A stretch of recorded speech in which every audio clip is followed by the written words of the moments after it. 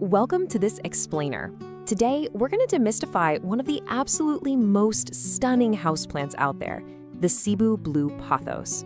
We're taking you on a complete journey from just basic beginner survival all the way to unlocking its expert-level thriving maturity. So whether you just brought home your very first little cutting or you're looking to elevate an older plant, well, you're in exactly the right place. Now, what's literally wild about the Cebu Blue is that it essentially gives you two totally different looks, and it depends entirely on how you care for it. Left to its own devices, it's this delicate, cascading, juvenile vine. But give it the right environment, boom, it transforms into a dramatic, climbing, mature plant that looks like it was plucked straight out of a tropical rainforest. It's basically two beautiful plants in one. Okay, here's our roadmap for today.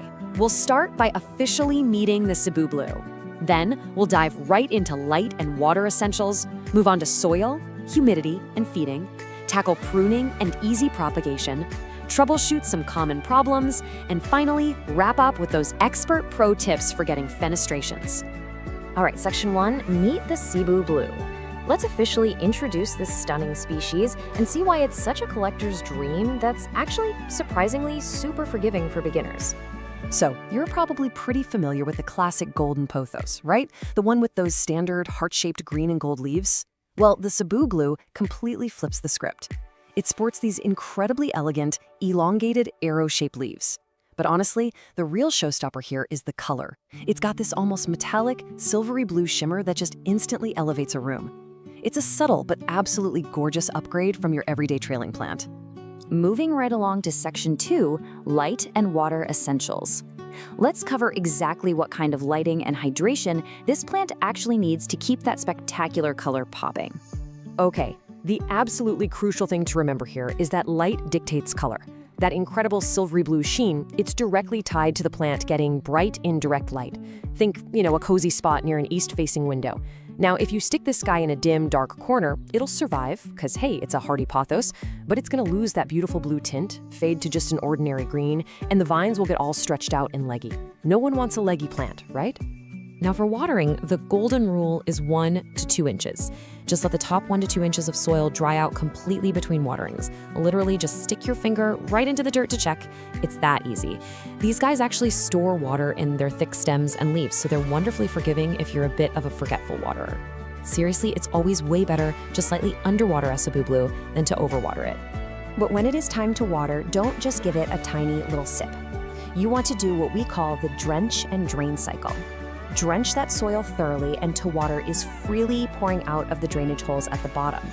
But here is the absolute most critical step. Immediately empty the saucer underneath. If you let the pot sit in a puddle of standing water, you are fast-tracking your way to deadly root rot, which is pretty much the #1 killer of these plants. Let's jump right into Section 3, soil, humidity, and feeding. We're gonna build the absolute perfect foundation here, starting with chunky aroid soil and mimicking that ideal tropical vibe. You have to remember where this plant comes from. In its native environment, it climbs up trees in the tropical forest of the Philippines. Because of that, it absolutely hates compacted, heavy dirt. So you're gonna wanna use the rule of 3 to mix your own soil. 2 parts standard potting soil, 1 part perlite, and 1 part chunky orchid bark. This airy, super well-draining aroid mix gives the roots all the oxygen they're craving and stops them from sitting in soggy, swampy conditions. And coming from the tropics, you bet this plant loves humidity. While it'll totally tolerate the average, slightly drier air in your house, hitting that 50 to 70% relative humidity sweet spot is the real secret sauce. You can easily pull this off with a simple pebble tray filled with water under the pot, or just by running a small humidifier nearby. Do that and it'll reward you with way faster growth and noticeably larger, super happy leaves. Now, fresh potting soil does have nutrients, but they definitely deplete over time.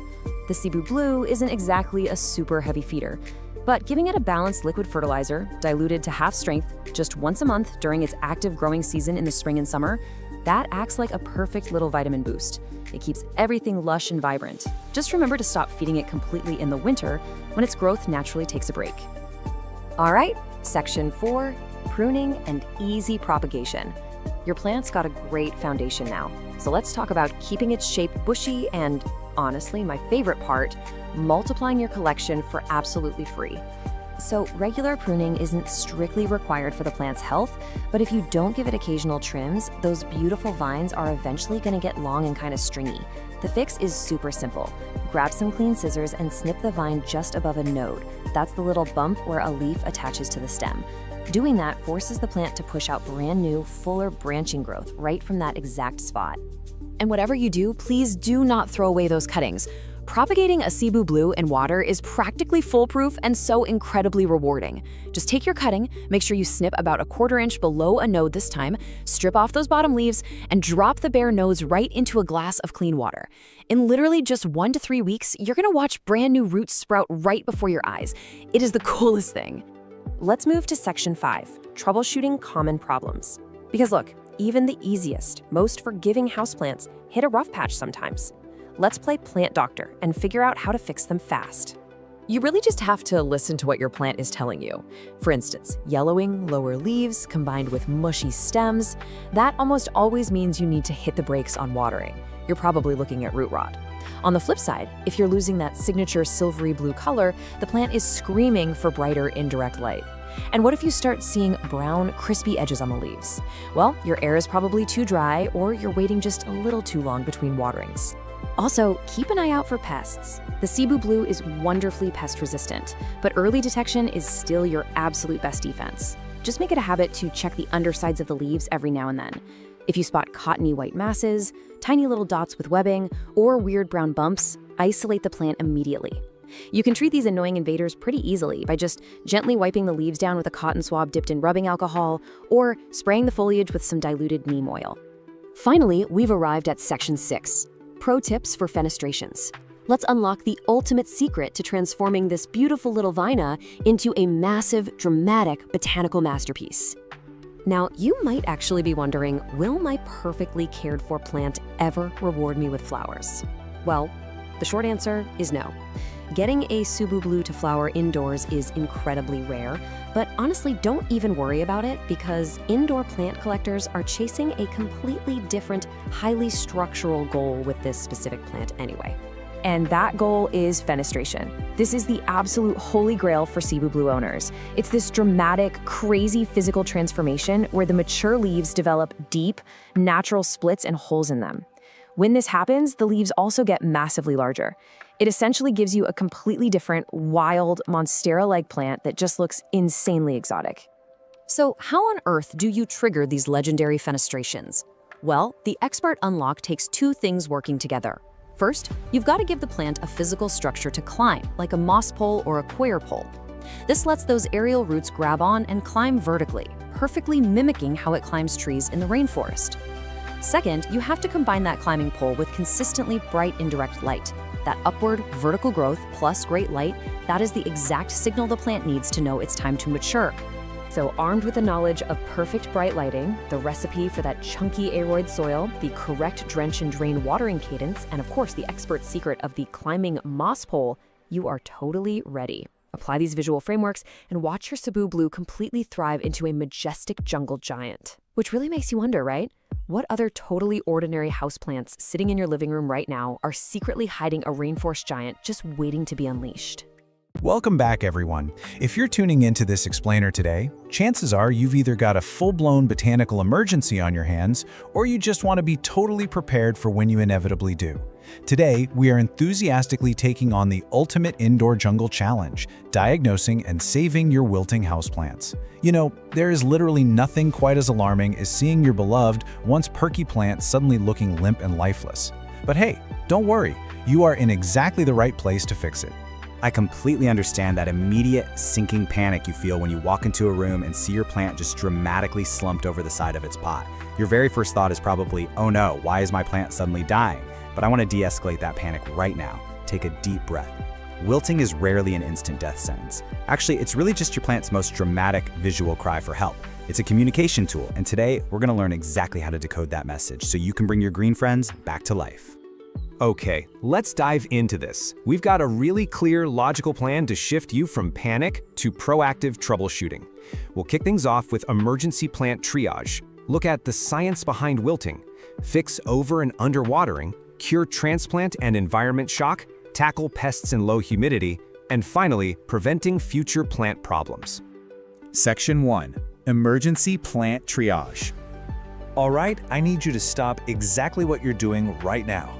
Your very first instinct when you see a drooping plant is probably to reach straight for the watering can. But listen to me, without a proper diagnosis, that could be a fatal mistake. So, step 1, do not water it yet. Step 2, pick up the pot. Is it surprisingly light, or is it heavy and dense? Step 3, stick your finger about 2 inches down into the soil. We need to know if it's dry all the way down or if it's wet and soggy beneath the surface. Step 4, take a sniff. Yes, literally smell the soil. If you catch a musty, sour, or kind of swampy odor, we have a serious emergency on our hands. And finally, step 5, inspect the leaves. Look really closely at them. Are the edges crispy and dry, or are the lower leaves turning a soft, mushy yellow? Answering these specific questions is absolutely crucial. It's the only way to actually diagnose the issue. Section 2. The science behind wilting. Before we start fixing things, we need to understand the biological mechanics at play. Wilting almost always points to a disruption in how water moves from the roots all the way up to the leaves. To visualize this, I want you to think of your plant cells like millions of tiny little water balloons. When those balloons are completely full of water, they're firm, right? They're rigid.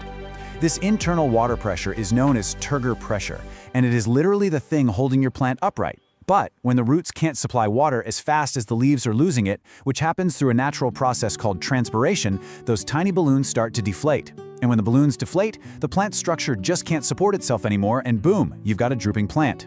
So our main job today is figuring out exactly what is disrupting that water supply line. Section 3. Fix over and underwatering. Now, what's really interesting about this is how perfectly these two opposite states contrast with each other. On one side, we have underwatering. The soil is bone dry all the way through. The pot feels remarkably light when you lift it, and the leaves are limp, sure, but they're still mostly green. The fix here is obvious, right? It just needs a good drink.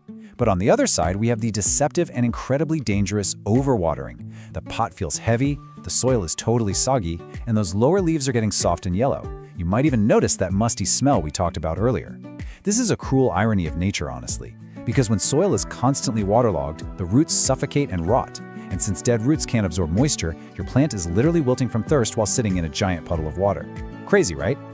So, if you've done your triage and diagnosed underwatering, fixing it is pretty straightforward, but it does require a specific technique.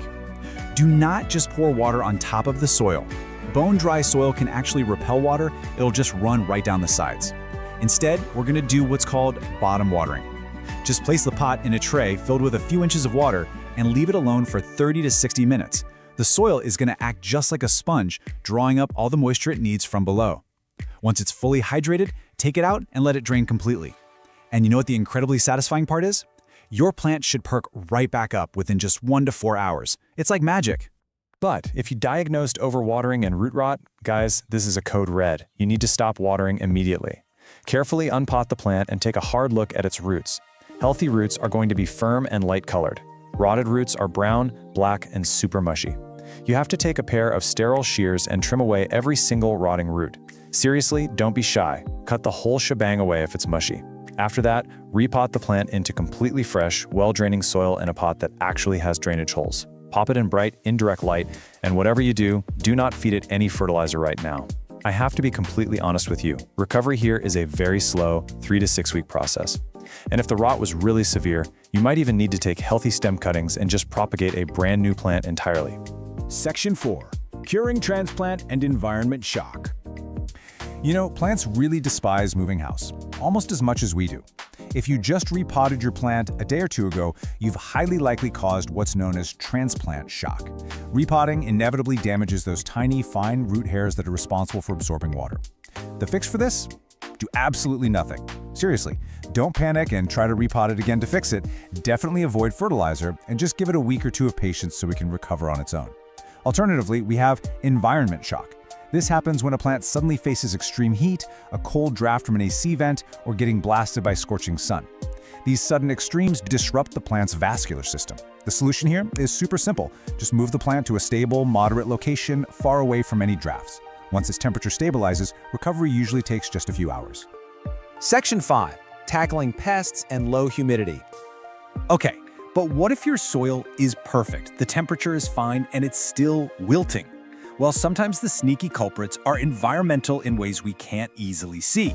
First up is low humidity, which leads to something called transpiration overload. This is essentially a physics problem. It's incredibly common in the winter when our heating systems just dry out the indoor air, or if you're trying to keep fussy tropical plants. Basically, the dry air in your home is stealing water from the plant's leaves way faster than the healthy roots can pull it up from the soil. The leaves droop because they are stressed out right at the leaf level. And please, hear me out on this. Misting your plant is not a permanent solution here. It evaporates way too fast. To truly fix this, you're going to need to run a room humidifier near the plant to actually balance the moisture in the air. Now, if the humidity is totally fine, you might be dealing with an underlying infestation. The worst, right? Keep an eye out for root mealybugs. They look like these tiny, white, waxy masses hiding right in the soil. They attack and damage the roots directly, completely ruining water absorption. If you find them, you'll need to unpot the plant, wash those roots thoroughly, use an insecticidal drench, and then repot it. Another really stubborn culprit is fungal or bacterial stem rot. This awful disease attacks the stem right at the soil line, effectively severing the water supply pipeline to the rest of the plant. Sadly, damaged stems just can't be reversed. If you spot soft or dark, mushy patches on the lower stem, your best bet is to take cuttings from the healthy growth above the damage and propagate them to save the plant's genetics. And this brilliantly illustrates how not all plants suffer the same way. The absolute drama queens of the underwatering world, that's your peace lilies and basil. They will completely flop over when they're thirsty, but they bounce back incredibly fast. Now, if you are someone who tends to overwater, you really need to watch out for your Monstera deliciosa and golden pothos. They are surprisingly sensitive to soggy soil. And if you have a really dry home, your Boston ferns and calatheas are going to be the very first to collapse from low humidity. Knowing your specific plant's weaknesses is a game changer because it helps you anticipate the problem before the wilting even starts. I do need to quickly address the succulent exception here, because they kind of play by their own rules. Succulents are totally unique because their physical cues for water stress are highly visual, right there on the leaves. If your succulent's leaves are soft, kind of translucent, and mushy, you're definitely overwatering it. But if the leaves are looking thin, shriveled, and all wrinkled up, it actually desperately needs water. Always check the physical texture of a succulent before you act. Section 6. Preventing future plant problems. Okay, let's transition to some proactive medicine for your indoor jungle. The absolutely crucial point I want to make is this. Most wilting is entirely preventable if you just build a few consistent habits. First and foremost, and this is a big one, ditch the watering schedule. Watering on a rigid, every Sunday routine is just a recipe for disaster. Instead, check the soil moisture with your finger before every single watering. When you do finally water, water generously until it drains freely from the bottom. This encourages nice, deep roots. Because of this, having drainage holes and using well-draining soil are absolutely non-negotiable. Keep your plants away from extreme temperature vents or drafty doors, and finally, set yourself up for success by matching the plant to your home's natural environment. If you live in a super dry climate, maybe skip the fussy ferns and opt for something a bit hardier. So, as we wrap up this explainer today, I want to leave you with one final really important question to ask yourself. Are you actually listening to your plant's physical cues? Or are you just guessing and pouring water on your own anxiety? By taking a second to check the soil, inspect the leaves, and assess the environment, you never have to panic over a drooping leaf ever again, because now you know exactly what to do. Thanks so much for joining me, and happy troubleshooting. All right, let's just dive right into this masterclass on caring for what is, hands down, one of the most famously indestructible houseplants on the planet, the ZZ plant. Whether you call it the Zanzibar gem, the Zuzu plant, or you want to get fancy with its scientific name, Zamioculca semiifolia, this explainer is going to be your ultimate guide. So, here's our roadmap for today. We're going to start by getting to know the ZZ plant. Then, tackle the big ones, light and water and soil and environment. After that, we'll hit troubleshooting, pruning and propagation, and wrap it all up with some pro tips. Okay, part 1. Let's officially meet the ZZ plant and discover why it's so incredibly tough. Now, because this plant is native to the dry grasslands of Eastern Africa, it has a brilliant survival mechanism. The absolute secret to unlocking perfect care for this guy comes down to understanding its anatomy, specifically the rhizome. Think of a rhizome like a thick, potato-like underground stem. It stores massive amounts of water, which is precisely why this plant can survive severe droughts. Honestly, it's why it seems to literally thrive on what feels like pure neglect. Before we get into the actual daily care, there are just a few baseline facts you definitely need to keep in mind. First off, they have a really slow growth rate, so, patience is key here. They're perennial, meaning they'll stick around for years and years if you treat them right. But, and this is a big one, they are toxic to cats, dogs, and humans because of calcium oxalate crystals. So you absolutely have to place them strategically away from pets and kids. Also, they rarely bloom indoors, but if they ever do, you'll spot this little creamy white spadix. And finally, while the classic deep green is gorgeous, keep an eye out for some incredible varieties. You've got the Raven, which turns this dramatic near black color, the compact Zenzi, some beautiful variegated types, and the Chameleon, which actually emerges bright yellow before fading to green. Really cool stuff. Moving on to part 2, light and water. Let's master the non-negotiables. Okay, so while the ZZ plant is totally famous for tolerating those sad, dark corners of your house, it actually grows best and fastest in medium to bright, indirect light. Think near an east or north-facing window. Honestly, they even do remarkably well in interior offices that just rely on overhead fluorescent lights. But listen, beware of harsh, direct sunlight. Direct afternoon sun will literally scorch and burn those beautiful, glossy, waxy leaves, leaving you with faded patches and ugly brown spots. So keep it indirect. Now, when it comes to watering, the absolute crucial number you need to remember is 2 to 4. During the spring and summer growing season, you should only be watering every 2 to 4 weeks. Remember those potato-like rhizomes we talked about? Right, they are doing all the heavy lifting for you. You must wait until the soil is 100% dry from top to bottom before you even think about watering again. And in the dormant fall and winter months, you can probably stretch that to once a month, maybe even less. When you do water, give it a really thorough soak until water runs out the bottom, but never, ever let the pot sit in a saucer of water. All right, let's slide into part 3, soil and environment. Let's get that potting setup perfected. So, because those water-packed rhizomes absolutely hate sitting around in wet soil, a fast-draining mix is completely mandatory here. Here is your ideal recipe. 1 part all-purpose potting soil, 1 part cactus or succulent mix, and 1 part perlite or pumice to really ensure that sharp drainage. As for temperature and humidity, they basically require 0 extra effort. Standard indoor temps of 65 to 80 degrees Fahrenheit and your average household humidity of 40 to 50% are totally fine. So yeah, no misting, no complicated pebble trays required. And feeding? They're super light feeders. Just use a balanced liquid fertilizer, dilute it to half strength, and apply it maybe 2 or 3 times over the entire spring and summer. That's it. But what happens when things go wrong? You wake up, you check your plant, and you find your beautiful green leaves are suddenly turning this sickly yellow. Well, this is probably the single most common question plant parents ask, which brings us right to part 4, troubleshooting. Let's figure out how to diagnose your plant's health. There is a massive, stark difference between overwatering and underwatering a ZZ plant. If those leaves are turning yellow, especially down near the base, and the stems feel mushy, or worse, there's a foul smell coming from the damp soil, that is an overwatering emergency. That leads straight to deadly root rot. On the flip side, look at underwatering. The plant just gets slightly wrinkled, maybe some shriveled leaves or a little droop in the stems. This is not an emergency at all. It just means your plant is thirsty and it's going to bounce right back after a good soak.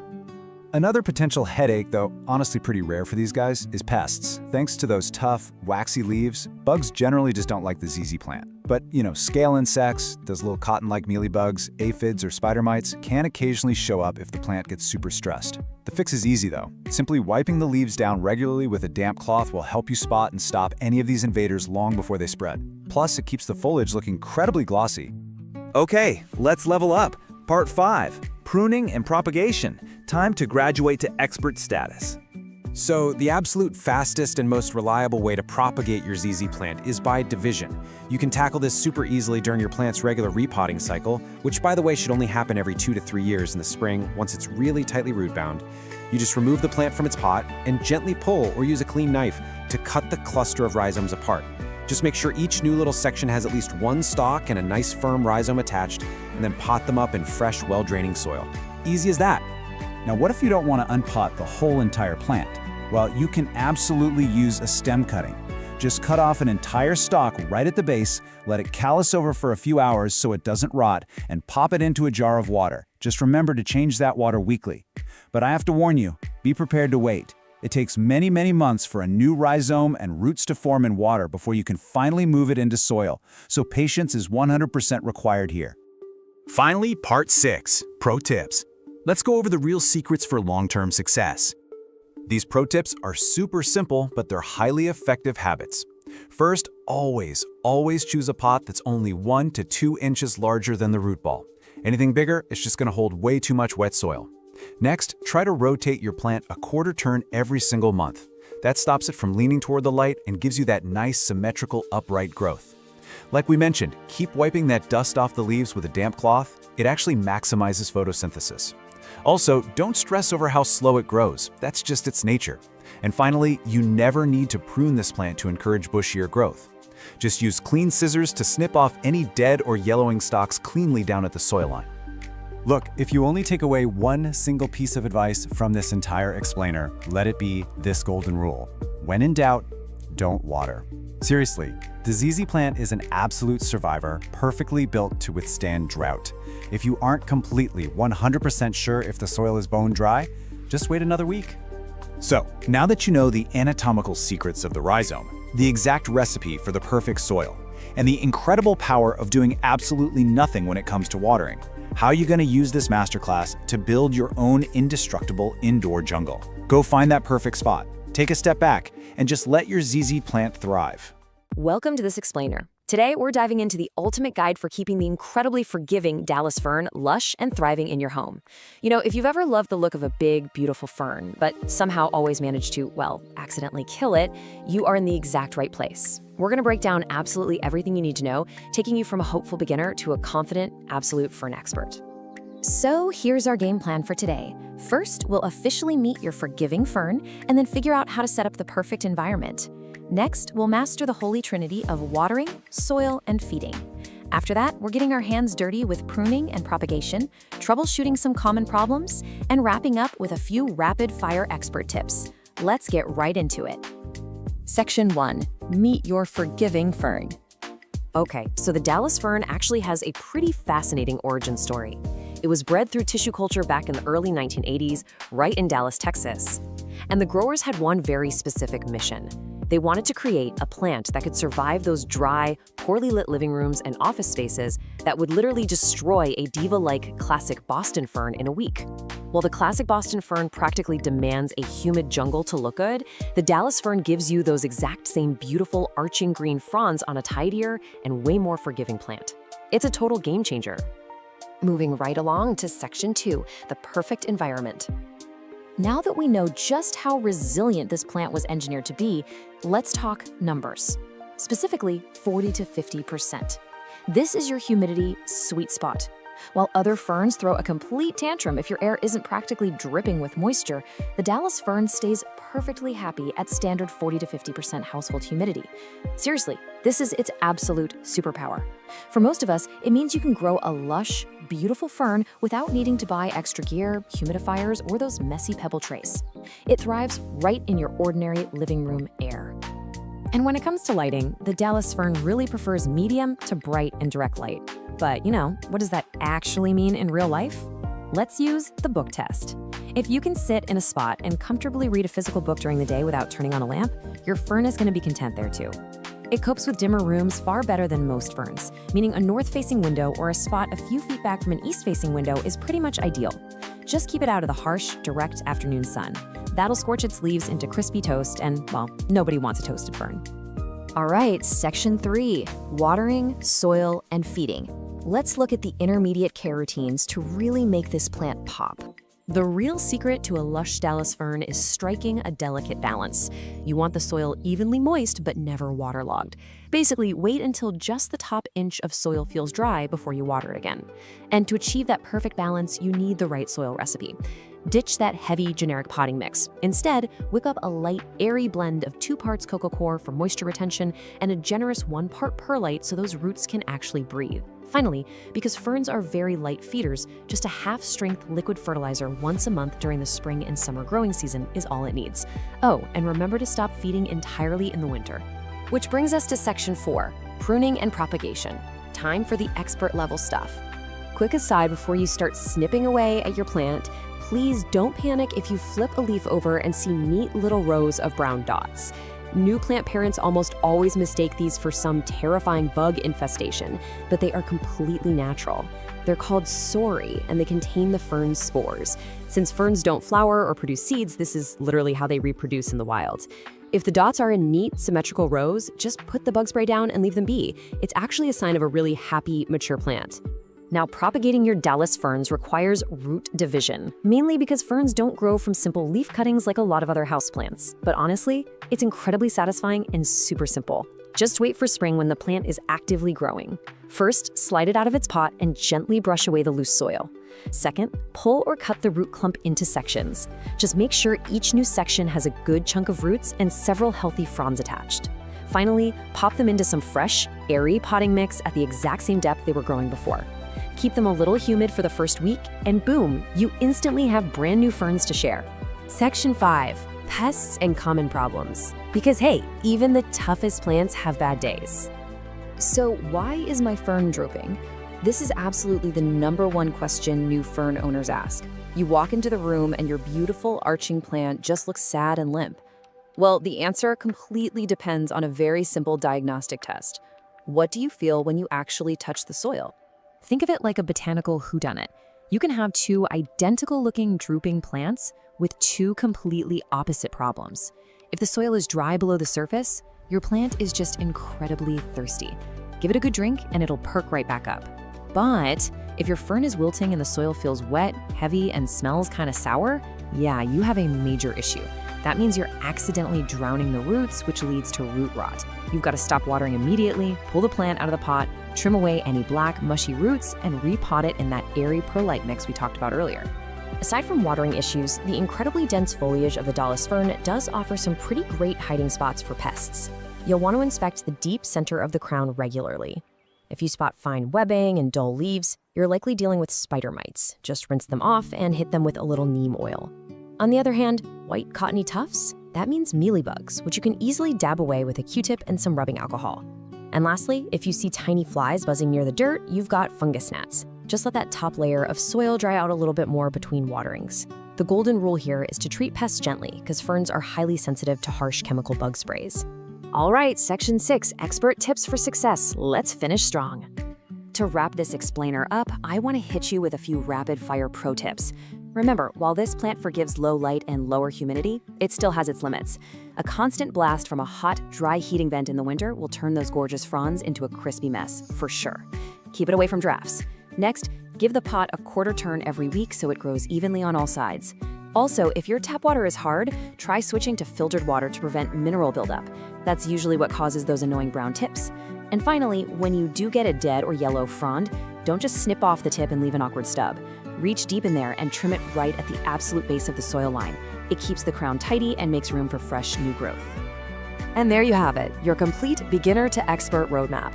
You know how to give it the right light, mix the perfect soil, water it like a seasoned pro, and handle literally any curveball it throws your way. So take a quick look around your home or office right now. With the tough, forgiving Dallas fern completely demystified, what space in your home is waiting for a lush green addition?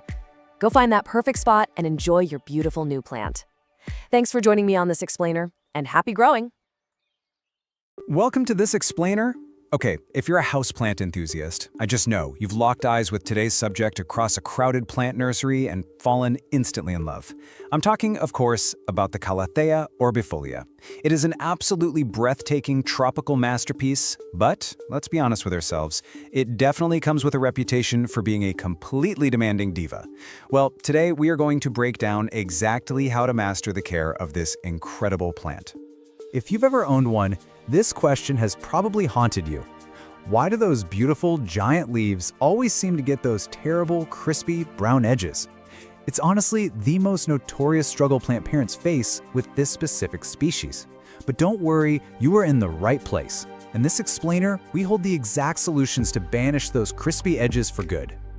All right, let's dive right into our roadmap for today. First, we'll officially meet the diva. Then we'll cover the environmental non-negotiables, walk through routine maintenance, talk about propagation, do a little troubleshooting, and wrap it all up with some essential pro tips. Starting off with Section 1, meet the tropical diva, the Calathea orbifolia. Its massive appeal really comes down to those large, perfectly round, silver-green striped leaves. It's a total statement piece, no flowers required. Now let's talk about the term nyctinasty. It's a bit of a mouthful, but it describes an incredibly fascinating scientific trait. The orbifolia is part of a family commonly known as prayer plants, and this is exactly why. They actually move in response to the day and night cycle. So during the day, the leaves lay flat to soak up the sun, but at night, specialized joints at the base of the leaves cause them to fold upwards, literally resembling hands in prayer. Watching this movement is actually a fantastic indicator that you have a healthy, active plant responding properly to its environment. Here is a quick rundown of the plant's profile. You can expect this beauty to reach a height and spread of about 2 to 3 feet with a moderate growth rate. As a perennial, it'll live for many years if you treat it right. But honestly, here is the absolute biggest bonus, especially for those of us with furry friends running around. Despite its intimidating diva reputation, it is 100% non-toxic, completely safe for cats and dogs.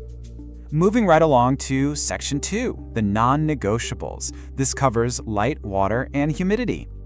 Okay, pay super close attention here, because mastering these next environmental factors is literally the only way you are going to avoid those dreaded crispy edges we talked about earlier. 60%.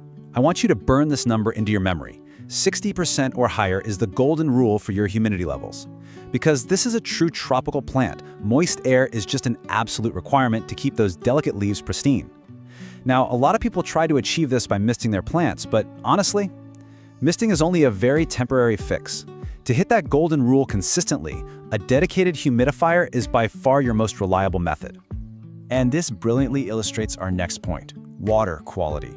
Calatheas are famously sensitive to what is actually in their water, making tap water the #1 enemy of this plant. The everyday minerals, salts, chlorine, and fluoride found in tap water will slowly build up in the soil and directly cause those brown, crispy leaf edges. To keep this plant happy, you absolutely must use filtered water, distilled water, or rainwater. Then we have light. To understand what this plant wants, you kind of have to think about where it comes from. In its native Bolivian rainforest, the orbifolia grows way down on the floor, tucked under a really dense tree canopy. Because of that, direct, intense sunlight will literally scorch, burn, and fade those beautiful leaves. You want to replicate that natural canopy by providing bright, indirect light, something like an east-facing window, or maybe light filtered through a sheer curtain. Just be sure to avoid both direct sun and very low light, because low light is just going to cause weak, sad growth. Let's move into Section 3, routine maintenance. We're talking soil, feeding, and pruning. These are the daily and seasonal care routines required to keep your plant pushing out fresh, symmetrical growth. And, well, it all starts in the pot. A standard, out-of-the-bag potting mix is almost always way too dense for an orbifolia. They need soil that stays consistently moist, but never, ever gets waterlogged. This DIY recipe is perfect for that. You want 2 parts peat moss or cocoa coir to hold on to that essential moisture, 1 part perlite to ensure the water drains properly, and a handful of orchid bark to create little air pockets so the roots can actually breathe. Now, as for feeding, you'll want to provide a diluted, balanced fertilizer about every 4 to 6 weeks, but only during the active growing season. When it comes to watering, just check the soil every few days and only water when the top inch feels dry to the touch. Oh, and for pruning, don't be afraid to snip. If you see any yellowing or hopelessly brown leaves, just chop them off right down at the base of the stem. That way, the plant can redirect all its energy back into pushing out healthy new growth. All right, Section 4, propagation. Let's see how this builds into creating entirely new plants. So, unlike your trusty pothos or a philodendron, you can't just take a simple stem or leaf cutting from an orbifolia, throw it in a glass of water, and hope for the best. It requires a completely different approach. The only successful method here is division, and you should really only do this to a healthy, mature plant. Here's how you do it. Step 1. Wait until it's time for a spring repotting, which is usually every 1 to 2 years. Step 2. Gently remove the plant from its pot and tease the soil away to expose the thick underground roots. Those are called rhizomes. Step 3. Carefully separate those clumps, making absolutely sure that each new section has its own root system and at least 2 to 3 leaves. Finally, step 4, pot them up separately in that fresh, airy DIY soil mix we just talked about. Section 5, troubleshooting. It's time for defeating the villains. Look, even with the absolute best care, things can go wrong. But the really good news here is that calatheas are excellent communicators. They will quickly and visibly let you know if they're unhappy. So the crucial point is just learning how to read those signs. For instance, if you see those brown, crispy edges, remember, it's not a disease, it's an environmental failure. You either have low humidity or you're using tap water. The quick fix is boosting that humidity to 60% and switching to filtered water. Now, what about yellowing leaves? That's almost always overwatering. You are quite literally suffocating the roots. Just let the top inch of soil dry out. Finally, if the leaves are curling inwards like little tubes, the plant is desperately thirsty and trying to conserve whatever moisture it has left. You need to give it a thorough watering immediately. And then, unfortunately, we have the actual villains, the pests. You'll want to keep an eye out for mealybugs hiding in the plant's crevices and thrips, which tend to leave weird silvery patches. But I really have to warn you, spider mites are the ultimate villain for this specific plant. They cause this stippled, faded appearance on the leaves and leave behind really fine webbing. But here is the secret. Spider mites absolutely thrive when the air is dry. Because of this, maintaining that high, consistent 60% humidity is actually your absolute best defense against an infestation. And finally, Section 6, Pro Tips for Pristine Foliage. These are the expert-level habits that separate a plant that is merely surviving from one that is absolutely thriving and dominating your space. Let's rapid-fire summarize these golden rules. First, humidity is everything. Keep it at 60% or higher. Second, ditch the tap water entirely. Seriously, just stop using it. Third, those massive leaves will aggressively reach for the sun, so make sure you rotate the pot a quarter turn every single week to keep the plant growing nice and symmetrically. Fourth, wipe the dust off those giant leaves monthly with a damp cloth so they can actually breathe and absorb light. And finally, never use commercial leaf shine products. I know they might look nice and glossy for a day, but they will actually clog the stomata, which are the vital breathing pores on those beautiful leaves, effectively suffocating your plant. Well, we've decoded the environment, perfected the soil, and unlocked the secrets to keeping those giant striped leaves pristine and healthy. You now have the exact blueprint to confidently care for this magnificent plant. So, I'll leave you with this final thought as you look around your own indoor jungle. Will you master the diva, or will the diva master you? Thanks so much for joining me on this explainer, and hey, happy planting! Welcome to this explainer. You know, let's just be totally honest for a second. There is absolutely nothing quite like the heartbreak of watching a beloved houseplant mysteriously wither away while you just stand there feeling totally helpless. It's the worst. But don't panic, because today we are launching a direct, foolproof mission to eradicate one of the most notorious indoor pests out there, spider mites. We're going to dive right into exactly how to identify and get rid of spider mites on your houseplants with a complete step-by-step guide. So, take a deep breath. Here is our structured battle plan. First, we'll meet the tiny terrors.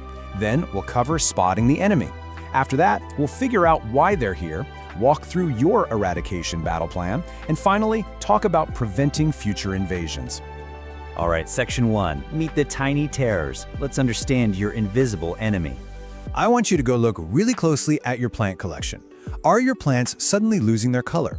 Because if you've noticed mysterious speckles or, this really delicate webbing on your favorite foliage, you are almost certainly dealing with our primary suspect. And the tricky thing is it happens so fast, and the signs are incredibly subtle at first glance. Now, what's really fascinating, and honestly kind of terrifying, is that spider mites aren't insects at all. They're actually minuscule arachnids, making them relatives of spiders. They are barely visible to the naked eye, and they use these incredibly sharp mouth parts to pierce individual plant cells. They literally suck the life out of your plant cell by cell, leaving behind this trail of dead, discolored tissue that eventually leads to a total plant decline. But what makes them absolutely terrifying is their explosive life cycle. Just look at this timeline. An egg is laid in warm, dry conditions. By day 4, a nymph hatches and starts feeding. And by day 7, that mite is already a fully reproducing adult. So they go from a single egg to a reproducing adult in just 1 week. That turns a small, practically invisible colony into a full-blown infestation before you even realize they're there. Moving on to Section 2, Spotting the Enemy. Let's look at the visual evidence at the scene. You're going to want to grab a magnifying glass for this, or try gently shaking a leaf over a crisp piece of white paper. You are looking for some very classic visual signs. The biggest red flag? Fine silky webbing, especially right where the leaf meets the stem. You should also look for stippling, which basically looks like thousands of tiny silvery white or yellow dots where the mites have been feeding.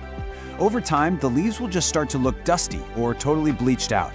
And if you look super closely, you might actually see the tiny moving dots themselves. They can be red, tan, black, or even translucent. Eventually, this all leads to weak, yellowing leaves that just completely dry up and fall off. Section 3. Why are they here? Let's talk about the conditions that invite these mites indoors. The absolutely crucial point here is understanding the kind of environment these pests love. Hot, dry, stagnant air, that is the #1 cause of an infestation. And it's incredibly common during the winter when we all have our indoor heating blasting. Another huge culprit, they frequently hitchhike right into your home on brand new, store-bought plants. Plus, if your plants are already stressed out from being underwatered, their weakened state makes them an incredibly easy, prime target for these opportunistic little arachnids. All right, Section 4, your eradication battle plan. Here is your step-by-step treatment. We've put together a strict 4-step battle plan to completely eliminate this threat. We're going to walk through isolation, manual removal, natural and organic treatments, and finally, chemical treatments for those really stubborn, worst-case scenarios. Okay, step 1, and I literally cannot stress this enough. Isolate the plant immediately. This is mission critical. The very second you even suspect spider mites, get that plant far away from all the others in your collection. These guys spread so rapidly on simple air currents or just by leaves physically brushing up against one another. Quarantine is absolutely your first line of defense. Step 2 is all about manual removal. Basically, blast them off. Take your quarantined plant straight to the sink or the shower and use a strong spray of lukewarm water to wash every single leaf and stem. Your goal here is to physically wash away the bulk of the population and their webbing. Make sure you get under the leaves and in all those little tiny nooks and crannies where the stems meet. Next up for steps 3 and 4, you've got to treat the plant to kill any remaining mites and their unhatched eggs. You've got a couple of different options here. You can use natural insecticidal soaps that will gently suffocate the mites. Just make sure you spray the plant until it is literally dripping wet. On the flip side, you have chemical miticides. Now, you really want to reserve these heavy-duty pesticides strictly for those extreme, stubborn infestations. They require extreme caution, you must follow the label directions perfectly, and they really should only be applied outdoors. Now, if you want a DIY organic route for step 3, a neem oil solution is a fantastic natural miticide. It actually disrupts their life cycle. So here's a super easy recipe for you. Mix 1 teaspoon of pure cold-pressed neem oil with half a teaspoon of mild dish soap. That's just going to act as an emulsifier, and mix it into 1 quart of warm water. Shake it up well, and remember to keep shaking that bottle frequently as you heavily coat every single plant surface top and bottom. So let's talk timeline, because diligence is your absolute ultimate weapon here. Because of that rapid 1-week life cycle we talked about earlier, doing just 1 treatment is not gonna cut it. No way. You have to repeat these soap or neem oil treatments every 4 to 5 days for up to a whole month. This back-to-back treatment cycle is what guarantees you are catching and eliminating any newly hatched mites before they can reach adulthood and lay fresh eggs. Finally, Section 5, preventing future invasions by fortifying your defenses. Once you've won the battle, proactive plant care is how you win the war. Spider mites absolutely hate moisture, so boosting your home's humidity is, hands down, the best preventative measure. Group your plants together, run a humidifier, or set up some pebble trays. Also, always quarantine any new plants for at least a month, and make a habit of wiping down your leaves weekly with a damp cloth to disrupt any budding mite populations, while keeping some gentle air circulation going so they don't get comfortable. Also, you really need to keep your defenses high around notoriously susceptible plants. If you've got ficus trees like a fiddly fig, or tropical foliage like alocasias, caltheas, or crotons, or even climbers like English ivy, consider them very high risk. You need to be checking these specific species relentlessly for early signs of webbing or stippling. Okay, before we wrap up, I want to address a question that almost always pops up when people find a bug infestation in their home. Are spider mites harmful to me or my pets? Let's go ahead and bust a common myth that causes a lot of totally unnecessary panic. So, the big myth is that these mites are going to jump off your plants and infest you, your pets, your carpets, your furniture, you name it. Well, take a deep breath, because the reality is exactly the opposite. Rest easy knowing these are strictly plant pests. They absolutely require live plant tissue to survive. They have zero interest in humans or animals, they can't bite you, they don't spread diseases, and they simply will not live for very long in your carpets or on your inanimate surfaces. To pull this all together, I want to leave you with this core thought from our source material. Spider mites thrive in hot, dry conditions and reproduce at an alarming rate. Catching spider mites early is your best defense. The biggest takeaway from this explainer is just that. Maintain a humid environment, Inspect your plants regularly and catch those subtle signs early. That is exactly how you win. So now that you're armed with the knowledge and the strategy, are you ready to take back your indoor jungle? But honestly, it does leave you wondering, the next time you walk past a plant and see a slightly yellowing leaf, are you just gonna walk by, or will you stop and look a little closer? Are your plants truly alone right now? Better grab that magnifying glass. Happy hunting! Welcome to This Explainer. You know, summer brings us those beautiful, long days and just an absolute ton of bright light. We love it, right? But for our indoor gardens, man, the scorching summer months can feel like an absolute battlefield. If you want to make sure your indoor jungle doesn't just survive, but actively thrives during the absolute hottest parts of the year, well, you are in exactly the right place. Let's get our plants ready for the heat. Okay, let's dive into this. It's kind of a harsh reality, but those exact same gorgeous, long summer days that give us so much energy, yeah, they can actually cause sudden, fatal stress to your vulnerable indoor plants. And I mean, sometimes the damage happens literally overnight. A plant that looked perfectly healthy on a Tuesday can look completely devastated by Wednesday afternoon, just because the temperature spiked in your living room. To prevent that kind of heartbreak, here's our action playbook for today. We're gonna cover 1. Spotting summer heat stress, 2. Adjusting your watering routine, 3. Boosting humidity and airflow, 4. Managing intense summer sunlight, and 5. Protecting your highly sensitive plants. Step 1. Spotting summer heat stress. When temperatures rise indoors, plants react, and they react fast. You've got to be able to read the early warning symptoms. You might see leaf scorch, those ugly brown, crispy spots on the foliage, maybe some crispy edges, sudden yellowing, or you might notice the soil is drying out way quicker than usual. But the absolute most alarming sign? Wilting leaves. And here is the crucial takeaway. If your plant's leaves stay limp even after a thorough watering, that plant is actively suffering from acute heat stress. And why is it absolutely crucial we spot this so early? Because heat stress can escalate in just 1 to 2 days. You literally do not have a week to figure this out. Immediate action is required the very second you see these signs on your foliage. Step 2. Adjusting your watering routine. If you've spotted the stress, or honestly, if you simply want to prevent it, we have to start with the single most critical element, water. Here is the golden rule of summer. Check the top 1 to 2 inches of soil daily. You need to treat this as absolute law. I'm serious. The topsoil in your pots can dry out within hours during a severe heat wave. That means your tropical plants especially require daily monitoring. And actually, even your succulents and cacti, which usually like to dry out completely, they might need water way more frequently than you're used to giving them in the winter. So the crucial point is exactly when and how you apply that water. Ideal watering happens early in the morning or late in the evening. This strategic timing is huge. It gives the roots actual time to absorb the moisture before the intense midday sun just evaporates the whole shebang. Oh, and temperature matters too. Always, always use room temperature water. Pouring freezing cold water straight from the tap onto warm roots? No way. That can cause severe shock, which just compounds the stress your poor plant is already under. Step 3.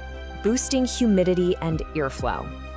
Now, you might think you're doing your plants a massive favor by blasting the air conditioning, but AC units and hot summer winds actually completely strip moisture from your indoor air, leaving it bone dry. So you need to build a natural defense bubble. Let's move to and see how this builds. First, running a humidifier nearby does the heavy lifting. Next, using pebble trees filled with water under your pots provides localized moisture right as that water evaporates upwards. And finally, grouping your plants tightly together allows them to transpire and share moisture with one another. It's just a brilliant logical progression of fixes. Oh, and I want to quickly clarify a massive misconception that always seems to come up. Misting your plants with a spray bottle, I mean, it's fine for a quick short-term boost, but that water evaporates incredibly fast in a hot room. It will absolutely not save a plant during a heat wave. Stick to the structured advice we just covered, humidifiers and pebble trays, because they actually provide the consistency your plants desperately need right now. Step 4. Managing intense summer sunlight.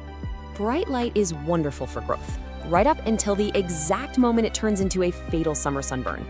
Direct west and south-facing windows can become incredibly intense.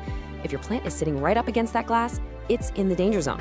Also, keep a really close eye out for reflective surfaces. Mirrors or stark white walls near those windows can literally act like magnifying glasses, bouncing harsh light and completely scorching your leaves. You want to aim for the safe zones. Use sheer curtains to diffuse the light, pull your pots a few feet away from the glass, and rotate them weekly so one side doesn't get overexposed. Now, what's really interesting about this slide is how simple some of these cooling tricks are. Yes, keeping plants away from hot air vents and heat-generating electronics is just common sense, and using fans on a low setting provides really gentle, cooling circulation. But get this, just taking a potted plant off a high shelf and placing it directly on the floor can drop the ambient temperature around its leaves by a few crucial degrees. It's a temporary trick, sure, but it is highly effective during peak heat. Step 5. Protecting highly sensitive plants. Look, not all plants are created equal when it comes to summer survival. While your hardy succulents might handle the heat just fine, we need to establish a strict watch list for the absolute most vulnerable species in our indoor jungle. Ferns, like your Boston or maidenhair, calatheas, peace lilies, anthuriums, and a lot of orchids, these are the divas of the summer. They are highly sensitive. If a sudden heat wave strikes, these specific plants simply must be relocated to cooler rooms with stable temperatures, higher humidity, and gently filtered light. They won't tough it out, they will suffer. So, armed with this knowledge, take a quick walk around your home right now. Look at your soil, check out your leaves, feel the heat coming off your windows. Which of your plants needs rescuing today? Seriously, don't wait for the wilt to set in. Apply this explainer's playbook immediately. Adjust your routines, and let's save your indoor garden from the summer heat. Hey everyone, and welcome to This Explainer. Today, we are focusing on a plant that is honestly just as beautiful as it is notoriously dramatic. I'm talking about the nerve plant, officially known as Fittonia albovinis. If you've ever wanted to add a really striking, brilliantly patterned plant to your indoor jungle, but you've been a little intimidated by its diva reputation, you are in exactly the right place. We're going to completely decode everything this plant needs so you can grow it with absolute confidence. So, picture this. You walk into your room and you check on your stunning new nerve plant. But instead of looking all perky and fresh, every single stem has suddenly fallen completely flat. The leaves are literally lying on the soil like the plant has just given up on life. Your heart drops, right? You think you've killed it. But what if I told you that this terrifying, panic-inducing moment is actually one of the absolute best features of this plant? You see, houseplant keepers affectionately call this whole phenomenon the faint. And it is arguably the most useful built-in alarm system in the entire plant world. This dramatic collapse simply means the soil has dried out. That's it. And the best part? A really thorough watering will usually have those stems standing completely upright, looking pristine again, within just 20 to 30 minutes. It's highly theatrical, literally like a Victorian lady on a fainting couch, but it is entirely reversible. Okay, so here's our game plan for this explainer. 1. The dramatic nerve plant. 2. Light, water, and soil. 3. Temperature and high humidity. 4. Feeding and pruning maintenance. 5. Easy stem propagation. And 6. Troubleshooting and pro tips. Let's get into it. Starting with section 1, the dramatic nerve plant. Meet the Fittonia. Originally coming from the shaded floor of the Peruvian rainforest, the Fittonia is universally loved for its deeply veined leaves. They look like these tiny, intricate, colorful mosaics etched right onto dark green foliage. And alongside its stunning visual variety, I mean, we're talking bright pink, deep red, silver, you name it, it is completely non-toxic to cats and dogs, which is a huge plus. Because of its rainforest floor origins, it has a naturally shallow root system and stays incredibly compact. That makes it absolutely perfect for small indoor spaces where you want a really big visual impact without taking up much room. Moving right along to section 2, light, water, and soil. The holy trinity of plant care. First up is light. Because it naturally lives down on the dense rainforest floor, the Fittonia is shade tolerant. But keep in mind, it's not shade dependent. It genuinely does fine in lower light, but giving it a nice, bright, east-facing window is going to be your sweet spot. That bright, indirect light is what keeps those colored veins looking so vivid and stops the stems from stretching out and getting all leggy. But a quick warning here, even a single hour of direct, hot midday sun will bleach and crisp up those leaves almost instantly, so definitely keep it protected from direct rays. Now, when it comes to water, the symptoms of getting it wrong are distinctly different. While the plant really loves moisture, you gotta find that perfect balance. Overwatering leads to mushy stems, sour-smelling soil, and soft yellow leaves, which is basically the dreaded root rot. Underwatering, on the other hand, triggers that dramatic faint we just talked about, but with a super fast recovery. To avoid both of these extremes, always use the knuckle test. Just stick your finger into the soil down to the first knuckle. If the surface feels dry, it's time to water. Do not wait for the soil to dry out completely. To maintain that perfect, consistently damp sponge moisture level without totally drowning the roots, you absolutely need the right soil. This recipe is fantastic for that. You want 2 parts moisture-retaining peat or cocoa coir, 1 part perlite for aeration, and just a handful of orchid bark or coarse sand. This balance ensures the roots can drink their fill while still getting the oxygen they desperately need. And please remember, unless you are building a completely closed terrarium, drainage holes in your pot are absolutely mandatory. All right, section 3, temperature and high humidity, creating the environment. So trying to recreate a tropical environment is probably the single most demanding aspect of Fittonia care. And it really all comes down to this one crucial number, 60%. This plant needs at least 60% ambient humidity to actually feel at home. To put that into perspective, in a typical home during the winter, humidity often drops down to like 30%. If you ignore this gap, you are very quickly going to see the edges of those beautiful leaves turn totally brown and crispy.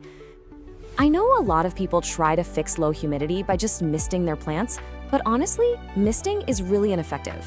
It only raises humidity for a few minutes, and it can even invite mold issues. If you want guaranteed success, terrariums are literally the ultimate cheat code here.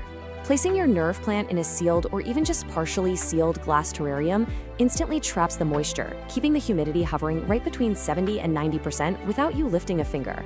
Or as an alternative, a steamy, naturally humid bathroom makes a fantastic home for them too. Next up, section 4, feeding and pruning maintenance. Pinch early, pinch often. This quote is your absolute golden rule for styling. Nerve plants naturally want to creep along the ground, but if you just leave them alone indoors, they can turn into a bit of a straggly mess.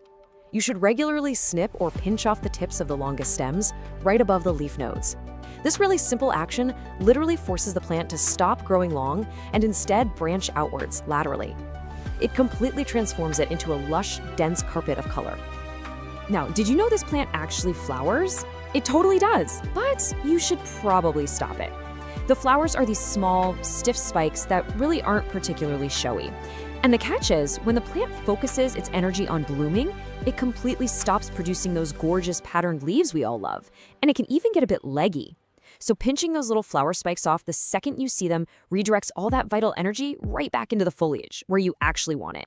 Which brings us to section 5, easy stem propagation. This is the really fun part. You can actually turn your prunings into brand new plants using super simple water propagation. Just cut a healthy stem that has 2 or 3 sets of leaves on it. Carefully pinch off the bottom leaves so the nodes are exposed, then simply submerge those bare nodes into a glass of room temperature water. Put it somewhere with bright, indirect light, and within just 1 to 2 weeks, you'll see fresh roots starting to pop out.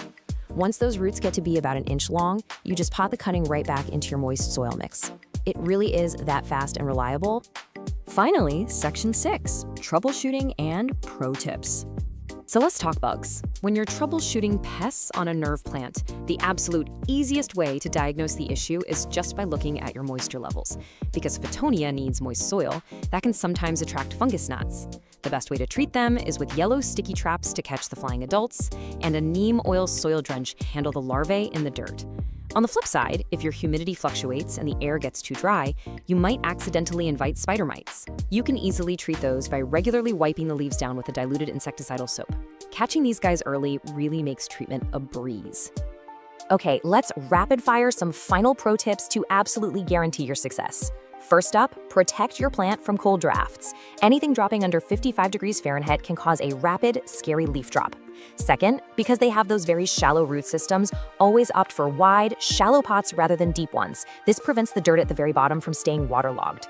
Third, try bottom watering by sitting the pot in a tray of water to let the soil wick it up from below.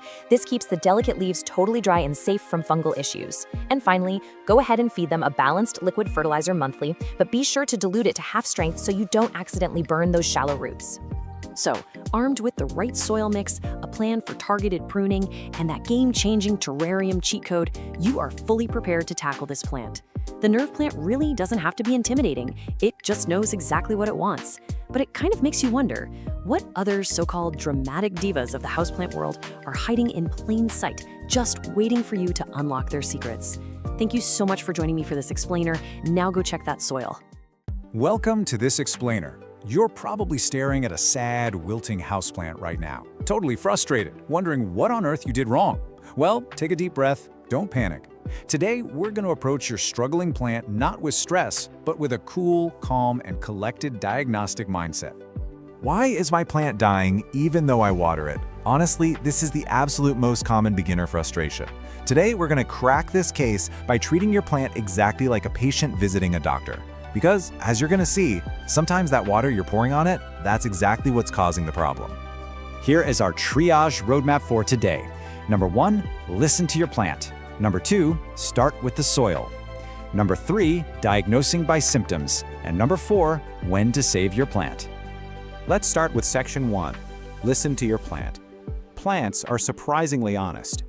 Having a dying plant feels deeply personal, right? Kind of like a failure. But the really good news here is that plants are incredibly honest communicators. The symptom you're staring at usually points straight to the cause, once you know what to look for, that is. So instead of guessing or just desperately pouring more water on it hoping for a miracle, we're going to rely strictly on direct visual cues to pinpoint exactly what's going wrong. Moving to section 2. Start with the soil. Checking the vital signs. Okay, before you even start worrying about the leaves, we absolutely must check the soil. Why? Because most beginner plant deaths actually trace right back to watering problems. This just requires a crucial 5-second check. Step 1, literally just feel the top 2 inches of soil. Does it feel like a soggy sponge that never dries out, or is it dust dry, maybe even pulling away from the sides of the pie? If your plant is really struggling, you need to move to steps 2 and 3. Carefully slide that plant right out of its pot and actually look at the roots. Firm, white, or tan roots, those are healthy. But if you see brown, soft, smelly roots, man, that means trouble. And that brings us to a fatal condition known as root rot. You've got to rule out root rot first before you change anything else, because frequent watering is usually the cause of death, not the cure. Constantly wet soil literally suffocates the roots. They can't pull in oxygen, so they just drown, turn to brown mush, and start to smell. Now for section 3, diagnosing by symptoms, matching the visual cue to the cause. Now that we've checked the vitals below ground, let's move into our rapid-fire symptom checker to diagnose what's happening above the soil. Here's a quick cheat sheet for the primary suspects you'll likely encounter. Yellow leaves usually point straight to overwatering. A mushy base means root rot. Crispy edges highlight dry air or plain old thirst, and if you see webbing or sticky spots, well, that's a clear sign of pests. Let's look at the fascinating logic we apply to drooping plants. A droopy plant looks thirsty, right? So our natural instinct is just to give it a drink. But you need to use this if-then logic. Dry soil plus drooping, it just needs a drink, and honestly, it'll perk right back up in a few hours. However, drooping combined with wet soil, stop watering immediately. The roots are completely compromised at that point, and they physically can't move water up into the plant anymore. You need to check for rot. Moving on to yellow leaves. This is probably the #1 most asked about symptom out there. Now, don't panic over a single yellow leaf at the very bottom of an otherwise happy plant. That's literally just old age. But widespread yellowing, especially with soft stems and wet soil, that is an SOS signal. It's a massive visual cue that your plant's roots have been sitting in wet soil for way too long and they are starving for oxygen. You also want to pay super close attention to brown spots, because texture really matters here. Papery, crispy tips, which are super common in tropical plants like ferns, mean you need to bump up the humidity and get your watering on a steady schedule. But if you touch it and feel a hard, scorched patch, that's sunburn. You'll almost always find it right on the side facing a bright window, which means you need to pull it back out of that direct sunlight. Spots can be a little tricky to decode, so you kind of have to play detective. Look super closely at the color, the shape, and see if they're actually spreading. Dark brown or black spots with a little yellow halo around them often mean overwatering or some kind of fungal or bacterial disease. A dusty white coating is usually powdery mildew, and just small, crisp brown spots? That might just be physical damage or scorch marks. Use these specific clues to confidently identify your culprit. Now, if you feel a mushy base, you have a literal emergency on your hands. A soft, dark, mushy stem right at the soil line is a critical sign of rot. The rot has actually moved all the way up from the roots and reached the main stem. You have to take the plant out of that wet soil immediately to see if any firm tissue remains. Act fast and cut away the soft rotting tissue to try and save it. Sometimes though, the plant isn't actually sick, it's under attack. If you spot invaders, isolate your plant straight away so they don't spread. Keep an eye out for fine webbing between stems, which means spider mites. Little white cotton specks, those are mealybugs. Tiny silvery streaks on the leaves are from thrips. And if you touch the leaves and they feel sticky, that's a massive red flag for a general pest attack. Remember, always check the undersides of the leaves. That's their absolute favorite hiding spot. But what if your plant isn't rotting and it isn't infested, but it just looks, well, stretched out and sad? We call this leggy growth. Long, stretched out stems with big gaps between tiny, pale leaves mean the plant is literally starved of light, and it's desperately reaching for the sun. If you see this, the fix is super easy. Just move it to a brighter window and the new growth will tighten right back up. Which brings us to Section 4, when to save your plant, setting up the recovery protocol. So, you've got your diagnosis, but how do you know if it's just too late to save the patient? Well, here is the really reassuring part. Unless every single stem is totally hollow or mushy and absolutely no firm roots are left, your plant is not dead. Seriously, if you have even one firm green stem left or just one solid white root, you have signs of life and something to work with. To bring it back, you just need to follow this exact salvage protocol. Step 1, fix the underlying cause you just diagnosed. Step 2, get some scissors and trim away what is clearly dead so the plant stops wasting its precious energy trying to keep it alive. Step 3, provide really stable light and water conditions. And Step 4, wait patiently. Recovery takes weeks, so don't give up on it. Oh, and a quick aside, remember that repotting is super stressful for a plant. Only root rot, soil pests, or a pot with zero drainage require you to repot it right away. Otherwise, just let the poor thing rest. You now have all the diagnostic tools you need to decode those desperate symptoms. You know how to read the leaves, check the soil, and spot those sneaky pests. So go check that soil, confidently administer some first aid, and get your plant back on the path to recovery. But I'll leave you with this final thought. Now that you know your plant is constantly communicating its needs to you, what is your plant telling you right now? Are you ready to listen? Welcome to this explainer on safely feeding your houseplants. Look, if you've ever stared at those little bottles of liquid plant food feeling completely intimidated, or maybe you've heard horror stories about scorching delicate roots, you are in exactly the right place. Today, we're going to turn you from a hesitant plant parent into a confident plant nutritionist. We're breaking down the science of fertilizing into simple, incredibly actionable steps. Okay, so here's our straightforward roadmap for today. We're going to cover 1. Why houseplants need food. 2. Decoding the NPK label. 3. Types of plant fertilizer. 4. Golden rules of fertilizing. And finally, 5. Spotting fertilizer trouble. It's basically plant nutrition broken down into logical, bite-sized pieces so you never have to fear fertilizer burn ever again. All right, let's jump into Section 1. Why houseplants need food. The potted plant dilemma. So, let's start with a really common frustration. Your plant's light is perfect, your watering schedule is totally dialed in, but it just completely stopped growing. Picture this, you bring home this gorgeous new trailing plant, you watch it push out vines all summer long, but then its second spring rolls around, and it just halts. No new leaves, no new vines, it just looks kind of sad and tired. Naturally, you might scramble to tweak the watering or move it to a brighter window, but absolutely nothing changes. You've got to ask yourself, is your plant simply resting, or is it literally running on empty? Well, here is the underlying science behind that exact dilemma. Out in nature, plants get this constant natural buffet of nutrients from decaying organic matter right there in the ground. But your houseplant? It lives in a highly artificial environment. It's working with a very limited amount of potting mix. And unlike out in nature, every single time you water that potted plant, some of those essential nutrients wash right down the drain. After a few months, that soil is completely depleted of the essential vitamins needed to build new leaves and roots. So, fertilizer? It's simply your way of restocking that empty pantry. Moving right along to Section 2, decoding the NPK label, the vitamin breakdown. Now that we know why they need it, let's figure out what it actually is. We are going to completely demystify those intimidating chemical numbers you always see plastered on the front of fertilizer bottles. You know, like 10-10-10 or 5-10-5. Those stand for the 3 major macronutrients: nitrogen, phosphorus, and potassium. Honestly, just think of NPK as up, down, and overall health. It is the exact blueprint of macronutrients your plant needs to thrive. Nitrogen is up. It promotes all that lush, green, leafy growth above the soil.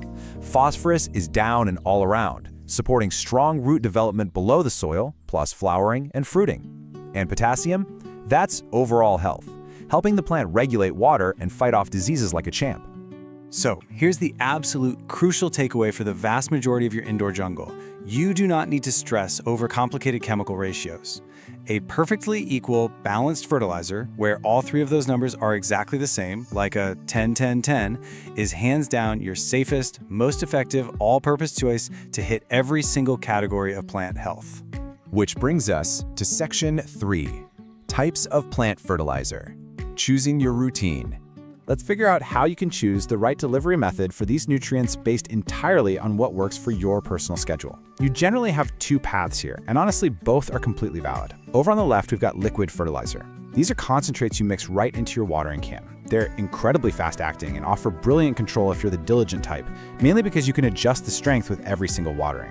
But yeah, they do require a regular routine. Now, on the right, we have slow-release fertilizer, which usually comes in granules or spikes. These are fantastic if you want a totally hands-off approach. You basically set it and forget it for months at a time, and it'll last a whole growing season. The flip side, though, is they're much harder to control once they're in the soil, and they can be a bit of a hazard if you have curious pets or kids who love digging in the dirt. All right, Section 4, Golden Rules of Fertilizing, How to Feed Safely. Okay, now that we've got our plant food and understand how it works, we absolutely must follow a few golden rules to ensure we're nourishing our plants rather than harming them. Seriously, this is the most important part of your routine. You've got to execute this chronological process every single time to avoid a disaster. Step 1. Ensure it's actually spring or summer. Plants go completely dormant in the winter. Do not feed a sleeping plant. Step 2. Mix a heavily diluted solution. Honestly, forget what the bottle says right off the bat. Start with just half the recommended strength. Step 3, and this one is huge, thoroughly wet the soil with plain water first. Never ever pour fertilizer on bone-dry soil. And finally, Step 4, apply your diluted fertilizer to that pre-moistened soil to protect those delicate roots from scorching. It all boils down to this brilliantly simple safety motto: weekly, weekly. The absolute #1 cause of fertilizer burn is just using way too much product. A very weak dilution fed more frequently is always a safer, superior approach than hitting your plant with a rare, highly concentrated, heavy dose. Just treat it like a gentle, ongoing vitamin supplement rather than slamming an intense energy drink. Let's move to our final section, Section 5, Spotting Fertilizer Trouble, Listening to Your Plant. Look, even with the absolute best intentions, things can sometimes go awry. So, let's learn how to decode the distress signals your plant might be sending you. Because your plant will absolutely tell you if it's getting too much food.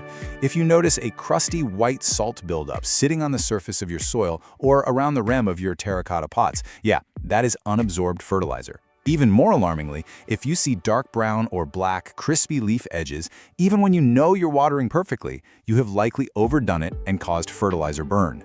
Other big red flags include sudden wilting or completely stunted growth. If you see any of this happening, stop feeding immediately and flush the soil with lots of plain water to wash all those excess salts away. I want to leave you with this absolutely vital thought for your plant care journey. Always ask yourself, does your plant actually need to be fed right now? Or is it simply winter and time for a well-deserved rest? Before you ever reach for that bottle of fertilizer, check the season, check the soil, and really listen to what your plant is telling you. Because if it's spring and it's primed to grow, you now have the exact knowledge to fuel it safely and beautifully. So, what's your plant trying to tell you today? Welcome to this complete explainer on the timeless English ivy. Whether you're brand new to indoor plants or your living room already looks like a sprawling jungle, the English ivy, also known botanically as Hedera helix, is just a true, undeniable classic. It instantly brings this wild, vibrant charm into any home. But as many of us have quickly discovered, keeping it perfectly lush and cascading indoors means you really need to know exactly what it wants. Here is our roadmap for today's journey. We'll be covering 1. Care basics. 2. Optimizing your environment. 3. Pruning and shaping. 4. Easy propagation. 5. Troubleshooting pests. And finally, 6. Pro tips and styling. Let's dive right in. Starting off with Section 1, English Ivy Care Basics. Let's lock in those non-negotiable survival needs for this fast-growing perennial. Okay, so the absolute golden rule for balancing moisture here. You really only want to water thoroughly when the top 1 to 2 inches of soil feel totally dry to the touch. English ivy likes to be kept consistently moist, sure, but, and this is a huge but, it is notoriously dramatic. It'll get root rot so fast if you overwater it. When you do water, make sure it completely escapes the drainage holes so the whole root ball gets a drink. But never, ever let the pot sit in standing water. Always dump that saucer out. During the spring and summer, expect to water about once a week, and then just dial it back a bit in the fall and winter. Now, finding the lighting sweet spot is absolutely crucial. Put your ivy in low light, yeah, it might survive, but expect super leggy growth. You'll get these long, stringy stems with hardly any leaves, and it'll completely lose those beautiful, variegated patterns as it desperately tries to maximize chlorophyll. On the flip side, put it in harsh, direct midday sun, and you're just gonna scorch the leaves right off. Bright, indirect light near an east or west-facing window is pretty much absolute perfection. Moving under the surface, keep the soil simple. A standard, well-draining commercial mix or a homemade blend of potting soil, peat moss, and perlite works great. And I literally cannot stress this enough. Drainage holes are non-negotiable. Don't even try it without them. For feeding, grab a balanced liquid fertilizer like a 20-20-20, but make sure you dilute it to half strength. We definitely want to avoid fertilizer burn. Just feed it once a month during those active spring and summer growth months and hold off entirely in the winter. Moving on to Section 2, optimizing your indoor environment. Let's recreate its natural habitat. Ideally, you're shooting for an indoor temperature between 50 and 70 degrees Fahrenheit. That's roughly 10 to 21 degrees Celsius. See, unlike a lot of trendy tropical houseplants, English ivy is native to cooler, temperate climates. It actually loves being a bit chilly, especially at night, and it absolutely despises direct heat. So keep it far, far away from heating vents, radiators, and hot direct sunlight, which will just stress the plant out and invite pests. And because it originates in those cooler zones, dry winter heating systems are literally its arch nemesis. Seriously, crispy leaves are the #1 complaint I hear about this plant. If your air is too dry, those leaf edges will go brown and crispy so incredibly fast. You must maintain about 40 to 60% humidity. You can easily fix this by tossing the pot on a pebble tray with water, grouping it with some humidity-loving plant friends, misting the leaves every few days, or honestly just running a room humidifier. All right, Section 3, pruning and shaping your ivy. These vines can easily reach 6 to 8 feet indoors, so we really need to get comfortable with pruning. Please don't be shy about giving this plant a haircut. It probably needs one more often than you do, given its relentless push for world domination. Snipping the ends directly tells the plant to push out denser, bushier foliage, instead of just growing one sad, long vine. Spring or summer is the absolute best time for a major trim. Grab some clean, sharp scissors, make your cut just above a leaf, and aggressively trim back those leggy vines to force branching and keep the whole thing beautifully compact. And because it grows at lightning speed, your ivy will usually need repotting every 1 to 2 years. You'll know it's time when the roots literally start escaping out the drainage holes, or if you notice the soil drying out insanely fast. When you do repot in the spring, only step up to a fresh pot that's 1, maybe 2 inches wider in diameter. If you put it in a massive pot, that excess soil holds way too much water, and bam, we're right back to our worst enemy, root rot. Next up is Section 4. Easy English ivy propagation. Let's multiply your plants for free. You know, you could propagate directly in soil with rooting hormone and a plastic bag for humidity, but honestly, the water method is foolproof. Plus, you get to actually watch the roots develop, which is super satisfying. Just take a healthy 4 to 6 inch cutting, snip off the bottom couple of leaves to expose the nodes, those are the little bumps right on the stem, and pop those nodes into a glass of room temperature water. Change the water out every few days, give it 2 to 4 weeks, and you'll have a solid inch of healthy roots ready to be planted in soil. It is really that easy. Okay, Section 5, troubleshooting pests and problems. Even the experts face challenges, so let's diagnose and fix some common failures. Why are the leaves getting crispy and brown? This is, without a doubt, the most common question we get. Those crispy brown edges basically scream that the plant is suffering from low humidity, underwatering, or, plot twist, a sensitivity to the chemicals in your tap water. Check your soil moisture the second you see this. If the soil is totally fine, you've got to boost that room humidity or maybe try switching to filtered or distilled water for your next watering session. The cool thing is, English ivy is highly communicative. Let's run through some quick diagnostics so you can literally read the foliage. Yellowing leaves? That almost always points to overwatering. Just let that top inch of soil dry out. Wilting is a bit trickier though. It means the plant isn't getting water to the leaves, which could mean it's bone dry and thirsty, or the soil is a swamp and root rot has completely destroyed the roots. Always touch the soil first to verify. Oh, and if the leaves look kind of washed out and pale, back it away from the window. It's just getting way too much direct sun. All right, nobody likes it, but let's talk bugs. If you spot invaders, especially spider mites, which by the way absolutely thrive in the dry, warm conditions that your ivy hates, you need to act fast. Look super closely for fine webbing and tiny stippling dots on the leaves. You might also run into white cottony mealybugs, brown scale bumps, or sticky aphids. If you see any of these party crashers, immediately isolate the plant, wash the leaves down thoroughly with water, and treat all surfaces with insecticidal soap or neem oil. Bringing it home with Section 6, Pro Tips and Styling. Let's get your ivy displayed like a true expert.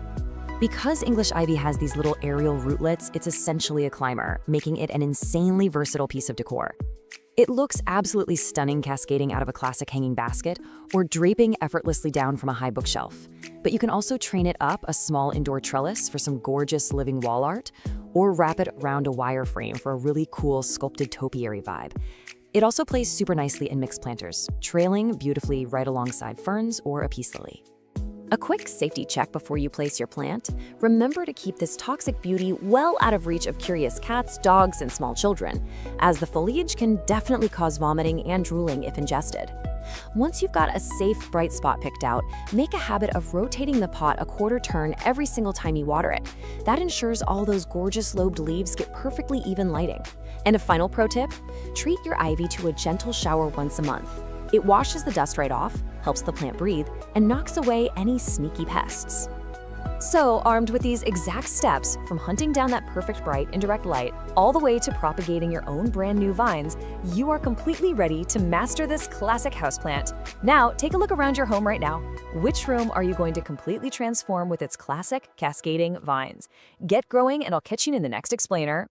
Welcome back, everyone, to another explainer. I'm seriously thrilled to have you here today. We are jumping right into a complete guide on an absolute powerhouse of tropical foliage, the coleus. Look, if you've been wanting to seriously level up your indoor plant game with some of the boldest, most saturated colors in the entire plant kingdom, well, you've hit the jackpot. Let's get right to it. So here's the real question, right? Do you want outrageous, eye-popping indoor color, but without all the fussy drama of coaxing a plant to bloom? I mean, think about it. Most houseplants demand a crazy amount of precise energy and perfect timing just to pop out a single flower. But the coleus? No way. It delivers these massive flower-level colors. We're talking deep burgundies, shocking magentas, rich coppers, purely through its leaves. It's literally brilliant, loud color on every single leaf all year round. Okay, let's dive into this. Here's our roadmap for today's explainer. First, we'll meet your colorful coleus. Then we'll cover the foundation, light and water. After that, soil, feeding, and environment. Next up, pruning and the whole bloom drama. And finally, troubleshooting and pro-level propagation. All right, Section 1. Meet your colorful coleus. Now, the coleus actually hails from Southeast Asia, Malaysia, and parts of northern Australia. But here's a fun fact. It became an absolute obsession during the Victorian era in the 1800s. Wealthy plant collectors were so blown away by its endless color combinations that they actually built these massive, sprawling greenhouses strictly dedicated to breeding new varieties. And honestly, it's pretty easy to see why. Almost every single leaf looks like a hand-painted masterpiece. To really grasp just how versatile this plant is, take a look at these stunning cultivars. If you need something compact for a desk, the Wizard series is perfectly tidy. Want absolute giants? The Kong series pumps out these massive 6 to 8 inch leaves. Then there's the Black Dragon. It's got these incredible, deeply ruffled, near black edges. Or the Henna and Campfire varieties that bring this insane splash of copper and lime into a room. The main takeaway here? Know your light situation. Older heirloom shade types need indirect light, but the modern ones like the Premium Sun series, they're actually bred to handle direct rays without scorching. It's a real game changer. Moving right along to Section 2, Foundation, Light and Water. Let's talk light.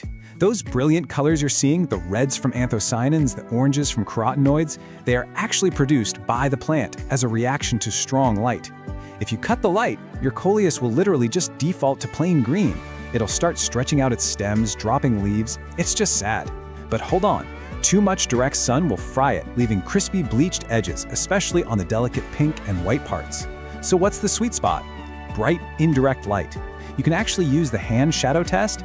If your hand casts a nice defined shadow on the wall right behind the plant, usually near an east or south-facing window, you've got plenty of light for vibrant color. Okay, let's look at watering mistakes. Coleus plants have really thin leaves, so they can't store water for very long. If you underwater it, the plant puts on a whole theatrical performance. I mean, we're talking dramatic, sudden wilting of every single leaf. But don't panic, it bounces back incredibly fast after a good soak. Overwatering, on the other hand, way more dangerous. Lower leaves will turn this gross yellow and translucent color. The stems get soft, and your soil might even smell kind of sour. That is early root rot, and it's bad news. The winning strategy here is simple. Wait until the top half-inch of soil feels dry. Then, ideally, bottom water it. Just set the pot in room temperature water for about 15 to 20 minutes, let it drink from the bottom up, and then let it drain completely. Section 3. Soil, feeding, and environment. So creating the ultimate Coleus comfort zone. Temperature-wise, you want it sitting comfortably between 65 and 80 degrees Fahrenheit. Just be super careful to keep them away from drafty winter windows or those intensely drying AC and heater vents. Humidity is best right around 50 to 60%, which actually makes a bright bathroom an absolute paradise for these guys. And take a close look at that soil recipe. 2 parts peat or cocoa coir, 1 part perlite, and a handful of compost. Coleus roots are incredibly fine and dense. If you shove them into compacted, heavy garden soil, they will literally suffocate. That 25 to 30% perlite is an absolute must. They need that breathing room. Now, because the Coleus grows so unbelievably fast, it's a surprisingly heavy feeder for its size. During the active growing months, spring and summer, you're going to want to use a balanced liquid fertilizer, something like a 10-10-10 or 20-20-20. Feed it at half strength every 2 to 3 weeks. Honestly, skip the slow-release granules indoors. They release based on temperature, not what the plant actually needs at the moment. Keep a sharp eye out, though. If you spot brown, crispy leaf tips or a weird white crust forming on the top of the soil, you've over-fertilized. Easy fix. Just flush the soil with plain water for a minute to reset the whole thing. All right, Section 4, pruning and the bloom drama. Coleus wants to flower, and when it does, the foliage tires and the plant gets leggy. So the crucial point is exactly this. Blooming is actually a bad thing for this specific houseplant. In late summer or autumn, it's going to try to push out these slender spikes of pale blue or lavender flowers. They look a lot like tiny mint blossoms, which makes total sense since it's actually in the mint family. But listen, once it shifts into reproductive mode, all the plant's energy gets stolen right from the leaves. The foliage starts to thin out, the lower leaves drop off, that vivid color just fades away, and the stems get all woody and bare. We definitely do not want that. The fix? It's the ultimate plant hack. We call it pinching. Pinching is literally just snapping off the top 1 to 2 inches of a stem right above a healthy leaf pair. You can use clean fingernails, sharp scissors, whatever works. Every single time you pinch a stem, you are forcing that stem to split into 2 brand new branches. It builds incredible density. And the best part? It takes barely 60 seconds every week or 2 during the growing season. This instantly stops that leggy growth, prevents flowering entirely, and keeps your plant looking remarkably full and vibrant. Finally, Section 5, troubleshooting and propagation. Let's do a rapid-fire troubleshooting session here. Because Coleus leaves are so soft and juicy, they are total magnets for indoor pests. Weekly checks are absolutely vital. See fine webbing or tiny stippled yellow dots? That's spider mites. Hit them with some diluted insecticidal soap. White cottony puffs hiding in the leaf joints? Those are mealybugs. Just dab them with 70% isopropyl alcohol on a cotton swab. A weird dusting of white powder means powdery mildew. You can fix this by improving your airflow and making sure you water in the morning. And if you ever see mushy black stems, you're looking at root rot. You need to unpot it and trim the soft roots, but honestly, your best bet is to take backup cuttings from the healthy top immediately. And this brilliantly illustrates the real magic of the Coleus, infinite water propagation. See, indoors, parent plants naturally tend to lose their vigor after about 2 years, but a single mature plant can produce dozens, literally dozens of free new plants. Just cut 4 to 6 inches off a healthy stem right below a node, strip off those lower sets of leaves, and submerge the bare nodes in a glass of room temperature water. Keep it sitting in bright, indirect light, swap out the water every 3 to 4 days, and boom, in just 7 to 14 days, you'll have 1 to 2 inch roots ready for potting soil. It is really that easy. All of this brings us to our final list of expert tips for true Coleus mastery. Number 1, always keep backup cuttings rooting in water. That way you never lose your favorite cultivar. Number 2, try to water in the morning so any splashed water on the leaves can dry completely by evening. This prevents fungal spots. Number 3, rotate your pot a quarter turn every week so the growth stays nice and even toward the sun. Number 4, skip those commercial leaf shine sprays. Seriously, they just clog the plant's pores. Just wipe the dust off with a soft, damp cloth. And finally, remember, more light equals more color. If you're stuck in a dim apartment, popping a basic grow light over your plant will work absolute wonders. So, we've covered the history, the light, the soil, that absolute must-do pinching hack, and the incredibly simple propagation method.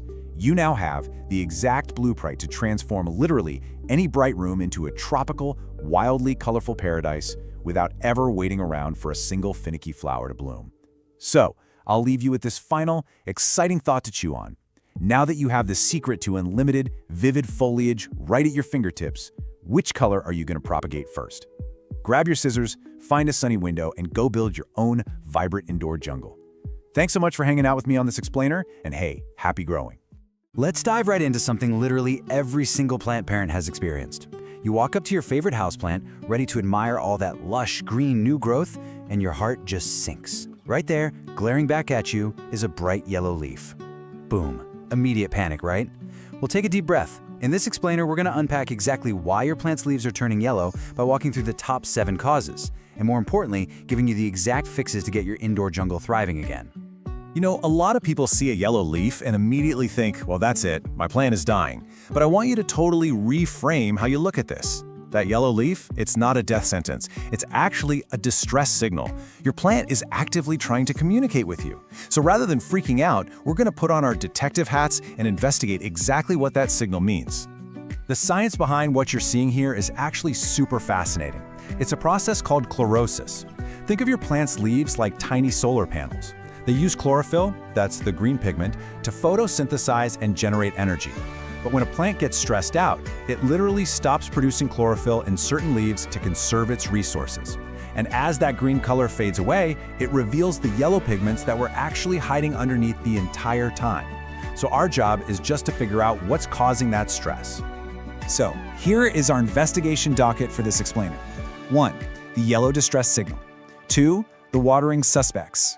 3. Environment and diet issues. 4. Tiny pests and natural aging. And 5. Prevention and FAQs. Let's get right to work. Part 1. The yellow distress signal. Let's decode your plant's cries for help.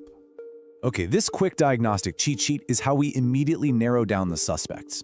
It combines 2 absolutely crucial pieces of evidence, what the leaf looks like and what the soil feels like. So if you see soft, wilting lower leaves and the soil is soggy, you're likely looking at overwatering. But if those leaves are crispy and the soil is bone dry, that's underwatering. What if you have a general pale yellow across all the leaves but the soil feels totally fine? Think nutrient deficiency. Seeing tiny little spots or webbing? That's definitely pests. And if it's just the very oldest bottom leaves turning yellow one by one, that's usually just natural aging. This is your baseline right here. Moving on to part 2, the watering suspects. These are the #1 killers in the lineup. So the trick here is understanding the difference between loving your plant to death and accidentally neglecting it. First up, overwatering. When the soil is constantly soaked, all those tiny air pockets disappear. And fun fact, roots actually need oxygen to function. Without it, they literally suffocate, die, and cause root rot. And because those damaged roots can't absorb nutrients anymore, the plant sacrifices its soft, limp lower leaves first. The pot's gonna feel heavy, and you might even catch a musty, swampy smell. Now contrast that with underwatering. When severely dehydrated, a plant will drop its oldest leaves to conserve whatever water it has left for new growth. The soil will be bone dry, rock hard, and it might even pull away from the sides of the pot. The pot will feel incredibly light, and those yellow leaves, they'll be super crispy and brittle, not soft and limp. If you've identified overwatering, which honestly is the #1 culprit 9 times out of 10, you've got to act fast. Stop watering immediately. Give that soil time to actually dry out. And I cannot stress this enough, make sure your pot has drainage holes. Now, if your plant has been sitting in a swamp for weeks and you suspect root rot, you have to get hands-on. Gently unpot it, use some sterile scissors to trim away any roots that are black and mushy, and repot it in fresh, well-draining soil so it can finally breathe again. But what if your soil is completely bone dry from underwatering? Just pouring a glass of water on top isn't gonna cut it. The water will just slide right down the sides of that hard soil and straight out the bottom. Instead, we do a rescue mission called bottom watering. Pop your plant's pot in a sink or a tray filled with a few inches of water and just let it sit there for about 30 to 60 minutes. The soil is going to act like a giant sponge, absorbing the water through the drainage holes and rehydrating from the bottom up. It is seriously so satisfying to watch. Part 3. Environment and diet issues. Time to investigate nutrients, light, and temperature. Just like us, plants need a healthy diet. And over time, a plant will completely exhaust all the nutrients that came in its original potting soil. When there's a lack of essential nutrients, especially nitrogen, you aren't just going to see one yellow leaf. You'll see this uniform paleness or a general yellowing across the entire plant plus stalled growth. Nitrogen is actually mobile within the plant, meaning it will pull it from the older leaves to try and feed the new ones. So if it's been over a year since you repotted or fertilized, this is absolutely a prime suspect. The fix here is super straightforward, but timing is literally everything. During the active growing season, so spring and summer, feed your plant with a balanced, all-purpose liquid fertilizer.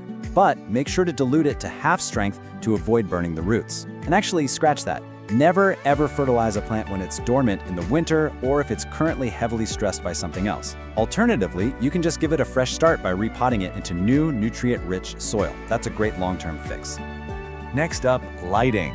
Both extremes here will give you yellow leaves. If your plant is getting too little light, it simply can't photosynthesize, so it drops the leaves furthest from the light source to save energy. On the flip side, if a low-light plant is sitting in a blazing sunbeam, the sun will literally scorch the leaves, bleaching them out into this pale, washed-out yellow or even white. Check your specific plant's light requirements online and just shift its location. Easy fix. We also can't forget about temperature stress. Houseplants are surprisingly sensitive. A sudden exposure to a cold draft from a breezy open window or an AC unit, or even a blast of hot, dry air from a heating vent can totally shock a plant. And what happens when they go into shock? Yep, they quickly turn yellow and drop their leaves. The fix? Just slide your plant over to a more stable, comfortable spot away from those drafts. Part 4. Tiny pests and natural aging. From living invaders to totally normal life cycles. Okay, you might need a magnifying glass for this one. Tiny, sap-sucking insects drain the plant of its nutrients and chlorophyll, but they don't usually cause a perfectly uniform yellowing. Instead, keep an eye out for yellow spots or a weird speckled stippling effect. Inspect the undersides of the leaves for tiny moving dots, fine webbing, which means spider mites, sticky residue called honeydew left by aphids, or white fuzzy bits that scream mealybugs. If you spot these little invaders, step 1 is non-negotiable. Isolate the plant immediately. You do not want these pests spreading like wildfire to the rest of your indoor jungle. Once it's quarantined, give the leaves a really thorough rinse to knock off as many bugs as possible, and then treat it with insecticidal soap or neem oil. Keep repeating that until the whole infestation is gone. And now for our final cause, which is actually a massive relief: natural aging. Sometimes a yellow leaf is literally nothing to worry about. It's totally normal for a plant to just retire and shed its oldest bottom leaves to make room for new growth. If it's just one or two of the lowest leaves turning yellow and the top of the plant looks super lush and green, don't even sweat it. You don't need to fix a thing. The plant is just doing exactly what nature intended. Finally, Part 5, Prevention and FAQs. This is your prescription for future plant health. All right, let's talk prevention so we can avoid yellow leaves altogether. First up, ditch the strict watering schedule. Plants don't know what a Tuesday is. Instead, use the finger test. Stick your finger an inch or two into the soil. Only water when those top couple of inches are actually dry. For bigger pots, grab a moisture meter.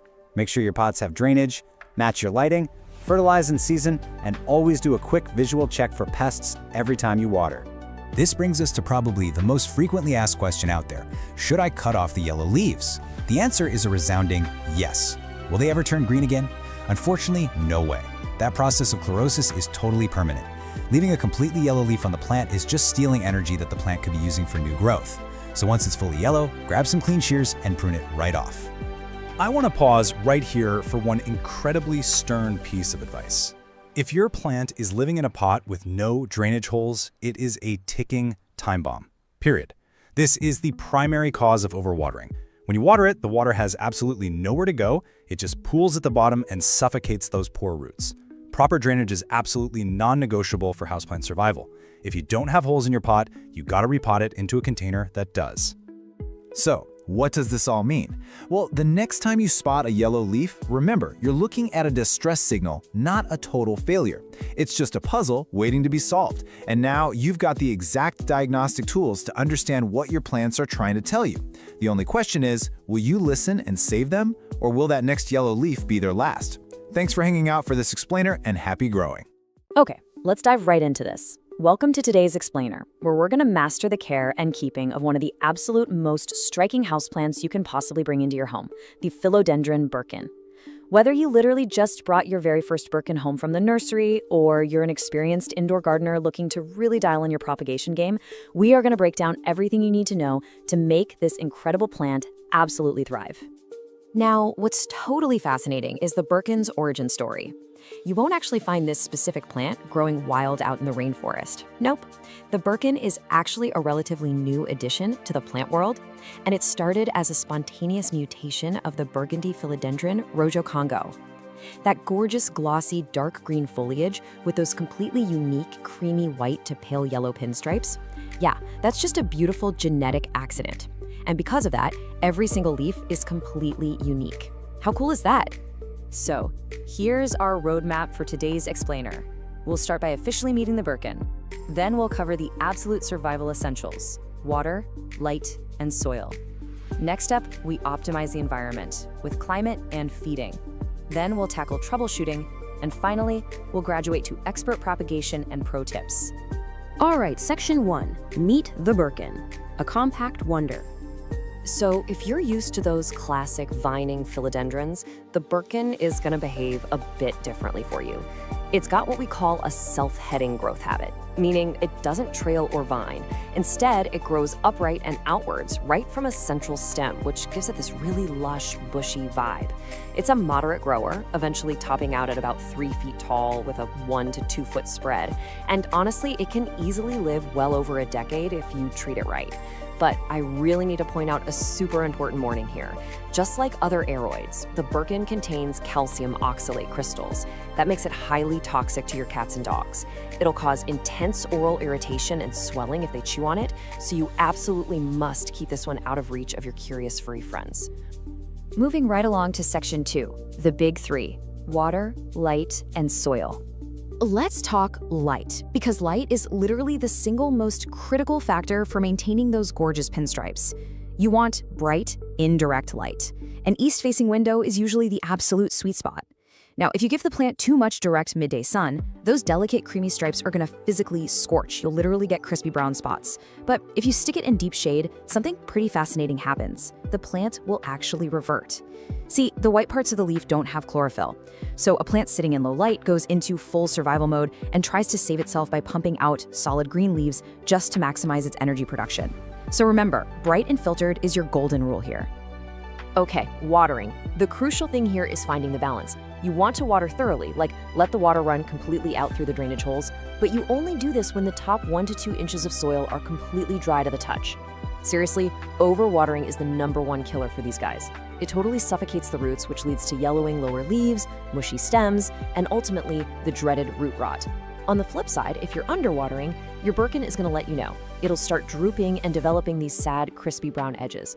So always, always let that topsoil dry out first. Now, to make that watering routine totally foolproof, you've got to have the right soil. Birkins absolutely hate dense, heavy potting soil. They want an environment that mimics the airy rainforest floor. So here is the perfect chunky DIY aroid mix for you. You want 1 part standard indoor potting mix, that's for your nutrients, then 1 part perlite for incredible aeration and drainage, and finally 1 part orchid bark. That creates these chunky little air pockets that hold on to just a tiny bit of moisture. You can also toss in a handful of horticultural charcoal if you have it to help absorb any impurities. A mix like this is a real game changer because it ensures excess water escapes quickly and essential oxygen can easily circulate right around those roots. All right, section 3, climate, feeding, and maintenance, creating the perfect environment. Thanks to its tropical lineage, your birkin definitely wants to be warm and humid. The ideal temperature sweet spot is right between 65 and 80 degrees Fahrenheit. You really want to avoid placing it anywhere near drafty windows, AC vents, or space heaters. In fact, anything dropping below 55 degrees can actually shock the poor plant. As for humidity, your target is about 50 to 70%. Now sure, they can adapt to our average 40% indoor humidity, but hitting that higher target, that is how you get those massive, super glossy leaves. And hey, skip this simple misting with a spray bottle. It doesn't really last, and it can actually cause fungal issues. Instead, you want to boost the humidity consistently. Fire up a room humidifier, sit your pot on a pebble tray filled with water, or honestly, just group a bunch of your plants together to create a nice little humid microclimate. To fuel all that gorgeous growth, you've got to feed your Birkin. We recommend using a balanced liquid fertilizer, something with a 10-10-10 ratio. But listen up, here is a massive pro tip for you. Always dilute that fertilizer down to half the recommended strength. Houseplants are incredibly susceptible to chemical burns and salt buildup. You should really only be feeding the plant about once a month during its active growing season, so spring and summer. Then, just pause feeding entirely during the dormant fall and winter months. Oh, and one more golden rule to remember. Never apply fertilizer to bone-dry soil. Always water your plant a day or two beforehand to protect those sensitive roots from getting burned. Section 4. Troubleshooting. Pests and problems. You know, our plants are pretty good at communicating their issues to us if we just know what to look for. If you start seeing those leaves reverting back to solid green, your plant is practically begging for more light. Got yellowing lower leaves? Well, you are almost certainly overwatering. Let that topsoil dry out. If you're noticing brown, crispy edges, your air is likely way too dry, or you might even have mineral buildup from hard tap water. And finally, if the plant has this leggy growth with really long spaces between tiny little leaves, it's just stretching out looking for the sun. Just move it to a brighter spot and it'll sort itself out. Now, sometimes the problem isn't the environment at all, it's uninvited guests. You've got to keep a really close eye out for sap-sucking pests. Mealybugs, for instance, look like these little cottony masses, and they just love to hide deep in the tight crevices of new growth. Spider mites? They'll leave fine webbing under the leaves and give the plant this faded, stippled look. Thrips are a serious headache, leaving silvery patches and badly scarred, distorted new leaves. And hey, if you see tiny little flying insects hovering around the dirt, those are fungus gnats, which are almost always caused by keeping the soil a bit too wet. If you spot literally any of these, your immediate action plan is to isolate the Birkin away from all your other houseplants and treat the foliage thoroughly with insecticidal soap or neem oil. And finally, Section 5. Expert propagation and pro tips. Multiplying your Birkin.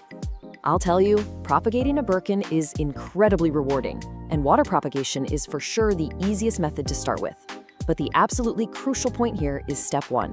You must identify a healthy stem that has at least one node. A node is just that slight, swollen little bump on the stem where the leaves emerge. Without a node, roots will simply never grow. Period. Once you've got your node, take some sterile shears and make your cut about an inch below it. Then, just submerge that node into a jar of room temperature water, making sure to keep the actual leaves completely dry. Just change that water out every 3 to 5 days to replenish the oxygen and stop any weird bacteria from growing. And in just 2 to 4 weeks, bam, you'll see a healthy, brand new white root system starting to form. Now, when it comes to finally repotting either those brand new cuttings or your fully mature plant, I want you to remember this specific number, 1 to 2 inches. Philodendrons actually really prefer to be slightly root-bound. Because of this, you only need to repot them maybe every 1 to 2 years. And when you finally do, choose a new pot that is only 1 to 2 inches wider in diameter than the old one. If you put it in a massive pot, all that excess soil will just hold on to way too much water, and you're risking that dreaded root rot all over again. Okay, let's finish strong with some rapid-fire pro tips you can literally use today. First step, give your pot a quarter turn every single time you water it. This makes sure all sides get equal sunlight so you end up with a perfectly symmetrical plant. Second, remember that dust literally blocks photosynthesis, so gently wipe down those beautiful leaves with a damp cloth every few weeks. Third, do not be afraid to prune. If you see a fully reverted solid green or solid red leaf pop up, just snip it right off. That forces the plant to redirect its energy back into variegated growth. You can even prune the main top stem if you want to force the plant to become bushier from the base. And lastly, if your local tap water is super hard, make the switch to filtered or distilled water. It prevents mineral buildup and keeps those delicate leaf tips looking totally pristine. Well, we've covered the origins, we built the perfect chunky soil mix, went over precise watering techniques, and even learned how to clone the plant through propagation. You now have the exact expert blueprint to make this incredible pinstriped wonder completely flourish. So, the only question left is this. Your Birkin is ready to thrive, but is your brightest window ready for it? Thanks so much for joining me on today's Explainer. Go check your soil moisture right now, and I'll catch you on the next one. Welcome to this Explainer. Look, summer is literally built for getting out of the house, going on adventures, and just exploring. It is definitely not for stressing over your greenery back home. So today, we're gonna look at how you can fully enjoy your summer travel without feeling even a single ounce of plant parent guilt. We've all been there, right? You're booking this fantastic summer getaway, but there's that nagging anxiety creeping in at the back of your mind. Can you really leave your houseplants completely alone for up to 3 weeks? Or are you just doomed to return from your vacation, unlock the front door, and walk into a sad graveyard of wilted, crispy leaves? Well, I've got some fantastic news for you. The answer is a massive, resounding yes. You absolutely do not need to hire an expensive plant sitter, and you definitely don't need to bother your neighbors to come over with a watering can. You just need the right plants. So today we're going to walk through a specific crew of 7 truly indestructible companions that genuinely do not care whether you're home or not. Section 1. The ultimate water hoarders. Plants that pack their own hydration. Okay, before we meet the specific plants, it really helps to understand how they pull this off. It's all about their survival mechanics. See, some plants have these built-in underground water tanks called rhizomes. A rhizome is a thick, often kind of potato-like underground stem, and it hoards water and nutrients specifically to help the plant survive extended dry spells out in nature. First up is the ZZ plant, and it uses those exact rhizomes to easily go 2, even 3 weeks without a single drop of water. Because it stores its moisture underground like that, it is highly drought-proof. In fact, giving it too much water is really the only way you're going to harm this thing. Add in the fact that it has these gorgeous, glossy leaves and is incredibly tolerant of low light conditions, you've got yourself the absolute perfect travel companion. Next up is the snake plant, which is basically the ultimate set-and-forget sidekick. Now, instead of underground rhizomes, it uses its thick, waxy leaves to hold on to its water supply. Just like the ZZ plant, it easily goes 2 to 3 weeks without a drink. And it's amazingly versatile. It tolerates almost any lighting condition you have in your home, from a dim hallway all the way to bright, indirect sun. Just water it deeply right before you go, and it'll barely even notice you're gone. Now, some plants take this water hoarding to a whole new level by actually preferring to dry out. Enter the succulent. This is a plant with thick, fleshy leaves or stems that are uniquely adapted to hoard water in arid, desert-like conditions. Honestly, they consider your neglect a favor. Aloe vera falls right into this succulent category. It hoards water right in its plump leaves, meaning a 2 to 3 week vacation without water is entirely comfortable for an established plant. It actively prefers to dry out between waterings. The one trick for travelers, though, because it normally loves a really bright spot, you'll want to pull it back slightly from scorching hot window glass before you leave. That just helps avoid any summer sunburn while you're away. And this next one brilliantly shows off nature's clever design. Looking at the ponytail palm, you might think it requires typical fussy palm care. But despite its name, it's actually a succulent.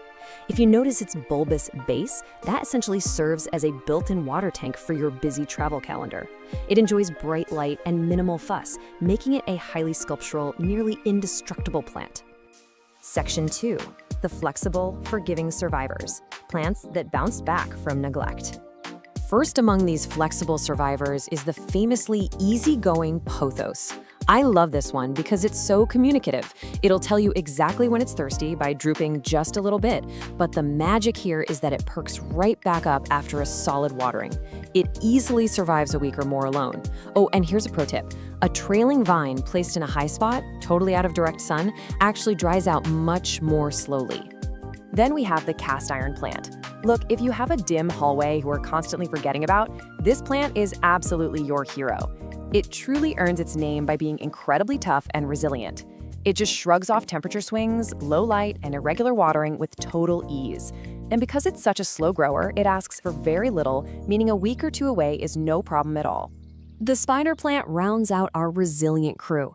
It utilizes these fleshy roots to store water and will impressively bounce right back even if it gets completely dried out while you're off exploring. It adapts to a super wide range of light, which makes it one of the most resilient hanging plants around. Plus, as a fantastic little bonus, it's totally non-toxic and acts as a natural air purifier for your home. Okay, before we get into how to prep these guys for your vacation, it's absolutely vital to know where to actually put them.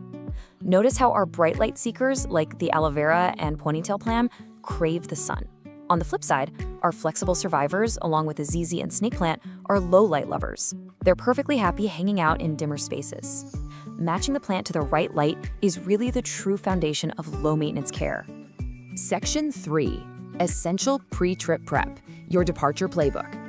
Executing this simple 4-step playbook is the absolute secret to coming home to lush, thriving greenery.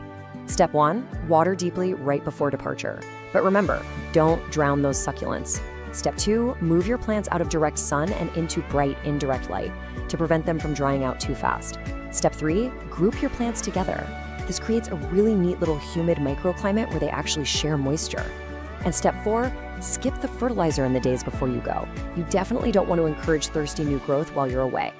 But hey, what if your summer getaway stretches way beyond just a couple of weeks? No worries. If you're going on an extended trip, adding a simple wick system or transferring your thirstier plants into a self-watering pot can buy your greenery those crucial extra days of hydration until you get back. Section 4, redefining plant care. It's about the right match, not the greenest thumb. So I want to leave you with a thought today. Are you truly a bad plant parent, or do you just need lower maintenance plants? Seriously, it's time to stop feeling guilty about your travel schedule. Choose a resilient crew of greenery that matches your on-the-go lifestyle, follow our simple prep steps, and go enjoy your summer. It really makes you wonder though, what other areas of your home are just waiting for a low-maintenance makeover? Welcome to this explainer. Okay, picture this. It's the middle of July. Your AC is completely struggling to keep up, and the afternoon sun is just absolutely baking your living room. The heat feels relentless, right? Well, today, we're going to dive straight into how you can keep your indoor jungle not just surviving, but actually thriving, even when those temperatures soar. So, are your plants surviving the summer heat? Let's just validate a really common struggle right up front. As the thermostat climbs, so many of our favorite typical houseplants just wilt, crisp up, and generally look miserable in that intense sun. Listen, you are definitely not alone if you've helplessly watched an expensive, fussy tropical fern slowly turn into crispy brown confetti during a brutal July heatwave.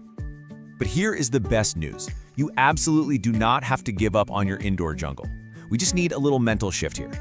We aren't trying to keep delicate plants on life support until autumn anymore. Instead, we're selecting resilient species that actively unlock their best growth when our homes feel like an oven. If you've got sun-drenched windows, we've got the perfect botanical lineup for you today to build a true sun-worshipping oasis. Section 1, Tough and Low Maintenance, the Indestructible African Natives. We're going to kick things off with 2 beginner plants that hail from the arid regions of Africa and are just virtually bulletproof. These 2 incredibly popular plants evolved entirely different but highly effective drought-tolerant strategies to survive sweltering conditions. The snake plant went vertical. It orients its thick, waxy leaves straight up to minimize direct overhead sun exposure, essentially using those leaves as built-in water reservoirs. The ZZ plant, on the flip side, hides its hydration strategy completely underground.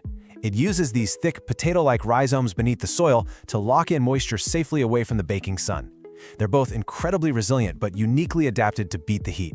What's amazing is that both the snake plant and the ZZ plant easily thrive in up to 90-degree heat. Plus, they share a remarkable ability to adapt to a massive variety of lighting conditions, from dim corners all the way to very bright spaces without needing constant watering. Honestly, in the peak of summer, you're still only watering that snake plant every few weeks, and the ZZ plant every 7 to 10 days. The golden rule here is simple but absolute. Let that soil dry out completely first. Why? Because in high heat, roots that sit in hot, wet soil will quickly succumb to root rot, and root rot will actually kill a desert plant much, much faster than a drought ever could. Section 2. Sunbathing Statement Pieces, Dramatics for the Sunny Window. Now we're moving from the tough beginners to the striking architectural plants that actively demand the hottest, brightest spots in your home. But before we meet them, we need a quick botanical vocab word: caudex. A caudex is a swollen, bulbous trunk at the base of a plant that's used to store water. It is absolutely bizarre and wonderful. When you think about it, it's essentially a built-in water bottle. Understanding this specialized water-storing trunk is crucial to knowing why our next 2 plants survive extreme heat. It acts exactly like a camel's hump, slowly releasing moisture when the surrounding soil goes completely bone dry. Enter the desert rose and the ponytail palm. These guys are perfect for that punishing hot south-facing window. The desert rose literally loves up to 100-degree heat and needs at least 6 hours of direct sun to pump out its stunning, vibrant flowers. And the ponytail palm? Fun fact, it's actually a succulent from Mexico, not a true palm at all, and it easily handles temperatures well above 80 degrees. You'll want to water both of them generously in the summer, but again, let them dry out entirely. Oh, and a critical word of caution for your home, the beautiful desert rose harbors highly toxic sap, so you absolutely must keep it out of reach of your pets and kids. And we definitely can't forget the sago palm. This plant is literally a living fossil. It's an incredibly adaptable ancient cycad from Japan that's been around since the time of the dinosaurs. I mean, if this botanical survivor could make it through the Jurassic period, it can for sure survive your sunny living room in July. Thanks to this ancient pedigree, it can handle staggering temperature spikes up to 110 degrees Fahrenheit, provided you give it bright, indirect light, and, you guessed it, absolutely do not overwater it. But just like the desert rose, be extremely careful, because this one is also highly toxic to curious pets. Section 3. Classic succulents and vines. Sun lovers for shelves and sills. Let's explore our final plant group, fleshy classics and trailing beauties that look completely fantastic draped over your shelves and sitting on your windowsills. These plants brilliantly illustrate the diverse ways succulents adapt to the heat. Take the tree-like jade plant native to South Africa. It can tolerate a staggering 100 degrees by using its fleshy, glossy leaves to store water. You'll definitely want to put this one in a well-draining terracotta pot. Terracotta is essential because it's porous and breeze, which prevents the roots from essentially boiling in wet, hot soil. Now contrast that with the string of pearls from Southwest Africa. It prefers a slightly milder 70 to 80 degrees and perfectly drapes its modified water-storing beads out of an east-facing window to catch that gentle morning sun while minimizing evaporation. Section 4. Essential hot weather care. Survival rules for the heat wave. All right, knowing which plants to buy is only half the battle. Now we've got to equip you with some universal defensive strategies to keep any plant alive during a severe summer heat wave. First off, hot air dries out soil faster, sure, but remember our golden rule. Desert plants still hate wet feet. Always check the soil before you water and try to water in the morning to beat the afternoon evaporation. Use sheer curtains if your window acts like a giant magnifying glass, and keep the air moving with an indirect fan. But here is the absolute most critical point. Hold off on all fertilizer. When a plant is in a heat wave, it goes straight into survival mode. Pushing it to grow by adding fertilizer is like forcing someone to run a marathon in a sauna.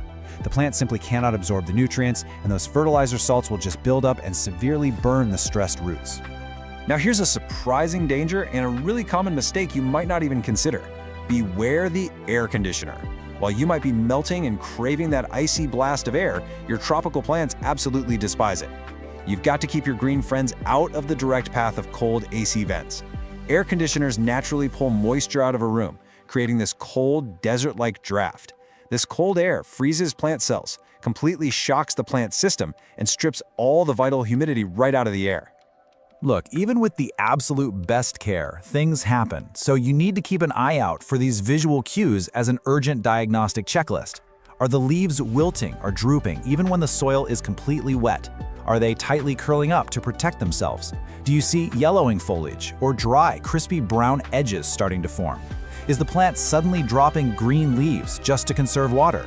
If you spot these symptoms happening on your windowsill, you need to act immediately.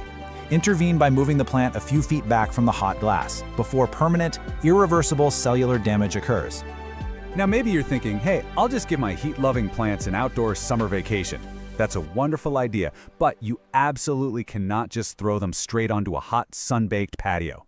You must follow these exact steps to slowly acclimate them, a process known as hardening off.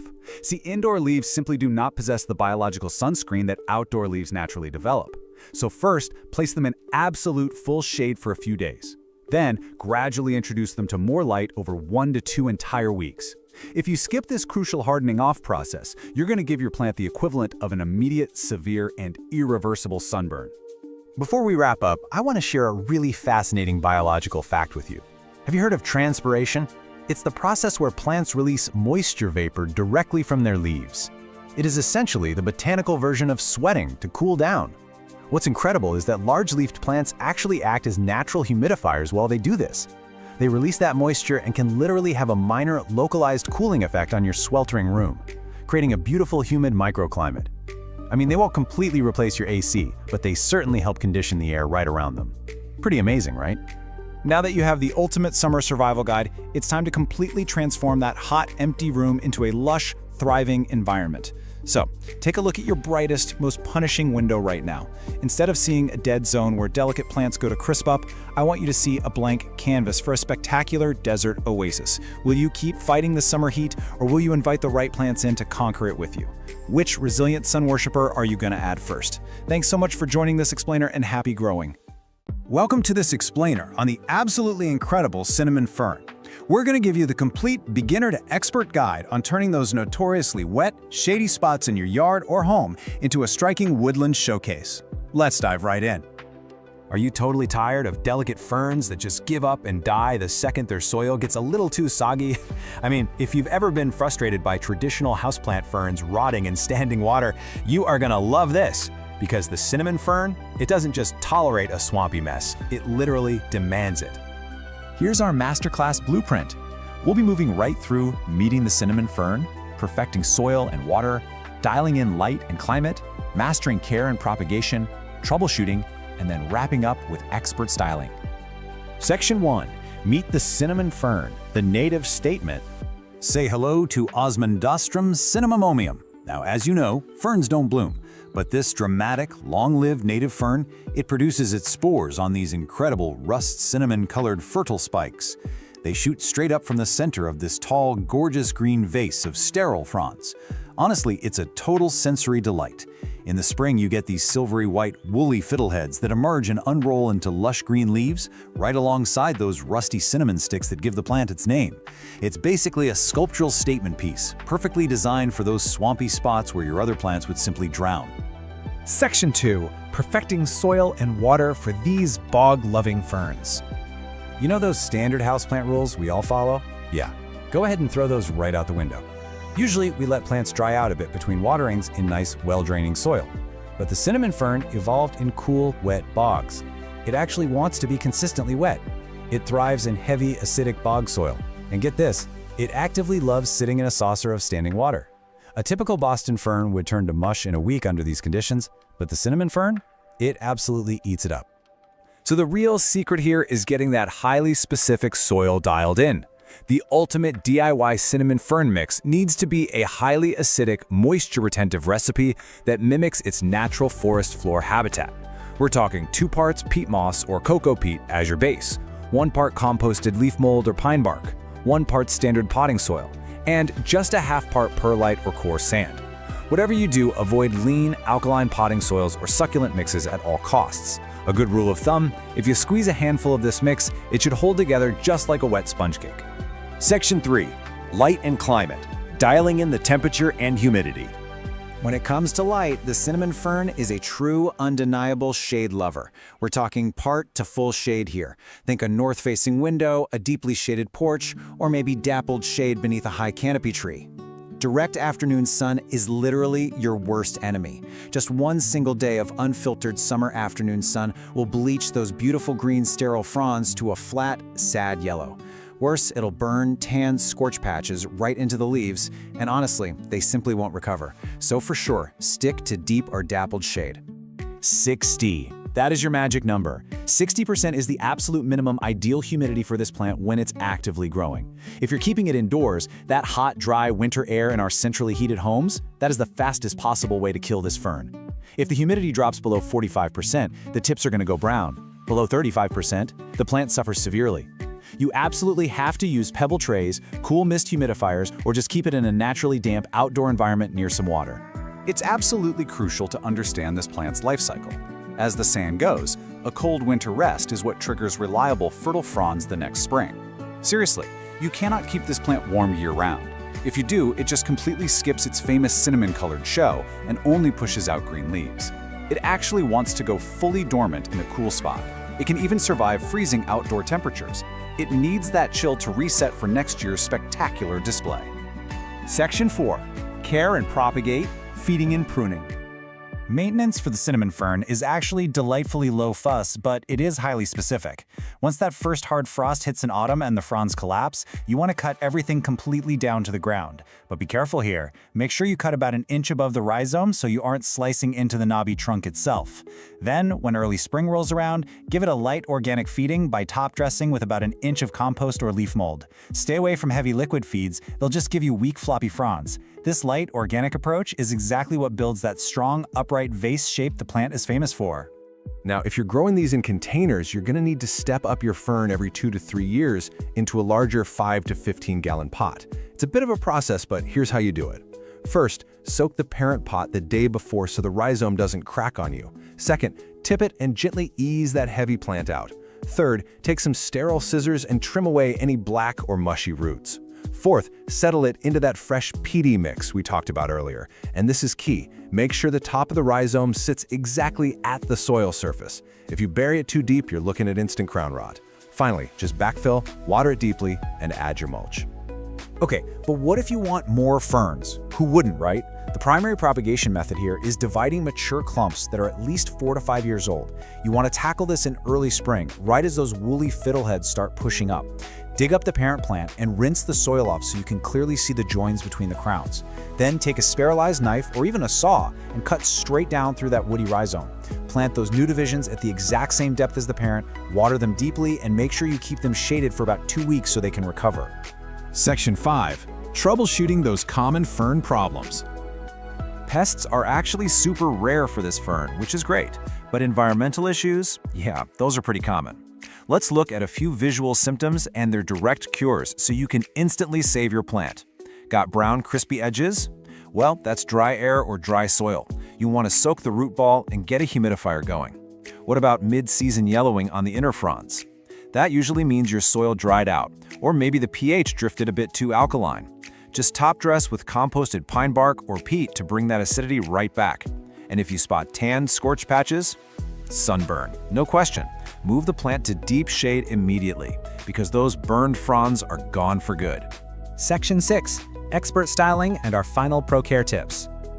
All right, here are some rapid-fire expert tips to totally elevate your fern game. First up, style this plant against a dark backdrop. Think a dark-stained fence, a mossy boulder, or an evergreen hedge. It really makes those rust cinnamon fertile fronds just pop visually. You can also pair it with ostrich ferns for height or Japanese painted ferns for a gorgeous silvery contrast. Now always water before it droops, because a deep dryout will often ruin the current season's foliage entirely. And here's a fun one. Whatever you do, leave that silvery fill head fuzz alone. Hummingbirds and yellow warblers actually harvest it to line their nests. How cool is that? Finally, for containers, absolutely avoid terracotta. It just pulls moisture right out of the soil. Stick to those big 5+ gallon glazed pots instead. So, having seen the whole shebang, I have to ask, are you ready to bring the ancient beauty of the forest floor right into your own space? The cinnamon fern definitely demands a highly specific environment, but once you provide that cool, wet, acidic shade, it is going to reward you with a spectacular sculptural show year after year, literally for decades. Apply what we've covered today, and you'll be well on your way to mastering this incredible plant. Thanks so much for joining me on this explainer, and hey, happy planting! Welcome to your ultimate masterclass on the Parlor Palm. Today, we're taking you from absolute beginner to confident plant expert. Let's dive right into this explainer and look at an absolute classic of the houseplant world. Picture this. You've got a plant that was famously prized in the notoriously dim, incredibly poorly ventilated parlors of the Victorian era. But its true home? The vibrant, humid rainforest floor. That wild, incredible adaptability from a tropical forest to a stuffy living room is exactly what makes it such a resilient, absolute staple for any home today. So, here's our roadmap for this explainer. We're going to meet the palm, cover core care, dial in the environment, go over maintenance, tackle some troubleshooting, and wrap up with a few pro tips. Section 1. Meet the parlor palm. Let's officially introduce the star of the show. Scientifically, we are talking about Chamaedorea elegans. It's a remarkably resilient, slow-growing palm native to the rainforests of southern Mexico and Guatemala. Now, understanding its origins, Living under the dense, heavy shade of much taller trees is literally the secret key to unlocking its care requirements. Keep that forest understory in the back of your mind, because it's going to guide everything we do. So why is everyone so obsessed with this plant? Well, beyond its timeless elegance and those really graceful feathery fronds, it's actually an amazing air purifier with a super long lifespan. But here is the absolute game changer. It's 100% non-toxic. It is constantly one of the most highly recommended plants because it is completely safe for your curious cats and dogs. No worries there. Section 2, Core Care, covering light and water. Let's establish the absolute foundation of your palm's survival. Remember that rainforest understory we just talked about? Because they evolved down in the shadows, direct sunlight is a strict rule violation. Direct, intense sunlight will quickly scorch those delicate fronds right up. So stick to bright, indirect spots. A north or east-facing window is basically perfection. They are incredibly forgiving with low light, but harsh rays, total enemy. Now let's talk hydration. Your plant wants consistently moist soil without ever feeling soggy. And your plant will actually tell you what it needs. Yellowing leaves combined with damp soil, that points straight to overwatering. On the flip side, if you're seeing brown, crispy tips and really dull-looking foliage, you are likely underwatering. So how do we find that sweet spot? Well, this right here is your golden rule for hydration. Allow the top 1 to 2 inches of soil to completely dry out before watering again. When you do water, water it thoroughly until it drains out the bottom, but never, ever let the pot sit in a tray of excess water. Waterlogged soil leads to root rot, and root rot is fatal. Moving on to Section 3, the environment. Let's look at soil, feeding, and humidity. To prevent that fatal root rot we just warned about, you need a high-quality peat-based soil that drains effortlessly. And you can actually make it yourself with this simple DIY recipe. Just mix 2 parts peat moss or coco coir, 1 part standard all-purpose potting soil, and 1 part perlite. This creates a beautifully light, airy medium that holds just enough moisture without turning into a heavy, compacted brick. As for the climate in your room, they are pretty chill.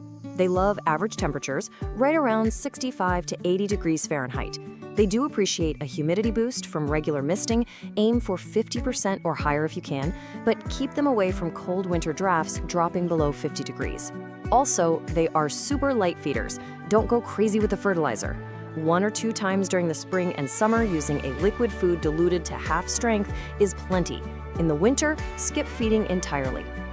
Section 4, maintenance. Let's talk about potting, pruning, and propagation.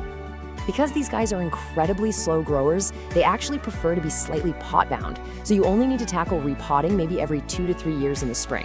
Just follow a simple 4-step process. Crucially, step 1, never choose a pot more than 1 to 2 inches wider than the current one, or all that extra soil will hold way too much water. Gently slide it out, pop it in the new pot with your fresh peat mix, and give it a good drink.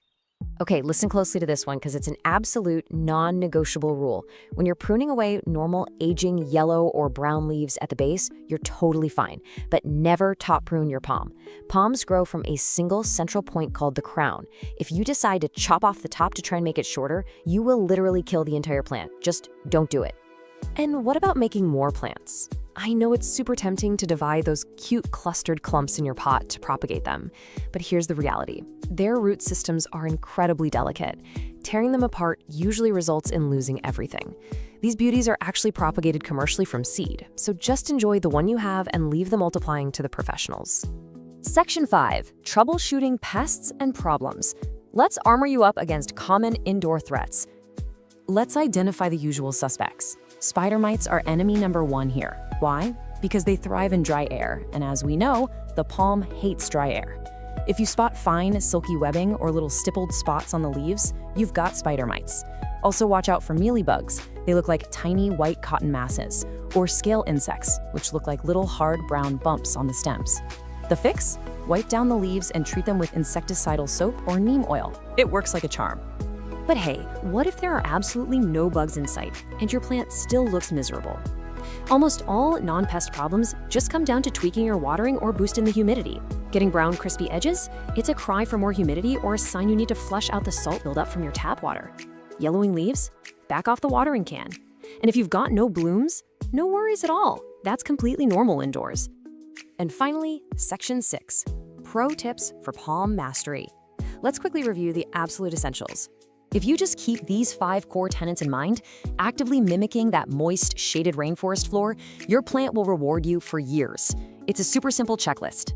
Give those fronds a mist every few days, maintain consistent soil moisture without waterlogging it, keep it strictly out of harsh, direct sun, occasionally wipe the leaves down so the plant can actually breathe and photosynthesize, and don't rush to repot.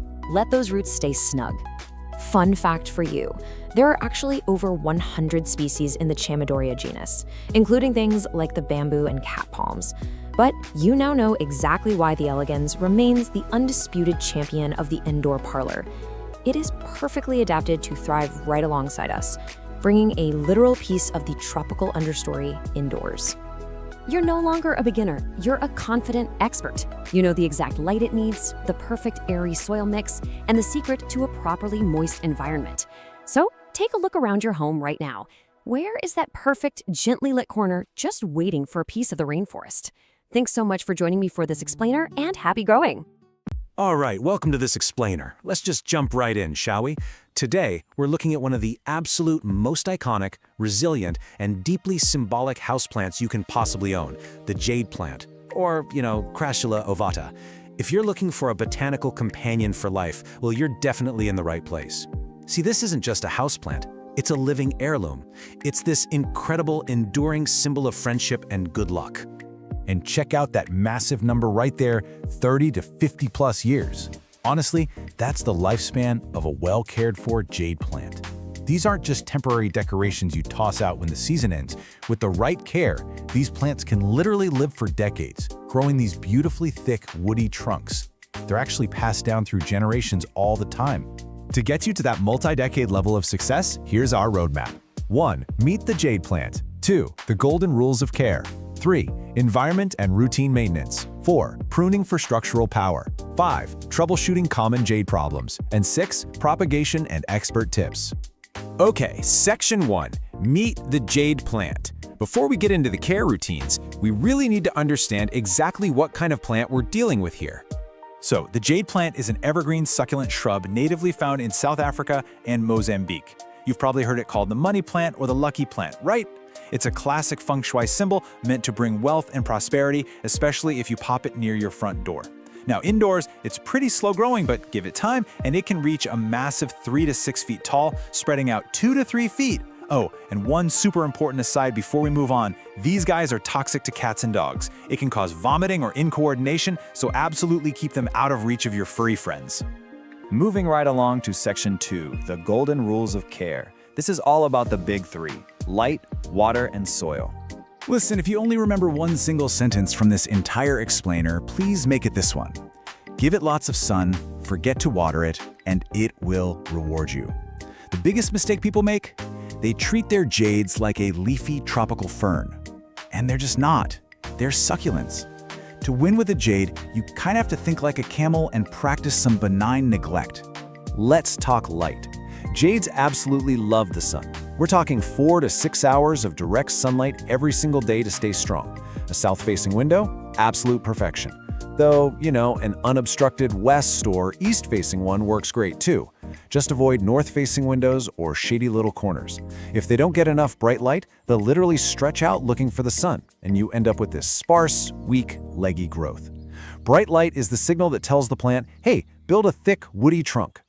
Now, watering. This is crucial because overwatering is public enemy number 1. You have got to let the soil dry out completely, like bone dry, between waterings. When it is finally time for a drink, you use the soak and dry method. Step 1, water it thoroughly until it drains right out the bottom. Step 2, let it sit and drain for about 10 to 15 minutes. And step 3, dump out all that excess water from the saucer. Never, ever let your jade sit in a puddle. Seriously, it's a one-way ticket to root rot. To make that watering method actually work, you need the right soil. Standard potting mix? It's like a giant sponge. It holds way too much moisture and will slowly suffocate your plant. You need a gritty, fast-draining mix. Here's an awesome DIY recipe for you. Take 1 part standard potting soil, mix in 2 parts perlite or pumice to get that air flowing, and add 1 part coarse sand or fine gravel. This highly porous mix lets the water drain instantly so those roots can actually breathe. Section 3, Environment and Routine Maintenance. Let's look at how to take your jade from just surviving to totally thriving. Jades are incredibly tough. They are perfectly happy in your standard indoor daytime temps, usually around 65 to 75 degrees. But here's a really cool secret. They can handle, and honestly benefit from, a cool down in the winter or at night, dropping down to about 50 or 55 degrees. Actually, if you have a mature plant, giving it shorter daylight hours, some dryness, and that winter chill is the exact trigger it needs to bloom. Yeah, they produce these gorgeous little clusters of white or pale pink star-shaped flowers. As for routine maintenance, that's pretty much a breeze. First off, put the humidifier away. They prefer dry air, and high humidity can actually trigger fungal issues. For food, feed them sparingly. Just a little diluted liquid fertilizer once every 2 or 3 months in the spring and summer, and skip it entirely in the winter. And repotting? Only every 2 to 4 years. They kind of like being a bit root-bound. But hey, when you do repot, it is absolutely essential to use a heavy terracotta or ceramic pot. These plants get super top-heavy, and a flimsy plastic pot will just tip right over. Section 4. Pruning for structural power. This is where things get really fun. Pruning, which is best done in the spring or summer by the way, is your secret weapon for developing that thick, bonsai-style trunk. It forces new branching and stops the plant from looking like a wild, unruly mess. The trick here is just to be brave. Don't be scared to cut back hard. You just find a main stem and make a clean cut with sharp scissors right above an old leaf scar. The plant will bounce back vigorously. It usually sprouts 2 brand new branches right from where you made the cut. Section 5. Troubleshooting common jade problems.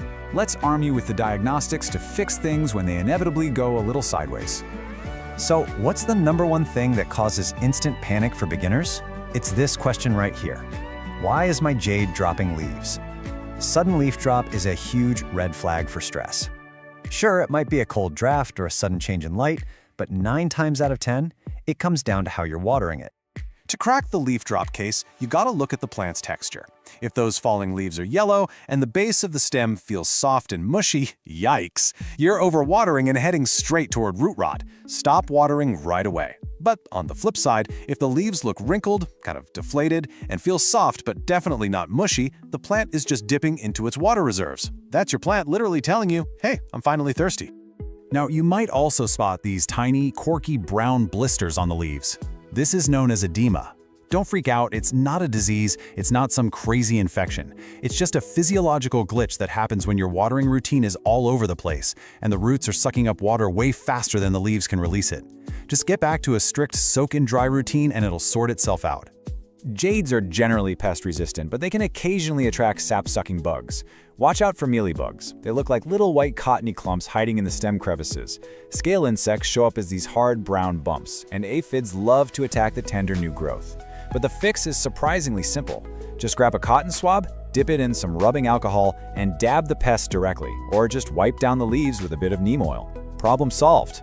Take a good look at the red edges on these leaves. This trips up new plant parents all the time. It's called sun stress.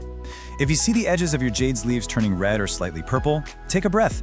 It is a completely healthy, perfectly natural, and honestly, a highly desirable reaction to getting lots of direct sunlight and some cool temps.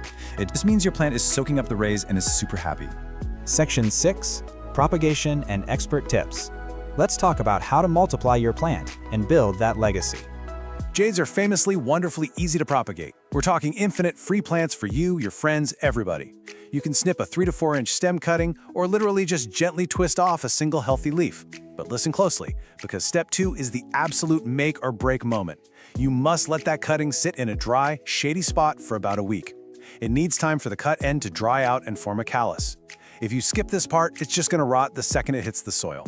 Once it's callous, pop it into some dry succulent soil and wait a week or 2 for roots to show up before you even think about watering it. Let's wrap all this up with our ultimate pro tips for a thriving jade. Number 1, embrace the sun. It wants the brightest spot in your house. Number 2, water like a camel. Remember, underwatering is always safer than overwatering. Number 3, prune it regularly to build up that powerful trunk. 4, anchor your plant in a heavy terracotta pot so it doesn't do a nosedive off the table. And finally, be patient. They aren't the fastest growers, but that incredible longevity is absolutely their greatest beauty. Which leads us to our final question for you. Are you ready to grow a living heirloom? Because armed with the right soil, that perfect sunny window, and just enough patience to let it dry out, you've got everything you need to cultivate a botanical companion that can literally be passed down to the next generation. Go grab a pot, find some sun, and get growing. Thanks so much for hanging out with me on this explainer, and happy planting. Welcome back to The Explainer. Today, we're taking a look at one of the absolutely most striking and unusual houseplants you could possibly bring into your space. We're talking about the Microsorm usifolium, better known to you and me as the crocodile fern. Now, if you want a plant that instantly sparks a conversation, this is it. But keeping it thriving, well, that requires a very specific approach, something we're going to call the rainforest replicator care strategy. Okay, let's dive into this. I mean, just look at those broad, leathery fronds. They're covered in this incredibly distinct network of dark green veins, and it creates this embossed texture that literally looks exactly like crocodile skin. It is a total prehistoric masterpiece. But it begs the question, how exactly do you care for a plant that looks like a reptile? Well, that's the puzzle we're solving today, taking you from a complete beginner to an absolute expert. Here's our roadmap for today's explainer. First, we'll meet the fern, then we'll explore its rainforest home, break down water and soil, cover routine maintenance, do some quick troubleshooting, and wrap it all up with a few pro tips. All right, Section 1, Meet the Fern, a prehistoric beauty. Now, what's really interesting about this is that because this fern actually originates in the lush tropical canopies of places like Southeast Asia, Malaysia, New Guinea, and parts of Northern Australia, the secret to its care boils down to one single word: epiphyte. See, in the wild, this plant doesn't actually grow in the dirt. It anchors itself right onto the branches and trunks of other trees way high up in the canopy. It literally just gathers moisture and nutrients from the air and the organic debris around it. Keep this epiphytic nature in mind because it completely dictates everything we're going to do from here on out. Moving right along to Section 2, Rainforest Home, Recreating the Canopy. Since your living room probably isn't a literal Southeast Asian jungle, our goal here is to fake it. We want to simulate that environment as closely as we can. So let's talk about light. Up in that tree canopy, the fern gets dappled, filtered sunlight. If you blast this poor plant with direct, intense afternoon sun, it's going to quickly scorch those delicate fronds and completely wash out that beautiful crocodile patterning. Dappled shade is exactly what you want. An east-facing window giving it some gentle, cool morning sun, that is absolute perfection. Next up is humidity, and I really cannot stress this enough. 60 to 80% humidity is absolutely non-negotiable for this guy. Remember, it's a rainforest plant. If your home drops below that, especially in the wintertime when the heaters are blasting, you are going to struggle. So to hit that sweet spot, you can group your plants together to create a little microclimate. You can place the fern's pot on a pebble tray filled with water, or honestly, better yet, just run a room humidifier right nearby. Warmth is just as crucial. You're aiming to maintain a nice, stable indoor temperature between 65 and 80 degrees Fahrenheit. And stable is the key word there. Sudden temperature swings will severely stress out a crocodile fern. So keep it far, far away from sudden cold drafts near your doors or windows, and make double sure it's nowhere near a direct AC or heating vent. Section 3, Water and Soil, the epiphyte diet. And this brilliantly illustrates exactly what we mean by an epiphytic diet. Because this fern naturally lives on tree branches, its roots absolutely need to breathe. If you pack them into heavy, standard potting soil, they'll just suffocate. So, to mimic its natural home, here is the ultimate super airy soil recipe you need. It's a blend: 1 part peat moss or cocoa coir to hold on to a bit of moisture, 1 part orchid bark for that absolutely crucial aeration, and 1 part perlite so it drains rapidly. This mix prevents root suffocation while still holding just the right amount of water for the plant to drink. When it comes to watering, your golden rule is simply the number 1. You always want to wait until the top 1 inch of the soil feels just slightly dry to the touch before giving it another drink. Please, don't rely on a strict weekly schedule. Just let the soil be your guide here. Naturally, during the active spring and summer growing seasons, you're going to be watering it quite a bit more often than during those sleepy, dormant winter months. So when that top inch is finally dry, give it a really thorough watering with lukewarm, filtered water. Tap water can sometimes hold chemicals that are just a bit too harsh for ferns. Soak it until you see water draining right out the bottom. But, and listen closely here, make sure you dump out any excess water from the saucer immediately. Letting this epiphytic plant sit in a soggy puddle of standing water is basically a one-way ticket to fatal root rot. Section 4, Maintenance, Repotting, and Propagation. So how do we keep this exotic beauty growing strong over its long lifespan? Well, it turns out they're actually surprisingly low maintenance if you've already nailed their environment. Crocodile ferns are very light feeders. You only really need to feed them once a month during the spring and summer, and you'll want to use a balanced liquid fertilizer diluted down to half strength. When fall rolls around, cut the fertilizer completely. As for grooming, just grab some sterile shears and snip off any dead or yellowing fronds right at the base. And since they are slow-growing epiphytes, they actually kind of enjoy being slightly root-bound. You're only looking at repotting them maybe every 2 to 3 years, basically just when you see roots visibly circling the pot. Let's move to and see how this builds into propagation. The absolute easiest way to multiply your fern is through rhizome division. While you're doing that spring repotting, you just carefully unpot the fern and take a good look at that thick, creeping rhizome right at the base. Find a natural division point, somewhere with a few healthy fronds and roots attached, snip it cleanly with those sharp shears, and then pop the new section shallowly into some fresh epiphytic mix. And remember, never ever bury that rhizome deep down in the soil or it is going to rot on you. Oh, and a super quick note on reproduction. If you ever flip a mature leaf over and spot these neat little rows of brown powdery dots, take a deep breath. Don't panic. Those are definitely not pests. They're actually called sori, and they hold the fern's spores. Since ferns don't grow flowers, this is just their entirely natural way of reproducing. It's actually this really fascinating sign that you have a happy, fully mature plant on your hands. Section 5. Troubleshooting, translating distress signals.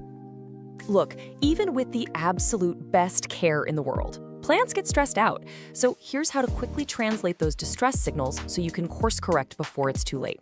Seeing brown, crispy edges? Your humidity is probably way too low or you're underwatering. If the fronds are turning yellow, you're likely going the other way, overwatering and suffocating those roots. If that gorgeous, striking crocodile pattern is suddenly looking all pale and faded, move the plant. It's getting way too much direct sunlight. And lastly, if the base rhizome feels mushy and smells kind of foul, yeah, that's root rot. You need to act immediately to dry it out. Though I have to be honest, root rot is very often fatal. You're also going to want to keep a sharp eye out for pests, especially the ones that thrive in dry indoor climates. We're talking spider mites, mealybugs, and scale. They absolutely love to hide right on the textured undersides of those fronds. But hey, the good news? Maintaining that strict 60 to 80% humidity we talked about earlier is honestly your best natural defense against spider mites. If you do happen to spot any pests though, just wipe them down early on with some insecticidal soap. And finally, Section 6. Pro tips, mastering the crocodile fern.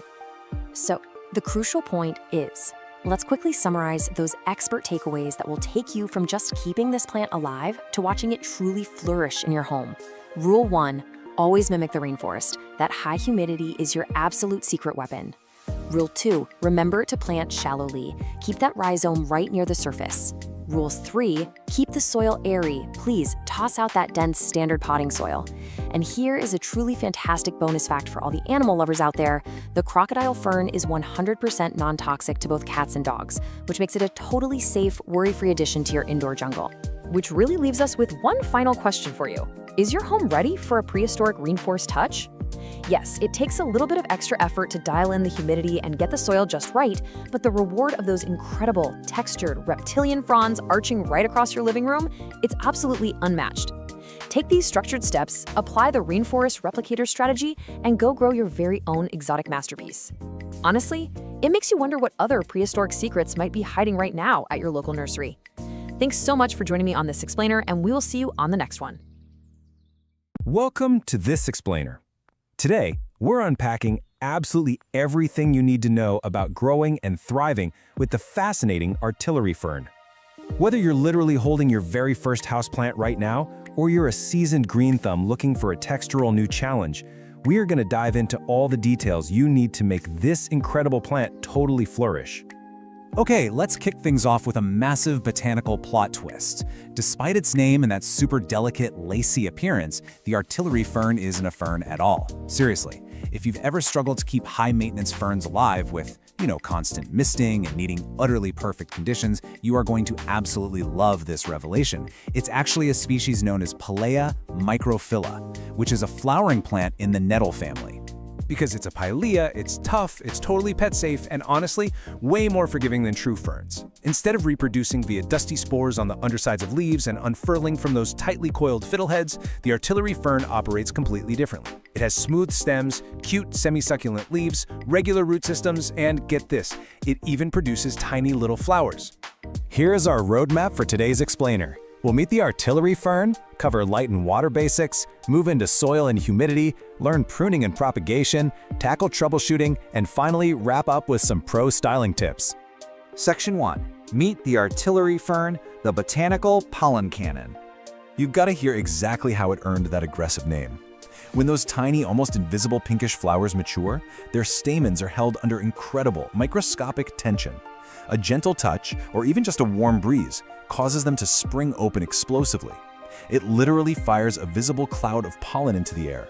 You can trigger this explosive release just by tapping the stem on a warm day. It's completely harmless in your living room, and honestly a fantastic party trick to show your plant friends. Section 2. Light and water basics. Minimums for survival. Let's talk survival, starting with light. You're going to want to give this guy bright, indirect light. An east or north-facing window hits the nail on the head here. It can even take a bit of direct morning sun without burning at all. But if you shove it into a dark, sad corner, the stems will stretch way out, reaching for light, making the canopy look incredibly sparse and leggy. And hey, if natural light is an issue in your space, no worries. This highly adaptable plant thrives continuously under full-spectrum LED grow lights for 12 to 14 hours a day. Now for watering. The absolute golden rule here is to check the top half-inch of soil first to prevent soggy roots. You really want to keep the soil evenly moist during the active growing season. For most of us, that means watering every 5 to 7 days in the summer and pulling way back to every 10 to 14 days in the winter. And it actually comes with a great built-in alarm system. If it gets too dry, the entire plant visibly deflates and wilts. But don't panic, just give it a good soak and it almost always perks right back up within an hour. Section 3. Soil, feeding, and humidity. Optimizing the environment. All right, building on those basics, let's talk dirt. Never use pure garden soil for indoor plants. Instead, aim for a standard peat or cocoa coir mix heavily amended with perlite. That 75 to 25 split is your golden ratio. The perlite is an absolute game changer because it prevents the soil from compacting over time and ensures excess water drains away instantly. Artillery ferns grow fast, and those delicate little root systems need to breathe just as much as they need a drink. Moving on to humidity, you want to target at least 50%. To put that in perspective, that's way more tolerant of just an average indoor living room than those humidity-obsessed true ferns are. While it won't just crisp up and instantly die if your air gets a little dry, hitting that 50% mark really keeps the foliage lush. If winter heating drops your humidity too low, you might notice some crispy brown leaf tips. Simply grouping it with other plants or moving it to a naturally humid, bright bathroom works wonders. As for food, these guys burn through soil nutrients fast because they grow so quickly during the spring and summer. So provide a balanced liquid fertilizer once a month, but make sure it's diluted to half strength so you don't burn that fine root system. And this is crucial. Pause feeding completely in the winter. If you don't, you'll end up with a nasty, crusty white buildup of unused fertilizer salts in your soil. Section 4. Pruning and propagation, multiplying your collection. Okay, let's get into active management. You absolutely have to tip prune this plant regularly. Because it's a fast grower, pruning is just a necessity. Otherwise, it eventually looks stringy and unkempt. Here is the magic trick. By regularly snipping just the top pair of leaves off a stem, making a clean cut right above a leaf node, you are practicing geometric branching. Every time you snip a tip, the plant is forced to grow 2 new branches right below it. One stem becomes 2, 2 become 4, and suddenly you have this beautifully dense, mounded display. And please don't throw those trimmings away. The artillery fern is arguably one of the easiest houseplants in the world to multiply. Just take a 3 to 4 inch cutting, strip the tiny leaves off the bottom couple of inches so they don't sit and rot, and pop the cut end right into a jar of room temperature water. Keep it in bright, indirect light, and boom, in just 7 to 14 days, you'll see a healthy root system emerge, ready for potting in soil. Brand new plants for free. Section 5. Troubleshooting common problems. Identifying and defeating pests. Even the easiest plants have bad days, right? So let's decode what your plant is telling you. Because the foliage is so dense and fine, pests can hide deep inside before you ever spot them. Get in the habit of gently parting the stems to look closely. If you see a dusty haze or superfine webbing, you've got spider mites, which love dry winter air. Just rinse the plant off and apply neem oil. White cottony masses, mealybugs. Dab them with alcohol. And remember, yellowing lower leaves paired with wet soil is almost always a red flag for overwatering and root rot. Just follow the symptoms and you can reverse almost any issue. Section 6. Pro tips in styling. Displaying like a master. Let's wrap up with the fun stuff, styling. Because of its incredibly fine, lacy texture, this plant is an absolute showstopper, cascading out of a hanging basket. But a quick pro tip, that smaller soil volume up in the warmer air will dry out incredibly fast, so check it daily in the summer. For a truly effortless zero-maintenance display, use a glass terrarium. The enclosed glass creates perfectly high humidity, making the tiny leaves look like a miniature prehistoric jungle, perfect for fairy gardens. It also looks incredibly striking sitting next to broad, smooth-leaved plants like a dumb cane. The textural contrast makes both plants look so much more dramatic. So there you have it. You are officially equipped to thrive with the artillery fern. We've covered the ideal light, the precise watering rhythm, exactly how to prune for maximum bushiness, and how to spot trouble before it even starts. It's forgiving, it's fast-growing, and it is endlessly fascinating. The only question now is, when you finally bring one home, are you brave enough to tap the stem and trigger that famous pollen cannon yourself? Thanks for tuning in to this explainer, and happy growing! All right, welcome to this explainer on the red-edged Dracena, which you probably know better as the Madagascar dragon tree. If you're looking for a stunning, architectural houseplant that practically begs you to ignore it, well, you're in exactly the right place. Today, we're completely mastering this incredibly resilient plant and establishing a core theme that's going to guide literally everything we do. With the dragon tree, less is absolutely more. Okay, let's dive into this. Here's our complete roadmap for today's hierarchy of plant needs. 1. Meet the dragon tree. 2. The essentials. 3. Ideal environment. 4. Pruning and propagation. 5. Troubleshooting and pests. And 6. Expert pro tips. Let's get right to it. Section 1. Meet the dragon tree, the ultimate low-maintenance architectural stunner. So, scientifically, we're talking about Dracena marginata. This evergreen tree is native to the warm climates of Madagascar, and it's famous for those slender, arching leaves bordered by really dramatic reddish-purple edges. It's a slow-growing perennial, meaning it can easily live for over 10 years indoors and shoot up to heights of 6 to 8 feet.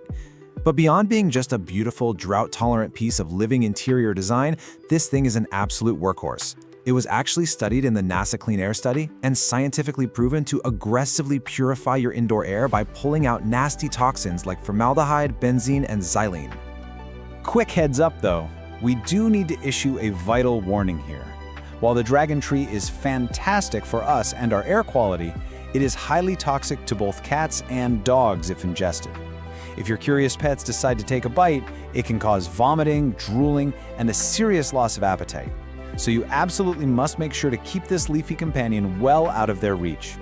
Section 2. The essentials. Mastering water and light.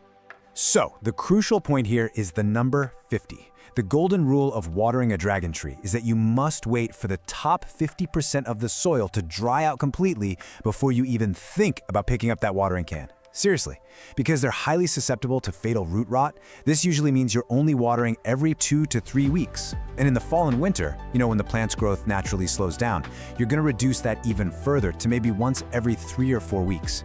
You really have to let that soil dry out significantly. Now, when it is finally time to water, you need to water thoroughly until it flows right out the drainage holes. But listen, the type of water matters immensely. Tap water often contains fluoride and other salts. Dracena marginata is incredibly sensitive to these chemicals, and they are exactly what cause those ugly, crispy brown leaf tips we all hate. The ideal choice? You want to use filtered, distilled, or rainwater for your deep waterings. If you absolutely have to use tap water, at least leave it sitting out overnight to let some of those chemicals evaporate first. Right alongside water is our second essential, light. The dragon tree thrives in bright, indirect light. Basically, this means finding a spot a few feet away from an east or west-facing window. You want plenty of ambient light without the harsh, direct sun rays, which will literally scorch the leaves and leave permanent brown marks. Now, it will tolerate lower light conditions for sure, but its growth will slow to an absolute crawl. And worse, it'll lose those vibrant reddish-purple leaf edges. So for optimal health, bright, indirect light is definitely the way to go. Section 3. Ideal environment: soil, humidity, and feeding. To find the real environmental sweet spot, let's start with soil. You need a loose, fast-draining mix. Honestly, a standard cactus or succulent mix cut with a bit of perlite works perfectly. For temperature, just remember it's from Madagascar. It loves it warm, ideally between 70 and 80 degrees Fahrenheit. Keep it far away from cold drafts below 60 degrees. As for humidity, 40 to 50% is perfect. If your indoor air is super dry, use a room humidifier or place the pot on a pebble tray with water to prevent those brown tips. Finally, fertilizer. This guy is a slow grower. Give it a balanced 10-10-10 liquid fertilizer diluted to half strength once a month. But here's the critical part. Only feed it in the spring and summer. Never ever fertilize during its fall and winter dormancy. Before we leave the topic of soil and pots, please remember this: drainage is completely non-negotiable. No matter how perfect your soil mix is, if you put it in a pot without drainage holes, the water just gets trapped at the bottom. And that trapped water will inevitably cause fatal root rot. Always use a pot with holes. And since it is a slow grower, your plant will really only need to be repotted every 2 to 3 years when it becomes totally root-bound. When you do repot, only size up by 1 to 2 inches in diameter. Section 4. Pruning and propagation: multiplying your plant collection. Over time, you'll notice a dragon tree can get very tall and a bit leggy with bare stems. And this brilliantly illustrates why you shouldn't be afraid to just chop the top off. Making a clean cut through the main cane at your desired height actually forces the plant to sprout 2 or more brand new branches right below that cut. Pruning actively encourages a much fuller, bushier, multi-stemmed plant. So what do you do with that top piece you just chopped off? You propagate it. It's actually surprisingly easy to do for free. Take a 6 to 8 inch stem cutting, strip off the lower leaves so you just have a little tuft at the top, and drop that bare stem right into a glass of water. Put it in a warm, bright spot, change the water out every few days, and in a few weeks to a month, you're gonna see real roots growing right out of the stem. Once those roots are 1 to 2 inches long, plant it in fresh soil, and boom, you've got a brand new dragon tree. Section 5. Troubleshooting and pests: diagnosing plant signals. Okay, why are my dragon tree's leaves turning yellow or brown? It is the most common question every single plant owner asks when panic starts setting in. Let's match those symptoms up so you know exactly what your plant is desperately asking for.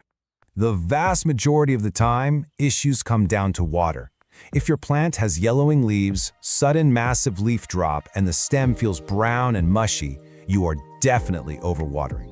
The roots are drowning and rotting. You need to let that soil dry out immediately. On the flip side, if the leaves are just wilting and drooping and the soil feels absolutely bone dry to the touch, it's underwatered. It just needs a thorough, deep drink of filtered water. Actually, quick aside, if just the lowest leaves are slowly turning yellow and dropping over time, that's just normal plant aging. We are looking for sudden, widespread changes here. Now what about pests? Thankfully, the dragon tree is fairly pest resistant, but keep a close eye out for 3 main culprits. Spider mites thrive in dry conditions. You'll want to look for fine webbing and stippled leaves, and treat them with neem oil. Mealybugs look like small, white, cottony masses hiding in the little crevices, and scale insects look like tiny, immobile brown bumps just stuck to the stems. For mealybugs and scale, a cotton swab dipped in rubbing alcohol will wipe them right out. But here is a massive pro tip. Literally step 1 upon seeing any of these pests is to isolate the plant immediately so they don't spread like wildfire to your other houseplants. Section 6. Expert Pro Tips: taking your care to the next level. Let's do a rapid-fire rundown of the absolute best practices. Number 1, when in doubt, don't water. Seriously, just let it dry out. Number 2, rotate the pot a quarter turn every single time you water. This ensures the plant gets nice, even light on all sides and grows straight up instead of leaning toward the window. Number 3, gently wipe down those long, slender leaves monthly with a damp cloth. This removes dust, keeps them looking super glossy, and actively aids in photosynthesis. Definitely keep the plant far away from AC vents. And finally, use it as a vertical thriller in your home decor. Its spiky, modern texture looks incredible, contrasting with shorter, fuller plants. Ultimately, everything we've talked about today boils down to one core philosophy. Forget about it. Literally, this plant thrives on neglect. The absolute best thing you can do for a Dracaena marginata is to set it up for success in bright indirect light, use a pot with good drainage, and then just give it some space. So I want to leave you with this question to think about. Are you ready to let your dragon tree thrive through perfectly executed neglect? You now have the complete, structured knowledge to master its care. Go find the perfect bright spot in your home, use that filtered water sparingly, and enjoy the incredible air-purifying presence of your new leafy companion. Thanks so much for joining this explainer. If you're a houseplant parent, you know the absolute heartbreak of walking up to your prized Monstera or Califea only to find the leaves discolored, damaged, and looking like all the life has just been sucked right out of them. It's devastating, right? It feels like a true betrayal by Mother Nature. And if you're suddenly dealing with weird silvery patches and tiny black specks on your leaves, well, we need to talk about thrips. Welcome to this explainer. Today, we aren't just identifying a bug, we are launching a definitive tactical briefing to completely eradicate one of the most stubborn and relentless pests in the entire houseplant world. Okay, let's dive into this. Here is our mission briefing for today. We're gonna cover number 1, know your enemy. Number 2, how thrips enter. Number 3, the 4-step battle plan. And finally, number 4, preventing future attacks. Let's get started. Section 1. Know your enemy. Identifying the biological threat. Okay, so thrips are tiny, slender insects. But what makes them so devastating are their rasping, sucking mouth parts. They don't just take a clean bite out of a leaf. Actually, a clean bite would be way too nice. They literally slash and scrape open the plant cells to slurp up the contents inside. It is a visceral, incredibly insidious way of feeding. And this violent slashing action, that's exactly what causes that heartbreaking, shimmery damage you see on your leaves. They are quite literally scraping the life out of your plant cell by cell. Now, what's really interesting here is that you have to know exactly what you're hunting for, because the enemy looks totally different depending on its life stage. Adult thrips are incredibly small, just 1 to 2 millimeters long. They're usually black or dark brown, and man, they are fast. They can easily fly or even jump right off the leaf when you disturb them. On the flip side, we have the larvae. These guys are even smaller, pale white or yellowish, and they look like tiny little worms actively feeding right inside those damaged areas. You absolutely need to be looking out for both. So you might be wondering, why are thrips so incredibly hard to get rid of? Well, it all comes down to their highly evasive life cycle. They are absolute masters of hiding. The adult females literally lay their eggs directly inside the plant tissue itself. That means you can't just wipe them away with a paper towel. The larvae hatch and feed on the leaves, but here is the real kicker. When it's time to pupate and transform into adults, they drop off the leaf and burrow down into the soil. Down there in the dirt, they are completely shielded from whatever topical sprays you're putting on the leaves. They emerge as adults, fly back up to the foliage, and the whole nightmare starts all over again. Because they're so microscopic, you're usually going to spot the damage long before you spot the actual bug. Here are the diagnostic signs of a thrips breach. First, look for that silvery leaf damage with a weird metallic sheen. Second, and this is a major diagnostic clue, so pay attention, look for tiny black specks inside those silvery patches. That is their frass, which, is just a polite word for bug droppings. You might also spot the visible, fast-moving insects themselves if you look closely enough. And finally, check your plant's new growth. If the new leaves are emerging deformed, twisted, or heavily scarred, thrips are very likely feasting on those tender areas. Section 2. How thrips enter. Breaching the defenses. So how are they getting in? There are 4 main infiltration routes, but I really want to stress the first one: infested new nursery plants. Bringing home a compromised, unquarantined new plant is the absolute #1 culprit for a breach.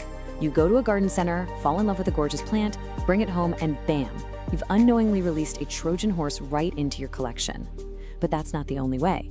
They can also cruise right in through open windows and doors, easily slipping through normal window screens.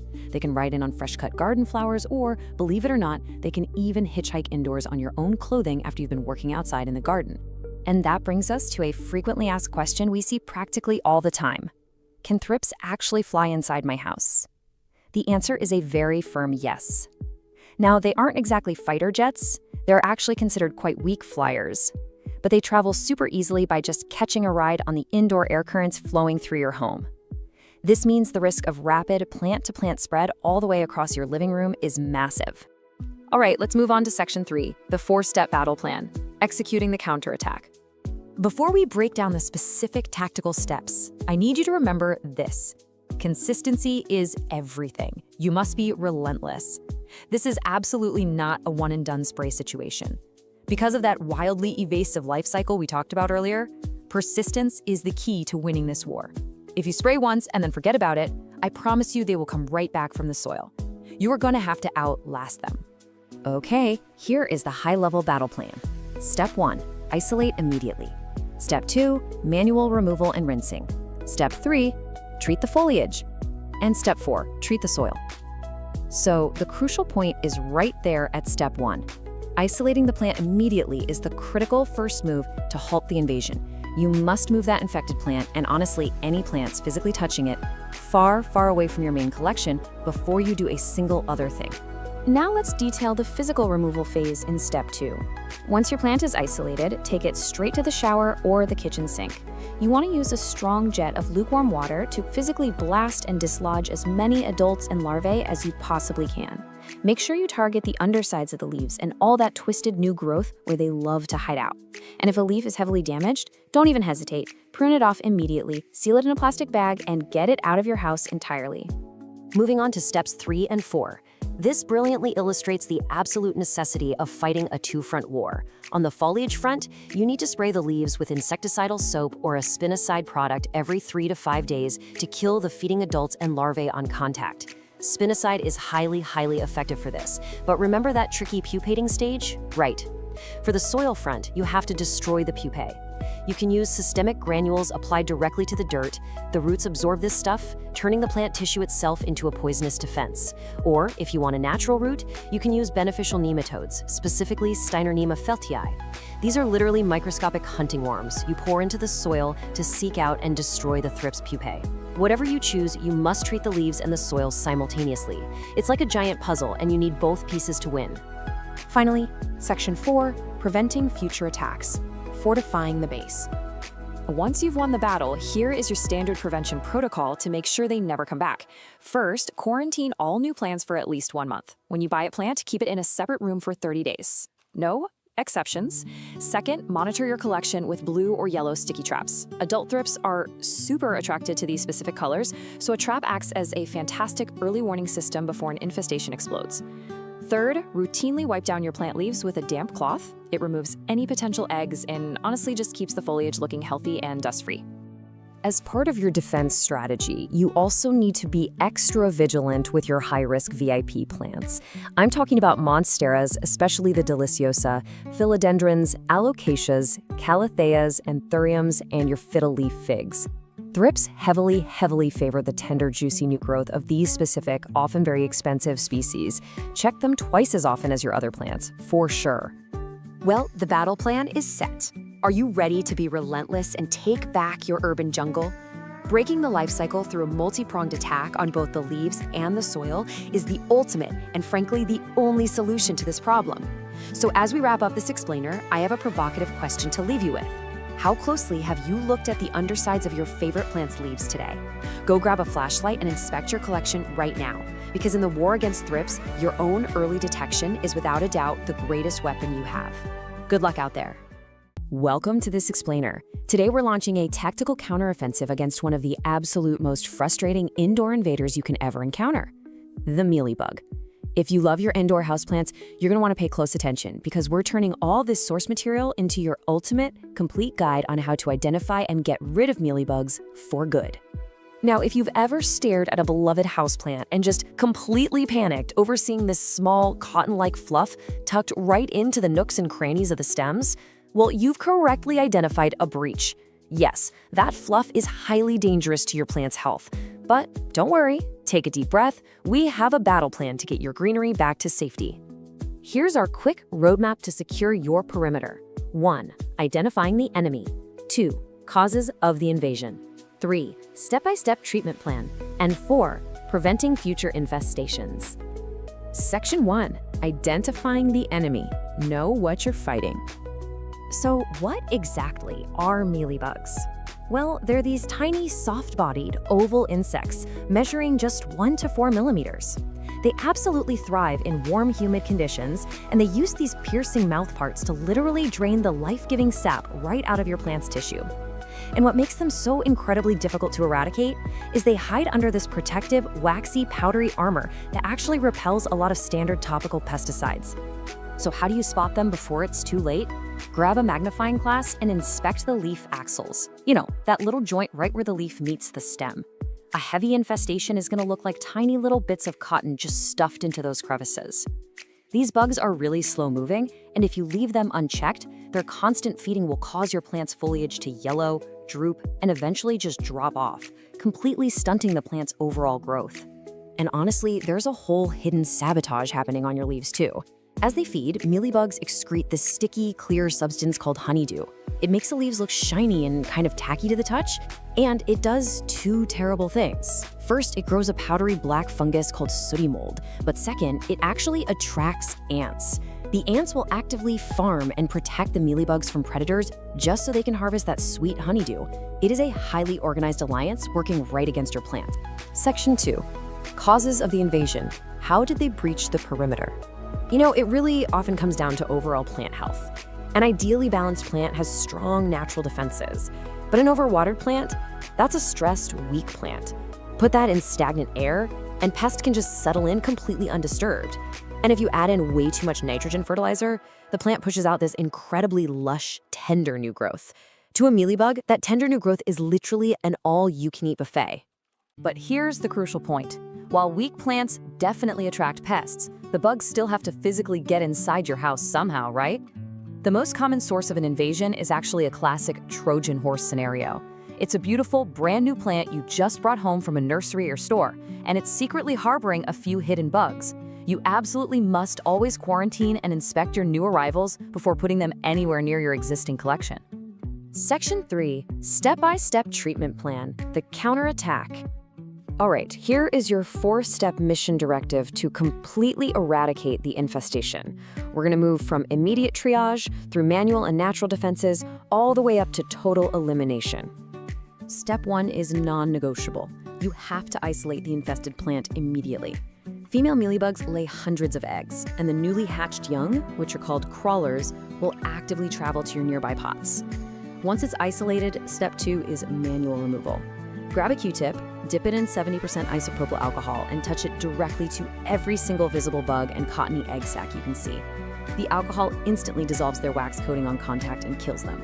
After that, just give the plant a rinse in lukewarm water to wash away the casualties. Moving on to step 3, you need to attack the invisible crawlers that your Q-tip definitely missed. Now, you can buy a commercial insecticidal soap to suffocate them, or you can mix up this highly effective DIY neem oil solution. Just combine 1 teaspoon of pure cold-pressed neem oil, a half teaspoon of mild dish soap to act as an emulsifier, and 1 quart of warm water. Shake it up constantly and spray the entire plant, stems, undersides of leaves, the whole shebang, until it is completely dripping wet. The neem oil acts as a really powerful repellent and growth disruptor. Now, the timeline required for victory is absolutely crucial here. Because mealybugs are such expert hiders and their eggs are so well protected, a one-and-done spray simply will not work. Consistency is key. You need to repeat your organic spray treatments every 5 to 7 days for several weeks. This specific timing interrupts their life cycle, making sure you kill the newly hatched crawlers before they have a chance to mature and lay even more eggs. But what if the invading force is just massive and absolutely resists all your manual and natural attacks? Well, step 4 is your chemical last resort. Systemic insecticides are absorbed directly into the plant's roots and tissues, literally making the plant's sap poisonous to the feeding mealybugs. However, these are really potent chemicals, so they must be used with extreme caution, especially indoors, and you must strictly follow every single label instruction. Section 4. Preventing future infestations. Securing the perimeter. Having defeated the current enemy, your first line of defense moving forward is proactive care. Beyond meticulously inspecting any new plants you buy, you should physically wipe your leaves with a damp cloth pretty regularly. This doesn't just make your plants look great, it physically removes any early-stage pests before they can multiply. Also, be sure to avoid over-fertilizing so you don't push out overly tender growth, and promptly prune away dead or dying leaves, because those serve as the perfect hiding spots for these bugs. And while mealybugs will happily attack almost anything, you really need to pay special attention to high-risk targets. Mealybugs seem to consider plants like Hoya, jade, pothos, croton, orchids, coleus, and fiddle-leaf figs to be absolute delicacies. So if you own any of these species, you need to double your vigilance and check their leaf axils basically every single time you water them.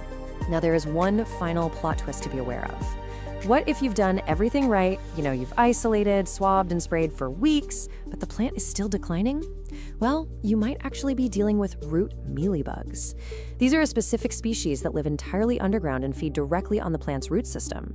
If you suspect this, you're going to need to unpot the plant, inspect the roots for that telltale white fuzz, thoroughly clean the root system, and repot it in entirely fresh soil using a sanitized pot. All right, you are now fully armed with the ultimate battle plan to identify, treat, and prevent mealybugs from destroying your indoor jungle. Remember, early detection is literally the only thing standing between a thriving jungle and a total loss. So the only question left for you today is, which of your precious houseplants are you going to go inspect right now? Keep your perimeters secure. Welcome to today's Explainer. I am so thrilled you're here, because today we're talking about transforming your home into a living, breathing sanctuary. We're going to dig into the 2026 edition of the 21 Best Air Purifying Indoor Plants, and this is entirely backed by NASA-tested science. If you want to know how to naturally and beautifully detoxify the spaces where you sleep, work, and just hang out, well, you are exactly in the right place. Okay, let's dive right into this. Because honestly, this is a question that completely shifts how we think about our modern, cozy homes. We tend to think of pollution as a problem that stays outside, right? Smog, car exhaust, city grime. But the shocking reality is that the air locked inside our well-sealed, climate-controlled apartments and houses, it can actually be significantly more polluted than the air on the city street right outside your front door. It's a hidden threat, and we are breathing it in every single day. So, let's get into Section 1, the invisible indoor problem. To understand how to fix this, we really need to understand exactly what is floating around in our living rooms and bedrooms, making the air so stale and, frankly, potentially harmful. The true villains here? They're called volatile organic compounds, or VOCs for short. Basically, these are harmful chemicals that literally off-gas, meaning they evaporate right into the air at room temperature from the most ordinary, everyday items you already own. You can't see them, and a lot of the time you can't even smell them, but they are constantly accumulating in your indoor atmosphere. Just take a look at these common sources. That brand new couch you just bought, your fresh coat of paint, even the heavy-duty cleaning supplies under the sink, or those new carpets you installed last year. They are all silently emitting toxins like formaldehyde, benzene, and trichloroethylene. And here's the real kicker. During those long winter months when we seal our windows tight to keep the cold out, yeah, we're trapping all of those VOCs right inside with us. Which brings us to Section 2, the NASA Clean Air Solution. But hey, don't worry, there is a brilliant, totally natural fix for this. Years ago, while trying to figure out how to keep astronauts breathing clean air in sealed space stations, literally a giant puzzle, scientists created a blueprint for fighting VOCs that works perfectly in our own homes. And that blueprint is green. Plants aren't just passive decorations. I mean, we all know they produce oxygen through photosynthesis, but the science shows their primary air cleaning benefit is actively pulling harmful chemicals out of the air. They absorb these VOCs right through their leaves and process them down into the root systems. They are literally living, breathing air filters. Now let's move on to Section 3, the heavy-hitting purifiers. Now, what's really interesting here is that not all plants are created equal when it comes to cleaning the air. So let's meet our specialized superhero squad of top-performing plants. First up is the absolute undisputed MVP of air purification, the snake plant. This plant is a true workhorse. It filters out the big three: formaldehyde, benzene, and xylene. But its absolute superpower is what it does when the lights go out. Through a unique mechanism called the CAM process, the snake plant continues to convert CO2 to oxygen at night. That makes it the ultimate bedroom companion. Plus, for all of you beginners out there, it completely thrives on neglect. It is practically indestructible. Let's contrast two other massive powerhouses, the peace lily and the spider plant. The peace lily is a gorgeous triple threat.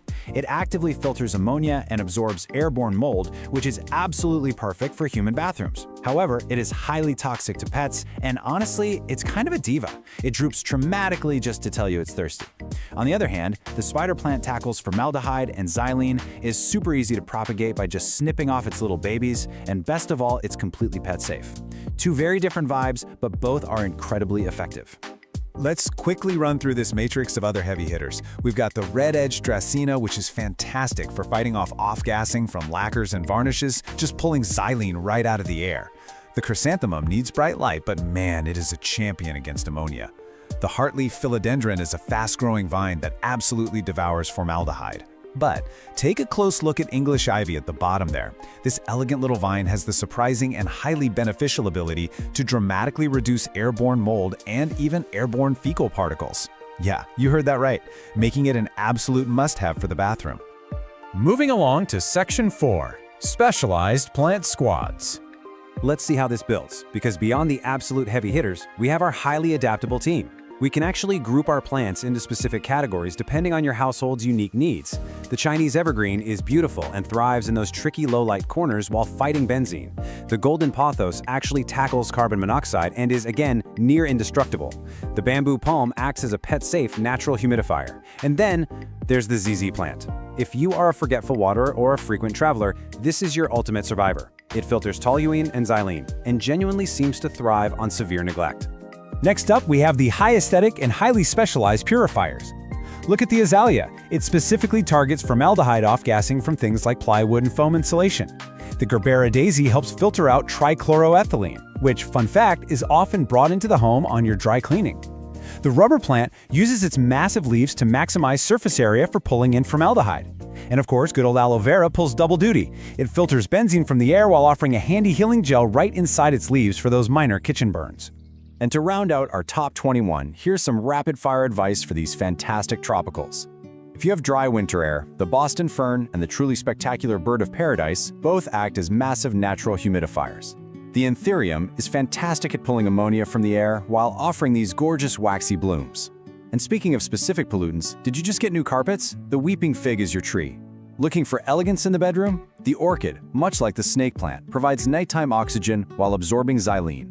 And finally, the money plant acts as a great general filter for synthetic chemicals while standing as a wonderful symbol of good luck. All right, Section 5, maximizing your green filters. So the crucial point is, simply buying a plant and sticking it in a corner won't magically transform your air overnight. We have to transition from just owning plants to strategically deploying them to get maximum effect. Which brings us to the most practical question of all. To actually notice a difference in your air quality, how many plants do you really need to scale this solution? Well, the golden ratio is 2. You need at least 2 medium to large sized plants for every 100 square feet of living space. That is the baseline you need to start effectively scrubbing those VOCs right out of your indoor environment. To really maximize their power, you'll want to follow these 3 steps. First, strategic placement. Put your plants right next to the sources of pollution, near that new couch, the electronics, or wherever you store your cleaning supplies. Second, create a jungle effect. Grouping plants together literally multiplies their filtering power and raises the localized humidity, which the plants absolutely love. And third, keep those leaves clean. And this brilliantly illustrates why wiping the dust off your plant's leaves isn't just to make them look shiny and pretty, it is a mandatory functional care step. See, plants absorb these harmful toxins through microscopic pores on their leaves called stomata. If those pores are blocked by regular old household dust, the plants simply cannot filter the air. A quick wipe with a damp cloth just once a month keeps your living filters operating at peak efficiency. We're going to wrap up our explainer today with this powerful thought. The oldest technology on Earth, nature, is still our best defense against modern synthetic problems. We surround ourselves with all these synthetic conveniences, but it's pretty remarkable that a few well-placed ferns, palms, and ivy plants can do what machines often struggle to achieve. Take a look around your space right now. Which corner of your room is begging for a little bit of nature's oldest technology to turn your home into a purified, breathing sanctuary? Think about it. Thanks so much for joining me on this explainer, and hey, happy planting! Hey everyone, and welcome to This Explainer. Today, we are focusing on a plant that is honestly just as beautiful as it is notoriously dramatic.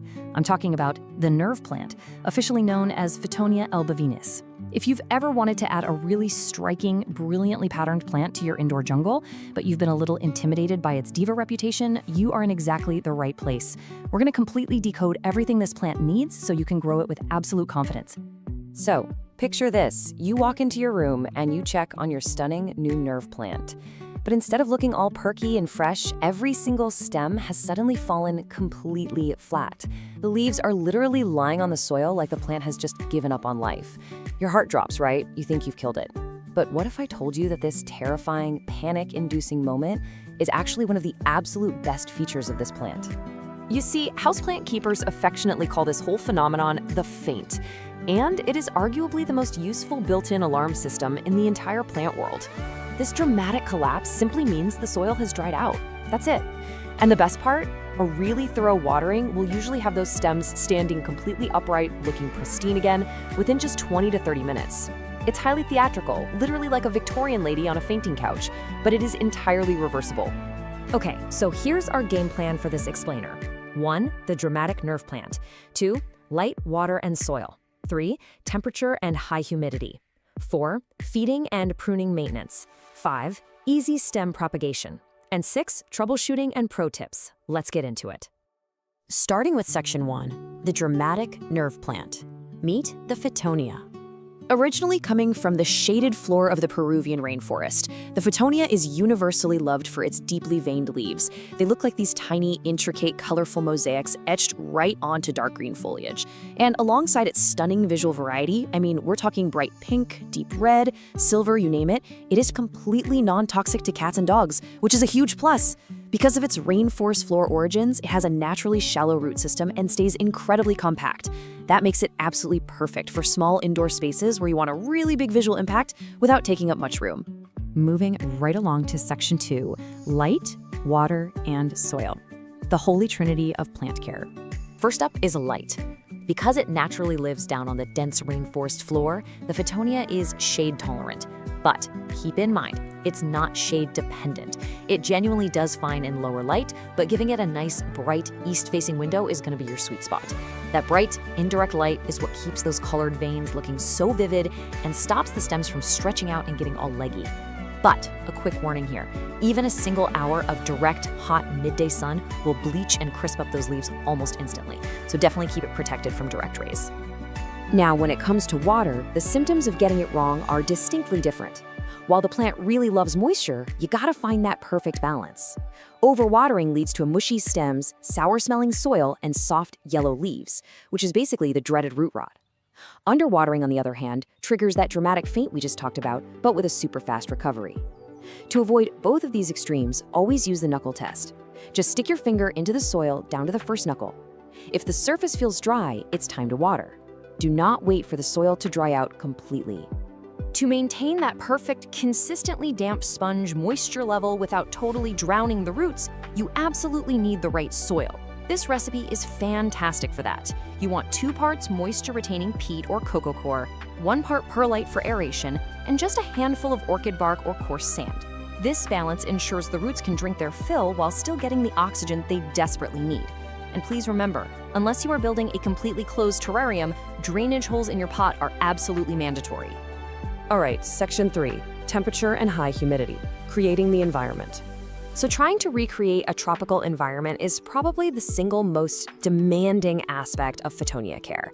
And it really all comes down to this one crucial number, 60%. This plant needs at least 60% ambient humidity to actually feel at home. To put that into perspective, in a typical home during the winter, humidity often drops down to like 30%. If you ignore this gap, you are very quickly going to see the edges of those beautiful leaves turn totally brown and crispy. I know a lot of people try to fix low humidity by just misting their plants, but honestly, misting is really ineffective. It only raises humidity for a few minutes, and it can even invite mold issues. If you want guaranteed success, terrariums are literally the ultimate cheat code here. Placing your nerve plant in a sealed or even just partially sealed glass terrarium instantly traps the moisture, keeping the humidity hovering right between 70 and 90% without you lifting a finger. Or as an alternative, a steamy, naturally humid bathroom makes a fantastic home for them too. Next up, Section 4, feeding and pruning maintenance. Pinch early, pinch often. This quote is your absolute golden rule for styling. Nerve plants naturally want to creep along the ground, but if you just leave them alone indoors, they can turn into a bit of a straggly mess. You should regularly snip or pinch off the tips of the longest stems, right above the leaf nodes. This really simple action literally forces the plant to stop growing long and instead branch outwards laterally. It completely transforms it into a lush, dense carpet of color. Now, did you know this plant actually flowers? It totally does, but you should probably stop it. The flowers are these small, stiff spikes that really aren't particularly showy. And the catch is, when the plant focuses its energy on blooming, it completely stops producing those gorgeous patterned leaves we all love, and it can even get a bit leggy. So pinching those little flower spikes off the second you see them redirects all that vital energy right back into the foliage, where you actually want it. Which brings us to section 5, easy stem propagation. This is the really fun part. You can actually turn your prunings into brand new plants using super simple water propagation. Just cut a healthy stem that has 2 or 3 sets of leaves on it. Carefully pinch off the bottom leaves so the nodes are exposed, then simply submerge those bare nodes into a glass of room temperature water. Put it somewhere with bright, indirect light, and within just 1 to 2 weeks, you'll see fresh roots starting to pop out. Once those roots get to be about 1 inch long, you just pot the cutting right back into your moist soil mix. It really is that fast and reliable. Finally, section 6, troubleshooting and pro tips. So let's talk bugs. When you're troubleshooting pests on a nerve plant, the absolute easiest way to diagnose the issue is just by looking at your moisture levels.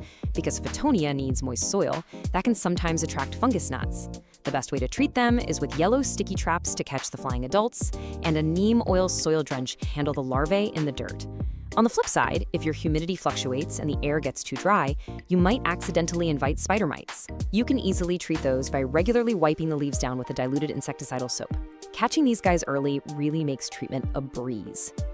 Okay, let's rapid fire some final pro tips to absolutely guarantee your success. First up, protect your plant from cold drafts. Anything dropping under 55 degrees Fahrenheit can cause a rapid, scary leaf drop. Second, because they have those very shallow root systems, always opt for wide, shallow pots rather than deep ones. This prevents the dirt at the very bottom from staying waterlogged. Third, try bottom watering by sitting the pot in a tray of water to let the soil wick it up from below. This keeps the delicate leaves totally dry and safe from fungal issues. And finally, go ahead and feed them a balanced liquid fertilizer monthly, but be sure to dilute it to half strength so you don't accidentally burn those shallow roots. So, armed with the right soil mix, a plan for targeted pruning, and that game-changing terrarium cheat code, you are fully prepared to tackle this plant. The nerve plant really doesn't have to be intimidating. It just knows exactly what it wants. But it kind of makes you wonder, what other so-called dramatic divas of the houseplant world are hiding in plain sight, just waiting for you to unlock their secrets? Thank you so much for joining me for this explainer. Now go check that soil. Welcome to the explainer. So if you're looking to bring some incredibly lush, vibrant greenery into your space, you are in exactly the right place. Today we're focusing on an absolute classic, the brake fern. We're gonna break down exactly what it takes to help this beautiful plant absolutely thrive. Okay, let's dive into this. Here's a quick look at our roadmap for today. First, we'll meet the brake fern, then move on to creating the perfect environment. After that, we've got water, soil, and feeding, followed by pruning and propagation. Then we'll do a bit of troubleshooting, and finally wrap up with some pro tips for success. Right, section 1, meet the brake fern. Let's talk about why this elegant, super adaptable houseplant is such a fantastic addition to any indoor garden. So its botanical name is Turris cretica, though you've probably seen it labeled at your local nursery as the Cretan brake fern, or maybe just the table fern. And what's really interesting here is that while it has these gorgeous, delicate, feather-like fronds, it is way more resilient than some of its notoriously fussy fern cousins. Yeah, I'm looking at you, maidenhair fern. It's honestly the perfect drama-free entry point if you're getting into indoor ferns. Okay, let's run through some quick stats. Indoors, they stay pretty compact, usually maxing out at about 1 to 2 feet tall. They've got a slow to moderate growth rate, and since they're perennials, they'll stick around for years and years. Now, this is absolutely crucial for the animal lovers out there. They are completely non-toxic to both pets and humans. Oh, and just a quick note, like all true ferns, they don't bloom. They reproduce via spores instead of flowers. Moving on to section 2, creating the perfect environment. You know, getting the stage set correctly with light, humidity, and temperature really is half the battle. When we talk about ideal light, think about trying to replicate a dappled forest floor. You want bright, indirect light, the kind you'd get right up against a north or east-facing window. Direct, intense sunlight? Yeah, that is the enemy here. It will literally scorch those delicate fronds, leaving them looking pale, faded, or just visibly burnt. 50 to 70%. That right there is the absolute secret to a happy fern. Now, sure, they can survive in average room humidity, but boosting the moisture in the air to hit this sweet spot, that's what's gonna give you that lush, vibrant, literal greenhouse quality growth. So how exactly do we hit that magical percentage? Well, a daily misting with room temperature water is a great quick boost. You can also use a pebble tray underneath the pot for some steady ambient moisture, or just run a cool mist room humidifier. Grouping it with other plants helps too, since they create a little shared microclimate. Fun fact, placing them in naturally humid rooms, like a bright bathroom, is absolute fern heaven. They'll just soak up all that steam from your daily showers.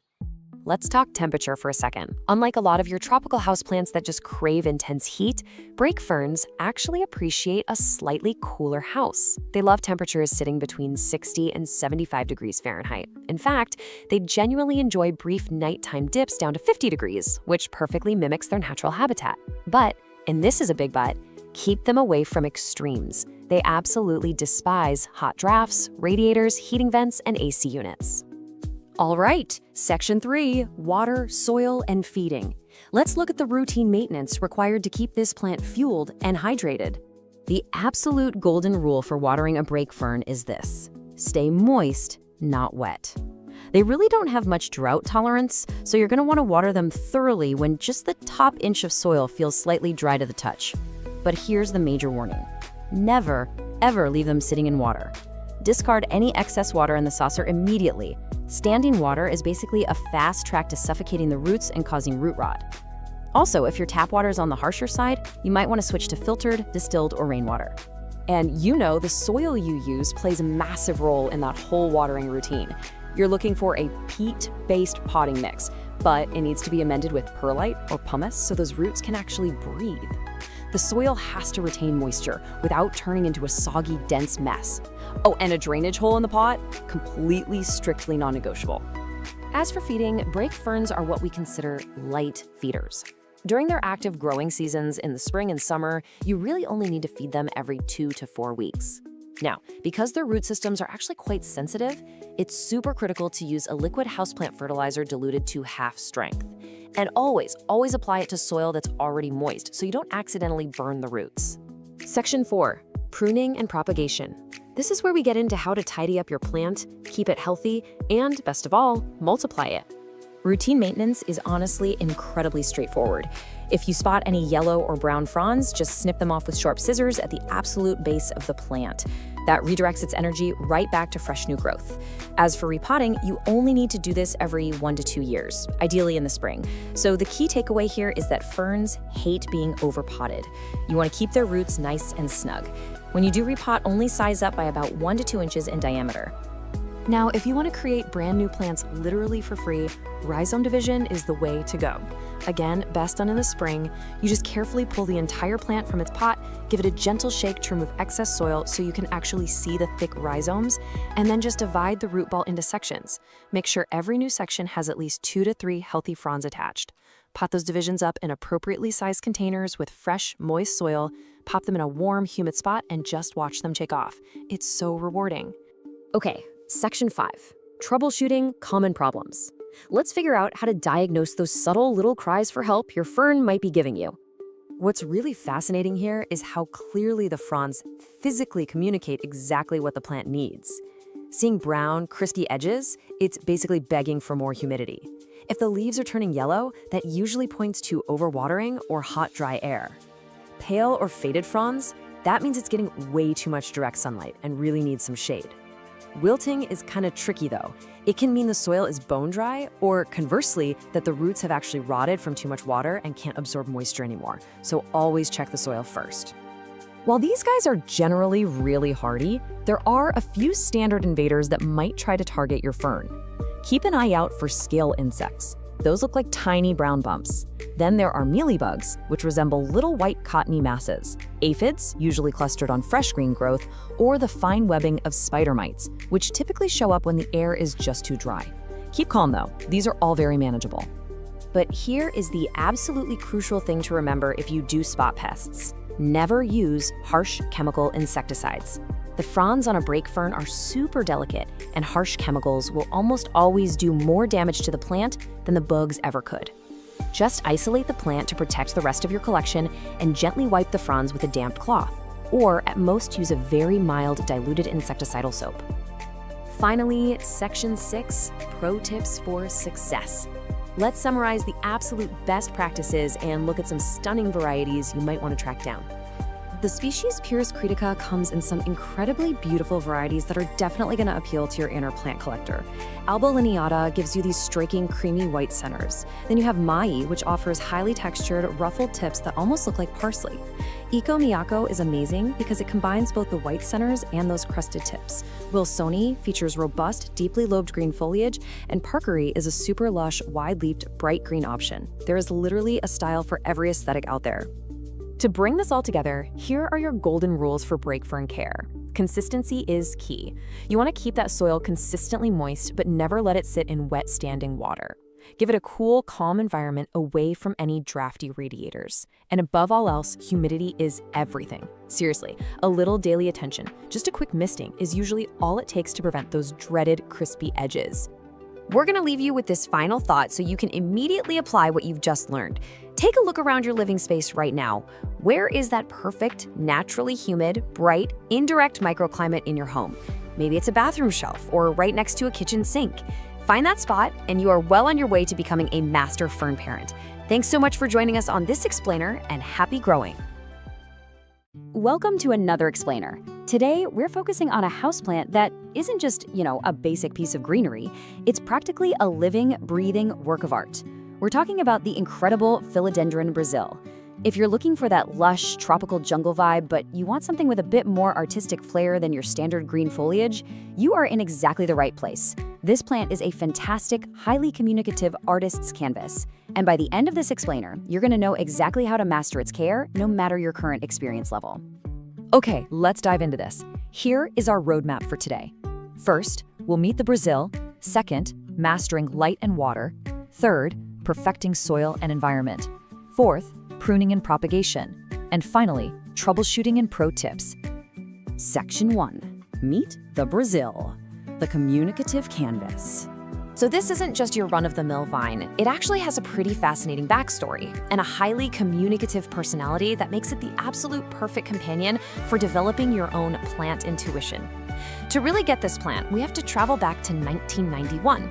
The Philodendron Brazil wasn't whipped up in some high-tech lab.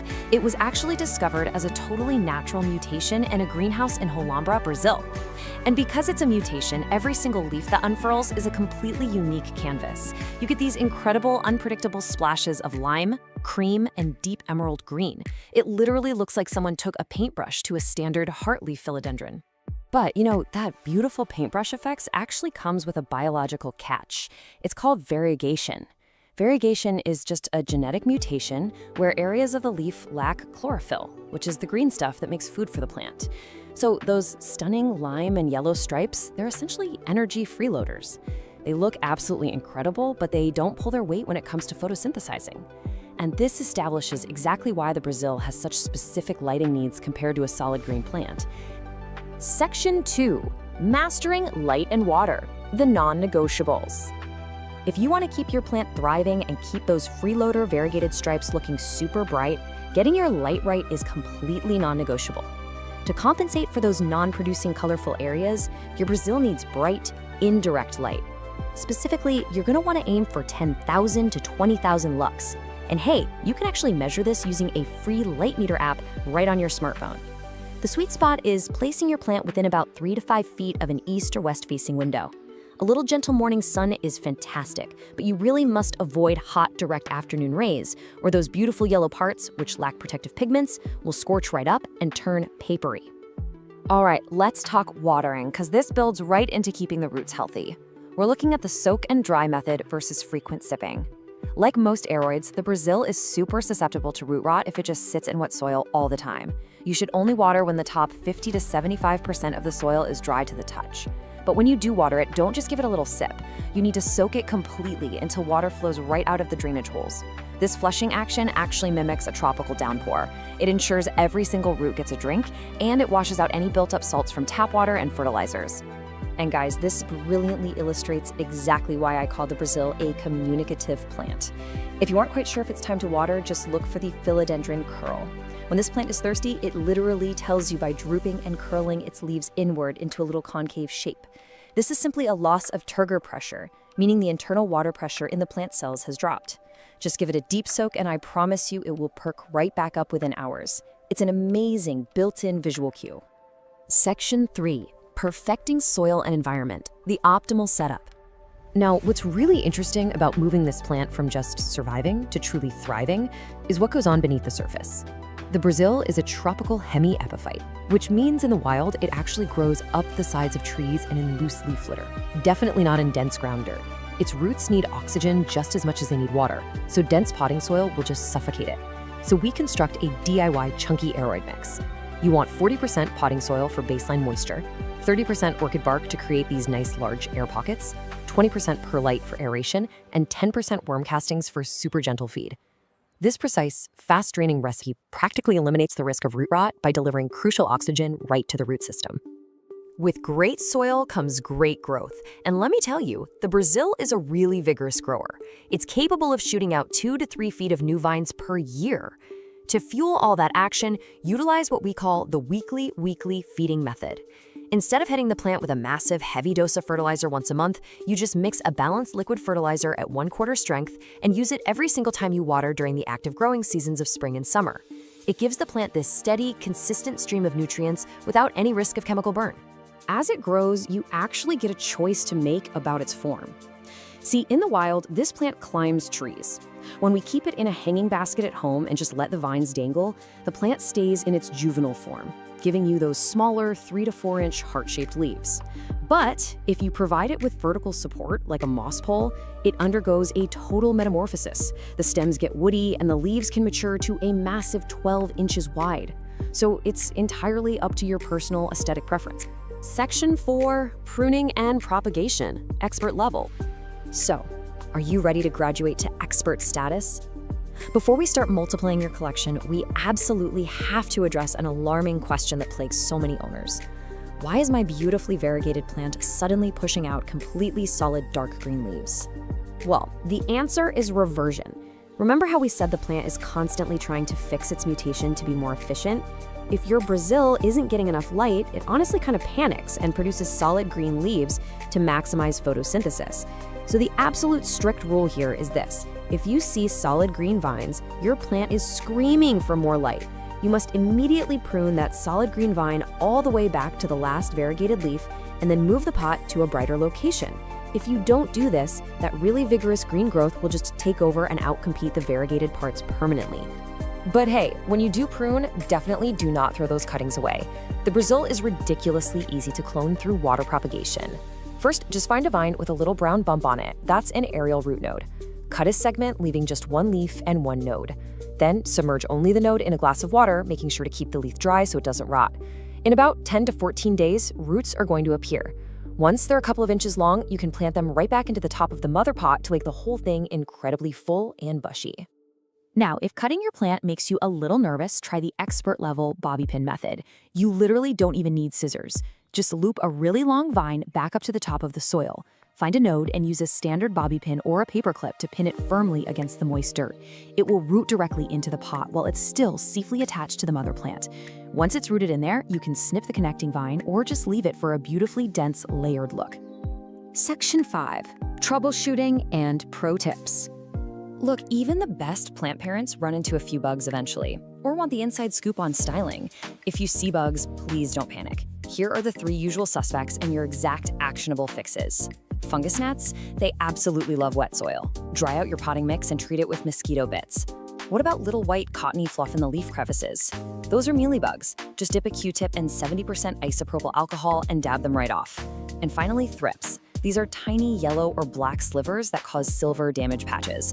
They're pretty much the worst enemy. Quarantine the plant immediately and treat thoroughly with a spinosad spray. Want a genius hack to avoid stuff like fungus gnats entirely by never overwatering again? Enter the chopstick check. It's so simple. Just insert a raw wooden takeout chopstick deep into the soil and leave it there for about 10 minutes. Pull it out. If the wood is dark and damp, do not water. It takes the guesswork completely out of the equation, and bonus, you don't even get your fingers muddy. Okay, a super quick botanical pro tip for you. People mix up the Brazil and the standard pothos all the time. The absolute easiest way to tell them apart is to look for a cataphyll. A cataphyll is just the protective botanical sheath that surrounds a brand new leaf. As the philodendron leaf unfurls, this little sheath dries up and falls off. A pothos simply doesn't have these. Their leaves unfurl directly from the vine itself. And speaking of the pothos, here is a massive styling secret to make your plant room really pop. Try placing your philodendron Brazil right next to a neon pothos. The electric, solid yellow of the neon pothos perfectly highlights and draws the eye right to that irregular painted lime stripe running down the center of your Brazil's leaves. It creates an incredibly striking, high-contrast visual display. So, we've covered the lighting rules, the chunky soil mechanics, the watering cues, and all the pruning secrets. The philodendron Brazil is such a cool plant. It literally talks to you, it forgives your mistakes, and it rewards your good habits with these stunning strokes of vibrant color. So, my final question for you is, what will your artist canvas look like once you apply these techniques and truly master its care? Cultivate your plant intuition, give it a try, and watch your indoor jungle absolutely transform. Thanks for joining us on this explainer, and happy growing. Welcome to another explainer. Today, we're focusing on a houseplant that isn't just, a basic piece of greenery. It's practically a living, breathing work of art. We're talking about the incredible philodendron Brazil. If you're looking for that lush, tropical jungle vibe, but you want something with a bit more artistic flair than your standard green foliage, you are in exactly the right place. This plant is a fantastic, highly communicative artist's canvas. And by the end of this explainer, you're going to know exactly how to master its care, no matter your current experience level. Okay, let's dive into this. Here is our roadmap for today. First, we'll meet the Brazil. Second, mastering light and water. Third, perfecting soil and environment. Fourth, pruning and propagation. And finally, troubleshooting and pro tips. Section 1. Meet the Brazil, the communicative canvas. So this isn't just your run-of-the-mill vine. It actually has a pretty fascinating backstory and a highly communicative personality that makes it the absolute perfect companion for developing your own plant intuition. To really get this plant, we have to travel back to 1991. The philodendron Brazil wasn't whipped up in some high-tech lab. It was actually discovered as a totally natural mutation in a greenhouse in Holambra, Brazil. And because it's a mutation, every single leaf that unfurls is a completely unique canvas. You get these incredible, unpredictable splashes of lime, cream, and deep emerald green. It literally looks like someone took a paintbrush to a standard heartleaf philodendron. But, that beautiful paintbrush effects actually comes with a biological catch. It's called variegation. Variegation is just a genetic mutation where areas of the leaf lack chlorophyll, which is the green stuff that makes food for the plant. So those stunning lime and yellow stripes, they're essentially energy freeloaders. They look absolutely incredible, but they don't pull their weight when it comes to photosynthesizing. And this establishes exactly why the Brazil has such specific lighting needs compared to a solid green plant. Section 2. Mastering light and water, the non-negotiables. If you want to keep your plant thriving and keep those freeloader variegated stripes looking super bright, getting your light right is completely non-negotiable. To compensate for those non-producing colorful areas, your Brazil needs bright, indirect light. Specifically, you're going to want to aim for 10,000 to 20,000 lux. And hey, you can actually measure this using a free light meter app right on your smartphone. The sweet spot is placing your plant within about 3 to 5 feet of an east or west facing window. A little gentle morning sun is fantastic, but you really must avoid hot, direct afternoon rays, or those beautiful yellow parts, which lack protective pigments, will scorch right up and turn papery. All right, let's talk watering, because this builds right into keeping the roots healthy. We're looking at the soak and dry method versus frequent sipping. Like most aroids, the Brazil is super susceptible to root rot if it just sits in wet soil all the time. You should only water when the top 50 to 75% of the soil is dry to the touch. But when you do water it, don't just give it a little sip. You need to soak it completely until water flows right out of the drainage holes. This flushing action actually mimics a tropical downpour. It ensures every single root gets a drink, and it washes out any built-up salts from tap water and fertilizers. And guys, this brilliantly illustrates exactly why I call the Brazil a communicative plant. If you aren't quite sure if it's time to water, just look for the philodendron curl. When this plant is thirsty, it literally tells you by drooping and curling its leaves inward into a little concave shape. This is simply a loss of turgor pressure. meaning the internal water pressure in the plant cells has dropped. Just give it a deep soak and I promise you it will perk right back up within hours. It's an amazing built-in visual cue. Section 3. Perfecting soil and environment, the optimal setup. Now, what's really interesting about moving this plant from just surviving to truly thriving is what goes on beneath the surface. The Brazil is a tropical hemiepiphyte, which means in the wild it actually grows up the sides of trees and in loose leaf litter, definitely not in dense ground dirt. Its roots need oxygen just as much as they need water, so dense potting soil will just suffocate it. So we construct a DIY chunky aeroid mix. You want 40% potting soil for baseline moisture, 30% orchid bark to create these nice large air pockets, 20% perlite for aeration, and 10% worm castings for super gentle feed. This precise, fast-draining recipe practically eliminates the risk of root rot by delivering crucial oxygen right to the root system. With great soil comes great growth, and let me tell you, the Brazil is a really vigorous grower. It's capable of shooting out 2 to 3 feet of new vines per year. To fuel all that action, utilize what we call the weekly feeding method. Instead of hitting the plant with a massive, heavy dose of fertilizer once a month, you just mix a balanced liquid fertilizer at 1/4 strength and use it every single time you water during the active growing seasons of spring and summer. It gives the plant this steady, consistent stream of nutrients without any risk of chemical burn. As it grows, you actually get a choice to make about its form. See, in the wild, this plant climbs trees. When we keep it in a hanging basket at home and just let the vines dangle, the plant stays in its juvenile form, giving you those smaller 3 to 4 inch heart-shaped leaves. But if you provide it with vertical support, like a moss pole, it undergoes a total metamorphosis. The stems get woody and the leaves can mature to a massive 12 inches wide. So it's entirely up to your personal aesthetic preference. Section 4. Pruning and propagation, expert level. So, are you ready to graduate to expert status? Before we start multiplying your collection, we absolutely have to address an alarming question that plagues so many owners. Why is my beautifully variegated plant suddenly pushing out completely solid dark green leaves? Well, the answer is reversion. Remember how we said the plant is constantly trying to fix its mutation to be more efficient? If your Brazil isn't getting enough light, it honestly kind of panics and produces solid green leaves to maximize photosynthesis. So the absolute strict rule here is this: if you see solid green vines, your plant is screaming for more light. You must immediately prune that solid green vine all the way back to the last variegated leaf and then move the pot to a brighter location. If you don't do this, that really vigorous green growth will just take over and outcompete the variegated parts permanently. But hey, when you do prune, definitely do not throw those cuttings away. The Brazil is ridiculously easy to clone through water propagation. First, just find a vine with a little brown bump on it. That's an aerial root node. Cut a segment, leaving just 1 leaf and 1 node. Then submerge only the node in a glass of water, making sure to keep the leaf dry so it doesn't rot. In about 10 to 14 days, roots are going to appear. Once they're a couple of inches long, you can plant them right back into the top of the mother pot to make the whole thing incredibly full and bushy. Now, if cutting your plant makes you a little nervous, try the expert level bobby pin method. You literally don't even need scissors. Just loop a really long vine back up to the top of the soil. Find a node and use a standard bobby pin or a paper clip to pin it firmly against the moist dirt. It will root directly into the pot while it's still safely attached to the mother plant. Once it's rooted in there, you can snip the connecting vine or just leave it for a beautifully dense, layered look. Section 5. Troubleshooting and pro tips.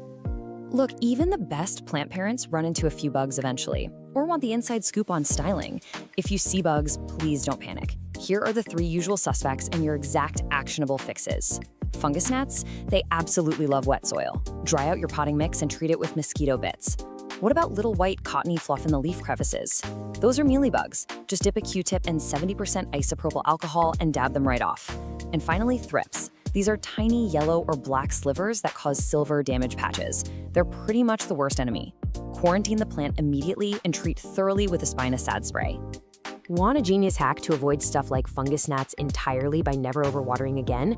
Enter the chopstick check. It's so simple. Just insert a raw wooden takeout chopstick deep into the soil and leave it there for about 10 minutes. Pull it out. If the wood is dark and damp, do not water. It takes the guesswork completely out of the equation, and bonus, you don't even get your fingers muddy. Okay, a super quick botanical pro tip for you. People mix up the Brazil and the standard pothos all the time. The absolute easiest way to tell them apart is to look for a cataphyll. A cataphyll is just the protective botanical sheath that surrounds a brand new leaf. As the philodendron leaf unfurls, This little sheath dries up and falls off. A pothos simply doesn't have these. Their leaves unfurl directly from the vine itself. And speaking of the pothos, here is a massive styling secret to make your plant room really pop. Try placing your Philodendron Brazil right next to a neon pothos. The electric, solid yellow of the neon pothos perfectly highlights and draws the eye right to that irregular painted lime stripe running down the center of your Brazil's leaves. It creates an incredibly striking, high-contrast visual display. So, we've covered the lighting rules, the chunky soil mechanics, the watering cues, and all the pruning secrets. The Philodendron Brazil is such a cool plant. It literally talks to you, it forgives your mistakes, and it rewards your good habits with these stunning strokes of vibrant color. So, my final question for you is, what will your artist canvas look like once you apply these techniques and truly master its care? Cultivate your plant intuition, give it a try, and watch your indoor jungle absolutely transform. Thanks for joining us on this explainer, and happy growing. Okay, let's dive right into the fascinating world of the blue star fern. If you've ever struggled to keep indoor ferns alive, well, get ready, because this specific plant is going to completely change how you think about fern care. Look, if you're intimidated by those dramatic, moisture-loving houseplants, like the notoriously difficult maidenhair fern, this explainer is going to show you exactly how this totally unique, forgiving species breaks literally all the traditional rules. It's widely considered the easiest, bluest fern in the houseplant game, and today, we're going to figure out exactly why.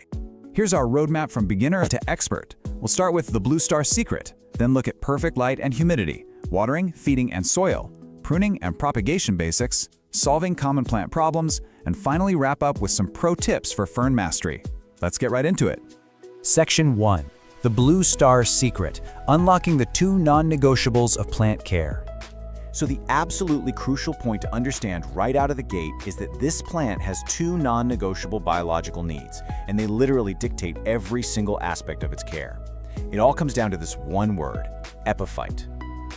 Because the blue star fern naturally grows on trees and rocks out in the wild, its fuzzy creeping rhizomes, those furry little stems you see at the base of the plant, they absolutely must stay exposed to the air. You cannot bury them in dirt. And honestly, this brilliantly illustrates why so many people fail with this plant the second they bring it home. See, classic ferns require muddy, deep soil and constant heavy moisture right at the crown. But our blue star fern, it needs an airy, chunky, shallow environment where its roots are lightly moist, but those rhizomes stay completely dry. If you treat it like a classic maidenhair and bury those rhizomes in dense, wet soil, it's gonna rot. It's really that simple. Moving on to Section 2, perfect light and humidity, bringing out the iconic blue foliage. Now, you might actually be wondering, why is my blue star fern losing its famous blue color and turning flat green? Well, if you notice those fronds losing their gorgeous smoky blue-silver haze, and maybe the new fronds are coming in kind of long and flat, it almost always means your plant is sitting way too far from a window. That famous powdery blue tone only really shows up when the plant is getting proper light. When it comes to the air in your home, your target is between 50 and 70% humidity. To keep those fronds looking their absolute best with absolutely zero crisping around the edges, you really want to aim for this percentage. And while it definitely handles average indoor air way better than a lot of those thin-fronded ferns, hitting this sweet spot is super easy. Just run a room humidifier, group it with other ferns, or honestly, just pop it in a bright bathroom. What's super interesting here is that soft, bright, indirect light doesn't just preserve that blue color, it actually prevents the fronds from scorching or stretching out. An east-facing window is excellent, or maybe a north-facing window if it has a wide open view of the sky. You'll want to maintain comfortable indoor temperatures right around 60 to 80 degrees Fahrenheit, so that's about 16 to 27 degrees Celsius. And this is crucial. Keep it away from drafty windows, heating vents, or AC units that will just stubbornly dry those fronds out all day long. All right, Section 3, watering, feeding, and soil. The chunky mix rule. So, remembering that it's an epiphyte, you must recreate its natural, tree-dwelling environment using a really chunky mix. We're talking 50% high-quality houseplant or cocoa mix, 25% fine orchid bark, and 25% perlite or pumice. This exact blend gives you moisture retention, amazing airflow, and just enough structure for the plant to truly thrive. Oh, and just remember to put this mix in a wide, shallow pot rather than a deep one. That lets those creeping rhizomes wander across the surface comfortably. For your watering routine, just follow these 3 simple steps to keep the roots lightly moist while making sure those rhizomes stay safe and dry on top. First, wait until the top 1 inch of the potting mix feels slightly dry to the touch. Second, pour your water right around the edges of the root zone. You really want to aim that watering can around the inner edge of the pot, actively avoiding soaking those fuzzy rhizomes. A little accidental splash isn't the end of the world, but repeated soaking, that's going to push them straight toward rot. And third, let that all excess water run out the drainage holes completely. Never, ever leave the root ball sitting in a saucer of water. Section 4. Pruning and Propagation Basics. Multiplying your plant with ease. When it comes to grooming, simply snip off any completely yellow or badly torn fronds right down at the base. But listen, whatever you do, step away from the cleaning sponge.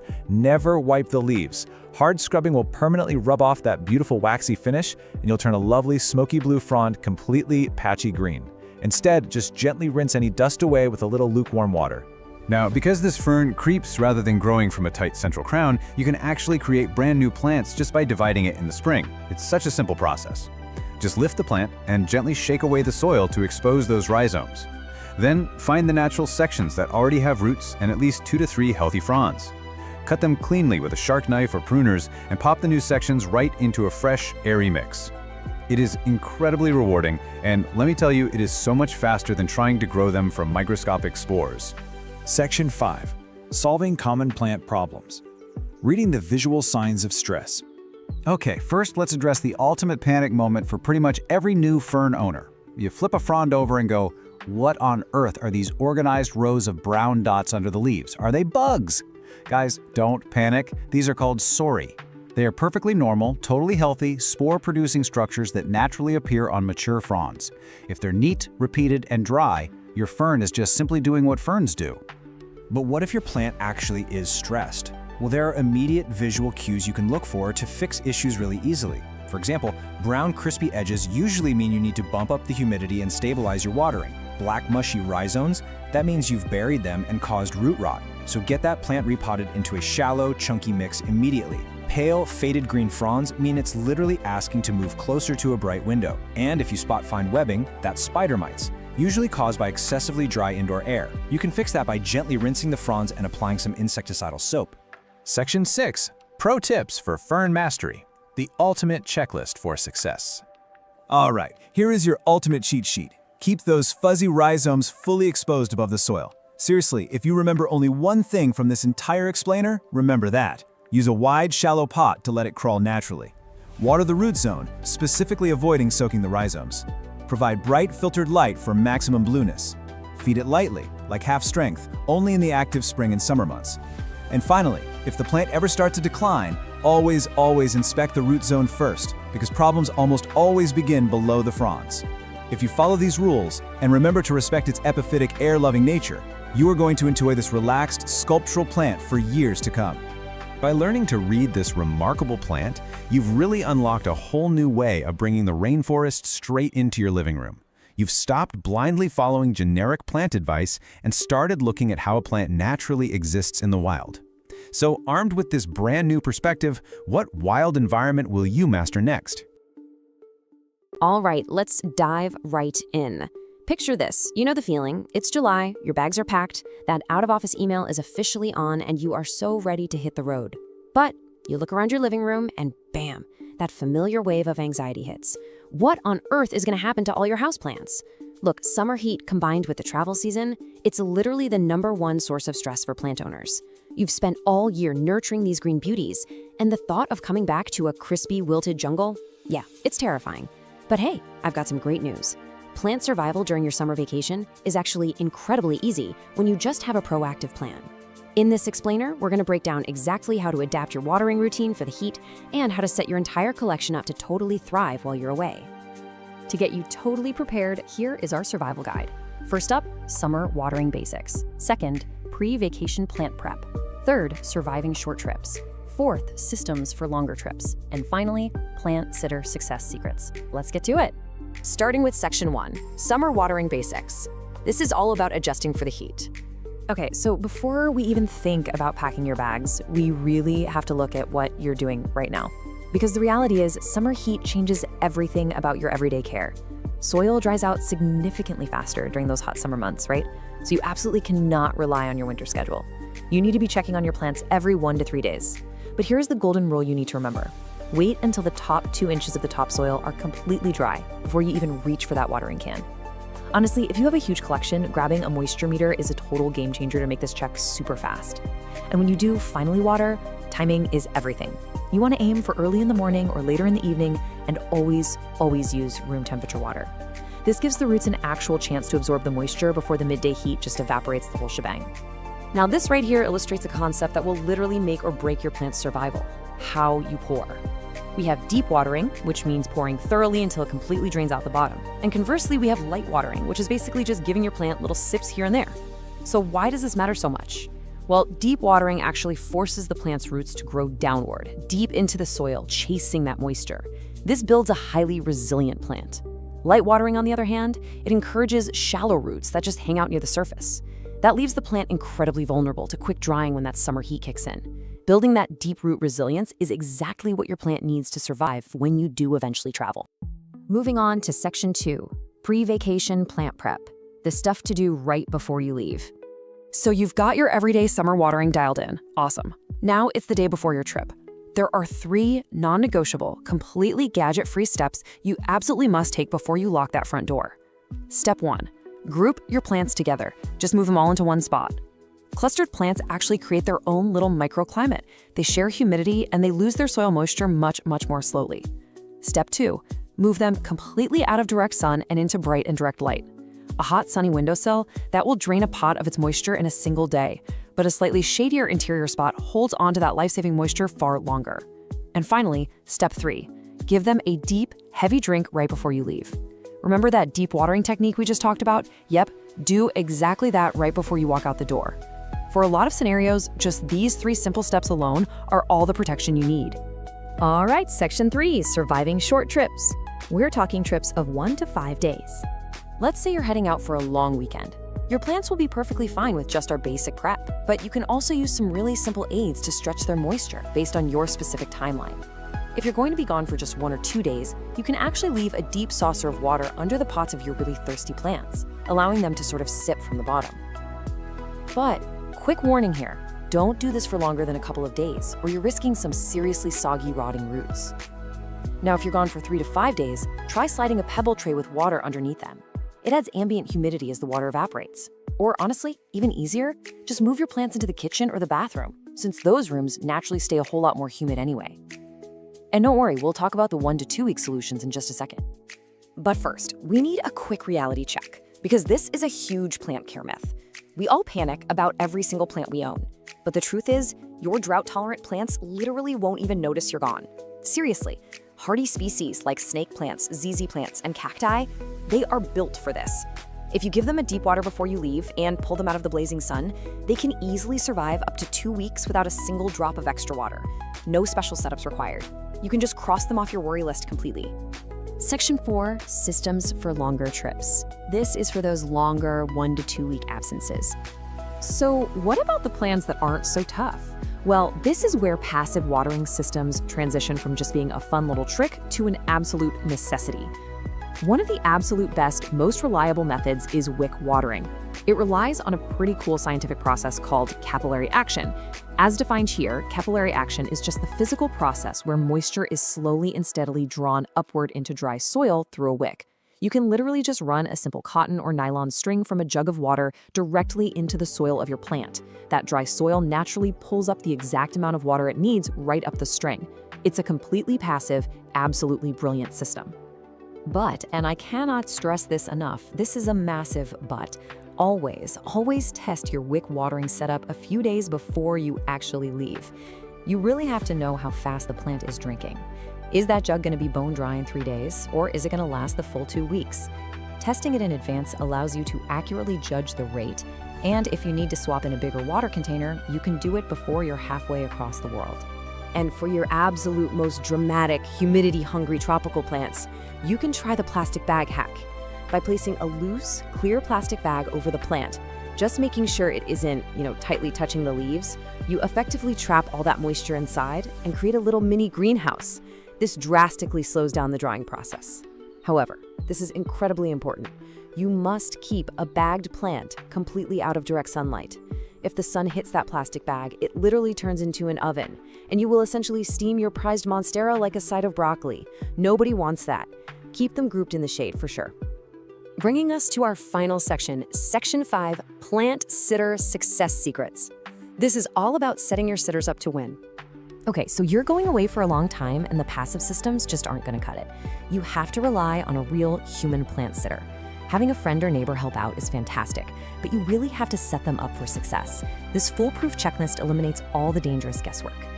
First, leave short, written notes grouped by the plant's actual needs. We're talking super simple instructions like water these two, leave the rest alone. Second, physically group your thirsty plants together, and then go put your dry, drought-tolerant plants in a totally different spot just to prevent any mix-ups. Third, leave them a moisture meter. Tell them to water based on what the meter actually reads, not based on what they guess the plant needs. And that brings us to the ultimate warning you must give your sitter. You need to kindly, but very firmly, tell them this. Overwatering is the usual mistake, not under. Listen, well-meaning neighbors and sitters have this natural instinct to just shower your plants with love, which usually translates to drowning them in water. An underwatered plant, it can almost always bounce back with a good drink. But an overwatered plant develops root rot, and it dies. If your sitter just checks once mid-trip, combined with that deep watering you did before leaving, your collection is going to be perfectly fine. So, what does this all mean? The big takeaway here is this. Your bags are packed, but are your plants prepared? Because as we've seen in this explainer today, just a tiny bit of preparation completely guarantees their survival. By adjusting your summer watering technique early on, grouping your plants, utilizing those simple passive systems, and effectively communicating with your plant sitters, you take literally all the anxiety out of leaving. You're totally empowered to walk out that door and just enjoy your summer vacation. But it leaves you with a final challenge to think about. Are you merely keeping your plants alive on life support, or are you ready to build the kind of deep-rooted resilience that allows them to thrive completely independent of you? Try testing out one of these passive systems this weekend, even if you aren't leaving town, and see just how self-sufficient your indoor jungle can really be. Thanks for joining me on this explainer, and hey, happy travels! Welcome to this explainer. Look, if you've been searching for a houseplant that does something, a bit more exciting than your standard green vine, you are in exactly the right place. Today, we're going to learn how to transform you from a nervous beginner into a confident expert. We'll unlock the secrets to cultivating this incredibly popular plant so it develops its signature dramatic, deep blue-green fenestrations. Those are those really cool natural splits and holes in the leaves that plant collectors absolutely go crazy for. So here is our game plan for today. First, we'll meet the Baltic blue, then we'll focus on perfecting the plant's environment. After that, we'll cover watering, soil, and feeding, followed by pruning and easy propagation. Then we'll troubleshoot from common plant problems, and finally, we'll wrap up with pro tips for expert growth. Let's jump right in. All right, Section 1. Meet the Baltic blue. Let's find out exactly what makes this specific Epipremnum pinnatum cultivar an absolute favorite for collectors. It might look fancy, but it's a pothos at heart, which means it's super forgiving. Now, if we compare the Baltic blue to its famous cousin, the Cebu blue, you're going to notice a few major differences. The Baltic blue has these slightly broader arrow-shaped leaves with a stunning deep blue-green color. But honestly, here's the real kicker. The Baltic blue develops those coveted fenestrations, the splits, at a much younger age and a much smaller size than the Cebu blue. The Cebu has more of a silvery sheen and requires significantly more time to mature before it splits. So for houseplant lovers wanting that mature jungle look way faster, the Baltic blue is a massive win. Moving on to Section 2, perfecting the plant's environment. Let's look at how setting up a solid foundation is the key to massive success. You'll want to keep your plant in a nice, cozy, sweet spot, right around 65 to 85 degrees Fahrenheit. That's about 18 to 29 degrees Celsius. The great news is that standard room temperature is absolutely perfect for this plant. But, and this is a big but, you have to avoid cold drafts. Keep it away from AC vents blowing directly on it, and definitely watch out for drafty winter windows or exterior doors. This is a tropical vine, and it absolutely despises the chill. Next up, let's talk humidity. While it totally tolerates average household air, which usually sits around 40%, hitting that ideal 50 to 70% sweet spot is going to encourage much larger, healthier leaves and way faster growth. You can easily boost this by grouping your tropical plants together, using a pebble tray filled with water beneath the pot, or just running a humidifier. You can actually skip the misting though. It really only provides a temporary boost, and having wet leaves all the time can invite fungal issues. Now, here's the deal. You absolutely cannot shove this plant in a dim, dark corner. Bright, indirect light is literally the secret ingredient here. Without it, like, say, placing it just a few feet back from a bright south or west-facing window, the leaves will just fade to an ordinary green, and they will never ever develop those amazing splits and holes. The plant literally needs that light energy to produce its mature leaf forms. It won't die in medium light, but if you want this plant at its absolute best, lighting is a top priority. All right, Section 3, watering, soil, and feeding. Nailing these daily care essentials is exactly what separates struggling plants from spectacular ones. So when it comes to watering, these guys actually store water in their thick stems and leaves. That means they handle a little drought way better than being waterlogged.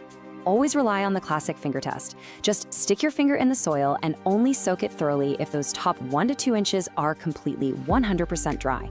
And here is a crucial step so many people skip.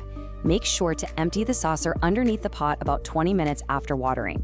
Letting the pot sit in standing water is just a fast track to root rot. And speaking of healthy roots, to avoid that dreaded root rot, you really have to skip standard, dense potting soil straight out of the bag. It just holds way too much moisture. Instead, use a chunky, well-draining recipe like this DIY aeroid mix. When you combine standard potting soil with perlite and orchid bark, you're creating a soil structure filled with vital air pockets that literally let those roots breathe. Toss in a handful of horticultural charcoal if you have it, or if you don't feel like mixing it yourself, just grab a pre-made chunky aeroid mix from your local plant shop. Think of fertilizing like a little vitamin boost during the active growing season. It helps boost leaf size and maintain that gorgeous color. Using a balanced liquid fertilizer diluted to half strength just once a month is perfect. But definitely remember to stop feeding completely in the fall and winter. The plant naturally goes dormant then, and it just can't effectively process those extra nutrients. Section 4, pruning and easy propagation. Are you ready to multiply that indoor jungle? This is honestly one of the best parts of plant parenthood. Propagating the Baltic blue is ridiculously easy. You just follow a few simple steps for water propagation. Find a healthy vine and snip about a 1/4 inch below a node. You know, that little bump on the stem where the leaf meets it? Strip off the bottom leaves, drop those bare nodes straight into a jar of clean water, and put it somewhere with bright indirect light. In about 1 to 3 weeks, boom, you'll see roots. And the best part? Taking these cuttings actually forces the mother plant to branch out at the cut site, making your original plant incredibly bushy and full. Which brings us to Section 5, troubleshooting common plant problems. Even the best of us run into issues, so let's build up your defensive shield to protect your vines. Think of this like a quick matching game, because your plant actually uses its leaves to talk to you. See yellowing, especially on the lower leaves? You're almost certainly overwatering. Let that soil dry out. Is that signature blue color starting to fade back to a standard green? Give it more light. And if the leaf edges are getting brown and crispy, the air is way too dry, so it's time to boost that humidity. Okay, now for the serious stuff. Root rot is the #1 killer of pothos plants, and it is caused entirely by overwatering and poor drainage. If you notice mushy stems at the soil line, rapidly yellowing leaves, or, worst of all, a foul, swampy smell coming from the pot, you have to act fast. You'll need to unpot the plant, trim away all the dark, rotted, mushy roots, and repot whatever healthy roots remain into fresh, dry, chunky soil. Now, the Baltic blue is a tough plant for sure, but you still need to keep a close eye out for common pests like mealybugs, spider mites, scale, and thrips. Early detection is absolutely key. Inspect the undersides of the leaves and those little joints where the leaves meet the stems. You're looking for white cottony masses, those are mealybugs, or tiny little dots and fine webs, which means spider mites. If you spot any of these guys, treat it quickly by wiping the leaves with rubbing alcohol or spraying the plant down with diluted neem oil. Finally, Section 6, Pro Tips for Expert Growth. Let's unlock the ultimate mature form of the Baltic blue. Now, you might be wondering, with all this perfect lighting, careful watering, and excellent humidity we've been talking about, are you gonna get beautiful tropical flowers blooming in your living room? Well, the blunt truth, getting this species to bloom indoors is almost impossible. It requires highly specific conditions that we just can't replicate in a house. But honestly, that is perfectly fine. The dramatic, naturally split, deep blue-green foliage is the real prize here. You're growing this for the incredible leaves, not the flowers. Before we get to the ultimate growth secret, just a really quick but absolutely crucial safety note. Like all pothos varieties, the Baltic blue contains calcium oxalate crystals. This means it is highly toxic to pets if they chew on it.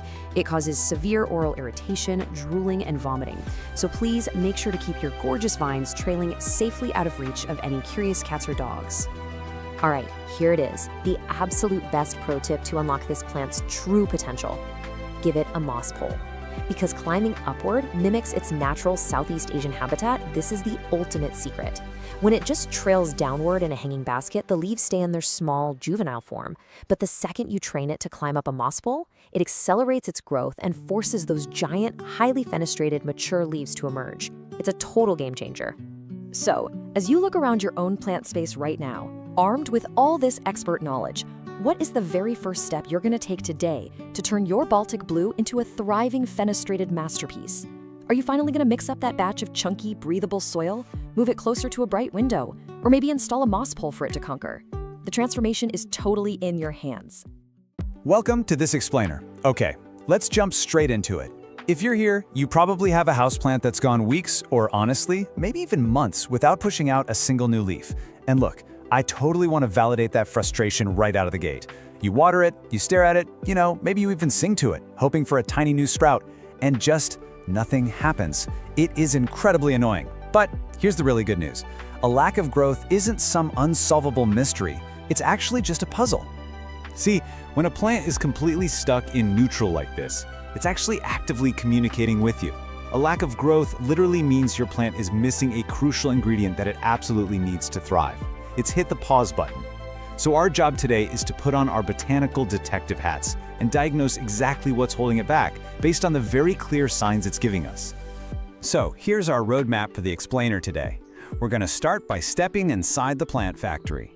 Then we'll cover fixing light and water, troubleshoot nutrients and root space, look at normal pauses in growth, and wrap things up with some best practices for thriving plants. Okay, Section 1, Inside the Plant Factory. To really diagnose what's going wrong, I want you to completely change how you look at your potted friend.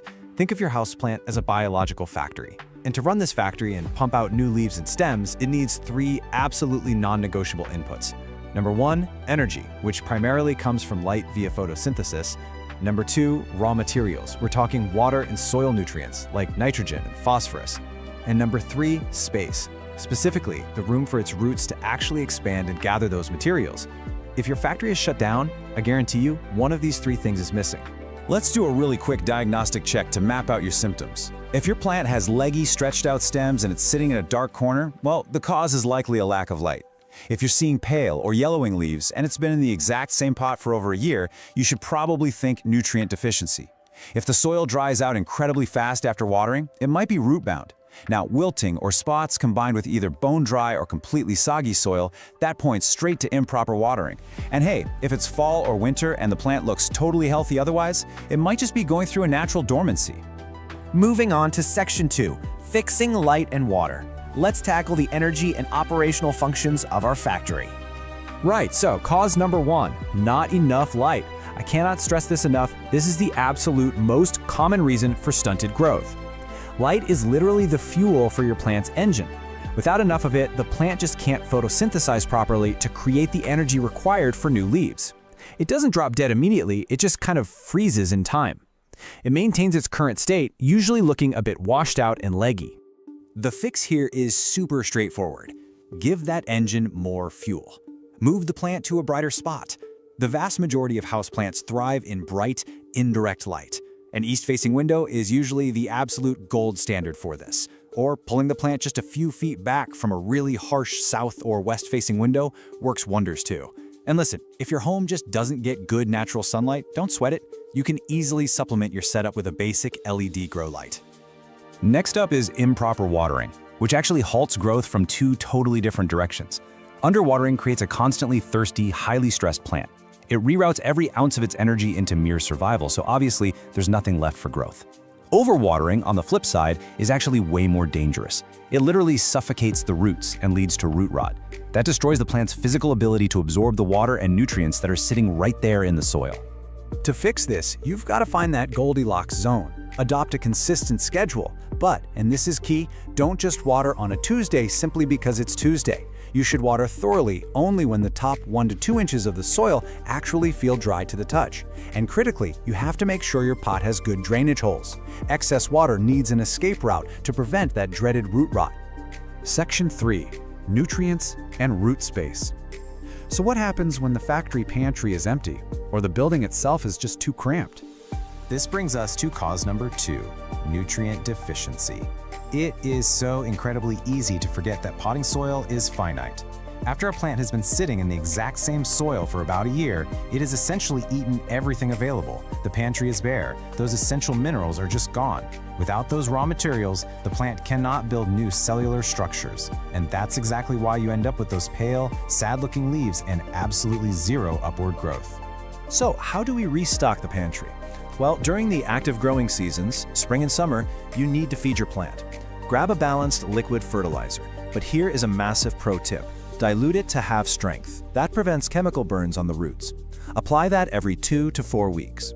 Now, while that's a great short-term boost, the best long-term fix to replenish those materials is a full repotting into fresh, nutrient-rich soil. Speaking of repotting, we have to talk about physical space, which leads to cause number 3, being root-bound. When a plant's roots have completely filled its pot, they form this incredibly dense, tangled web. There is zero physical space left for them to expand. And worse, because the roots have taken over basically the whole pot, there is hardly any soil left to actually hold on to water and nutrients. The plant is quite literally choking itself. A huge giveaway? If you water your plant and the water immediately rushes straight out the bottom, your plant is likely root-bound. If you check the roots and see that crazy webbing, it's definitely time for a new home. But caution here. Do not put it in a massive pot. Choose a new container that is only 1 to 2 inches wider in diameter than the current one. Slide the plant out and gently, very gently, loosen the bottom of that tangled root ball with your fingers. This lets the roots know they are finally allowed to spread out. Then just place it in the new pot with some fresh soil. Section 4. Normal pauses in growth. Okay, everyone, take a deep breath. We're moving into the scenarios where your plant isn't growing and it is absolutely 100% not your fault. Let's look at a completely natural phenomenon, dormancy. Just like bears hibernate, most houseplants naturally slow down or just completely stop growing altogether during the shorter, darker, and cooler days of fall and winter. We're talking generally October through February. This is a biological factory reset. They are simply resting and conserving their energy so they can explode with new growth the second spring arrives. So what's the fix for a dormant plant? Doing absolutely nothing. Seriously, put the watering can down and back away slowly. You just need to let your plant rest. You'll want to reduce your watering frequency pretty significantly because the plant just isn't using as much fuel. And you should completely stop fertilizing until you see the days getting longer and those fresh signs of life emerging in the spring. The final, totally normal pause in our top 6 causes is the acclimation period. Look, moving is highly stressful for humans, right?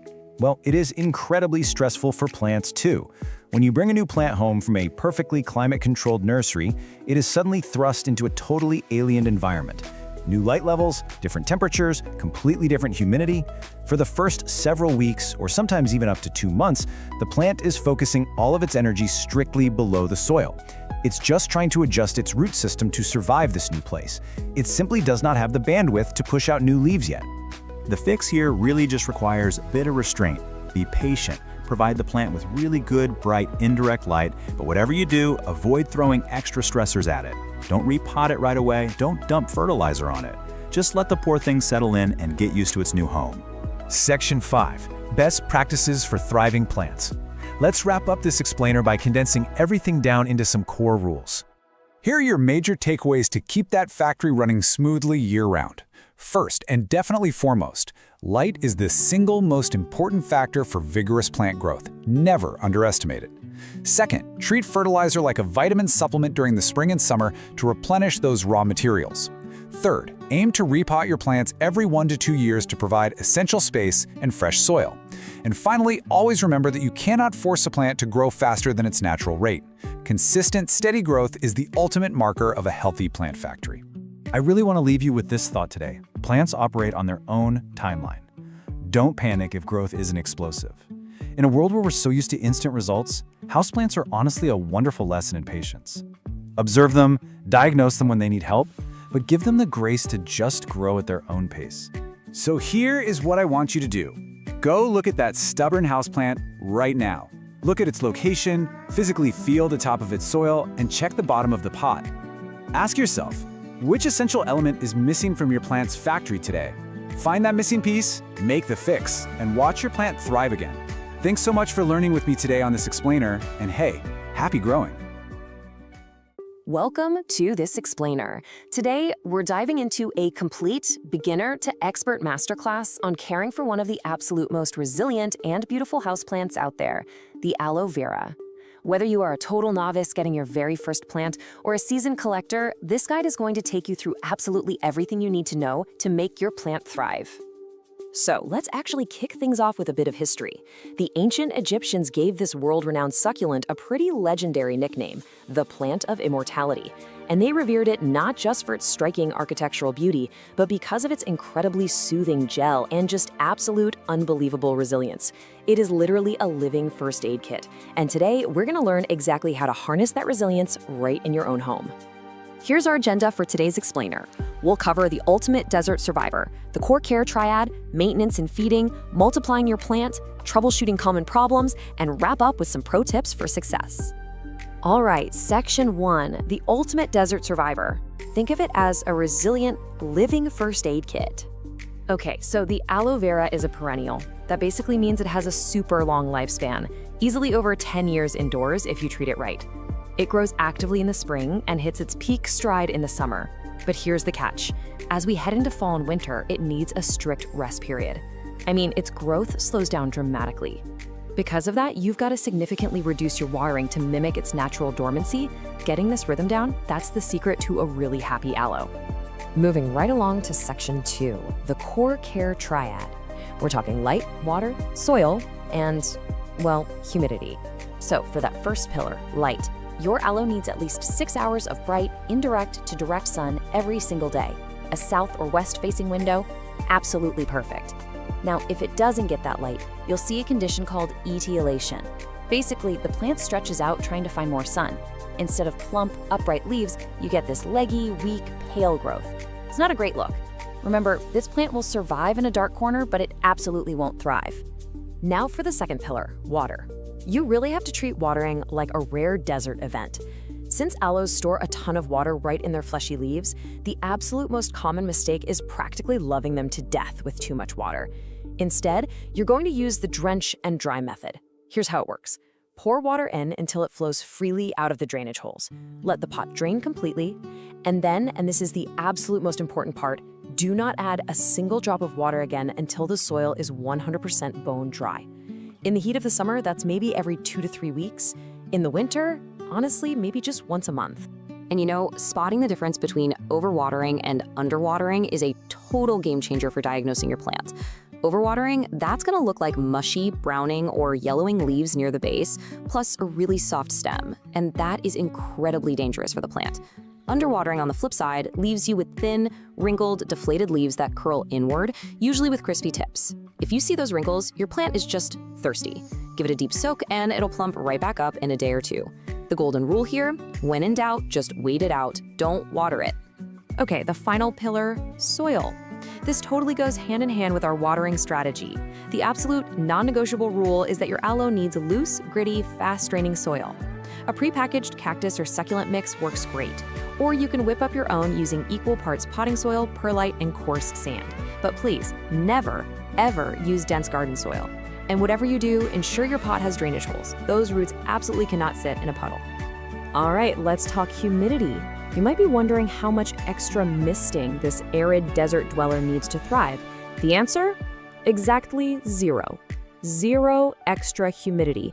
It actually wants dry air, so you can go ahead and put away the humidifiers and those pebble trays. Pumping up the humidity actually increases the risk of nasty fungal diseases. Just your normal, everyday household air is absolutely perfect. Which brings us to section 3, maintenance and feeding. Let's talk about fueling your desert plant. So aloes aren't exactly heavy feeders, right? But a little boost during their active growing season definitely helps. Using a balanced, water-soluble fertilizer with a 10-10-10 NPK ratio is pretty much ideal. But here's the catch. Always dilute it to half strength so you don't accidentally burn the roots. And you really only need to apply it once or twice a year during the spring or summer and only on soil that's already moist. Never fertilize in the winter when the plant is sleeping. Now, as for pruning, you'll love this. The requirements are wonderfully minimal. You basically just need to trim away the naturally dried up brown bottom leaves to keep things looking tidy. Just grab a clean, sharp knife and cut as close to the main stem as possible. And hey, you can also prune by harvesting those mature outer leaves whenever you happen to need some of that incredibly soothing gel for a minor kitchen burn. All right, on to the really fun stuff in section 4, multiplying your plant. We're gonna create an endless supply. So check this out. A healthy, mature aloe vera actually produces its own miniature baby plants. They're called offsets or pups. These adorable little clones sprout right up next to the mother plant and literally share her root system before they're separated. Basically, if you treat your aloe right, it's gonna give you a practically endless supply of free plants to give to your friends. How cool is that? Propagating these pups is super easy if you follow a few exact steps. First off, be patient. Wait until the pups are several inches tall, ideally around a third of the mother's size. Once they're ready, carefully unpot the mother plant and gently untangle the pup, making sure it keeps some of its own roots attached. Now, this next part is the most vital step of the whole process. Let the pup's cut wound dry out and callus over for 1 to 2 days in a shady spot. If you skip this, it'll probably rot. Finally, pot it up in some dry cactus mix and, resist the urge, wait a full week before you give it any water so those new roots can get established. Even the toughest plants have bad days, which brings us to Section 5, Troubleshooting Common Problems, your quick pest and disease guide.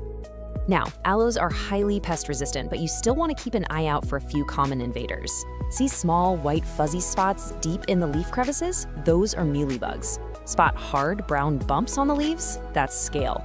For both of these guys, isolate your plant and dab each pest with a cotton swab dipped in 70% rubbing alcohol. And if you notice fine webbing and tiny arachnids, you've got spider mites, which love dry conditions. You can treat them by spraying the plant with insecticidal soap or neem oil. But honestly, pests are not your biggest worry.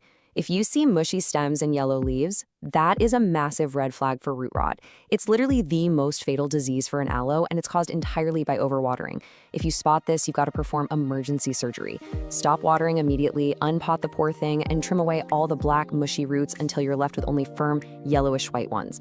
Then replant it in completely fresh, dry soil and cross your fingers. Let's wrap things up with Section 6, Pro Tips for Success. These are the absolute best practices for a thriving aloe. All right, let's run through a quick, rapid-fire checklist of best practices. Always err on the side of keeping it dry. Like I said, it thrives on neglect. Use unglazed terracotta pots. They're porous and actually pull moisture out, helping that soil dry evenly.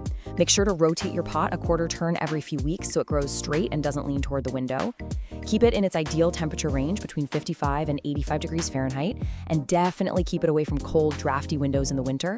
Don't rush pot propagation, wait until they're a third of the mother's size. And finally, repot every 2 to 3 years, but only go up 1 or 2 inches in pot size to prevent excess soil from holding water like a sponge. And hey, here's a quick, super fun bonus fact. Did you know they can bloom?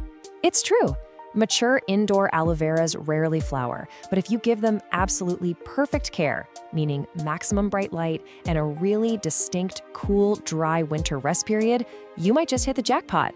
They can shoot up this tall stalk topped with stunning, tubular yellow or orange flowers. It's a truly spectacular, rare reward for a job well done.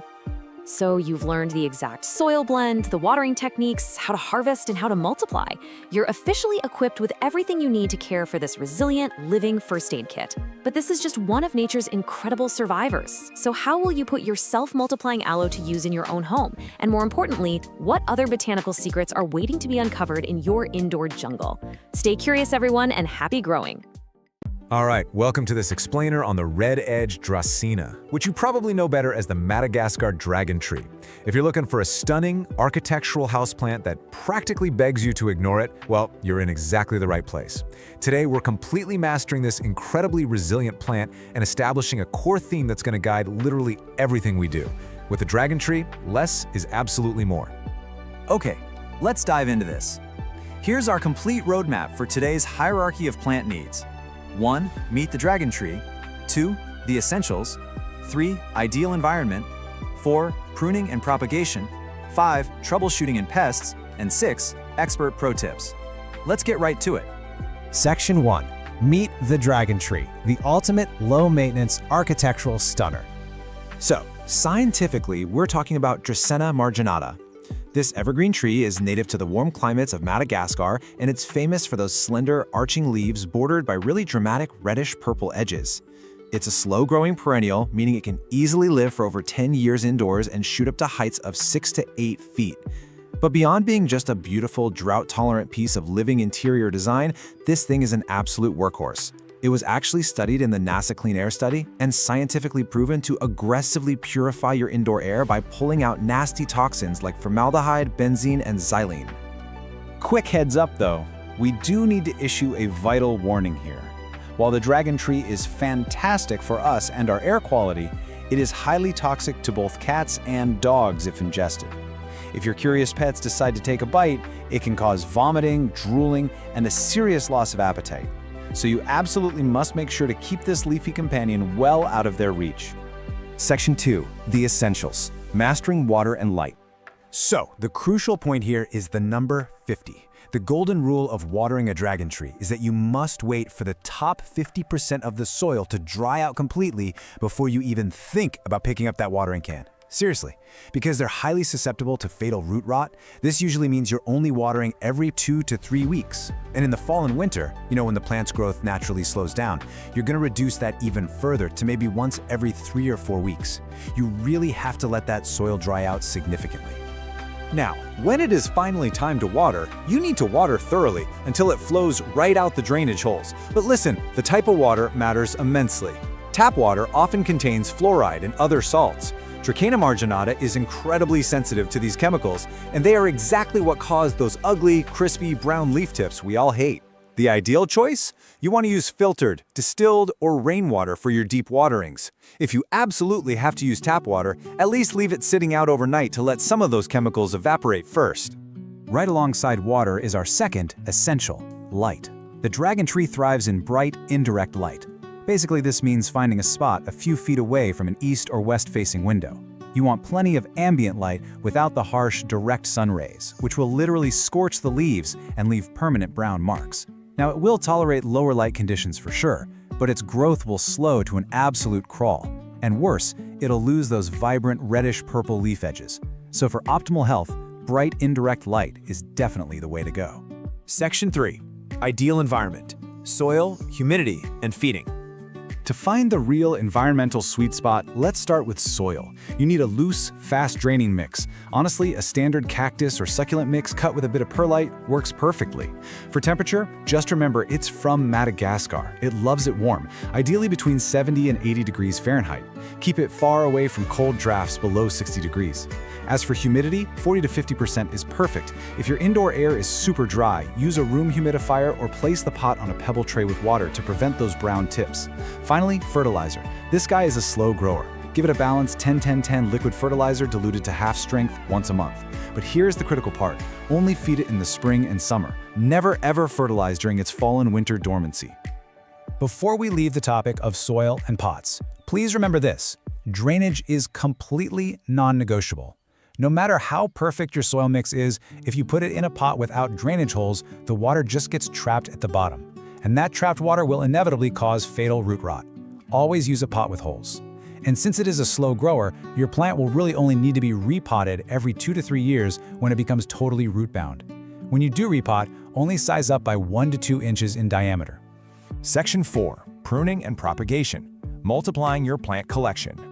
Over time, you'll notice a dragon tree can get very tall and a bit leggy with bare stems. And this brilliantly illustrates why you shouldn't be afraid to just chop the top off.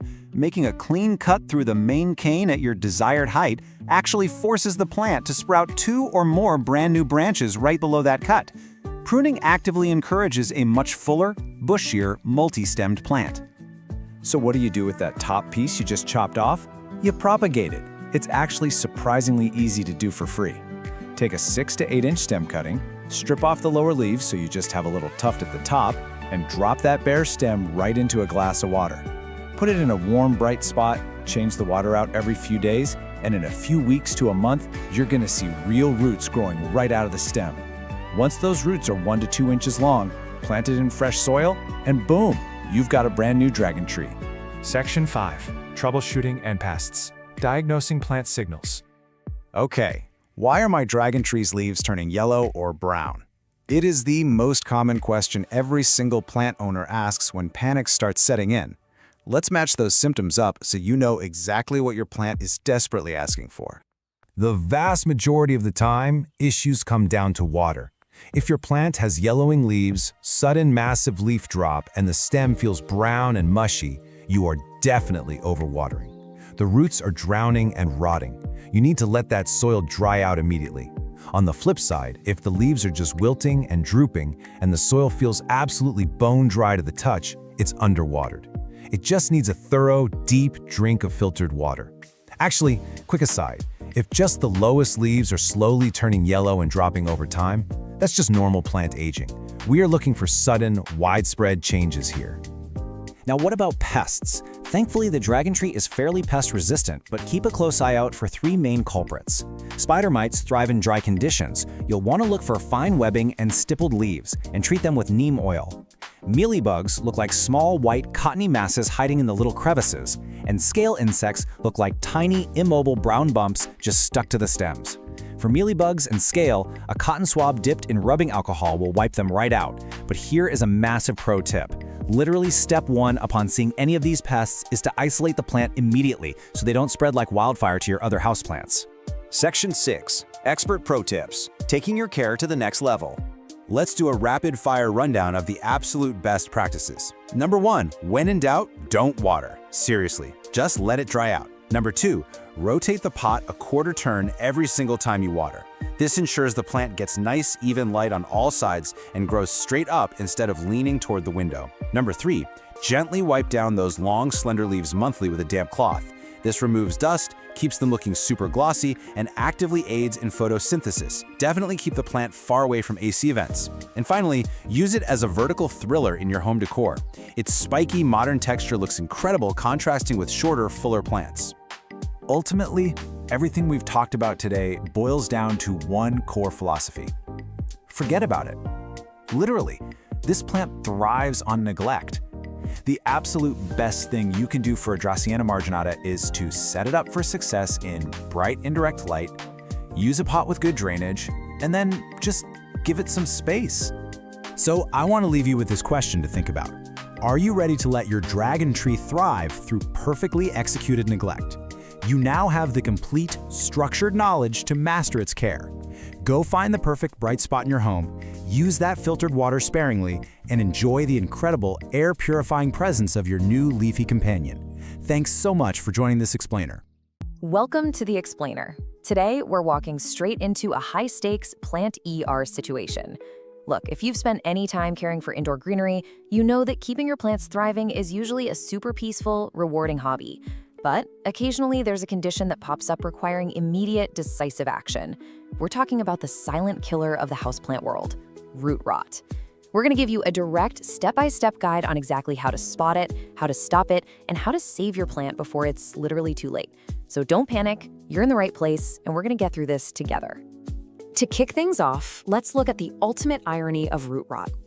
It's this incredibly deceptive symptom that confuses, well, basically so many dedicated plant owners.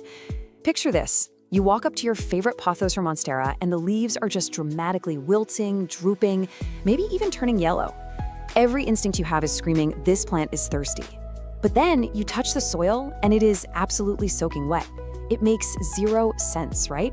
How on earth can a drowning plant look like it's dying of a drought? Well, as we'll see, the answer lies hidden beneath the soil line, and fixing it requires a complete shift in how we approach plant triage. Okay, let's dive into this. Here is our plant ER triage plan. 1. Diagnosing the silent killer. 2. Drowning below the surface. 3. Inspecting the damage. 4. The emergency operation. And 5. Preventing future rot. Starting right off with step 1, diagnosing the silent killer and reading the deception. The truly tricky thing about root rot is that the visible problem is happening above ground, but the actual disaster is unfolding below. You really can't just rely on a single symptom. So think of this quick diagnostic chart as your best friend right now. Let's walk through it. If you're seeing wilting or drooping leaves and the soil is completely soggy or constantly wet, yeah, it's highly likely you have root rot. If you're noticing yellowing, soft dropping lower leaves combined with wet soil and maybe a really foul smell, that is almost certainly root rot. What about stunted growth, where it hasn't pushed out a new leaf in months and the soil simply never dries out? Root rot. But here is the absolute major one to look out for. If you see black, mushy spots on the stem right at the soil line and the soil is wet and compacted, you are dealing with advanced root rot. That is an absolute emergency requiring immediate intervention. That brings us to part 2, drowning below the surface, and what is actually happening down there. Before we operate, we really need to understand the pathology of what's going on. And I want to pause you for a second to remind you, if your plant has this, it is not a personal failure on your part. It's simply an environmental issue that can be corrected. Root rot is exactly what it sounds like, the decay and death of a plant's roots. But the catalyst? It's a severe lack of oxygen in the soil. You see, healthy roots actually need to breathe. They pull oxygen from these tiny little air pockets distributed all throughout the potting mix. When soil is constantly waterlogged, those crucial air pockets are destroyed. The roots literally suffocate. Once they die, naturally occurring fungi and bacteria just swoop right in and rapidly accelerate the decay. And this circles perfectly back to our irony from earlier. Rotting roots lose their physical ability to absorb water, which is exactly why the leaves up top look so desperately thirsty. A plant doesn't simply catch root rot from the air like a common cold. It's an environmental trap directly caused by 3 main culprits. First up, overwatering. Now, this doesn't actually mean giving a plant too much water at once. It means watering way too frequently before the soil has even had a chance to dry out. Second, poor drainage. This happens when potting your plant in a gorgeous ceramic container that has absolutely 0 drainage holes, or leaving a saucer full of water sitting there for days. And third, heavy, dense soil. If you're using something like outdoor garden soil indoors, it compacts really tightly, trapping all that moisture and suffocating the root system. Moving on to part 3, inspecting the damage and going under the soil. We've read the symptoms, and now it's time to put on your gloves and actually examine the patient. You cannot be 100% sure of root rot until you gently slide your plant right out of its pot and actually see the roots. Now, what's really interesting about this is the stark, undeniable physical difference between these two states. Healthy roots are going to be firm to the touch, plump, and generally white or light tan. Rotted roots, on the other hand, are pretty alarming. They're going to be dark brown or jet black. They feel incredibly mushy and slimy, and honestly, if you gently pull on them, the outer sheath of the root will literally fall apart or slip right off in your fingers.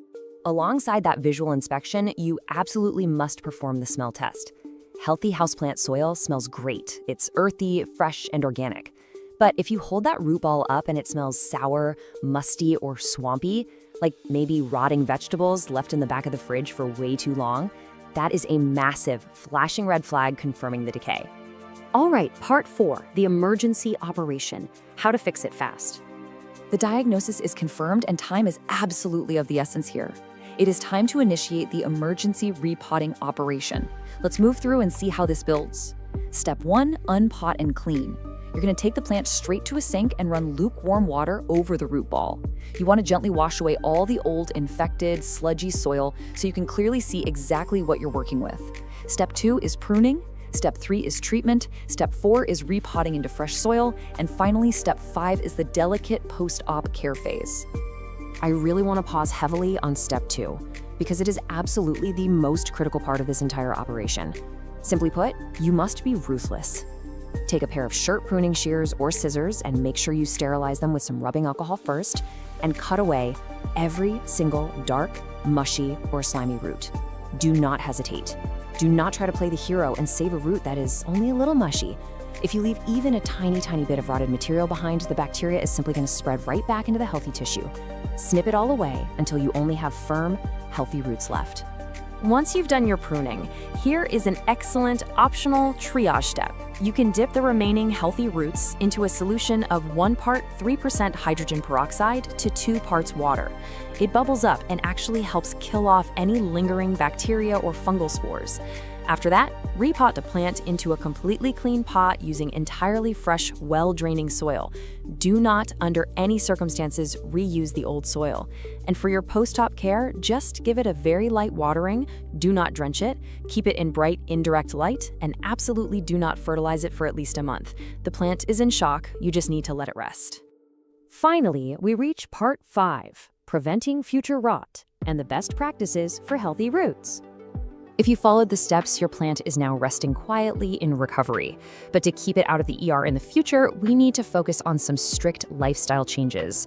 Prevention is so much easier than a cure, so the crucial point is to basically memorize this non-negotiable checklist. Number 1, always use pots with drainage holes. Seriously, if you have a beautiful decorative pot with no holes, just put your plant in a cheap plastic nursery pot and drop that inside. Number 2, water based on need, not a schedule. Stick your finger 2 inches into the soil. If it's moist, just wait. Number 3, use well-aerated soil. Mix in perlite or orchid bark so those roots can breathe. Number 4, empty the saucer. Let the plant drain for about 15 minutes after watering, then dump whatever excess water is left. And finally, when you repot, only size up by 1 to 2 inches at a time. A giant pot holds way too much moisture, creating a perfect storm for rot. So, we come to the final question. Can a plant truly recover from root rot? Yes, it absolutely can, but only if you catch it early. Recognize those deceptive symptoms and take immediate, ruthless action with your sterilized shears. You are now fully equipped with the knowledge, the diagnostic tools, and the surgical steps to save your plants from suffocating below the surface. The only question left is, are you ready to operate, or will you let the silent killer win? Thanks so much for joining this explainer, and hey, good luck in the plant ER. Hey everyone, welcome to The Explainer. Today, we're diving into a true beauty of the houseplant world. We're going to master the care for the beautifully fluffy, but let's be honest, notoriously finicky cotton candy fern. So, if you've ever felt completely intimidated by ferns, well, you're in exactly the right place. Let's breeze through the agenda real quick. First, we'll meet the cotton candy fern. Then we're mastering light and humidity. After that, we'll dive into water, soil, and feeding, move on to pruning and propagation steps, troubleshoot some common fern problems, and finally wrap up with pro tips for lush growth. Okay, before we get to the solutions, we kind of have to address the elephant in the room. It's the ultimate frustration for houseplant lovers, isn't it? You bring home this gorgeous, vibrant fern, and literally within weeks, it's just this crispy, brown-tipped mess shedding all over your living room floor. If you've been there, trust me, you are not alone. It all really comes down to misunderstanding what these specific plants are actually built for. Section 1, meet the cotton candy fern, a cloud of spun sugar. The biology behind this beauty is honestly fascinating. So the cotton candy fern is a compact cultivar of the classic Boston fern, but here is the absolute crucial difference. Its leaflets are split into even smaller segments. Because it's so extra divided, this fern has massive surface area. Now that surface area creates that amazing soft fluff that literally looks like spun sugar. But, it also means it sheds moisture rapidly. It dries out so much faster than a standard Boston fern. It's a gorgeous trade-off for sure, but one we absolutely have to manage. Section 2, mastering light and humidity, the foundation of fern survival. 60%. 60% or higher, that is the magic ambient humidity number you absolutely must hit to keep this fern from sulking. Humidity is basically the whole game with the cotton candy fern. Honestly, it's even more important than light or watering. Because of that massive surface area we just talked about, typical winter indoor air, which often hovers around a super dry 20 to 40%, is going to be its absolute hardest test. Just look at what happens when we ignore that rule. In dry winter air, especially if it's near a heating vent, this fern will scorch and drop leaflets almost overnight. The warm, forced air is stripping moisture way faster than the roots can ever replace it. But put it in high humidity, like say a steamy, bright bathroom or a closed glass terrarium, and it stays incredibly soft, full, and green. A small humidifier nearby is going to be your absolute best friend here. Alongside humidity, we definitely need the right light. The golden rule here is bright, indirect light only. Absolutely no direct sun. Direct sun is the fastest way to ruin those delicate, frilly fronds. They will bleach and scorch within hours on a hot windowsill. Instead, just place it about 3 to 5 feet back from an east-facing window. You want it bright enough that you could comfortably sit there and read a book without a lamp, but totally out of any harsh, direct beams. Section 3, water, soil, and feeding, the daily grind. Okay, watering. This is where a lot of really well-meaning plant parents go wrong. A classic beginner mistake is watering straight down, right over the top of the plant. Seriously, never do this. It traps water deep in that dense fluff and just completely invites crown rot. Instead, for true pro mastery, water gently around the outer edge of the pot, directly at the soil line. You want to do this as soon as the top half-inch of the soil feels dry to the touch. Don't rely on a strict schedule, just, check it with your finger.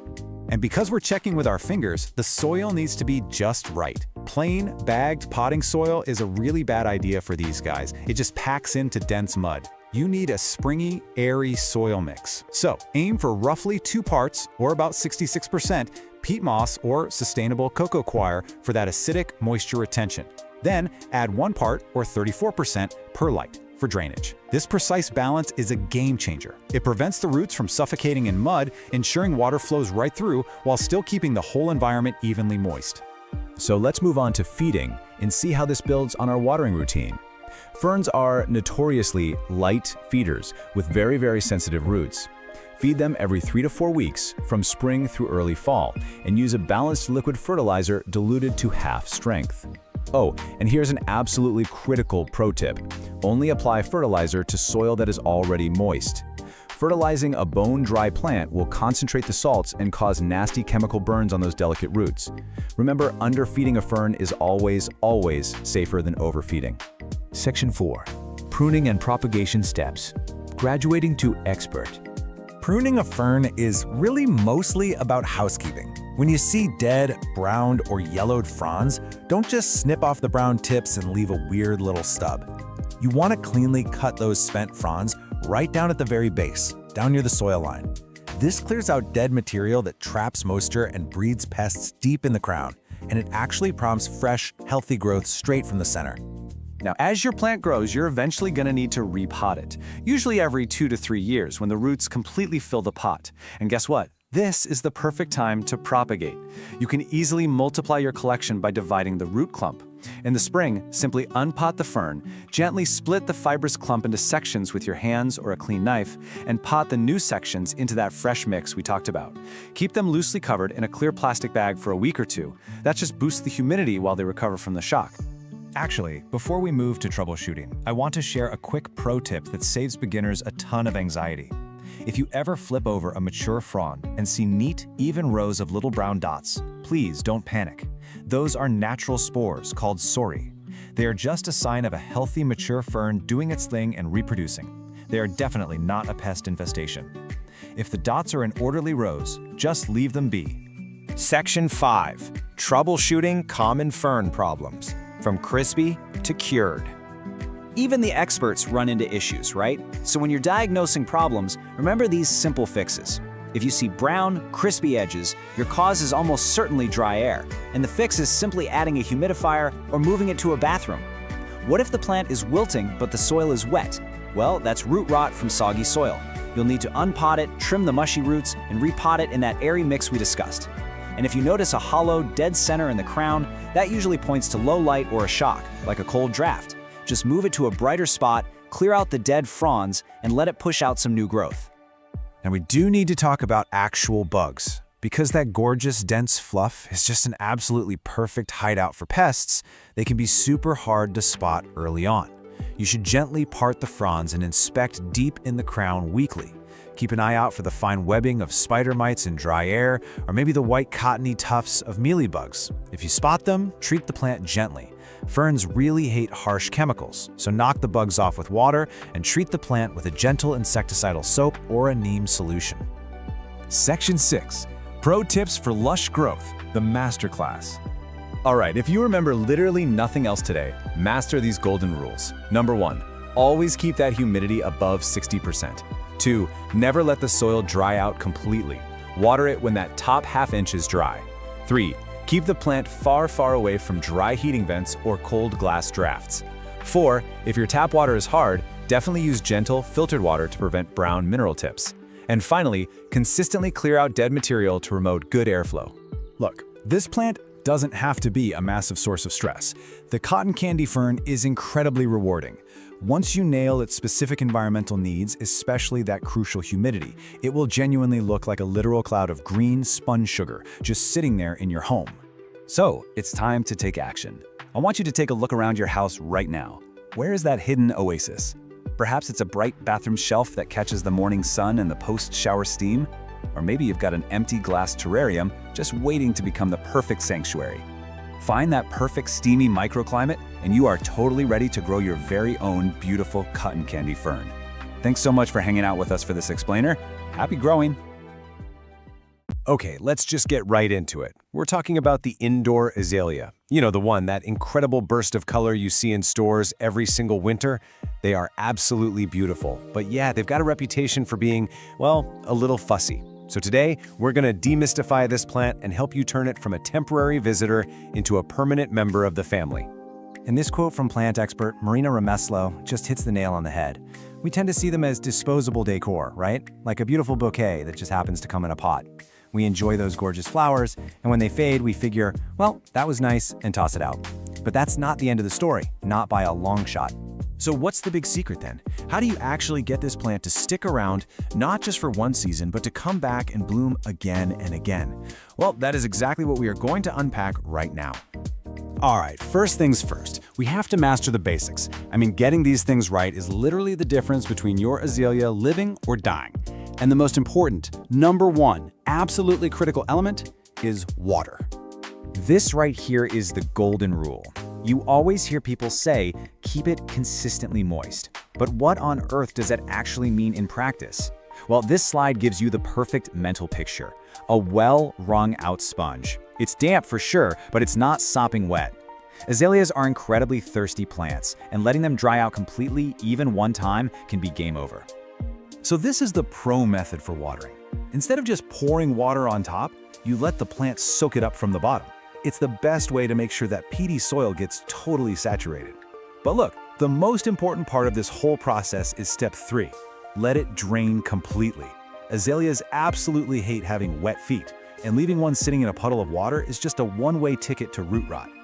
Next up is light. And this is a real balancing act. You're looking for bright but indirect light, like what you'd get near an east-facing window. And this shows you exactly what happens when you get the balance wrong. Too much harsh, direct sun, you're gonna see scorched, crispy leaves. But not enough light, you'll get this sad, leggy-looking plant that just won't make the flower buds you want. And the last of our core essentials, the soil. You can't just use any old potting mix. Azaleas have to have acidic soil. A mix made for rhododendrons? That's perfect. And you see it right there. A pot with drainage holes is completely non-negotiable. It all comes back to that main rule. We want moist, but we never ever want soggy. Okay, so we've covered how to keep it alive. Now let's talk about how to make it happy. We're moving from just surviving to actually thriving. I just love this quote because it perfectly paints a picture of what an azalea wants. They're cool customers. Just like Marina says, they do not like hot, stuffy rooms. If you can keep this cool, misty forest idea in your head, it'll make all your other decisions so much easier. And here it is, the magic number. If you want those amazing flowers to last for as long as possible, this is the temperature range you're aiming for. It is so important to keep it away from heat registers or radiators. Even a few degrees too warm will make those beautiful blooms fade way faster. And right alongside those cool temps, azaleas need humidity. The thing is, the air inside our homes, especially when the heat is on in the winter, is just way too dry for them. This chart shows you that sweet spot you're shooting for, somewhere between 40 and 60%. Hitting that will keep the leaves from getting crispy and stop the flower buds from drying up. So how do you actually get more humidity? Well, here are 3 super easy and effective ways to do it. The pebble tray is a classic for a reason. The evaporating water creates a little moisture bubble around the plant. Grouping it with your other plants does something similar. And of course, a room humidifier is the most straightforward way to get the job done. Let's talk about fertilizer, because timing is everything here. It feels a little weird, but you do not want to fertilize an azalea when it's in full bloom. You have to wait until the show's over. The key thing to remember is this. Once those flowers fade, that's when you start feeding it with a fertilizer made for acid-loving plants. That's the fuel it needs to grow and prepare for next year's blooms. Which brings us to the main event, the #1 question everybody asks. How in the world do I get this thing to flower again? This is the ultimate prize for all your hard work. And you know what? It's totally doable. It all starts with this one critical rule of pruning. You have a very, very specific window to do this. See, azaleas develop the flower buds for next year over the summer. So if you wait too long and prune in, say, late summer or fall, you are literally cutting off every single one of next year's flowers. So remember, prune as soon as those last blooms fade. Okay, now you really want to pay attention to this slide, because this is the real secret sauce. To get the plant to form new buds, it needs a chilling period in the fall. We're talking about roughly 2 months in a cool place where the temperatures are right in this range. A chilly, unheated porch, a cool garage, a basement, those are often perfect spots. So, let's put all the pieces together. This is the entire year-long cycle. Step 1, after it's done blooming, you give it a haircut and let it have a little summer vacation outside in a shady spot. Step 2, when fall comes, you bring it inside for that super important 2-month chilling period. And finally, step 3, in the early winter, you move it back to a warmer, brighter spot, and that's the wake-up call that tells it, okay, it's time to make flowers. Now, of course, things aren't always going to go perfectly, but learning how to read the signs, to understand what your plant is trying to tell you, that's what makes you a truly confident caretaker. Think of this chart as your personal azalea to English dictionary. Are the leaves turning yellow? First, check your watering. Then, think about if your soil is acidic enough. Seeing brown, crispy edges? That is almost always a cry for more humidity. And if it just plain refuses to bloom, well, now you know the #1 suspect is that it didn't get a proper chilling period. And what about bugs and pests? I've actually got some great news on that front. The most common pests, like spider mites, love the exact opposite of what your azalea loves. They want it hot and dry. So just by creating that perfect cool and humid home for your plant, you're also making it a terrible place for its worst enemies to live. It's a total win-win. Okay, this is a really important heads up. As gorgeous as azaleas are, every single part of the plant is toxic if it's eaten. And that goes for dogs, cats, and for people. So please make sure you put your plant somewhere well out of reach of any curious pets or little kids. So, to bring it all home, let's just quickly recap the 4 most important rules for a happy azalea. If you can just get these 4 things down, you are golden. 1. Keep that soil moist like a wrung-out sponge. 2. Prune it right after it finishes blooming, and not a moment later. 3. Give it that essential cold nap in the fall. And 4. Feed it with fertilizer made for acid lovers. And there you have it. By just understanding what this plant truly needs, you've taken something that most people think of as temporary and turned it into a fantastic, long-term companion that's going to bring color into your home year after year. So the only question left is, now that you know you can do this, what will you help thrive next? Welcome to This Explainer. Today, we're jumping right into a true masterclass dedicated to a plant that flat out refuses to be ignored, the neon pothos. If you've ever felt like your space was just kind of missing a certain vibrancy, well, this is the plant that acts as a bright, virtually unkillable burst of energy for absolutely any room. We're going to break down the science of its care, from the basic foundations of just keeping it alive, all the way up to expert techniques for infinite propagation. Okay, let's dive right into the syllabus. We're covering a lot of ground today. First, we'll meet the biological highlighter. 2. Mastering the glow. 3. Essential everyday care. 4. Pruning and propagating. 5. Tackling pests and problems, and we'll wrap it up with some pro tips. All right, Section 1. Meet the biological highlighter. So let's get to know the absolute energetic powerhouse that is the Epipremnum aureum neon. This plant doesn't just survive, it has this sheer, stubborn determination to push through some of the absolute harshest indoor conditions. Seriously, it's famous for staying alive in those depressing, windowless break rooms where most plants would just immediately give up. It has this incredibly tough, resilient spirit, but it's wrapped up in a shockingly bright exterior. I absolutely love this description. A lamp that runs on water. Because honestly, with its electric shock of chartreuse yellow, placing this plant in a dark corner gives you an instant burst of brightness without even needing an electrical outlet. It's an incredible tool for interior design. It offers this dramatic, eye-catching contrast against dark walls, think charcoal or navy, or when you plant it in deep dark pots where that yellow foliage can just truly pop. Moving right along to Section 2, Mastering the Neon Glow. Now, this is arguably the most critical aspect of caring for the neon pothos. We have to understand exactly how and why it keeps that signature, shocking color. Because if we get this wrong, the plant literally loses its entire unique appeal, and the science behind the glow is actually fascinating. You see, the neon color is technically an unstable chlorophyll mutation. The plant lacks the dense, dark green pigment that you'd find in a standard plant. So in highlight, the plant gets plenty of energy, meaning it can afford to be kind of inefficient and keep its brilliant chartreuse color. But in low light, it panics. It goes straight into survival mode and starts producing sunblock, that dense, dark green chlorophyll, just to capture every single scarce photon it can find. Basically, if you don't give it enough bright, indirect light, your glowing neon plant is going to revert into a standard dark green pothos. Now, what's really interesting here is the identity crisis this plant constantly faces in nurseries. You will so often see the philodendron lemon lime mislabeled as a neon pothos, but they are entirely different plants. Thankfully, you can spot the difference really easily through touch and shape. The neon pothos has a waxy, glossy, and just slightly bumpy texture, with these asymmetrical spade-shaped leaves. The philodendron, on the other hand, is completely matte. It's velvety smooth with really broad, dramatic heart shapes. And you'll see these little sheaths on its new stems. Knowing this little trick totally saves you from accidentally buying the wrong plant. Okay, Section 3. Essential Everyday Care. This is where we shift our masterclass into the daily grind. And the great news is, the neon pothos has a dramatic but incredibly helpful communication style, especially when it comes to telling you exactly when it's time to pull out the watering can. Honestly, you should completely ignore a strict watering schedule. Just toss it out. Instead, rely on the dramatic droop and tactile sensory cues. Use what we call the squeeze test. If the leaf is firm, cool, and rigid, do not water it. But if it feels soft, pliable, and folds easily like a warm taco shell, it is definitely thirsty. And when you do water, drench the soil completely until it flows out the bottom.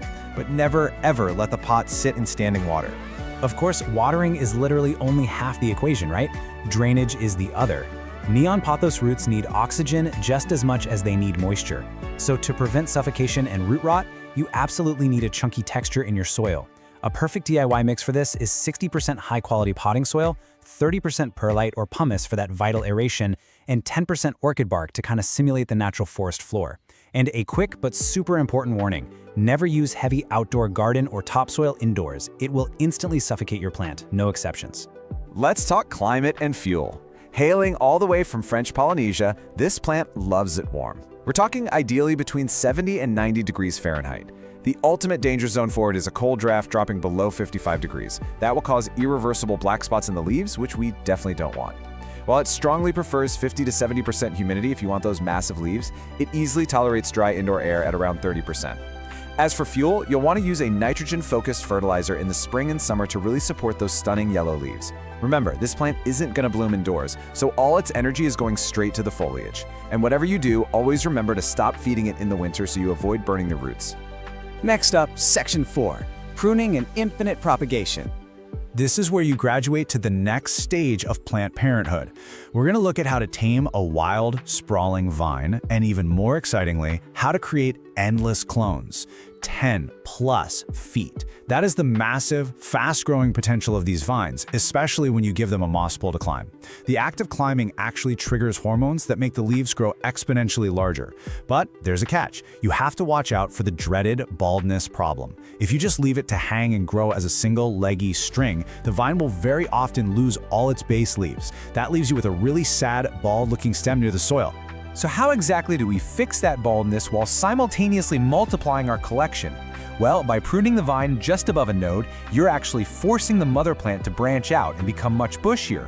Then you take that cutting you just made, trim off the bottom leaf, and literally just stick the node in water. Seriously, in just 7 to 10 days, roots are going to explode from that stem.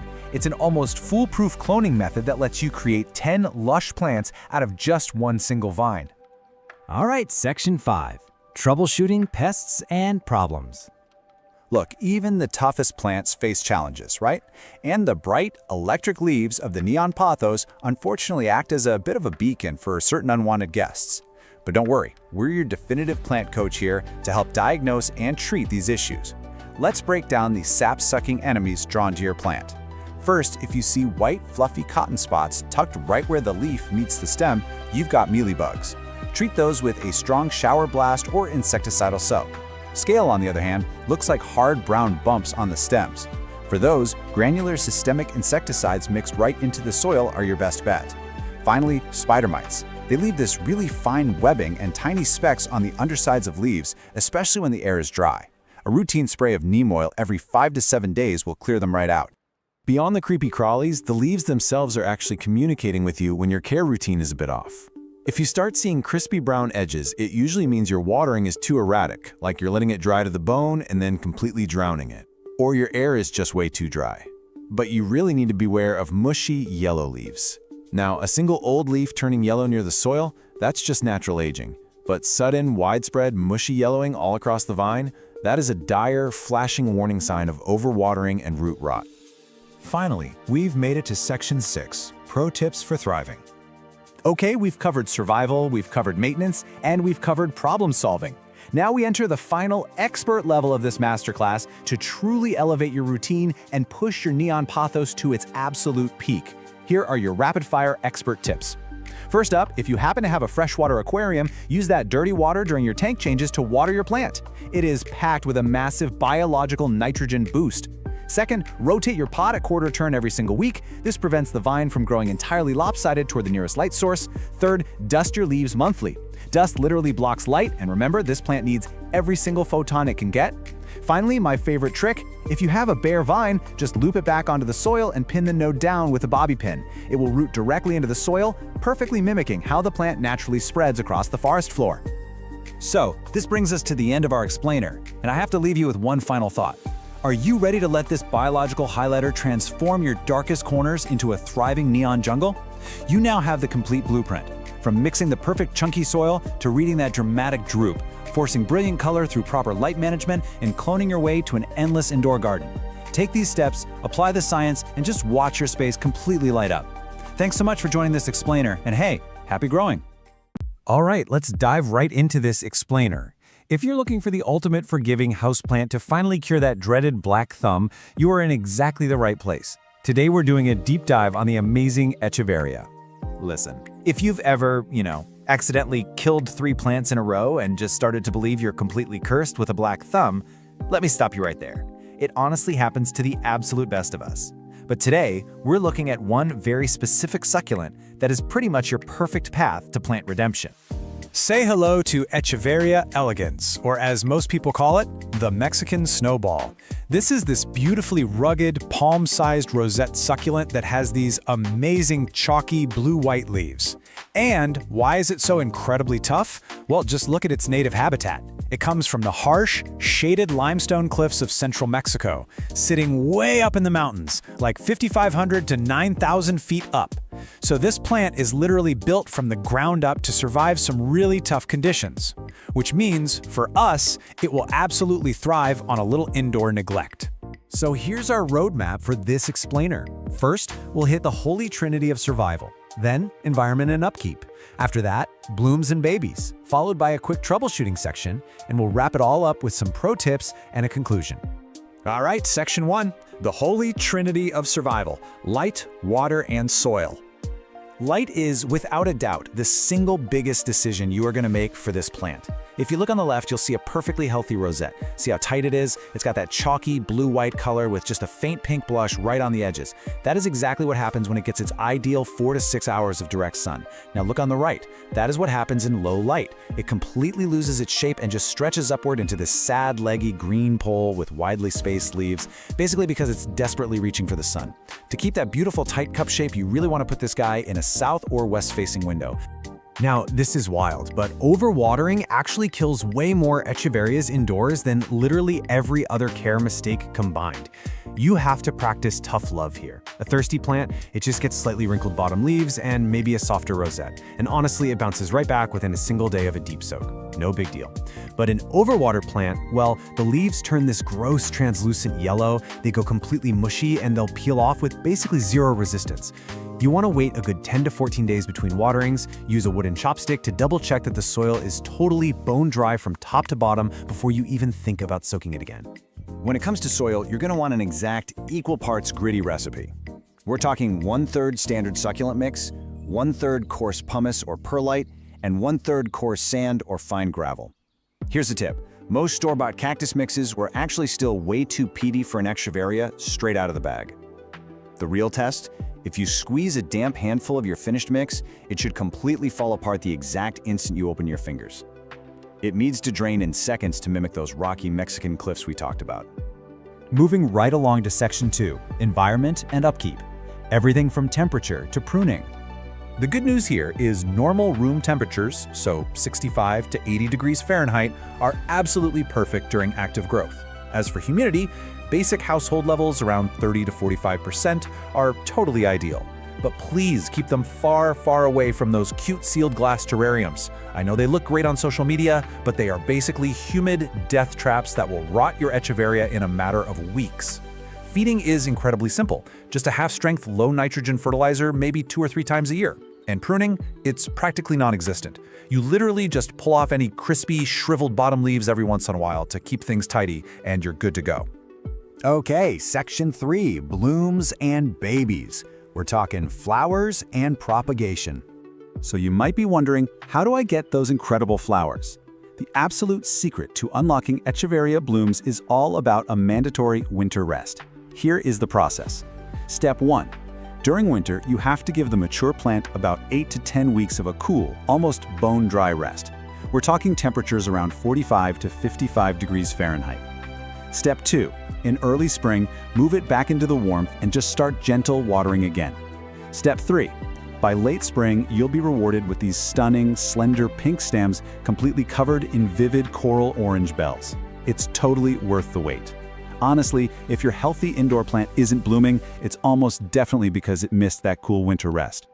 Now what if you want infinite plants? Well, this step-by-step leaf propagation method is practically foolproof.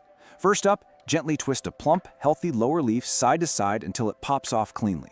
Second, you let that leaf just sit in a warm, shaded spot for 3 to 5 days. This lets the wound completely callus over.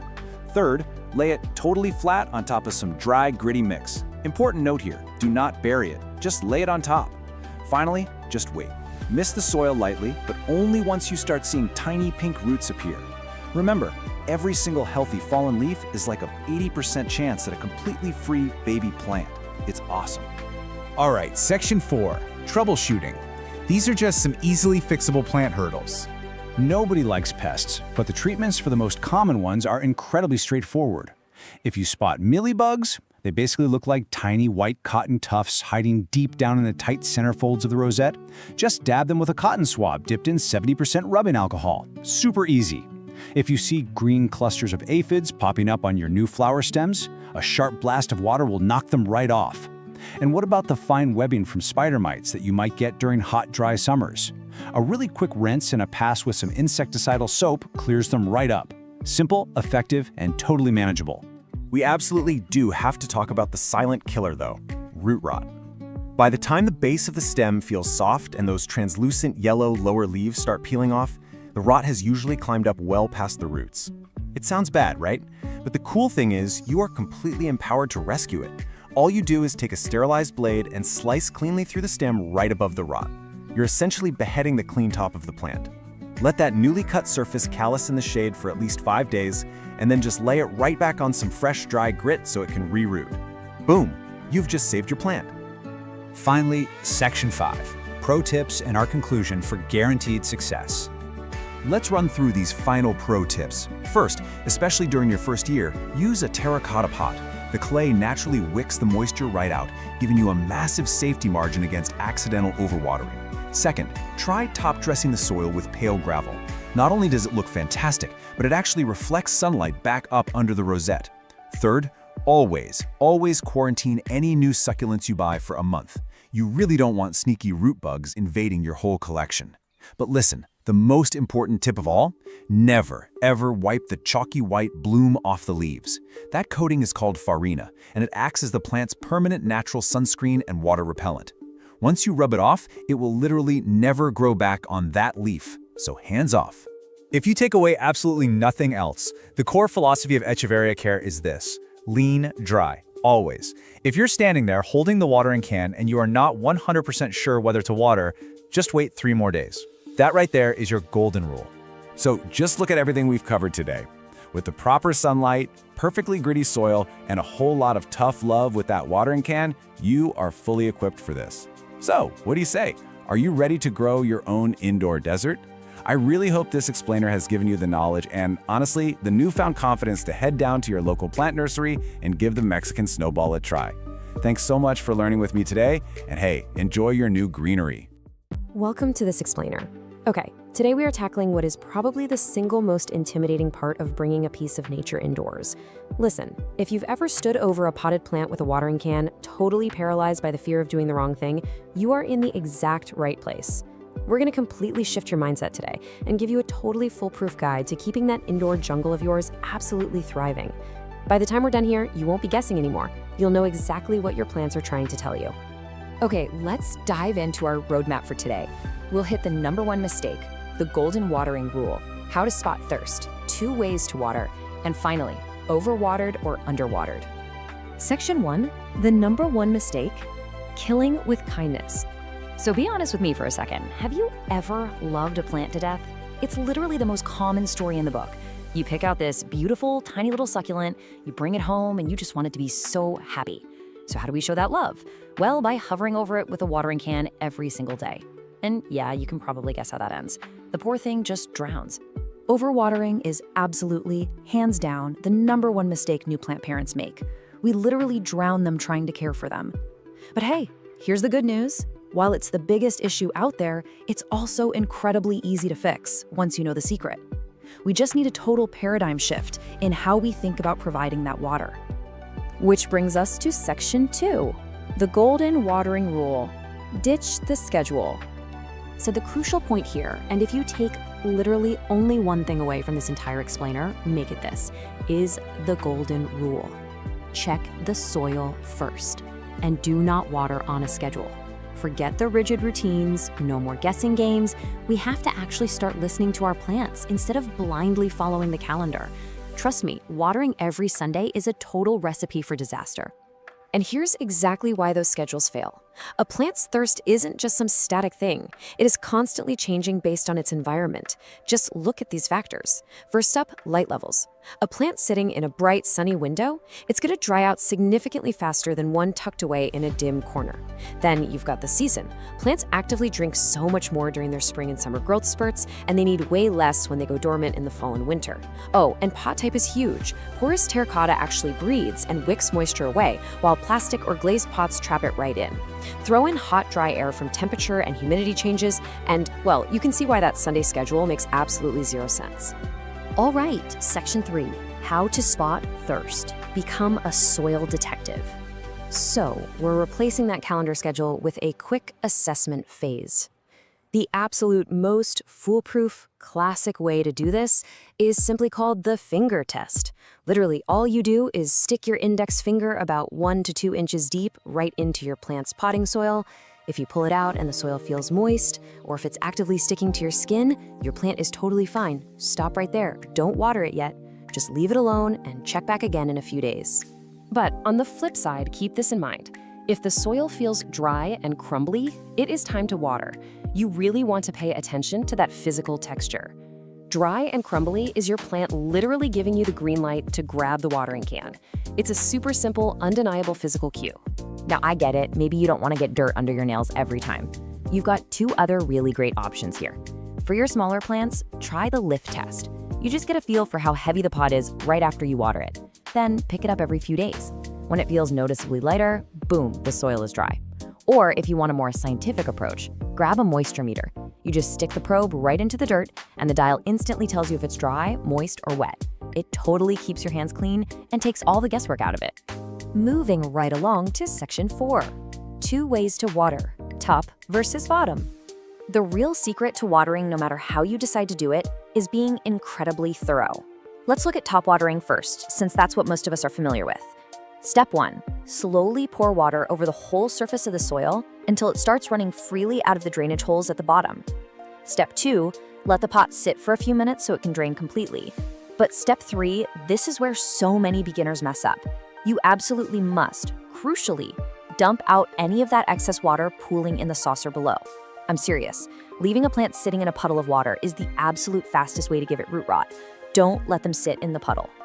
Okay, let's move to and see how this builds our toolkit with a totally different technique, bottom watering.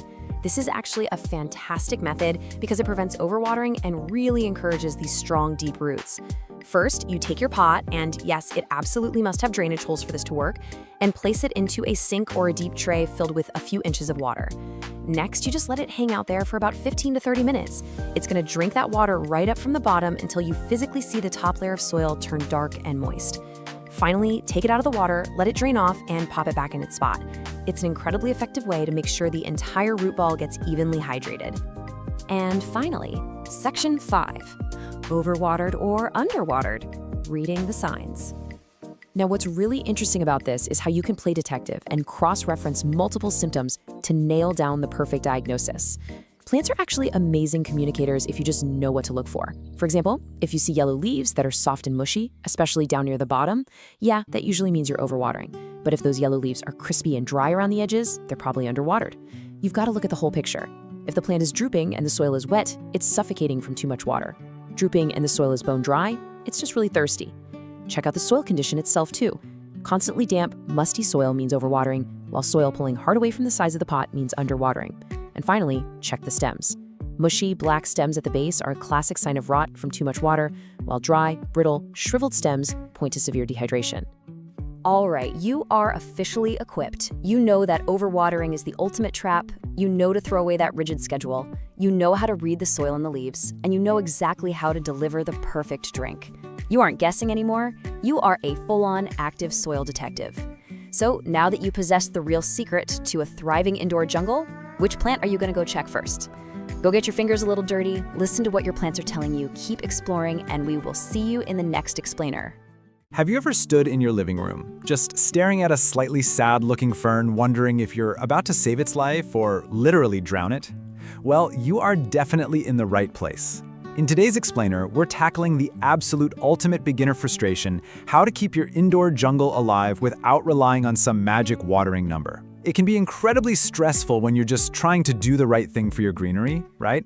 So how often should you actually water your houseplants? It is the exact question that keeps well-intentioned plant parents up at night. I mean, it sounds so simple, but then you start reading the care labels. One says water regularly, another says allow to dry. And your plant? Well, it can't exactly speak up and tell you what it wants. No wonder things get confusing so fast. But what if I told you the answer isn't a number at all? Okay, we need to dive straight into a hard, totally paradigm-shifting truth. You've got to ditch the calendar. There is absolutely no universal watering schedule. I know, it's so tempting to just pick a day, like say Sunday morning, and make that your official watering day. But relying on a set day of the week to water your plants is a guaranteed path to eventually killing them. Section 1. Ditch the watering schedule. To really understand why a watering schedule fundamentally fails, just think about this idea. Setting a weekly alarm assumes that every plant and every single home environment is exactly the same, and they just aren't. A pothos sitting in a sunny June window drinks far, far faster than that exact same pothos sitting in a north-facing room in the dead of January. If you water by the calendar, sooner or later you're going to pour water into a pot that is still totally wet from last week, or you're going to leave one bone dry for days when it desperately needed a drink. Using a set day should only ever be a reminder to check your plants, never a command to automatically water them. Section 2. Testing for plant thirst. So, if we throw out the calendar, what do we actually do? We pivot to the golden rule of houseplant care, reading the soil. You have to water the plant that's sitting right in front of you based on what its soil is doing in that exact moment. Which brings us to a magic number, 2, as in 2 inches. This is the famous finger test, and it's literally the most important habit you can build. You just push a finger directly into the soil right up to your second knuckle, which is roughly 2 inches down. If damp soil clings to your skin when you pull it out, wait, do not water. But if it feels dry all the way down to that second knuckle, most of your plants are ready for a drink. This simple, completely free technique saves way more plants than any fancy tool you can buy. But hey, we can use our other senses too. Along with the finger test, you should really start lifting your pots. A freshly watered pot is heavy. It's loaded down with all that moisture. But a dry pot, it feels surprisingly, almost hollowly light in your hands. If you spend just a week doing the finger test while lifting the pots at the exact same time, your brain will start to recognize what a thirsty plant actually feels like. It's incredibly fast, and it saves you from digging in the dirt every single time. Now, while your fingers are for sure your best tools, a moisture meter is fantastic if you happen to have a massive plant collection to get through. It's also great for deep, decorative pots where your finger just physically can't reach the root zone.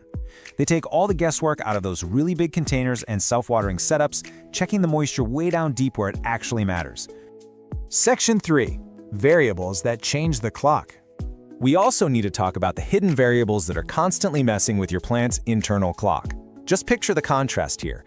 Brighter light and warm weather speed up a plant's growth, right? Which means the soil naturally dries out way faster. But the pot matters just as much. A porous, breathable terracotta pot bakes dry incredibly quickly. Now contrast that with a large, thick plastic pot sitting in a shady, cool corner during the winter. Plastic traps moisture, so a tiny seedling in clay on a sunny windowsill is on a completely different timeline than a massive plant in a plastic pot in a dark room. And of course, the plant's own biology is a huge factor. Succulents and snake plants literally store their own water right inside their leaves. They absolutely want their soil to dry out completely. On the flip side, things like ferns and calatheas, they prefer to stay lightly moist basically at all times. Knowing which biological camp your plant sits in is vastly more important than any set number of days on a generic store label. Section 4. The right way to water. Okay, so you've done the finger test, you've lifted the pot, and you've confirmed the soil is officially dry. It is time to water. But there is a right way and a very wrong way to physically execute this. Here are the steps for a perfect watering session. Step 1, you want to pour slowly until water actively runs out from the bottom drainage holes, and then stop. Step 2, this ensures you let the entire root ball soak, and this is vital. Giving it a quick little splash on top every few days only wets the top inch of soil, leaving those deeper roots totally parched. And finally, step 3, empty the saucer after about 15 minutes. That last step, emptying the saucer, is absolutely critical. Leaving a pot standing in a full saucer of water is the absolute quickest path to root rot. And root rot is a deadly condition where the roots literally suffocate from sitting in soggy, oxygen-deprived soil. This is exactly why a pot with no drainage holes at all is a massive hazard. If your pot doesn't drain, that is the very first thing you need to fix. Section 5. Overwatered or underwatered? Look, even with all this knowledge, mistakes happen to the best of us. And when they do, it leads to the most common beginner trap of all: misdiagnosing a struggling plant. When we see a sad plant, we almost always assume it's thirsty, and we instinctively drown it. But often, more water is the exact opposite of what it needs. Let's compare the vital signs. If you've overwatered, you're going to see yellowing lower leaves, a soft or even mushy stem base, and the soil is going to stay wet for days. The leaves might just feel limp. But if it's underwatered, you're looking for dry, crispy edges. The soil might literally be shrinking away from the sides of the pot. And crucially, an underwatered plant will perk right back up an hour after a good drink. Always feel for a mushy stem versus a crispy leaf before reaching for the watering can. But here's where it gets really tricky. Both overwatering and underwatering cause a plant's leaves to droop. I know, it's incredibly confusing. That's why the soil itself is your ultimate diagnostic tiebreaker. It settles the argument. If the plant is drooping and the soil is wet, stop immediately and check those roots. If the plant is drooping and the soil is totally dry, go ahead and give it a drink. Section 6. A quick plant cheat sheet. To help bring all of this together, let's run through a quick cheat sheet. I want you to think of these as useful training wheels. They aren't rigid rules meant to replace checking the soil, but they give you a really fantastic baseline to start from. For instance, your snake plants, ZZs, and succulents need to dry out completely. That means they usually only need water every 2 to 3 weeks in the summer. Your classic pothos and monsteras, they want that top 1 to 2 inches dry, so the classic finger test, putting them at roughly once a week. And your ferns and calatheas want to stay lightly moist, meaning you're probably checking on them every few days. Just remember, as winter approaches and plant growth slows down, every single one of these frequencies will stretch out even further. If you take away just one comforting rule from this entire explainer, let it be this one. Slightly underwatering is always safer than overwatering. Almost any houseplant can easily bounce back from a missed drink. Sure, they might get a little crispy, but they will survive. Reversing root rot from soggy, suffocating soil, on the other hand, that's incredibly difficult and unfortunately often fatal. So when in doubt, just wait a few days. So I'll leave you with this final provocative question. What is your plant's soil telling you right now? I challenge you to ditch the calendar today, stop relying on alarms, go get your hands a little dirty, and check your plant's vital signs for yourself. Your indoor jungle will definitely thank you for it. Welcome to this comprehensive explainer. Look, if you've ever struggled with keeping a fern looking lush and vibrant, you are definitely in the right place. We're going to equip you with the exact knowledge you need to turn the sometimes finicky or Rian Boston fern into an absolutely thriving centerpiece of your home. Today, we're breaking down the whole shebang, from basic requirements all the way up to expert-level propagation. Okay, let's just dive right into our roadmap. We'll be hitting 1. Meeting the Arian fern. 2. The perfect environment. 3. Watering, soil, and feeding. 4. Pruning and propagation. 5. Troubleshooting. And finally, pro tips for success. Section 1. Meet the Arian fern, a lush, pet-safe classic. To start off, let's get a little better acquainted with this specific cultivar. The Ariane is basically a beautifully compact, really graceful version of your classic Boston fern. And what's absolutely incredible about it is that it's not just stunning living decor, right? It's actually a highly functional addition to your space. For all you pet owners out there, this is a massive win. It is 100% non-toxic to cats and dogs. It's also an outstanding air purifier. Plus, it's a super fast grower with a lifespan that can easily top 10 years with proper care. So if you stick it in a naturally humid spot, say a bathroom or a kitchen, it is going to reward you with those gorgeous arching fronds year after year. Section 2. The perfect environment, mimicking the forest floor. So the absolute secret to your success here is setting up a foundation that replicates the fern's native tropical habitat. Think about the forest floor for a second. Dappled sunlight filtering through a canopy of tall trees. That's the exact gentle, indirect light you want to replicate. Placing your fern near an east-facing window for that soft morning sun, or maybe behind some sheer curtains, is absolutely perfect. But on the flip side, you want to avoid extremes. Direct, intense midday sun will literally scorch those delicate fronds, leaving them bleached and crispy. And conversely, if you just shove it in a dark corner, you're going to see sparse, weak, and leggy growth as the poor thing just stretches for the light. Now, if you take nothing else away from today, remember this number: 50%. That is the absolute minimum humidity threshold you must maintain to keep an Ariane fern happy. In a perfect world, they actually prefer it somewhere between 50 and 80%. Because they crave that moisture in the air, utilizing a few specific methods is going to be essential to preventing those dreaded brown, crispy edges. Running a humidifier nearby is definitely your best bet. But creating a pebble tray, where your pot sits on a layer of pebbles just above the water line, that works wonders too, as the water evaporates up into the foliage. You can also group multiple plants together to trap transpiration, or just rely on the natural humidity of your bathrooms. And a quick note on misting. While it feels great and the plant likes it, it's really just a temporary supplementary boost, not a complete long-term solution. Section 3. Watering, soil, and feeding. The daily routine. Now that your environmental foundation is solid, let's talk routine maintenance. This is all about finding the perfect moisture and nutrient balance. The golden rule: you want to water thoroughly whenever the top inch of soil feels slightly dry to the touch. But you've really got to watch out for warning signs on both extremes.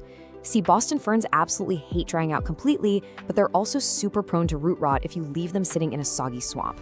So if your fern is wilted but the soil is wet, or if you catch a musty, damp smell, you are overwatering. Act away from the watering can. On the other hand, if those fronds are turning kind of a grayish color, getting crispy, and the soil is literally shrinking and pulling away from the sides of the pot, you're underwatering. It's a bit of a dance to find that consistent, moist sweet spot. If you're the type to mix your own soil, this recipe is a total game changer. Boston ferns need a slightly acidic pH, usually between 6.0 and 6.5. Doing 2 parts peat moss, or cocoa coir, provides that acidity, along with some excellent moisture retention. Then add 1 part all-purpose potting soil for nutrients and 1 part perlite. That perlite is crucial because it ensures the mix stays really well aerated and drains freely, which prevents the root rot we were just talking about. Ultimately, you want the soil to feel nice and light and spongy, never heavy or dense. All right, let's talk feeding. During the active growing season in spring and summer, giving them regular nutrients really supports those lush green fronds. But here is a critical, absolute must-follow rule. Always, always dilute your balanced liquid fertilizer to half strength. And make sure you actually water the plant first before feeding. If you apply full-strength fertilizer directly to dry soil, you run a huge risk of chemically burning those super sensitive roots. Section 4. Pruning and propagation. Growing your collection. As you graduate to expert-level care, don't be shy about pruning. Trimming off yellow or brown fronds right at the base naturally redirects the plant's energy into fresh, new growth. And once you have that massive, healthy plant, well, it's time to multiply it. When it's time to repot, usually every year or two, propagation by division is literally the easiest way to multiply your collection for free. You just take the whole thing out of the pot in the spring, gently pull that root mass apart into 2 or more sections, making sure each new section has healthy roots and a few good fronds, and then just pot them up in that custom soil mix we went over. Or actually, here's another really cool method, propagation by runners, also known as stolons. You've probably noticed these long, kind of fuzzy vines trailing off the sides of your fern. Instead of just snipping them off, you can take the little leafy tuft at the end and pin it down into a small neighboring pot filled with moist soil. Leave it attached to the mother plant for a few weeks while it grows its very own root system. Once it's established, you just cut the cord and boom, you have a completely new self-sustaining plant. Section 5. Troubleshooting. Pests and problems. Okay, let's be real, even the experts run into trouble. Boston ferns can be notoriously dramatic when they get stressed out. So let's decode what they're trying to tell you. This question right here, probably the single most common panic-inducing moment for new fern owners. Why are the leaves getting crispy and dropping everywhere? First off, take a deep breath. Do not panic. A stressed fern will shed its leaflets because of dry air or maybe a sudden temperature shift from a cold draft. Think of this shedding as a communication tool, definitely not a death sentence. It's simply the plant's way of telling you to check your humidity levels and make sure that soil hasn't completely dried out. Now for the slightly less fun part. That beautiful, dense foliage is basically a 5-star resort for common pests. If the air in your home gets too dry, watch out for the super fine webbing of spider mites. Seeing what looks like tiny bits of white cotton shoved down in the crown? Unfortunately, that's mealybugs. Hard brown bumps on the stems? Scale insects. And if you brush past the plant and a cloud of tiny moth-like bugs flies up in your face, you've got whiteflies. Also, keep an eye out for fungus gnats buzzing around the moist soil. You really need to inspect your plant regularly. If you spot any of these invaders, immediately isolate the fern away from your other plants and treat it thoroughly with insecticidal soap or neem oil. Section 6. Pro tips for success. Elevating your care game. Let's wrap this up with a few rapid-fire advanced pro tips that will absolutely guarantee a stunning plant. First up, rotate your fern a quarter turn every single week. I know, it sounds almost too simple, but doing this regularly ensures that all sides of the plant receive even ambient light. It promotes this perfectly balanced, gorgeous 360-degree shape and keeps the plant from leaning awkwardly toward your window. Next tip, take your fern to the shower. Seriously, every month or two, a gentle rinse with lukewarm water is a massive game changer.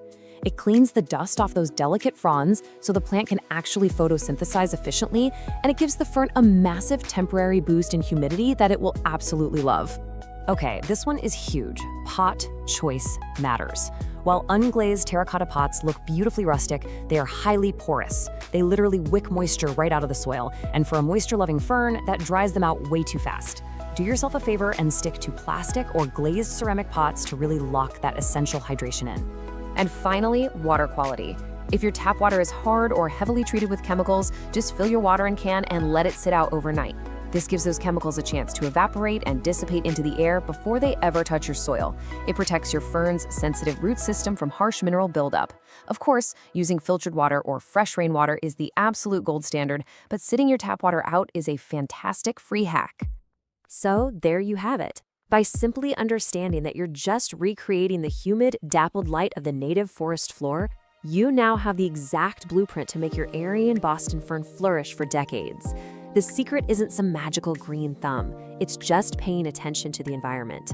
Which really begs the question, if adjusting just a little bit of light and humidity can transform a finicky fern into an absolute jungle centerpiece, what other amazing native ecosystems are you capable of recreating right inside your own living room? Welcome to This Explainer. Today, we're jumping right into a true masterclass dedicated to a plant that flat out refuses to be ignored, the neon pothos. If you've ever felt like your space was just kind of missing a certain vibrancy, well, this is the plant that acts as a bright, virtually unkillable burst of energy for absolutely any room. We're going to break down the science of its care, from the basic foundations of just keeping it alive, all the way up to expert techniques for infinite propagation. Okay, let's dive right into the syllabus. We're covering a lot of ground today. First, we'll meet the biological highlighter. 2, mastering the glow. 3, essential everyday care. 4, pruning and propagating.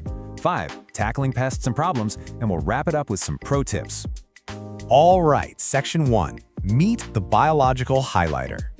So let's get to know the absolute energetic powerhouse that is the Epipremnum aureum neon. This plant doesn't just survive, it has this sheer, stubborn determination to push through some of the absolute harshest indoor conditions. Seriously, it's famous for staying alive in those depressing, windowless break rooms where most plants would just immediately give up. It has this incredibly tough, resilient spirit, but it's wrapped up in a shockingly bright exterior. I absolutely love this description. A lamp that runs on water. Because honestly, with its electric shock of chartreuse yellow, placing this plant in a dark corner gives you an instant burst of brightness without even needing an electrical outlet. It's an incredible tool for interior design. It offers this dramatic, eye-catching contrast against dark walls, think charcoal or navy, or when you plant it in deep dark pots where that yellow foliage can just truly pop. Moving right along to Section 2, mastering the neon glow. Now, this is arguably the most critical aspect of caring for the neon pothos. We have to understand exactly how and why it keeps that signature, shocking color. Because if we get this wrong, the plant literally loses its entire unique appeal, and the science behind the glow is actually fascinating. You see, the neon color is technically an unstable chlorophyll mutation. The plant lacks the dense, dark green pigment that you'd find in a standard plant. So in highlight, the plant gets plenty of energy, meaning it can afford to be kind of inefficient and keep its brilliant chartreuse color. But in low light, it panics. It goes straight into survival mode and starts producing sunblock, that dense, dark green chlorophyll, just to capture every single scarce photon it can find. Basically, if you don't give it enough bright, indirect light, your glowing neon plant is going to revert into a standard dark green pothos. Now, what's really interesting here is the identity crisis this plant constantly faces in nurseries. You will so often see the philodendron lemon lime mislabeled as a neon pothos, but they are entirely different plants. Thankfully, you can spot the difference really easily through touch and shape. The neon pothos has a waxy, glossy, and just slightly bumpy texture with these asymmetrical spade-shaped leaves. The philodendron, on the other hand, is completely matte. It's velvety smooth with really broad, dramatic heart shapes. And you'll see these little sheaths on its new stems. Knowing this little trick totally saves you from accidentally buying a wrong plant. Okay, Section 3, essential everyday care. This is where we shift our masterclass into the daily grind. And the great news is, the neon pothos has a dramatic but incredibly helpful communication style, especially when it comes to telling you exactly when it's time to pull out the watering can. Honestly, you should completely ignore a strict watering schedule. Just toss it out. Instead, rely on the dramatic droop and tactile sensory cues. Use what we call the squeeze test. If the leaf is firm, cool, and rigid, do not water it. But if it feels soft, pliable, and folds easily like a warm taco shell, it is definitely thirsty. And when you do water, drench the soil completely until it flows out the bottom. But never, ever let the pot sit in standing water. Of course, watering is literally only half the equation, right? Drainage is the other. Neon pothos roots need oxygen just as much as they need moisture. So to prevent suffocation and root rot, you absolutely need a chunky texture in your soil. A perfect DIY mix for this is 60% high-quality potting soil, 30% perlite or pumice for that vital aeration, and 10% orchid bark to kind of simulate the natural forest floor. And a quick but super important warning, never use heavy outdoor garden or topsoil indoors. It will instantly suffocate your plant, no exceptions. Let's talk climate and fuel. Hailing all the way from French Polynesia, this plant loves it warm. We're talking ideally between 70 and 90 degrees Fahrenheit. The ultimate danger zone for it is a cold draft dropping below 55 degrees. That will cause irreversible black spots in the leaves, which we definitely don't want. While it strongly prefers 50 to 70% humidity if you want those massive leaves, it easily tolerates dry indoor air at around 30%.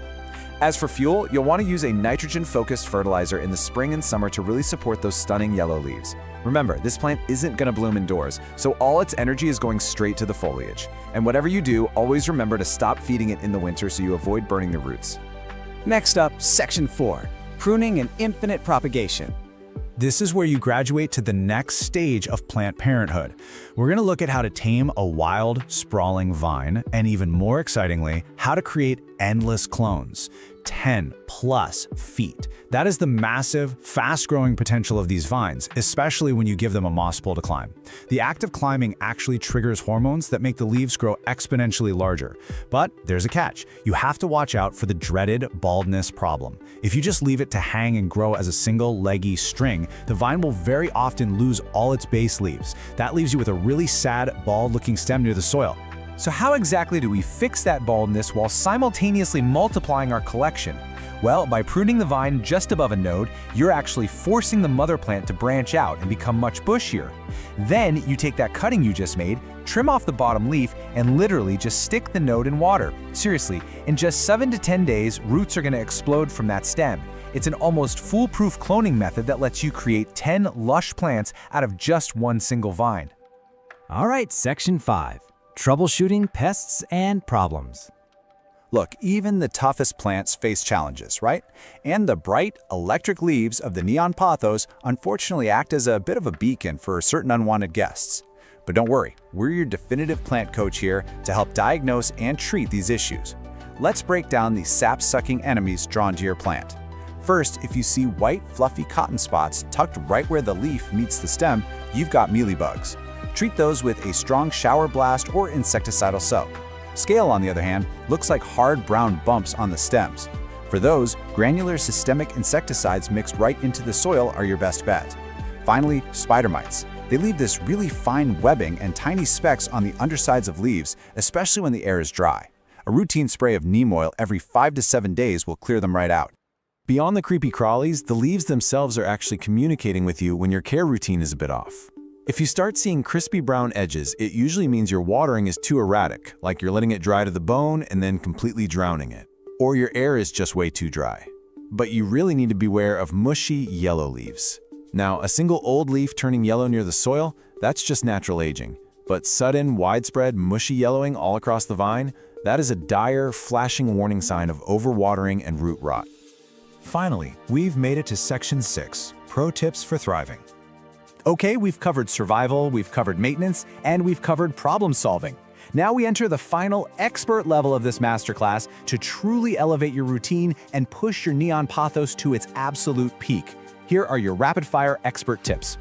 First up, if you happen to have a freshwater aquarium, use that dirty water during your tank changes to water your plant. It is packed with a massive biological nitrogen boost. Second, rotate your pot a quarter turn every single week. This prevents the vine from growing entirely lopsided toward the nearest light source. Third, dust your leaves monthly. Dust literally blocks light, and remember, this plant needs every single photon it can get. Finally, my favorite trick, if you have a bare vine, just loop it back onto the soil and pin the node down with a bobby pin. It will root directly into the soil, perfectly mimicking how the plant naturally spreads across the forest floor. So, this brings us to the end of our explainer, and I have to leave you with one final thought. Are you ready to let this biological highlighter transform your darkest corners into a thriving neon jungle? You now have the complete blueprint, from mixing the perfect chunky soil to reading that dramatic droop, forcing brilliant color through proper light management, and cloning your way to an endless indoor garden. Take these steps, apply the science, and just watch your space completely light up. Thanks so much for joining this explainer, and hey, happy growing! We are jumping right into this explainer because, let's be honest, if you're a houseplant parent, you already know the heartbreak. You bring home this gorgeous, vibrant green plant, right? And then, a few weeks later, you look closely and there they are, those dreaded, brown, crispy, curled up tips right on the ends of the leaves. It's incredibly frustrating. But look, you are absolutely not alone. Today, we're tackling this head on. We're gonna answer the ultimate question. Why are my plant leaves getting brown, crispy tips? We'll cover the top 5 causes and exactly how to fix it. Okay, let's dive into this. Why are your plant's leaves getting so crispy in the first place? It's really easy to look at a ruined leaf and feel like you've somehow failed. But I want you to completely reframe how you look at this. The crispy edge isn't a failure at all. It's just a signal. Your plant is simply communicating that there's an environmental imbalance. It's basically raising a tiny brown, crispy flag asking for a little help. And by the end of this explainer, you're going to be completely fluent in translating that exact signal. Here is our quick roadmap for today. We'll start with diagnosing those brown tips. Then look at the science of leaf scorch, cover the top 5 causes and fixes, and wrap up with preventing future brown tips. Let's get started. Section 1. Diagnosing brown crispy tips. Time to put on our plant detective hats. Matching what you see with how the soil feels is this amazing simple trick that points straight to our culprits. So for example, if you see brown tips plus yellowing lower leaves and the soil feels like an absolute brick, you're definitely dealing with underwatering. But if you just have brown tips, especially on your tropicals, and the soil is perfectly moist, well, low humidity is your #1 culprit. And pay attention to this one. If there is a distinct yellow halo separating that dead brown tip from the healthy green leaf, you almost certainly have a water quality issue. Knowing these signs literally takes all the guesswork out of the equation. Moving on to Section 2, the science of leaf scorch. Before we jump into fixing the plant, we really need to understand how this damage actually happens. Leaf scorch, or tip burn, is essentially tissue death. Think of a plant's vascular system exactly like our own human circulatory system. It is constantly working to pump water from the roots all the way up to the furthest edges of those leaves. So the really crucial thing to understand here is that the very tip of the leaf is literally the last stop on the train. It is the last place to get a drink. When something goes wrong, maybe there's just not enough water in the soil, or the dry air is sucking moisture out way too fast, or mineral salts are clogging up the pipes, the plant simply cannot supply those furthest tips with enough hydration to keep the tissue alive. So it dries up, it dies, and it gets crispy. All right, Section 3, the top 5 causes and fixes. Let's pair up the most common causes of this leaf scorch with their immediate actionable solutions. Because cause #1 is entirely about this number. 40 to 60%. That is the ambient humidity level that most of our favorite tropical houseplants, think calatheas, your ferns, your palms, they absolutely crave that level of moisture. Remember, these guys originated in lush, super humid rainforests. But our modern homes, especially when we're blasting the heat in the winter or the AC in the summer, they are incredibly dry, usually falling way below that 40% mark. So, that dry air acts like a sponge, pulling moisture right out of the leaves faster than the roots can even replace it. The fix here? Use a humidifier, group your plants together so they create a little microclimate, or set up a pebble tray filled with water. Now, if you do the tray, just make sure the pot sits on the pebbles, not directly in the water, otherwise you'll get root rot. And I know you might be tempted to just grab a spray bottle, but misting only raises humidity for a few minutes. It's really not a long-term fix. Which brings us to cause #2, underwatering. When the soil is bone dry, there simply isn't enough water for the roots to send upstairs. Plants are incredibly smart survivalists, you guys. To keep its core alive, a plant will intentionally cut off the water supply to its extremities. It sacrifices the leaf tips and the older, lower leaves first. The fix is straightforward but absolutely vital. You've got to give that plant a deep, thorough soak to completely rehydrate that hardened root ball. And truly, the best way to do that is bottom watering. If you just pour water over the top of bone-dry soil, you know what happens, right? It just runs straight down the sides of the pot and out the bottom without absorbing it all. Instead, try this. Step 1, place the pot in a bowl or sink with a few inches of water. Step 2, just let it sit. Let it absorb water from the bottom up, kind of like a sponge, for about 30 to 60 minutes. Step 3, once the pot feels heavy and fully hydrated, take it out, let it drain completely, and commit to a more consistent watering schedule. Cause #3, water quality. Tap water is often full of heavy mineral salts, fluoride, and chlorine. These actually accumulate at the edges of the leaves over time, eventually reaching toxic levels and burning the tissue. This famously shows up as that brown tip with the yellow halo we talked about earlier. The fix is easy. Switch to distilled, filtered, or rainwater. Oh, and a quick heads up. Just leaving tap water out for 24 hours? Yeah, that only evaporates the chlorine. It does absolutely nothing for fluoride or heavy minerals, so filtering really is the way to go here. Luckily, cause #4 is super easy to spot: too much direct sun. Believe it or not, your plants can absolutely get a sunburn. Intense, direct sunlight heats up those delicate tropical leaves, causing them to burn through their water stores incredibly rapidly, which kills the cells. This shows up as brown, crispy tips, but usually along with faded, bleached, or scorched-looking patches right where the sun is hitting them. The fix? Just scoot the plant a few feet back from that bright window, or soften the light by pulling a sheer curtain closed. Finally, cause #5, fertilizer burn. Too much of a good thing is definitely a bad thing when it comes to plant food. Over-fertilizing leads to a massive buildup of mineral salts in the soil, and these salts literally burn the plant's roots. If the roots are damaged, they can't absorb water properly, and boom, we're right back to vascular failure and those brown, crispy tips. You'll usually see this happen a week or two after you fed a plant, especially if you gave a full-strength dose while the soil was totally dry. So, how do you rescue a plant with fertilizer burn? You have to flush the soil. Pick up your plant and take it straight to the sink or the shower. Turn the water on lukewarm, never hot, never freezing cold, and just let a slow, steady stream run continuously through the soil and out the drainage holes for several minutes. This literally washes those excess fertilizer salts right out of the dirt. It is a total lifesaver. After you do this, hold off on feeding it for at least 1 to 2 months so the roots can heal. When you do resume fertilizing, always dilute it to half strength. Section 4. Preventing future brown tips. Let's lock in a quick, best practice routine so your leaves stay perfectly green all year round. Okay, here are your core best practices. First, prioritize humidity. Investing in a small humidifier is a total game changer for tropicals.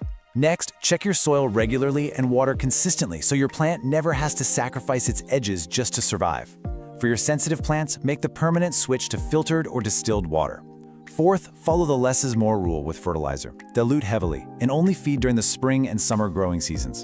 And finally, a question we get all the time. Can you trim the brown tips? Yes, absolutely. You can trim right along the dead brown edges, following the natural shape of the leaf. It's purely for aesthetics and won't hurt the plant one bit. But remember, a brown tip is dead tissue. It's never gonna magically turn green again. You're just giving it a little haircut to make it look nice while the new, healthy growth comes in. So I'll leave you with this final thought. Which fix will you implement to rescue your plant's leaves today? You've got the diagnostic knowledge, you understand the vascular science behind the scenes, and you have the top 5 actionable fixes ready to go right now. The next time you spot a crispy brown tip, don't panic. Just listen to what your plant is telling you, check the soil, check the environment, and step in with absolute confidence. Thanks for joining me on this explainer, and happy growing. Welcome to This Explainer. If you're tuning in, you probably have a beloved holiday plant sitting on a windowsill right now. But let me guess, maybe it's looking a little limp. Maybe it's wilting, or perhaps it has stubbornly refused to produce those spectacular waterfall-like blooms for years. Well, you are in exactly the right place. Today, we're taking you from absolute beginner to expert with a complete masterclass on the Christmas cactus. So, I want you to ask yourself, why exactly is your Christmas cactus struggling? You're probably thinking, hey, it's a cactus, right? It should be practically indestructible. Well, I need you to completely rethink what you know about this plant. If you've been treating it like one of those spiky green guys sitting out in the scorching desert sun, that is exactly why your plant is unhappy. We're going to establish a major paradigm shift today. Okay, let's dive into this. When you picture a classic desert cactus, you think of hot, dry, sandy soil and, very rare watering. But the Christmas cactus is actually a jungle cactus.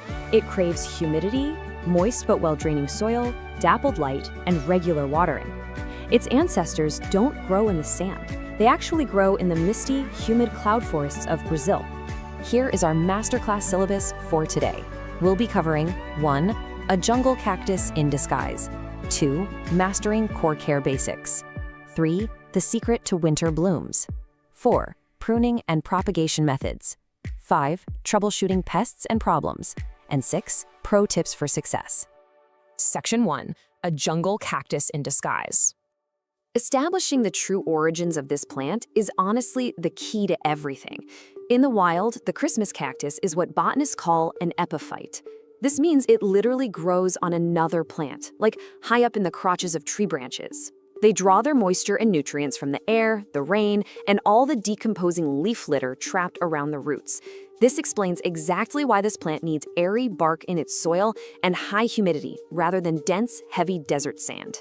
But before we go any further, we need to clarify a little holiday identity crisis, because the plant you own probably isn't a Christmas cactus at all. The true Christmas cactus, known scientifically as Schlumbergera buckley, has these scalloped, rounded segment edges and naturally blooms in December. But the Thanksgiving cactus, Schlumbergera truncata, has pointed, claw-like edges and naturally blooms in November. Most store-bought varieties you see with those sharp claws are actually Thanksgiving cacti in disguise. But don't worry, their daily care is virtually identical. Section 2. Mastering Core Care Basics. Now that we know what we're working with, we have to master the daily, non-negotiable building blocks required if you want that incredible floral display later on. First up, they need bright, indirect light. An east-facing window catching that gentle morning sun is absolutely perfect. You want to keep them out of the direct, scorching afternoon sun, which will literally burn their segments. For watering, you're aiming for the Goldilocks zone. Never bone dry, never soggy. Just water it thoroughly when the top inch of soil feels dry to the touch. And during their active growing season in spring and summer, go ahead and feed them a diluted liquid fertilizer every 2 to 4 weeks.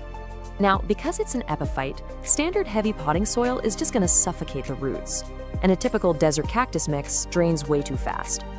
The absolute sweet spot is a mix of 50% peat or cocoa coir for moisture retention, 25% perlite for drainage, and 25% orchid bark. That orchid bark is the secret ingredient here. It perfectly mimics the loose bark and debris of the rainforest canopy. And speaking of the rainforest, your target humidity is 50 to 60%. During the winter, our central heating absolutely strips moisture from the air, dropping it well below 30%. To combat that bone-dry winter air, you can set your pot on a pebble tray filled with water, or even just place the plant in a bright bathroom where it can soak up the steam from your daily shower. Section 3. The secret to winter blooms. Okay, this is where we separate the casual houseplant owners from the absolute masters. Getting a Christmas cactus to bloom doesn't just happen by accident. It's a mechanical process that must start in early to mid-October. It requires 3 specific signals. Step 1 is the dark treatment. Step 2 is a drop to cool nighttime temperatures, somewhere between 50 and 65 degrees Fahrenheit. And step 3 is reducing your watering to roughly every 2 to 3 weeks and stopping fertilization completely. This mild stress is what signals to the plant, hey, winter's coming, it's time to make flowers. Now, there is a magic number required to make this work, and that number is 12 to 14. That is the exact number of hours of complete, uninterrupted darkness your plant requires each and every night for 6 to 8 weeks to successfully force bud formation. I mean, complete darkness. No street light shining through the window, no hallway light seeping under a door crack. Even a brief flash of a room light can totally reset the plant's internal clock. Seriously, put it in a dark closet every evening if you have to. And once you've successfully completed that dark treatment and you finally see those tiny buds forming on the tips of the segments, rule number 1, do not move the plant. I really cannot emphasize this enough. Changing the light direction or causing a sudden temperature fluctuation is the number 1 reason buds suddenly drop off right before they open. Just leave it right where it is. Section 4, pruning and propagation methods. Once that magnificent bloom show is over, we enter the post-bloom phase. This is all about encouraging bushier growth for next year and creating new little plants to share with friends. Pruning should happen in late winter or early spring, right after the blooms fade. The technique here is absolutely crucial. You want to gently twist off 1 or 2 segments at the joint. Don't cut them with scissors. Twisting encourages the plant to branch out at that exact spot, which means double the blooms next year. And the best part? Every single prune segment is a potential new plant. Just let the twisted end callus over in a dry spot for a day or 2, then plant it shallowly in moist soil. It's such an incredibly easy and rewarding way to create heirloom gifts. Section 5, troubleshooting pests and problems. Of course, sometimes things go wrong, so let's walk through a quick troubleshooting guide to get your plant back on track. If your symptom is dropping buds, the cause is almost always that you moved the plant or it's been exposed to a cold draft. The solution there is to just keep its environment perfectly stable. If you see wilting segments, check the soil. If it's bone dry, give it a really good soak. But if it's wet and wilting, you likely have root rot and you need to unpot it and check the roots immediately. Finally, if you see white cottony spots or fine webbing, you're dealing with mealybugs or spider mites. Treat those segments directly with a cotton swab dipped in rubbing alcohol, or you can apply some neem oil. Section 6, Pro Tips for Success. Let's summarize the most impactful expert-level takeaways from this explainer so you can achieve absolute mastery. First, try bottom watering. Letting the pot soak up water from a tray prevents moisture from sitting on those delicate stem joints and causing rot. Second, cool nights are a powerful trigger. Combining them with your dark treatment sets significantly more buds.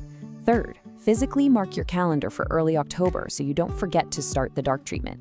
And finally, don't rush to repot. These plants actually prefer being slightly root-bound, which can even help encourage blooming. If you take absolutely nothing else away from this masterclass today, remember this core paradigm shift. It's a jungle cactus, not a desert cactus. That is the absolute why behind every single care instruction we've discussed today.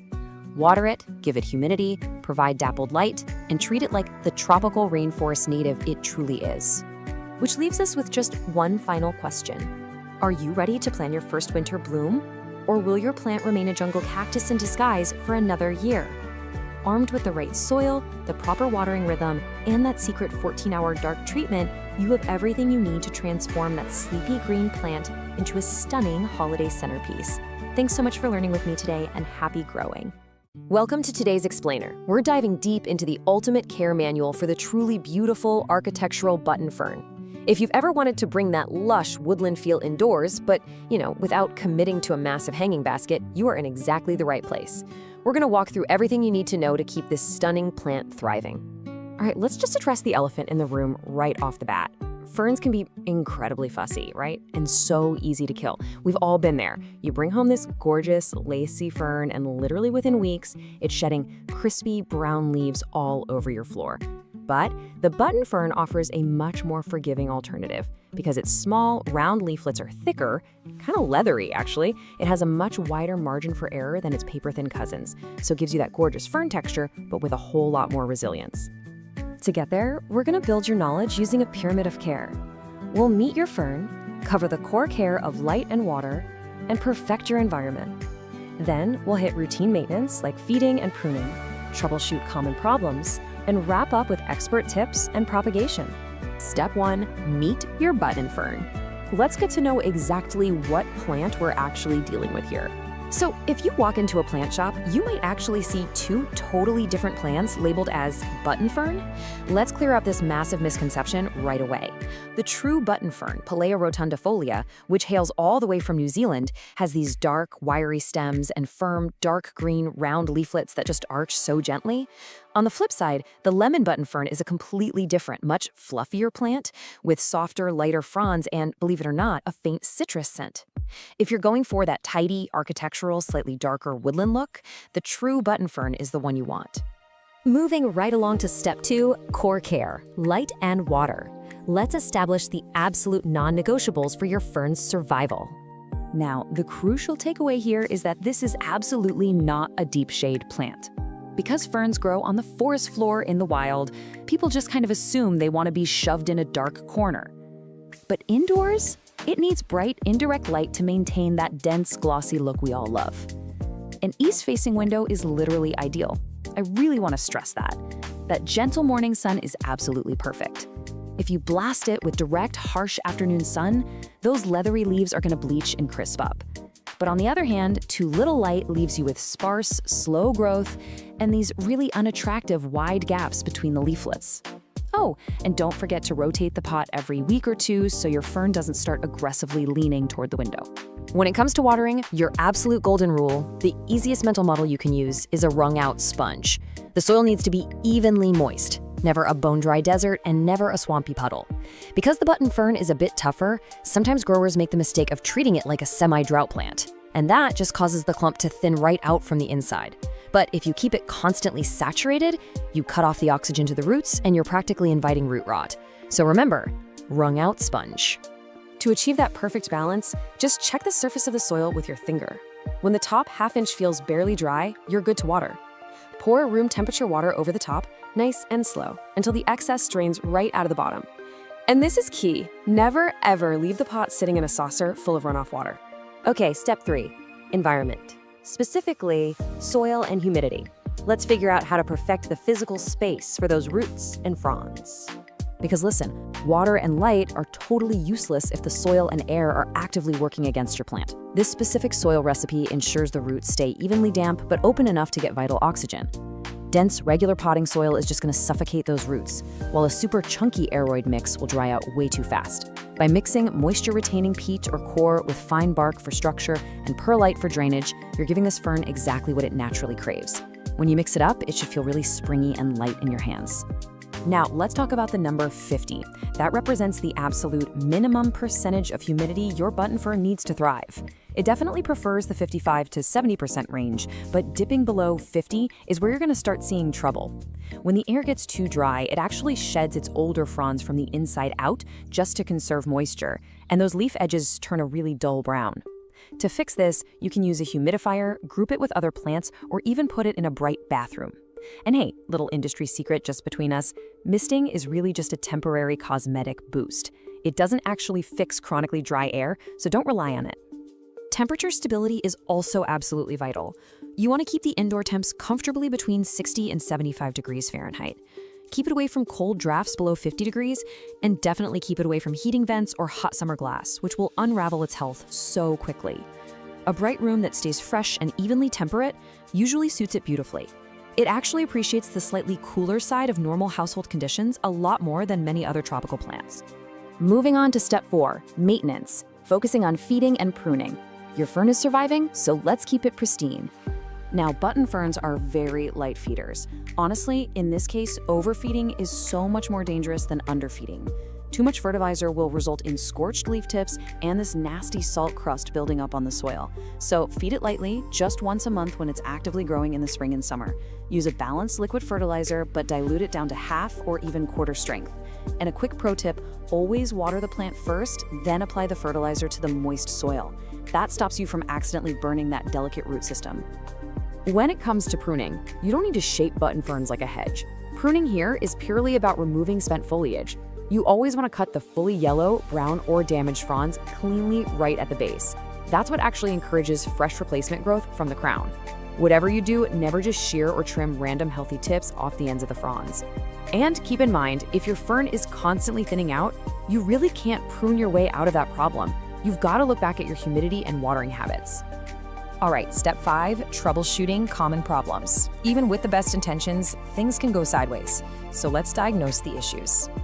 Think of this as your personal cheat sheet for figuring out exactly what environmental factor has drifted off course. Because button ferns rarely just fail randomly. If you're seeing dry, crispy brown edges, think low humidity or underwatering.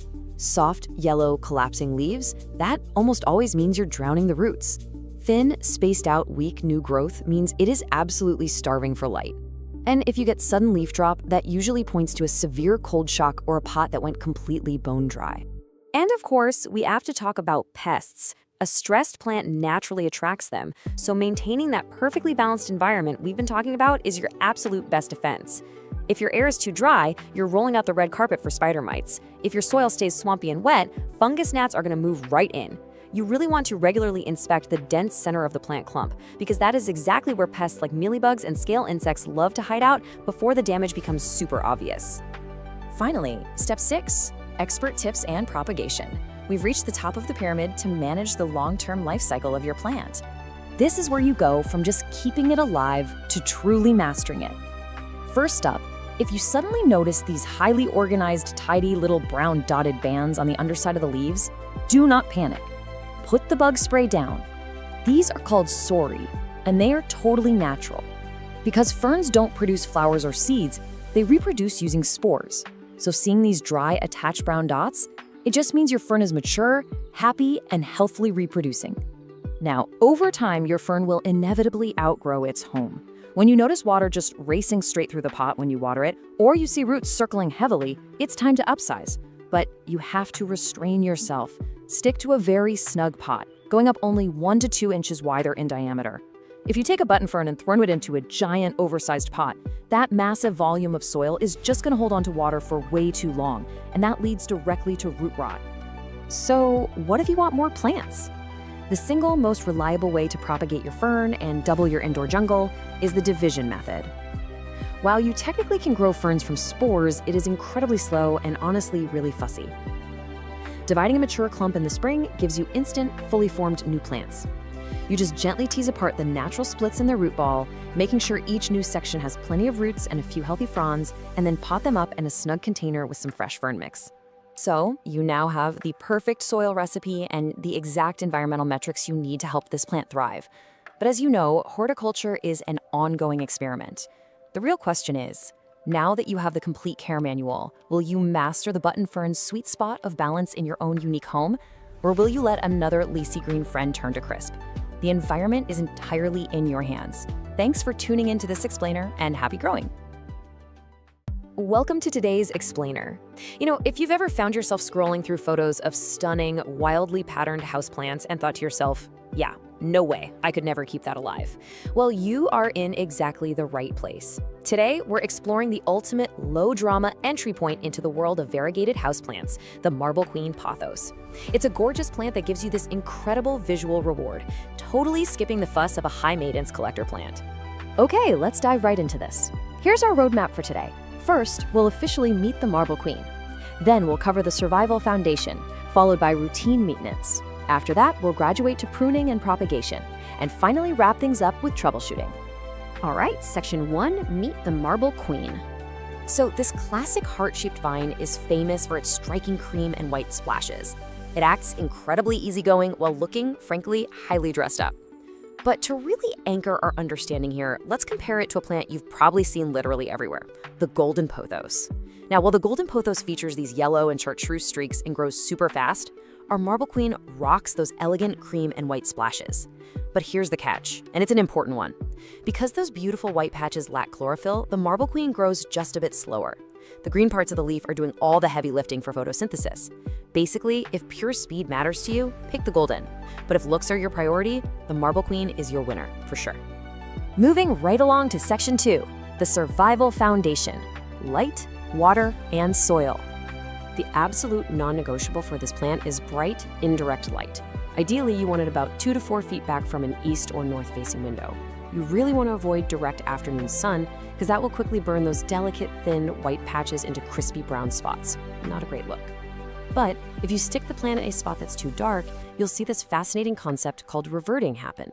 Because the cream sections of the leaf do not photosynthesize, a starving plant literally panics. It starts pushing out almost completely all green leaves just to compensate and survive. So give it enough light, or you're going to lose that stunning marbled look that made you buy it in the first place. Next up in our survival foundation is watering. And the rule here is wonderfully simple. Let the top 1 to 2 inches of soil dry out. Don't guess, don't overthink it, just stick your finger right in the dirt. If it's dry down to your second knuckle, boom, it's time to water. This usually works out to about once a week in the spring and summer, and maybe every 10 to 14 days in the winter. Now, when you do water it, soak it thoroughly until water pours freely out of the drainage holes. But never, ever leave it sitting in a tray of water. I mean, we've all tried to love a plant to death with way too much water, right? But doing that here is just an open invitation to root rot. And what exactly is that water flowing through? The soil, of course. Heavy potting mix straight from the bag holds way too much water and compacts over time. It basically suffocates the roots. Your plant's roots need to breathe. That is exactly why you want a light, well-draining aeroid mix. And you can actually make it yourself. It's super easy. Just take 2 parts standard potting mix, add 1 part perlite to create air pockets, and 1 part orchid bark for some nice chunky structure. Oh, and throwing in a handful of horticultural charcoal is a fantastic optional extra to keep things fresh in the pot. Which brings us to Section 3, routine maintenance and feeding. The really great news is the Marble Queen is happy right where you're happy. It thrives in standard household temperatures between 65 and 85 degrees Fahrenheit, and it handles average humidity of 40 to 50% without a single complaint. Now, to get it looking its absolute best, here are your rapid-fire pro care tips. First, rotate the pot a quarter turn every week so it grows evenly toward the light. Second, gently wipe the leaves with a damp, soft cloth periodically, because dust literally blocks light absorption. Third, repot it every 2 years, but only go up just 1 single pot size. And finally, if you want massive, mature leaves, let your Marble Queen climb a moss pole. This grants those climbing roots extra moisture and completely transforms it from a trailing vine into a bushy, super dramatic upright specimen. It's a real game changer. When it comes to feeding, the Marble Queen is a pretty light eater. A balanced liquid fertilizer, something like a 10-10-10, mixed at just half strength, once a month during the spring and summer is plenty. But here is the absolutely crucial point. Stop fertilizing completely in late fall and winter. The plant isn't actively growing then, and feeding it can cause unused fertilizer salts to build up in the soil. That's going to burn the roots and leave you with crispy brown leaf tips. Oh, and a quick aside, always water the plant before you add liquid fertilizer just to prevent shocking those roots. All right, time to level up. Section 4, expert level, pruning and propagation. This is where you learn to actually multiply your plant and control how it looks by trimming back those leggy or reverted vines. But before we reach for the scissors, we need to know exactly where to make our cuts. You are looking for a node. A node is that small little bump on the stem directly opposite a leaf. It is basically the magical spot where new roots and new foliage emerge. When you prune, you want to cut just above a node on the main plant. And if you're aiming for a bushier plant instead of long, stringy vines, simply pinch off the growing tips. That forces the node right below it to push out side branches, which fills the plant out beautifully. Now let's take those cuttings you just made and multiply your collection. Water propagation is incredibly simple. Just find a healthy vine and cut just below a node, so your cutting has a node right at the bottom. Remove the lowest leaf to fully expose that node. Drop it into a jar of room temperature water, making sure any remaining leaves stay completely dry above the water, and just wait. Roots are going to appear in 2 to 3 weeks. And here's a brilliant little pro tip for you. Cuttings with stronger green tones actually root faster than mostly white cuttings. Why? Because they have way more chlorophyll energy to fuel that root production. Almost there. Section 5, troubleshooting common problems. Look, even the experts run into issues sometimes. But the difference is, they know how to read the plant and confidently diagnose the problem without panicking. For instance, here's one of the most common beginner questions we get. Why is my beautiful marble queen turning solid green? Well, remember that concept of reverting we talked about earlier? That is exactly what's happening. The plant is literally telling you it is starving for light. The quick fix? Move the plant closer to a window and trim back those solid green vines so it redirects its energy back into producing that beautiful, variegated growth. You can actually reverse engineer your entire care routine based strictly on what the leaves are telling you. Think of it like a puzzle. If you see yellow lower leaves and mushy stems, you're overwatering. Let the soil dry out, and if it's really severe, you might need to trim away black, rotting roots. Now, if you see crispy brown edges, you're either underwatering or the air is way too dry, so give it a thorough soak. And if the vines are looking leggy with huge gaps between tiny leaves, yep, it needs more light. Just by checking these symptoms, you're going to know exactly how to pivot your care strategy. Now, the marble queen isn't a massive pest magnet, but you definitely still need to keep your eyes peeled. Mealybugs look like little bits of white, cottony fluff tucked right into the joints. Spider mites leave behind this really fine webbing. Scale looks like tiny brown bumps stuck to the stems. If any of these show up, don't panic. A simple cotton swab dipped in 70% isopropyl alcohol or a weekly spray with some insecticidal soak will clear them right up. There is one totally vital troubleshooting question we absolutely must cover. Is this plant safe for pets? The answer is firmly absolutely no. Like all pothos, the marble queen contains calcium oxalate crystals. These are highly toxic and very irritating to cats and dogs if they chew on the leaves. So if you have curious pets running around, this plant has to be displayed way up high in a hanging basket or completely out of their reach. And there you have the whole shebang. You have officially graduated to expert marble queen parent. You now know how to provide the perfect light, mix the ideal soil, prevent reverting, and even multiply your plant through propagation. Which really leaves me with one final, very important question for you today. Once you trim those vines and root those incredibly easy cuttings, who is going to get your very first marble queen baby? Think about it. Thank you so much for joining me on this explainer, and happy growing. Let's jump right into this explainer. If you've ever wanted to bring a vibrant, living, breathing piece of the forest indoors without having to run the vacuum literally every single day to clean up dead leaves, well, you are exactly in the right place. Today, we're breaking down a complete beginner to expert care guide for the absolutely stunning Asian sword fern. Here's our blueprint for today. First, we'll officially meet the Asian sword fern.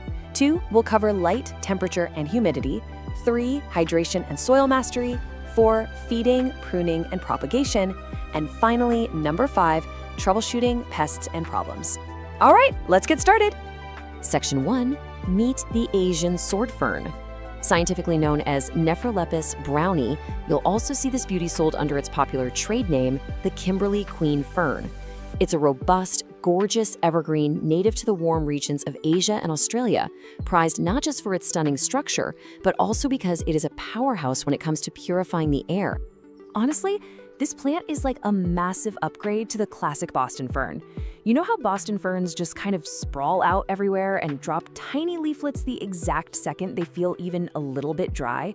Yeah, it's a mess. But the Asian sword fern, it boasts these upright, narrow, sword-shaped fronds that actually stay put. It completely ditches the dramatic shedding, plus it's totally non-toxic. so it's perfectly safe if you have cats or dogs roaming around. Moving on to Section 2, light, temperature, and humidity. To get this plant truly thriving, our strategy is actually pretty simple. We're going to translate its native forest floor environment straight into your living room. When it comes to lighting, I want you to think about the dappled sunlight filtering through a thick forest canopy. That gentle, filtered glow is exactly what your fern wants. Bright, indirect light is the goal here. Setting it near an east-facing window for some soft morning sun is pretty much ideal, or you can pull it back a few feet from a brighter south or west-facing window. Whatever you do, keep it out of harsh, direct afternoon sun. That'll scorch those delicate fronds in no time, turning them a bleached yellow or crispy brown. Oh, and pro tip, rotate the pot a quarter turn every couple of weeks so it grows nice and even, rather than leaning toward the light. For temperature, consistency is your best friend. You'll want to keep things comfortable, right in that 60 to 75 degree Fahrenheit sweet spot. That's about 16 to 24 degrees Celsius. The main thing is protecting it from sudden drafts. Keep it away from drafty winter windows, frequently open doors, and absolutely do not put it in the direct line of an AC or heating vent. And hey, if you decide to put it out on the patio for the summer, just remember it is not frost tolerant. You've got to bring it back indoors long before that first fall frost hits. Now here is a crucial number you absolutely have to remember: 50%. Just like most ferns, this guy is a total humidity junkie. It needs a bare minimum of 50% humidity to thrive and to keep those gorgeous fronds from getting brown, crispy edges. The problem is, in most homes, especially in the dead of winter with the heater blasting, our indoor air is just way too dry. But don't worry, if your house is dry, it's super easy to fake that damp forest vibe. You can mist the fronds with room temperature water a few times a week, set the pot on a tray filled with pebbles and water, or group it together with your other plants to create a little shared microclimate. Honestly, running a small humidifier nearby is a total game changer. Yes, your plant might end up with a more demanding daily skincare routine than you do, but the lush results are 100% worth it. Oh, and if you have a bright bathroom, that is a naturally perfect spot. Section 3, Hydration and Soil Mastery. This is where we learn how to build a rock-solid, resilient root system through proper watering and soil composition. Let's talk about the top inch rule. Consistent moisture is the name of the game here. You basically want to water thoroughly whenever the top inch of the soil feels dry to the touch. The soil should feel like a wrung-out sponge, evenly moist but never ever soggy. It's a bit of a balancing act, right? If you overwater and let it sit in a puddle, you're going to suffocate it with root rot. But underwatering, that leads to wilting and a ton of dropped leaflets. Make sure you use room temperature water too, so you don't shock the roots. To nail that perfect moisture balance, you really need the right soil. We're talking a rich, loamy, slightly acidic to neutral mix. A high-quality peat-based soil is a fantastic starting point. But to make sure it doesn't turn into mud, you've got to improve the drainage. Mix in some chunky amendments, things like perlite, orchid bark, or some nice, rich compost. That way, this soil holds just enough water to keep your fern happy, but all that dangerous excess water drains right on through. Section 4. Feeding, pruning, and propagation. Okay, let's graduate from basic survival and get into some expert-level plant parenting. During the spring and summer growing season, your fern is going to be hungry. You'll want to use a balanced, water-soluble liquid fertilizer. But wait, actually, this is super important. Always dilute it to half strength. Apply that half-strength mix every 4 to 6 weeks. Don't go overboard because salt buildup from too much fertilizer will literally fry those delicate roots. And you definitely want to stop feeding it entirely during the fall and winter when the plant is naturally resting. As for pruning, just snip any dead or yellowing fronds all the way down at the soil line. It keeps things tidy and pushes the plant's energy into fresh new growth. So, looking at all this lush green foliage, you might be wondering, how on earth do these things reproduce if they never produce flowers or seeds? It's a super cool mechanism, actually. They don't flower at all. Instead, they create these tiny little dots called spores, right there on the undersides of their mature fronds. Now, growing a fern from spores takes forever. The absolute easiest way to multiply your collection at home is just by dividing the plant. You'll want to do this during a spring repotting, which, by the way, you should do every year or two when it gets root bound. To divide it, just slide the fern out of its pot, gently tease the root ball apart with your hands or use a clean knife if it's really tight, and make sure each new section has a good chunk of roots and several fronds. Pot them up in fresh, well-draining soil, water them in, keep them warm and humid, and boom, you've got brand new, independent ferns. Finally, Section 5, Troubleshooting Pests and Problems. Look, even the best plant parents had a few bumps in the road, so let's learn how to translate your plant's distress signals. This chart is a lifesaver for decoding what your fern is trying to tell you. See brown, crispy edges? Your air is just too dry, so get that humidifier running. Seeing yellow leaves? That's usually a moisture issue, so dig your finger an inch into the dirt to see if it's bone dry or sitting in mud. If the whole plant is wilting and drooping, it is severely thirsty. Water it immediately. And if it's dropping leaves entirely, your fern is incredibly stressed from being too dry, which means you need to lock down a much more consistent watering routine. Beyond just water and air, we've got to talk about bugs. Those dense, overlapping fronds, they are basically luxury real estate for pests. You need to routinely check the crown and stems for the tiny webs of spider mites, the weird cottony fluff of mealybugs, the little brown bumps of scale insects, or little moth-like whiteflies. And if you're keeping the soil too wet, you'll probably invite fungus gnats. If you spot any of these gatecrashers, don't wait. Wipe down the leaves and thoroughly spray the plant with insecticidal soap or neem oil, making sure you really get into that dense foliage. When you finally dial in that dappled light, the perfect moisture, and that magic 50% humidity, you're not just decorating a room anymore. You are literally sustaining a complex, living micro-ecosystem. The Asian soar fern is an absolute masterpiece that just asks for a little specialized attention in return for a massive aesthetic payoff. If you can successfully cultivate this vibrant piece of the forest floor right inside your living room, what other incredible natural environments are you ready to conquer next? Okay, have you ever wanted a houseplant that's like practically immortal? One that actually thrives when you completely forget about it and then out of nowhere rewards you with these stunning chocolate-scented flowers? Well, welcome to this explainer. Today, we're diving into the complete care guide for the Hoya carnosa, better known as the wax plant. We are going to walk through the ultimate survival and reward guide for a true heirloom plant. If you can just master the simple art of neglecting this plant the right way, you'll have a botanical companion for decades.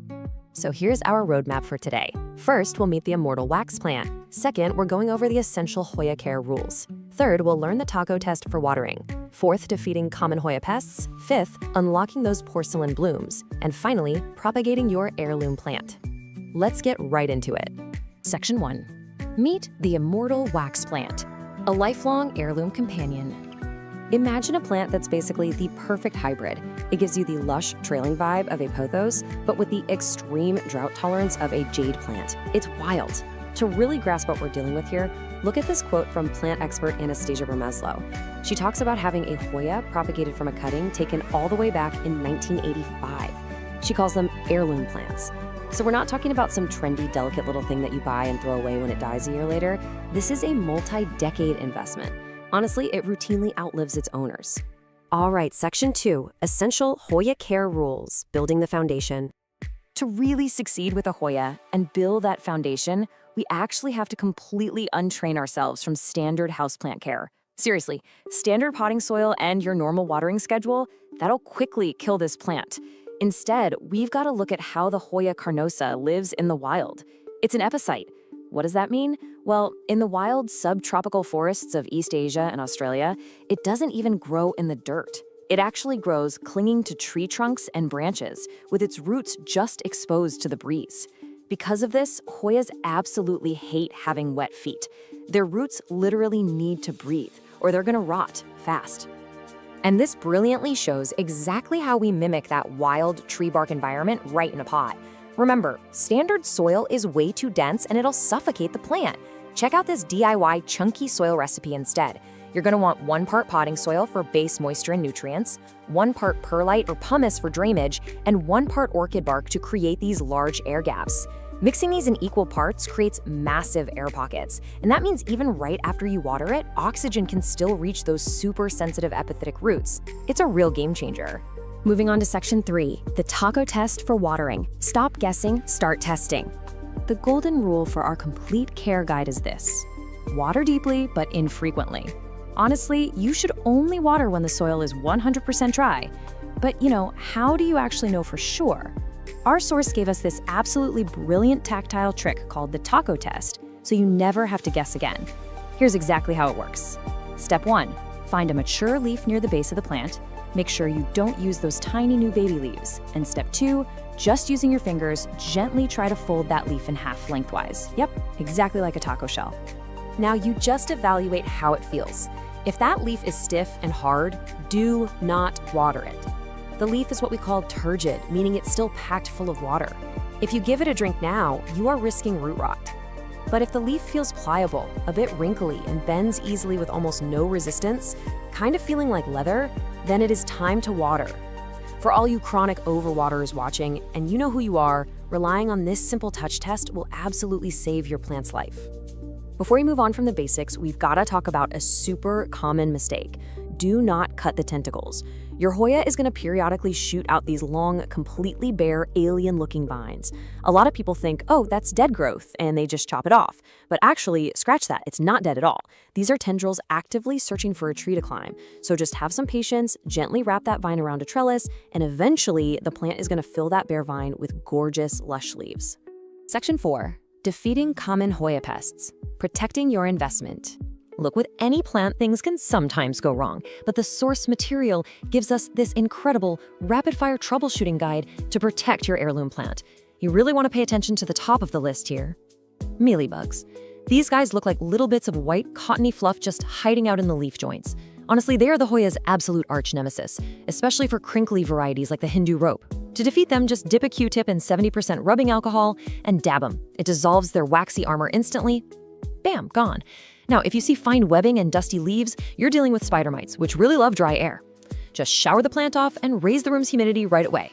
For aphids, which usually show up on new growth, a strong stream of water works best. And if you ever spot hard brown bumps on the stems, that's scale.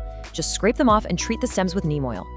All right, Section 5, Unlocking the Porcelain Blooms, the Ultimate Reward. Okay, this right here is why we go through all the trouble. The flowers. The Hoya carnosa produces these incredible ball-shaped clusters of star-like flowers that literally look like they're carved out of wax or porcelain. Plus, they release this potent fragrance that smells like chocolate, vanilla, or honey. It is amazing. But to actually get there, we need to talk about a concept called sun stress. Now, you might hear plant collectors talk about this and think it sounds bad, but it's actually highly desirable. When a Hoya is placed in really bright light, it produces red or purple pigments called anthocyanins to protect its cells from UV rays. It's essentially a botanical suntan. So if your leaves have this beautiful red or bronze flush, it means your plant is absorbing maximum energy, and that's exactly what it needs to crank out those gorgeous flowers. So what's the secret? How do we actually guarantee flowers? Well, here is the exact bloom-boosting recipe for your complete care guide.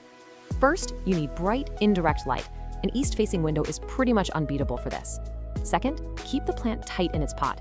Hoyas really prefer to be root-bound. If the pot is way too big, it's just going to spend years growing roots instead of flowers, so keep it snug in a breathable terracotta pot. Third, you want to let it experience a natural winter temperature drop, down to about 60 degrees Fahrenheit at night. This actually signals the plant to form reproductive buds. And finally, when spring rolls around, feed it a high-phosphorus bloom booster fertilizer. And that brings us to what is arguably the single most important rule of flowering Hoyas. Are you ready? Never, ever cut the peduncle. The peduncle is the little flower stalk. It kind of looks like a tiny woody microphone stand just sticking out of the vine. When the flowers fade and drop off, the plant leaves this little nub behind. Why? Because it's going to bloom from that exact same spot again and again, year after year. Seriously, some peduncles are over a decade old and produce dozens of blooms every single summer. If you cut it off, you lose that blooming site forever, so leave the mic stand alone. Now, right before we wrap up our care section, let's settle a massive debate in the houseplant community about the two most popular variegated varieties of this plant. How do you actually tell a Crimson Queen apart from a Crimson Princess? Well, here's a super fun insider memory trick for you. A Crimson Queen has white or pink variegation on the leaf margins, the outer edges. Just remember, a queen wears her crown on her head, right on the outer edges. On the flip side, a Crimson Princess has the variegation right in the center of the leaf. Remember, a princess wears her gown in the middle. Boom, now you're a Hoya expert. Section 6, propagating your heirloom plant, cloning your Hoya. Because this plant lives for so long, you are inevitably going to want to take cuttings to share with your friends and family. You're basically cloning your Hoya. The most foolproof method outlined in our source is the sphagnum moss method. So, step 1, just snip a stem that has at least 2 nodes. Those are the little bumps where the leaves grow. Quick heads up though, Hoyas bleed this sticky, milky latex sap when you cut them, so definitely have a paper towel handy. Step 2, strip the leaves right off that bottom node because that is exactly where your new roots are going to pop out. Step 3, place that bare bottom node into some damp, squeezed out sphagnum moss. This gives it the perfect mix of humidity and airflow. And Step 4, just wait 3 to 4 weeks for some strong roots to develop before you pot it up in that chunky soil mix we talked about earlier. We have covered a lot today. We've talked about the soil, the taco test, dealing with pests, and the secrets to getting those incredible porcelain flowers. Because the Hoya carnosa is just so drought tolerant and remarkably resilient, it truly becomes an investment piece for your home, which really leaves us with one final fascinating thought for you to consider as you kick off your Hoya journey. If you follow this complete care guide, there's a very good chance your plant will actually outlive you. So with a lifespan spanning multiple decades, who will inherit your Hoya? Okay, let's dive right into this. Welcome to today's Explainer, where we're going to master the care and keeping of one of the absolute most striking houseplants you can possibly bring into your home, the philodendron birkin. Whether you literally just brought your very first birkin home from the nursery, or you're an experienced indoor gardener looking to really dial in your propagation game, we are going to break down everything you need to know to make this incredible plant absolutely thrive. Now, what's totally fascinating is the birkin's origin story. You won't actually find this specific plant growing wild out in the rainforest. Nope. The birkin is actually a relatively new addition to the plant world, and it started as a spontaneous mutation of the burgundy philodendron Rojo Congo. That gorgeous, glossy, dark green foliage with those completely unique, creamy white to pale yellow pinstripes. Yeah, that's just a beautiful genetic accident. And because of that, every single leaf is completely unique. How cool is that? So, here's our roadmap for today's explainer. We'll start by officially meeting the birkin. Then we'll cover the absolute survival essentials: water, light, and soil. Next up, we optimize the environment with climate and feeding. Then we'll tackle troubleshooting, and finally, we'll graduate to expert propagation and pro tips. All right, section 1, meet the birkin, a compact wonder. So if you're used to those classic vining philodendrons, the birkin is going to behave a bit differently for you. It's got what we call a self-heading growth habit, meaning it doesn't trail or vine. Instead, it grows upright and outwards, right from a central stem, which gives it this really lush, bushy vibe. It's a moderate grower, eventually topping out at about 3 feet tall with a 1 to 2 foot spread. And honestly, it can easily live well over a decade if you treat it right. But I really need to point out a super important warning here. Just like other aroids, the birkin contains calcium oxalate crystals. That makes it highly toxic to your cats and dogs. It'll cause intense oral irritation and swelling if they chew on it, so you absolutely must keep this one out of reach of your curious furry friends. Moving right along to section 2, the big 3, water, light, and soil. Let's talk light, because light is literally the single most critical factor for maintaining those gorgeous pinstripes. You want bright, indirect light. An east-facing window is usually the absolute sweet spot. Now, if you give the plant too much direct midday sun, those delicate creamy stripes are going to physically scorch. You'll literally get crispy brown spots. But if you stick it in deep shade, something pretty fascinating happens. The plant will actually revert. See, the white parts of the leaf don't have chlorophyll. So a plant sitting in low light goes into full survival mode and tries to save itself by pumping out solid green leaves just to maximize its energy production. So remember, bright and filtered is your golden rule here.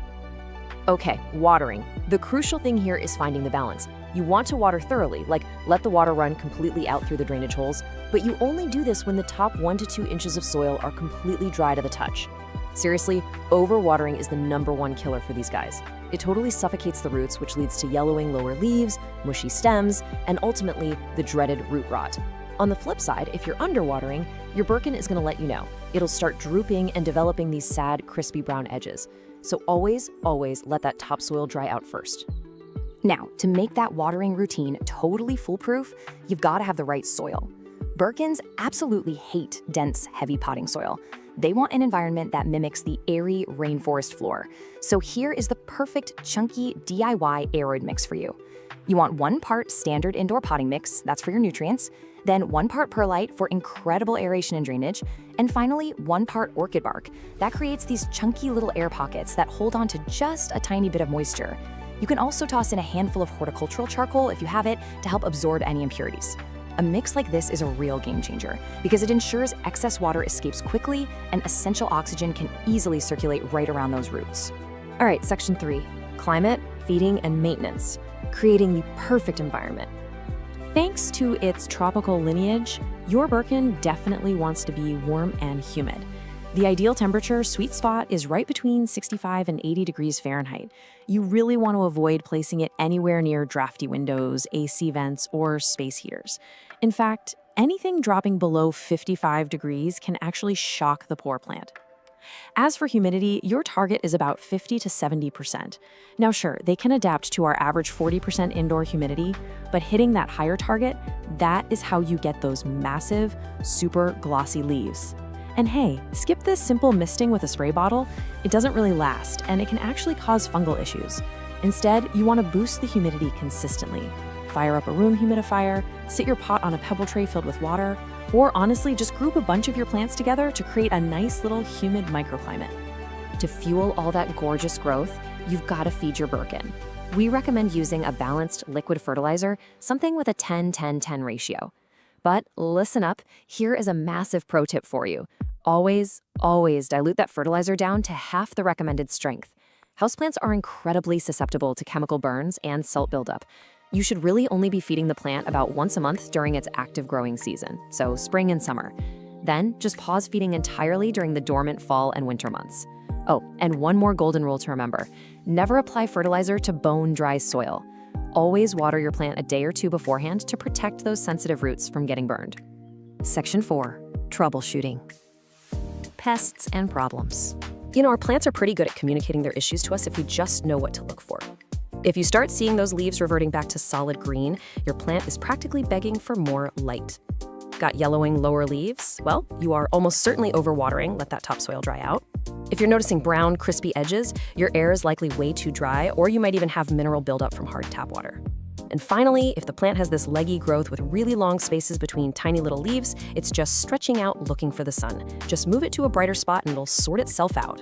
Now, sometimes the problem isn't the environment at all, it's uninvited guests. You've got to keep a really close eye out for sap-sucking pests. Mealybugs, for instance, look like these little cottony masses, and they just love to hide deep in the tight crevices of new growth.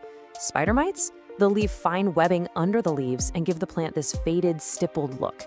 Thrips are a serious headache, leaving silvery patches and badly scarred, distorted new leaves. And hey, if you see tiny little flying insects hovering around the dirt, those are fungus gnats, which are almost always caused by keeping the soil a bit too wet. If you spot literally any of these, your immediate action plan is to isolate the Birkin away from all your other houseplants and treat the foliage thoroughly with insecticidal soap or neem oil. And finally, Section 5. Expert propagation and pro tips. Multiplying your Birkin. I'll tell you, propagating a Birkin is incredibly rewarding, and water propagation is for sure the easiest method to start with. But the absolutely crucial point here is step 1. You must identify a healthy stem that has at least one node. A node is just that slight, swollen little bump on the stem where the leaves emerge. Without a node, roots will simply never grow. Period. Once you've got your node, take some sterile shears and make your cut about an inch below it. Then, just submerge that node into a jar of room temperature water, making sure to keep the actual leaves completely dry. Just change that water out every 3 to 5 days to replenish the oxygen and stop any weird bacteria from growing. And in just 2 to 4 weeks, bam, you'll see a healthy, brand new white root system starting to form. Now, when it comes to finally repotting either those brand new cuttings or your fully mature plant, I want you to remember this specific number, 1 to 2 inches.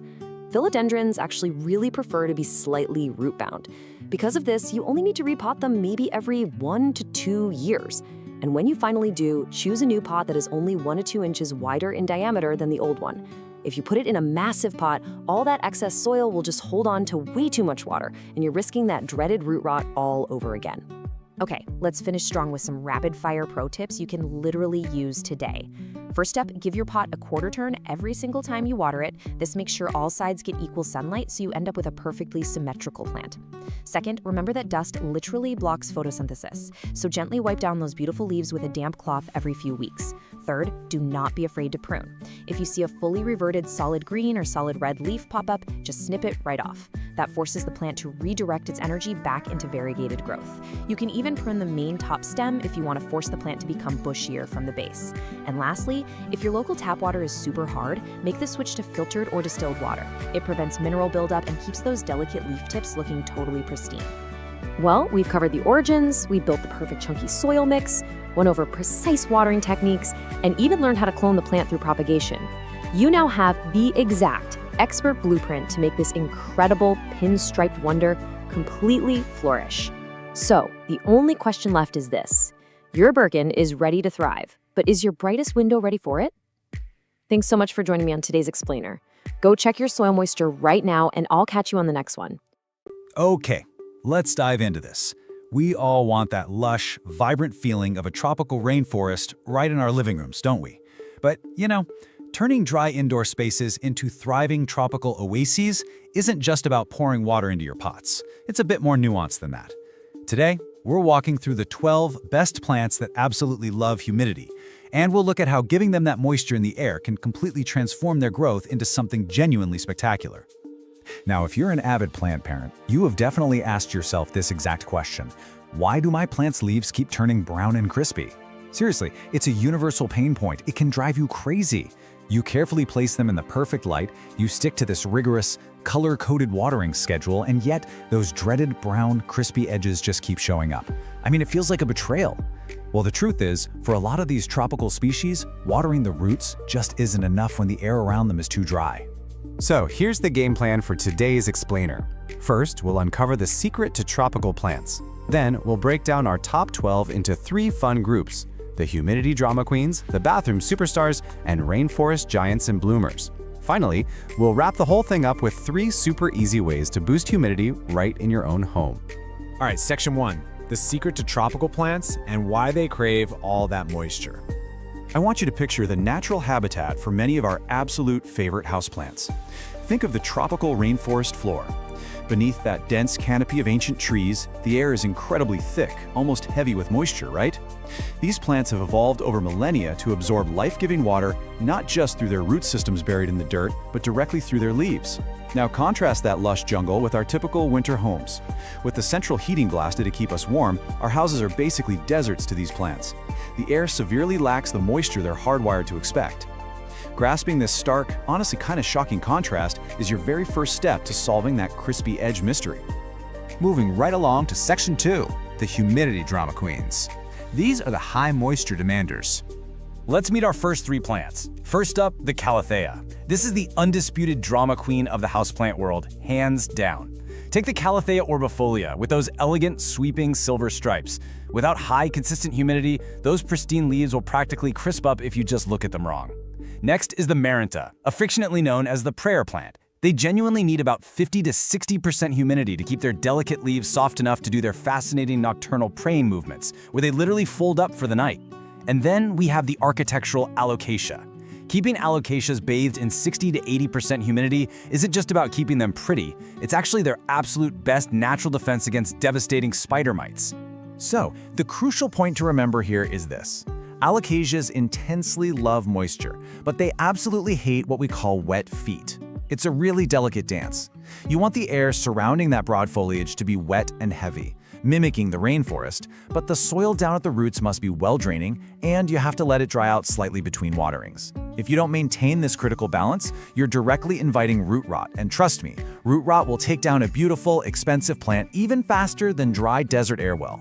Section 3 brings us to the bathroom superstars, the ones that thrive in the steam. If any plant was quite literally made to live in a bathroom, it's the classic Boston fern. Hang one in a bright spot near your shower where it can actively soak up the daily steam. These beauties wildly thrive when ambient humidity hits up to 80%. Then there's the elegant peace lily. This one is a true functional superstar because it actively pulls and absorbs airborne mold spores right out of damp areas. It's basically a household helper and a beautiful piece of decor all in one. We also have the highly adaptable golden pothos, which is going to quickly reward you with incredibly vigorous, vibrant trailing growth when it gets that extra bathroom moisture. And finally, the ever-resilient spider plant. Now, what's really interesting about this is a fascinating botanical concept called transpiration. This is the process where moisture moves continuously from the roots all the way up the stems to tiny microscopic pores on the underside of the leaves. Once it's there, it changes to vapor and is released right back into the atmosphere.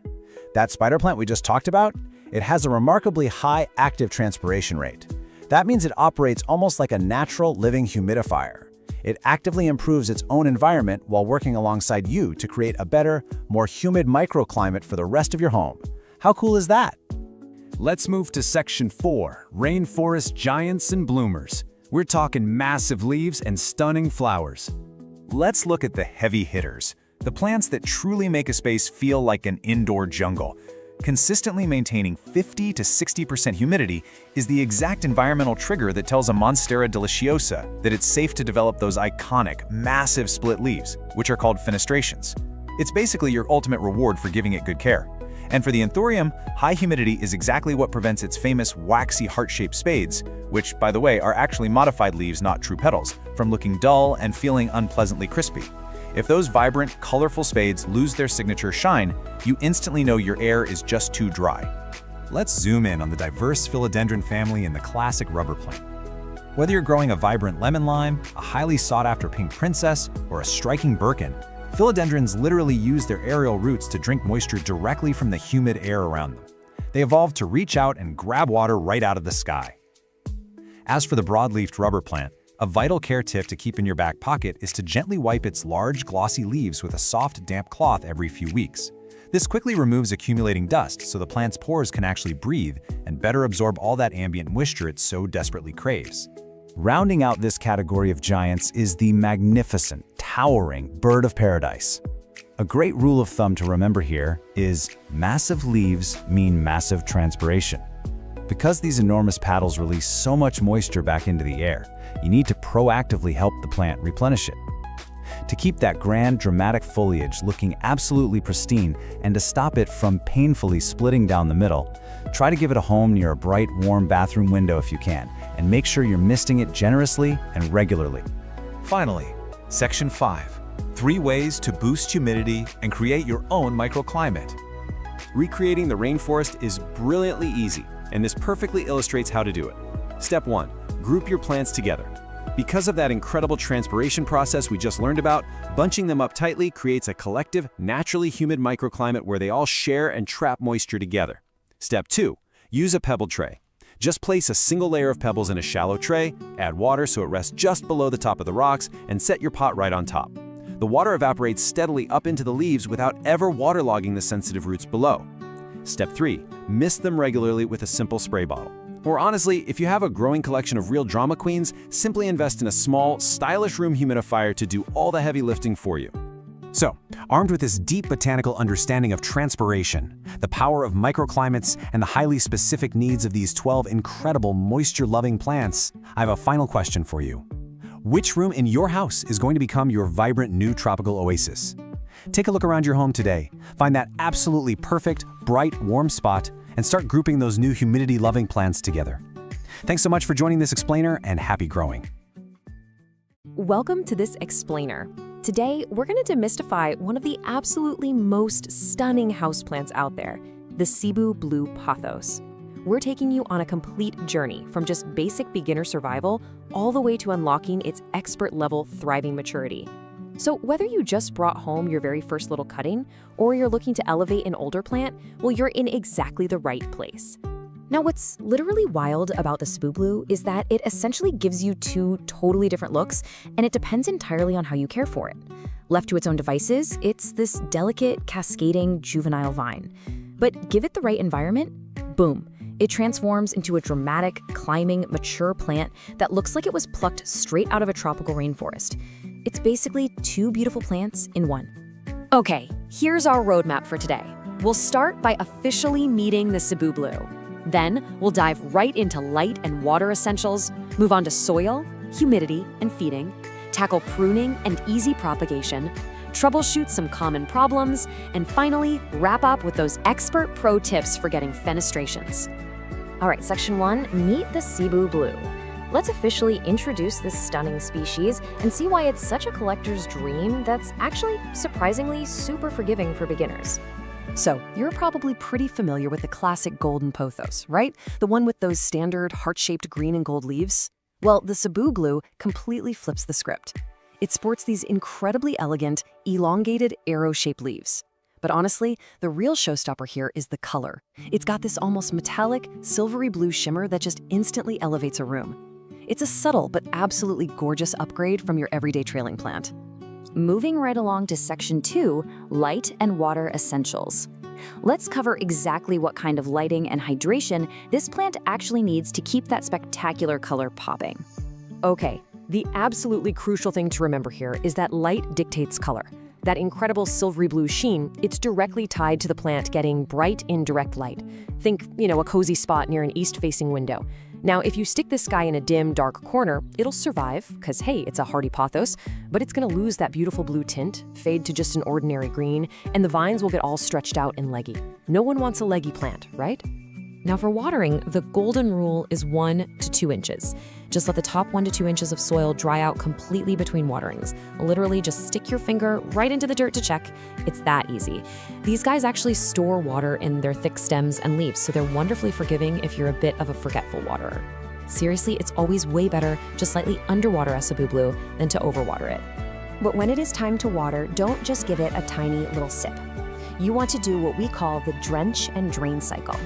Drench that soil thoroughly until water is freely pouring out of the drainage holes at the bottom. But here is the absolute most critical step. Immediately empty the saucer underneath. If you let the pot sit in a puddle of standing water, you are fast-tracking your way to deadly root rot, which is pretty much the #1 killer of these plants. Let's jump right into Section 3, soil, humidity, and feeding. We're gonna build the absolute perfect foundation here, starting with chunky aeroid soil and mimicking that ideal tropical vibe. You have to remember where this plant comes from. In its native environment, it climbs up trees in the tropical forest of the Philippines. Because of that, it absolutely hates compacted, heavy dirt. So you're gonna wanna use the rule of 3 to mix your own soil. 2 parts standard potting soil, 1 part perlite, and 1 part chunky orchid bark. This airy, super well-draining aeroid mix gives the roots all the oxygen they're craving and stops them from sitting in soggy, swampy conditions. And coming from the tropics, you bet this plant loves humidity. While it'll totally tolerate the average, slightly drier air in your house, hitting that 50 to 70% relative humidity sweet spot is the real secret sauce. You can easily pull this off with a simple pebble tray filled with water under the pot, or just by running a small humidifier nearby. Do that and it'll reward you with way faster growth and noticeably larger, super happy leaves. Now, fresh potting soil does have nutrients, but they definitely deplete over time. The Cebu Blue isn't exactly a super heavy feeder, but giving it a balanced liquid fertilizer, diluted to half strength, just once a month during its active growing season in the spring and summer, that acts like a perfect little vitamin boost. It keeps everything lush and vibrant. Just remember to stop feeding it completely in the winter when its growth naturally takes a break. All right, Section 4, pruning and easy propagation. Your plant's got a great foundation now, so let's talk about keeping its shape bushy and, honestly, my favorite part, multiplying your collection for absolutely free. So regular pruning isn't strictly required for the plant's health, but if you don't give it occasional trims, those beautiful vines are eventually gonna get long and kind of stringy. The fix is super simple.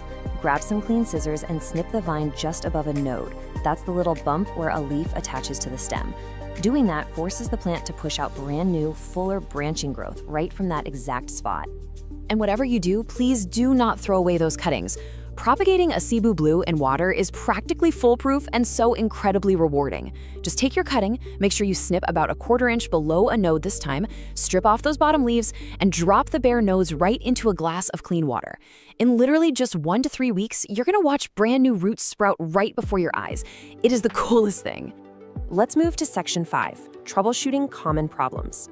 Because look, even the easiest, most forgiving houseplants hit a rough patch sometimes. Let's play plant doctor and figure out how to fix them fast.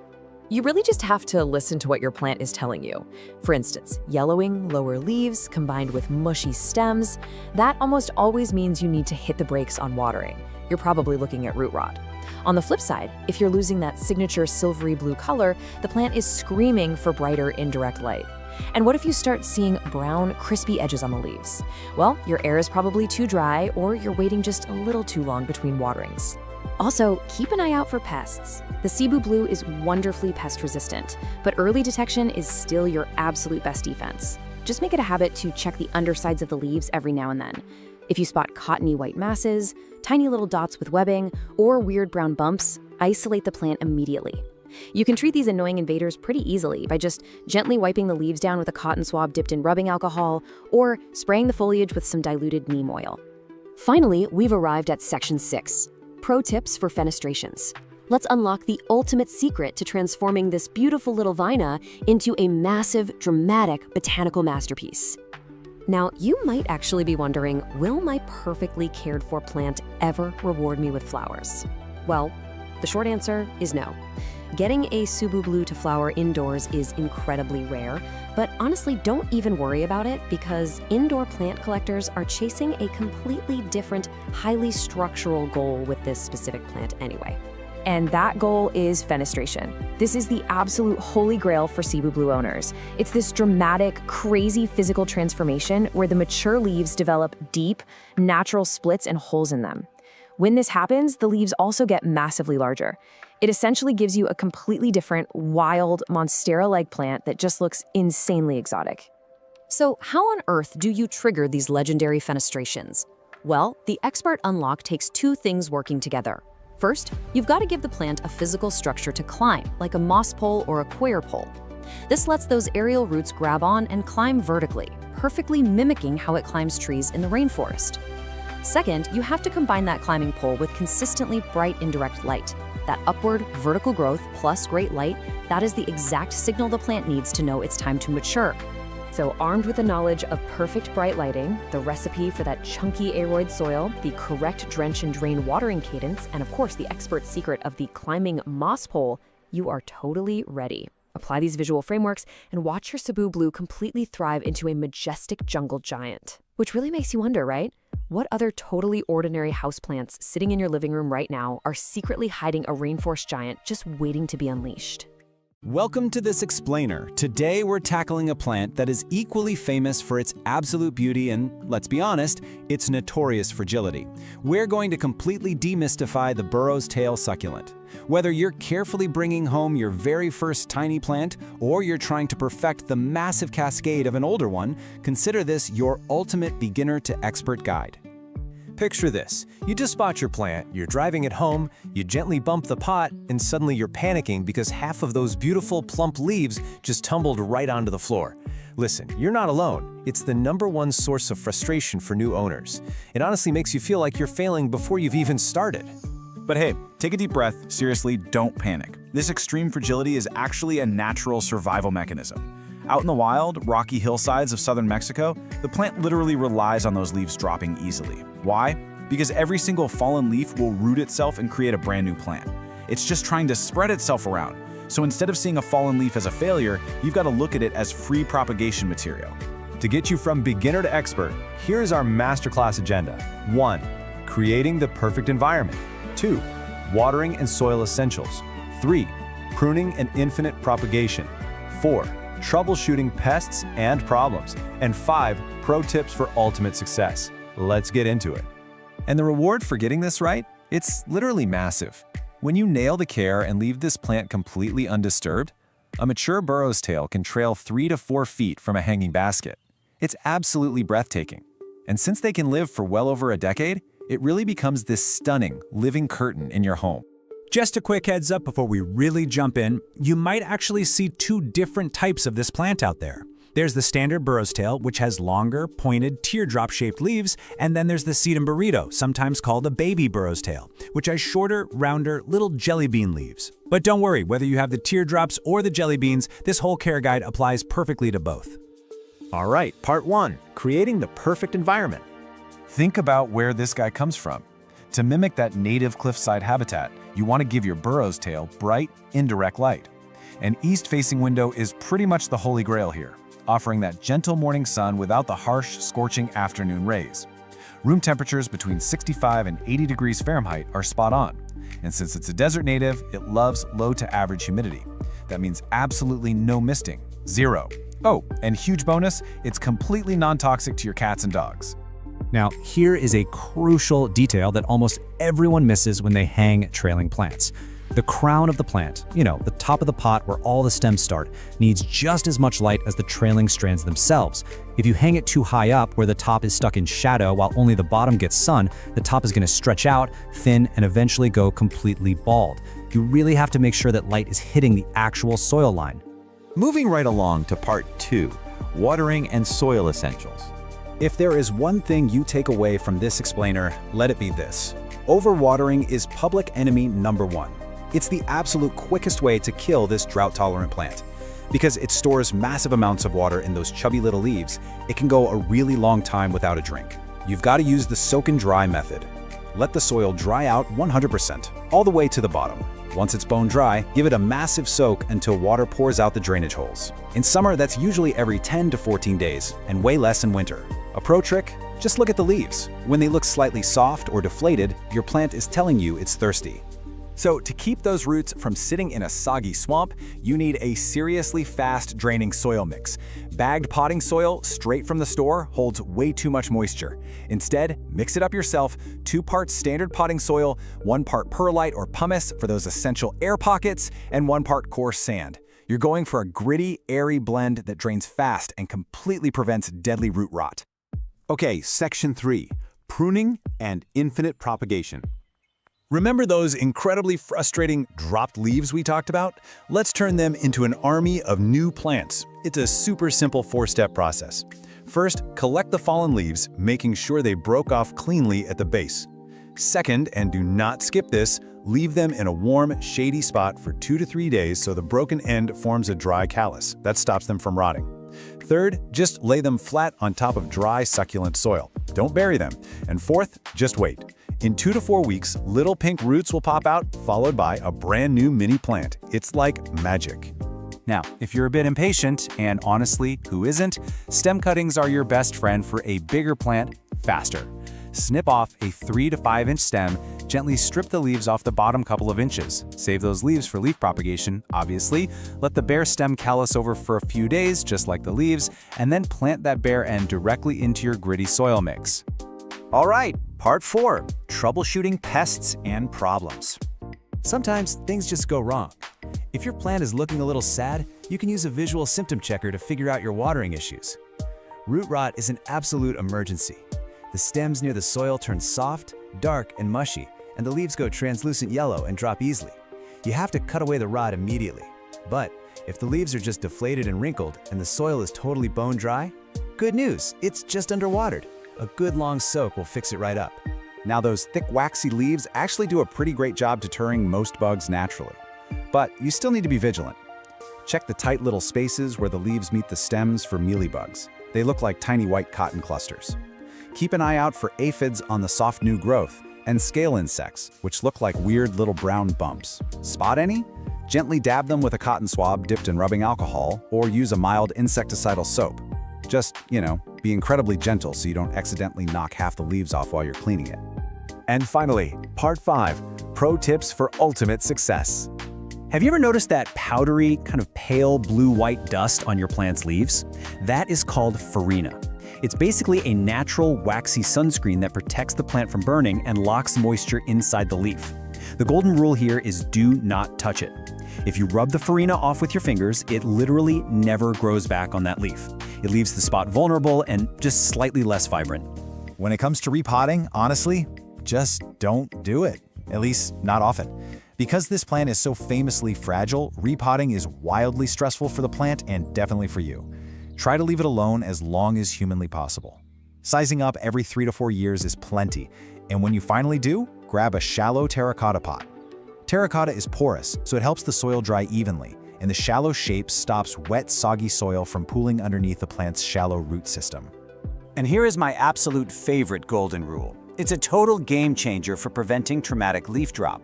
You need to change how you hydrate. Exclusively bottom water your burrow's tail. Top watering means pouring water over those fragile strands and bumping the pot, which almost guarantees you're going to lose leaves. Instead, set that terracotta pot in a sink or a basin with a few inches of water. Let it soak up moisture from the bottom for 15 to 20 minutes. Perfectly watered roots, and you never even touch the delicate hanging strands. So, you've got the complete manual now. You know how to dial in the bright light, mix up the grittiest soil, and master that soak and dry watering routine. Now, take a look around your space. Where is the absolute perfect spot to hang this stunning living curtain so that it literally never has to be moved again? Find that spot, set it up, step back, and get ready to enjoy an incredible cascade for years to come. Welcome to today's Explainer. We're diving deep into what is arguably one of the most uniquely captivating houseplants you can possibly get your hands on, the bear's paw fern. Now, if you've seen one of these in person, you already know the vibe. They are totally famous for these thick, furry rhizomes that literally crawl right over the edge of the pot. I mean, it looks exactly like a little animal is trying to escape. It's a massive conversation starter. But keeping those paws plump and the fronds glossy, well, that takes a little bit of specific know-how. So today, we're taking you on a complete beginner to expert journey so you can confidently grow this stunning plant. Let's get right into it. Right out of the gate, we have to tackle the absolute #1 beginner mistake. Should you bury those furry paws in the dirt? The answer is a resounding absolutely not. No way. This is our golden rule for today, and we're going to come back to it a lot. Never bury the furry paws. They are meant to sit right on top of the soil. Because if you bury them, they'll stay way too wet and they will rot. It's really as plain and simple as that. So, with that golden rule established, here's our game plan. We'll properly meet the bear's paw fern, master its light and water needs, and then cover soil, humidity, and feeding. After that, we'll walk through a super simple pruning and propagation guide, troubleshoot some common problems, and finally wrap up with pro tips for ultimate growth. All right, Section 1, let's officially meet the bear's paw fern. Getting to know its unique anatomy is actually the real secret to keeping it thriving in your living room. Okay, so the terminology here is pretty crucial because it tells us exactly how this plant behaves in the wild. The bear's paw fern, or Aglomorpha meianiana, if we're being scientific, is an epiphyte. What does that mean? Well, in its natural tropical habitat, it doesn't actually grow in deep dirt on the forest floor. Nope, it grows clinging to trees or mossy rocks. And those famous paws we keep talking about, those are rhizomes. They're basically thick, creeping stems that store and absorb moisture and nutrients. Because it's an epiphyte with these creeping surface rhizomes, it naturally wants plenty of air circulating around its fuzzy feet. You know, you'll actually see this guy confused a lot with its cousin, the rabbit's foot fern. But they really have totally different vibes. The bear's paw is bold. It has incredibly chunky, thick paws and these large, leathery, deeply cut fronds. The rabbit's foot fern, on the other hand, is a bit more delicate. It has thinner, lighter rhizomes and really lacy foliage. So if you're looking for that dramatic, sculptural, heavy paw look crawling out of your pot, the bear's paw is exactly what you want. Moving right along to Section 2, mastering light and water. Getting this balance right is literally the key to avoiding that dreaded root rot. First up is lighting. The sweet spot here is bright, indirect light. Picture a nice, cheerful room where the plant isn't getting blasted by a hard, direct beam of sun. An east-facing window or even a north window with an open sky view is absolutely ideal. You really want to avoid harsh midday or afternoon sun, mainly because it'll quickly bleach out those gorgeous leathery fronds and aggressively dry out the rhizomes. A little bit of gentle morning sun, totally fine. But overall, keep it bright and filtered. Now, watering is where it gets interesting because this plant actually has conflicting needs. It's kind of like a puzzle. The roots, which are tucked down into the soil, want steady, light moisture. But the furry rhizomes sitting on top of the soil, those absolutely must be kept dry and aired out. If you just grab a watering can and dump it over the top of the whole plant, those fuzzy paws are going to stay soaked, and that just invites rot. So how often should you water? Well, in a bright room during spring and summer, every 5 to 7 days is pretty typical. But look, your golden rule here is to use the finger test. Only water when the top inch of soil feels slightly dry. And when you do water, pour it really carefully around the edges of the pot to avoid the paws entirely.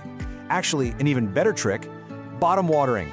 Just set the pot in a bowl of water for 15 to 20 minutes, let it drink from below, and then let it drain completely. It's a total game changer. The roots get their drink, and the paws stay perfectly dry.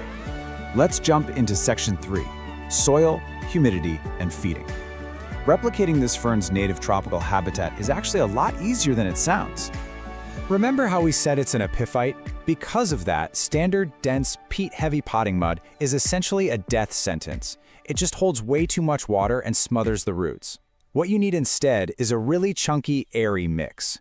A great DIY recipe you can whip up is 2 parts of a quality houseplant mix, 1 part fine orchid bark, and 1 part perlite or pumice.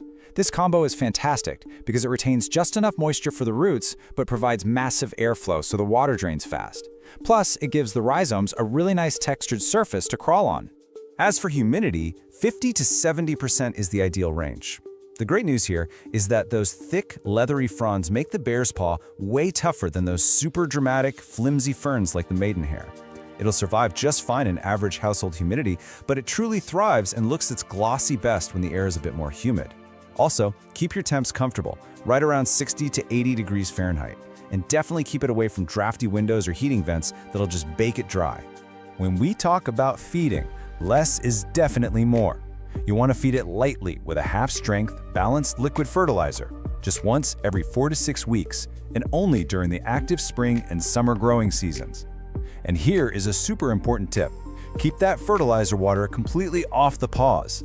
The concentrated salts can severely irritate those delicate little furry scales. All right, section 4. Let's talk pruning and propagation. I promise you, pruning this fern is incredibly simple. It's mostly just basic cleanup. I absolutely love this quote, "Leave the fuzz alone." It is so important.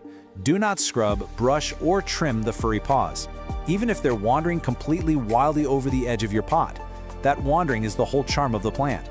The fuzz actually acts as a set of protective skills for the rhizome, so rough handling will definitely damage them. When you do need to prune, just look for fully yellow, torn, or totally brown fronds, and snip them cleanly right at the base. Okay, I really want to save you from the classic beginner fern panic right now. Eventually, you're going to flip a frond over and see rows of these little brown dots. Do not panic. Seriously, put down the neem oil. These are called sori. Since the bear's paw is a true fern, it doesn't grow flowers or seeds. Instead, it reproduces by creating spores in these finely organized little brown dot structures on the undersides of mature fronds. It just means you have a perfectly healthy, mature plant. It is definitely not a pest infestation. Now, if you do want to reproduce your plant, share with friends, spring is the perfect time for rhizome division, and it's so easy. Just gently lift the plant and find a branching rhizome that already has its own roots and 2 or 3 healthy fronds on it. Snip that section free with some sharp pruners. After that, just pot it in a wide, shallow container. Remember, this plant crawls outward, it doesn't dig deep. And of course, just rest that new rhizome right on top of the soil. Section 5, troubleshooting common fern problems. Look, even with the absolute best care, stuff happens. But the bear's paw fern is a great communicator. It'll give you plenty of warning signs when it's unhappy. If you start noticing soft, dark paws, that is an urgent sign of root rot, which usually means it's been overwatered or the rhizomes got buried. The fix? Back way off the watering and make sure those paws are exposed to the air. Now, if you see brown, crispy frond edges, you're probably dealing with dry air or fertilizer salt buildup. So, boost the humidity and flush the soil with plain water. And if those beautiful green leaves start looking faded and pale, it's getting blasted by too much direct sun. So, just pull it back into softer, indirect light. Quick side note on pests. If you ever spot spider mites or mealybugs, treat them really gently with a cotton swab of rubbing alcohol or insecticidal soap, but be super careful not to scrub or bruise the furry rhizomes while you're at it. Okay, final section. Section 6, Pro Tips for Ultimate Growth. We have covered a ton of ground today, so let's wrap up with a quick, rapid-fire summary of the absolute best practices. Here are your ultimate takeaways to guarantee success. Number 1, our golden rule. Keep those furry paws resting on top of the soil. Never ever bury them. Use wide, shallow pots filled with that chunky, airy epiphytic mix we talked about. When it's thirsty, water the roots around the edges, but keep the rhizomes completely dry. Give it bright, filtered, indirect light to keep the fronds glossy, and try to keep that humidity between 50 and 70%. And finally, this plant actually likes being a little snug, so you only really need to repot it every 2 to 3 years when the soil breaks down or the paws have totally overrun the edges. Which brings us to our final thought. Now that you've got all this beginner to expert knowledge, take a look around your space. Which empty, bright corner of your home is just waiting for the unique, dramatic character of a crawling bear's paw fern? It is just such a rewarding plant to grow once you understand its rules, and I highly encourage you to give it a try. Thanks so much for joining me on this explainer, and happy growing. The goal is to give it a stable place to live and then stay out of its way. You know, that might just be the absolute most brilliant piece of plant care advice out there. Today, we're looking at the Kentia palm. It is the ultimate, elegant, fuss-free indoor tree. Honestly, if you're totally exhausted by diva houseplants, you know, like that ficus that literally drops all its leaves if you just look at it wrong, well, you are in the exact right place. Because this palm, it craves consistency over basically everything else. So, welcome to this explainer. Consider this your Kentia Palm Masterclass. We're going to treat this as your definitive, complete care guide for finding that perfect, steady rhythm for this classic, composed plant. We're covering the whole shebang today, from root to frond, so you can master caring for this gorgeous Indo tree with absolute confidence. All right, here's our roadmap. First, we'll officially meet the Kentia palm, establish its core care rhythm, and talk about perfecting its environment. Then, we'll dive into pruning and propagation, troubleshoot some common problems, and wrap it all up with pro tips for your long-term success. Okay, part 1, meet the Kentia palm, the elegant indoor tree. Let's start with its core identity, 6 to 12. To put that into perspective, that is the impressive height in feet that this palm can actually reach indoors. It brings this beautiful old-world lobby plant aesthetic right into your living room. Now, it grows incredibly slowly, so you're not going to see any crazy dramatic spurts and stalls. Instead, it rewards your patience with a really calm, vertical, architectural presence. Oh, and a massive bonus, it is completely 100% non-toxic to cats and dogs. Before we get into the nitty-gritty of care, we kind of need to make sure you actually have the right plant, right? There is a pretty big difference between the true Kentia palm, which is Howea forsteriana, and its close relative, the curly Kentia palm. The true Kentia gives you that wide-open, graceful crown with those long, arching fronds for a much softer, classical look. The curly Kentia, on the other hand, is a lot tighter with more recurved fronds. For that soft, space-filling silhouette, you're definitely looking for the true Kentia. Moving right along to part 2, the core care rhythm, light, water, and soil. Mastering these 3 fundamental elements is literally the secret to a thriving palm. So light is our first pillar here. Now, the Kentia is famously tolerant of lower light, but, and this is a big but, low light is merely tolerated. Sure, the plant will survive, but it leads to way wider spacing between the fronds and incredibly sparse, slow growth. The actual sweet spot? Bright and direct light. An east-facing window is usually fantastic. This is exactly where the fronds stay wonderfully full and the plant gets the energy it needs to keep up a steady growth rate. Next up, watering. Remember, we are looking for a nice, steady rhythm here. Step 1, just wait for the top 1 to 2 inches of soil to dry out completely. Step 2, water it thoroughly until the mix is evenly moistened. And step 3, which is absolutely critical, guys, let the excess water drain completely. The big takeaway is that the Kentia handles being slightly dry much, much better than it handles having soggy roots. Winter is actually where most people trip up, so do yourself a favor and always check the soil with your finger instead of just sticking to some rigid watering calendar. To maintain that perfect watering rhythm, you've got to have the right foundation. Here is your ideal airy soil mix recipe. 2 parts of a quality indoor potting mix, 1 part coco coir, or peat if that's what you have on hand, just to hold a little moisture, and 1 part perlite or pumice to make sure the roots can actually breathe. You can even toss in some orchid bark if you want extra drainage. Dense, heavy garden soil is the enemy here. The roots desperately need oxygen, and this exact balance ensures even moisture without, turning the pot into a swamp. All right, part 3, perfecting the environment, humidity, temp, and feeding. So now we're graduating from just basic survival to actively optimizing the palm's living conditions. 65 to 80 degrees Fahrenheit, that is your comfortable temperature window. Basically, the Kentia palm wants normal indoor temperatures, but it absolutely despises sudden temperature swings. Keep it far away from cold drafts near exterior doors, and definitely, no matter what, do not blast it with hot, dry air from your heating vents. Consistency is totally the name of the game here. Let's fine-tune the rest of the environment with a couple quick tweaks.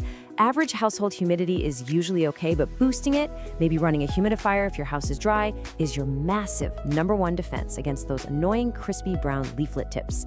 Now, when it comes to feeding, listen, they are light feeders. Just feed them lightly in the spring and summer using a diluted palm or balanced fertilizer, and then pause all feeding entirely in the fall and winter.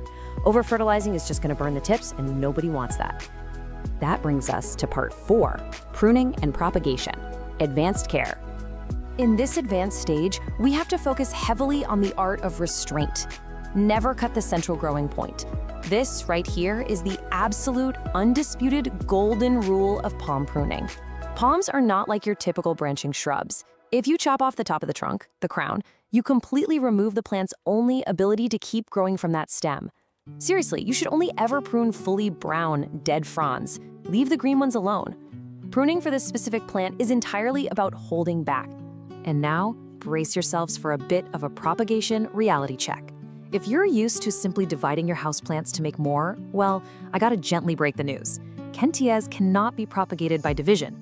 You actually have to start them from seed. You soak the seed, plant it in a warm, sterile mix, and then, well, you wait. It requires immense patience because the germination is incredibly slow. Honestly, between you and me, if you want a beautiful specimen anytime soon, just buying a healthy mature plant is definitely the smarter move. Repotting requires that exact same gentle touch. Kentia palms actually like being slightly snug, and they hate having the roots aggressively disturbed. So wait a good 2 to 4 years until you see the roots clearly circling the pot. Water it lightly the day before to prep the plant. When you do repot, choose a pot that is only 1 to 2 inches wider. Do not go huge. And finally, keep that root ball as intact as possible, and this is crucial, never bury it deeper than it was originally planted. Let's move to part 5, troubleshooting. Clues, not catastrophes. I want you to start viewing issues as simple diagnostic clues, not total catastrophes. There is absolutely no need to panic. Let's quickly run through the most common symptoms.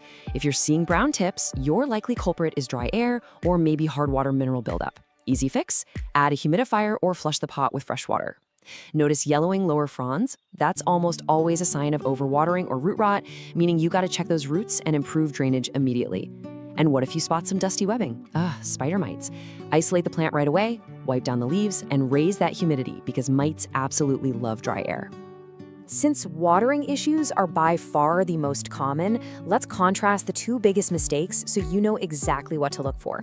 Overwatering is going to give you yellowing, lower fronds, soft, mushy soil that just won't dry, and kind of a sour smell coming from the pot. Underwatering, on the flip side, gives you crispy leaflet tips, really dull-looking fronds, and soil that literally pulls away from the edges of the pot. By checking for these exact signs, you can immediately diagnose if you're throwing off the plant's natural rhythm and just adjust accordingly. All right, final stretch, part 6, pro tips for success. Mastering the long game. Let's lock in the behavioral habits that will actually make you an expert plant parent with some rapid-fire, actionable pro tips. First up, do not overpot. It literally just leads to soggy soil. Second, let the plant settle. Stop moving it around your house. Third, rotate the pot just a little bit every few weeks to keep the crown from leaning heavily toward the light. Fourth, wipe the dust off those fronds so the plant can actually photosynthesize efficiently. And above all else, think in years, not weeks. Patience and minimal interference will give you a stunning display that lasts for decades. Which brings us perfectly to our final core takeaway. Care for the Kentia palm is a rhythm guide, not a rescue guide. Honestly, mastering the steady basics, just providing the right light, a consistent watering pattern, and letting those roots breathe is truly all this elegant indoor tree ever requires from you. So that leaves us with one final question for you. Are you ready to find your Kentia palm's rhythm? Armed with everything we've covered in this explainer, you now have the exact blueprint to bring this calm, architectural presence right into your home and just watch it thrive beautifully for years to come. Thanks so much for joining me on this deep dive today, and hey, happy growing!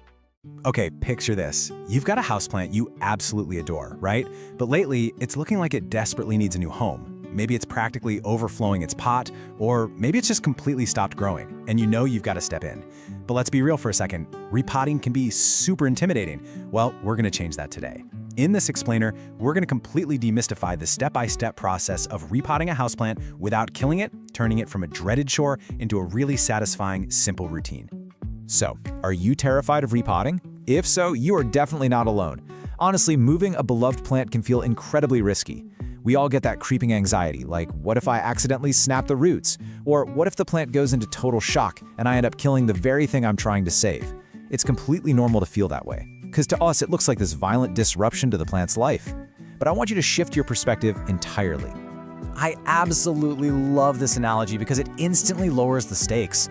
Repotting feels like major surgery, but it's actually much more like giving your plant a new, comfortable pair of shoes. Think about it. When your feet are crammed into shoes that are 2 sizes too small, you can't walk, you can't grow, and you're just miserable. Well, plants are the exact same way. Moving them to a proper vessel is actually one of the absolute best things you can do for their long-term health and vitality. Okay, let's dive into this. Here is our roadmap for today. First, signs it's time. Second, the step-by-step guide. And third, plant aftercare and recovery. Part 1. Signs it's time. Basically, when to upgrade your plant's home. You know, houseplants are actually pretty terrible at hiding their discomfort. They'll tell you when they need an upgrade, and spring is typically the prime time they start sending out these little SOS signals. There are 3 telltale clues you really need to look out for.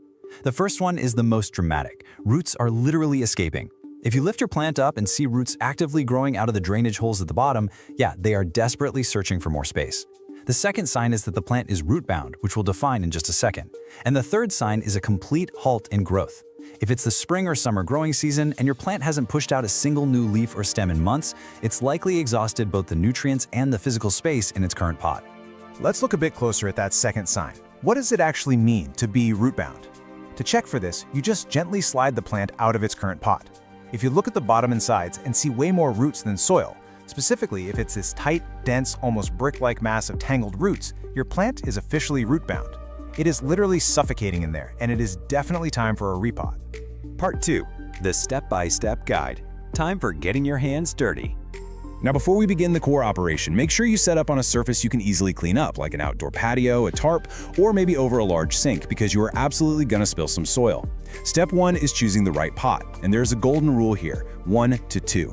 You should only ever select a new pot that is 1 to 2 inches larger in diameter than the current one. I know, it's incredibly tempting to just pop a small plant into a massive pot so you don't have to repot it again for years, but going too big is a massive and super common mistake. So the crucial point here is understanding exactly why a massive pot is so dangerous. A pot that's too large for the plant's root system holds way too much soil. And that excess soil acts like a giant sponge, staying wet for far too long, which quickly leads to root rot, and that's basically a death sentence for most houseplants. Stick to the 1 to 2 inch rule. And please firmly remind yourself, the new pot absolutely must have drainage holes, literally no exceptions. All right, here's a high-level look at our simple 4-step process. We just covered step 1, choose the right pot. Next, we remove the plant. Then, we loosen the roots. And finally, we repot and water. When you break the whole shebang down into these 4 actionable steps, you can see just how easy and straightforward this operation really is. Let's focus on step 2, removing the plant. The key word here is gentle. Turn the plant sideways, support the stems gently with your hand, and tap the bottom of the pot until the plant slides out. If your plant is being stubborn and refusing to budge, whatever you do, don't yank it by the stems. Instead, simply squeeze the sides of the plastic nursery pot, or carefully run a blunt butter knife around the inside edge just to loosen up the soil. Now for step 3, loosening the roots. If your plant was root-bound, this step is absolutely vital. You need to encourage those roots to stop growing in a circle and start growing outward into their fresh new soil. To do this, gently massage the root ball with your fingers to loosen the tangled roots. If they're heavily coiled and fused together at the bottom, don't panic. Seriously, it's completely okay to physically untangle them, or even make a few vertical, shallow cuts with a clean knife to break the tension. Finally, step 4 is our assembly, and here's your quick checklist. First, add a base layer of fresh potting mix to the new pot. Second, set your loosened root ball inside, making sure the top of the root ball sits about 1 inch below the rim of the pot so water doesn't overflow later on. Third, fill in the empty space around the sides with fresh mix, gently patting it down. And fourth, water thoroughly. You want to water until it actively runs out those drainage holes. And this isn't just to give the plant a drink, it's absolutely crucial for helping the new soil settle snugly around the roots, eliminating any large, dangerous air pockets. Part 3. Plant aftercare and recovery. Helping your plant settle in. All right, we've successfully repotted. But even though we were gentle, the plant just went through a really big structural change. It needs some specific TLC to settle into its new environment without, throwing a fit. Let's walk through the 4 critical aftercare rules. First, put it back in the exact same light conditions it enjoyed before. Don't add the stress of a new location on top of a new pot. Second, consider bottom watering for the first few weeks to ensure even moisture and help that root system establish itself downwards. Third, expect a little drama from your plant. And fourth, definitely hold off on the fertilizer. Now, what's really interesting about this slide is that the drama we just mentioned actually has an official name, transplant shock. If your plant looks a little droopy, wilted, or even drops a lower leaf or two in the week following a repot, do not panic. This is a completely normal biological response to having its roots disturbed. You didn't fail. Preemptively manage your expectations, stay patient, and just let the plant recover on its own timeline. And finally, let's look at the logic behind that last aftercare rule, holding off on the plant food. You actually need to wait 4 to 6 weeks before resuming your normal fertilizing routine. Why? Well, because that brand new, fresh potting soil you just packed in there is already loaded with fresh nutrients. If you add liquid fertilizer on top of that, you can accidentally burn the roots and overfeed your freshly potted, recovering plant. And there you have it. You now have the exact skills, the golden rules, and the confidence to properly upgrade your plants without any fear. But now that your plants are settling into their roomy new homes and gearing up for an absolute explosion of healthy growth, it begs a rather exciting question. Once they start thriving, are you ready to multiply them? Because taking healthy cuttings and learning the magic of plant propagation just might have to be your very next houseplant adventure. You know that feeling when you go to water your favorite houseplant and suddenly, bam, this little cloud of tiny, annoying flies just buzzes right up into your face or, right up your nose? Yeah, it's incredibly frustrating, right? If you're vigorously nodding your head right now, trust me, you are definitely not alone. Welcome to This Explainer. Today, we're diving into exactly how to handle this. Consider this your ultimate, actionable guide on how to identify and get rid of fungus gnats on houseplants. We are going to walk through exactly how you can take your plants back and banish these little pests for good. Now don't panic, because we've got a clear roadmap to solve this infestation together. First, we'll meet the fungus gnat. Second, we'll uncover the root of the problem. Third, we launch our step-by-step eradication plan. And finally, we'll go over preventing future infestations. All right, let's jump right into Section 1. Meet the fungus gnat, identification, and the unseen threat. So, let's clear up a massive misconception right off the bat. People see tiny flies in their house and they immediately think, oh, fruit flies. But look at the difference here. Fruit flies, they hang out in your kitchen, usually swarming that overripe banana you forgot about. Fungus gnats, on the other hand, stick strictly close to your houseplants and the moist soil. They're tiny, about 2 to 3 millimeters long. They've got dark bodies and honestly, they're notoriously weak flyers. They kind of just hover. So, the absolute key here is location. If they are swarming your beautiful monstera, they're not fruit flies. Now, what's really interesting and honestly kind of alarming is this number right here, 200. No way, right? But yes, a single adult female fungus gnat can lay up to 200 eggs at one time. And where does she put them? Yep, right in the moist top layer of your potting soil. Within just a few days, those eggs hatch. And well, that leads us to the actual problem. Meet the unseen threat, the fungus gnat larvae. These guys are tiny, like 4 to 5 millimeter clear or whitish worms with little black heads. Now, the adult flies you see buzzing around, actually, they're completely harmless to your plants. They're really just a major nuisance to you. But these larvae living hidden down in the dirt, they are actively feeding on fungi, organic matter, and most devastatingly, your plant's delicate root system. It's literally like they're eating your plant from the inside out. If your houseplant suddenly has yellowing leaves, unexpected wilting, or just stunted growth, well, these hungry little worms are very likely the culprit. Which brings us to Section 2, the root of the problem. Why did they choose my plant? So how do they even get there in the first place? Well, the number one culprit, absolutely, is overwatering. These pests are a direct symptom of soil that just stays way too damp for way too long. Consistently damp soil creates the literal perfect breeding ground for soil fungi, which, as we just learned, the larvae absolutely rely on to survive. Other major causes include poor drainage, like using a pot without drainage holes, or a really heavy, dense soil mix, or sometimes it's just infested soil. Yeah, sometimes these pests actually hitchhike their way inside via a brand new plant or a fresh bag of potting mix right from the store. Okay, so now that we know exactly who the enemy is, let's look at Section 3, Step-by-Step Eradication Plan, the two-front war. I call this a two-front war because, think about it, if you only swat at the flying adults, those 200 eggs in the soil are just going to hatch tomorrow anyway. You absolutely have to battle the adults in the air and the larvae in the soil at the exact same time. So here is our highly effective 4-step action plan. Step 1, let the soil dry out. Step 2, set sticky traps. Step 3, kill the larvae in the soil. And Step 4, start bottom watering. Let's break these down a bit. Step 1. Let the soil dry out. This is brilliantly simple, but I cannot stress enough how absolutely critical it is. Fungus gnat larvae simply cannot survive in dry soil, period. By letting the top 1 to 2 inches of your potting mix dry out completely between waterings, you are actively starving the larvae of the moisture they desperately need to live. It is your single most powerful weapon, and the best part? It costs exactly $0. All right, step 2, target the adults with yellow sticky traps. Remember how we said the adults are the ones laying up to 200 eggs? We have got to capture them before they ever get the chance. And it turns out fungus gnats are irresistibly drawn to the color yellow. It's like a magnet for them. Just place these sticky cards on little stakes in the soil, or you can even just lay them flat right on the soil surface. Because they are such weak flyers, they literally just clumsily bumble right into the trap and get permanently stuck. Now for step 3, killing the larvae that are already in the soil. You've got 2 highly effective options here. First is kind of the gold standard, mosquito bits, also known as BT.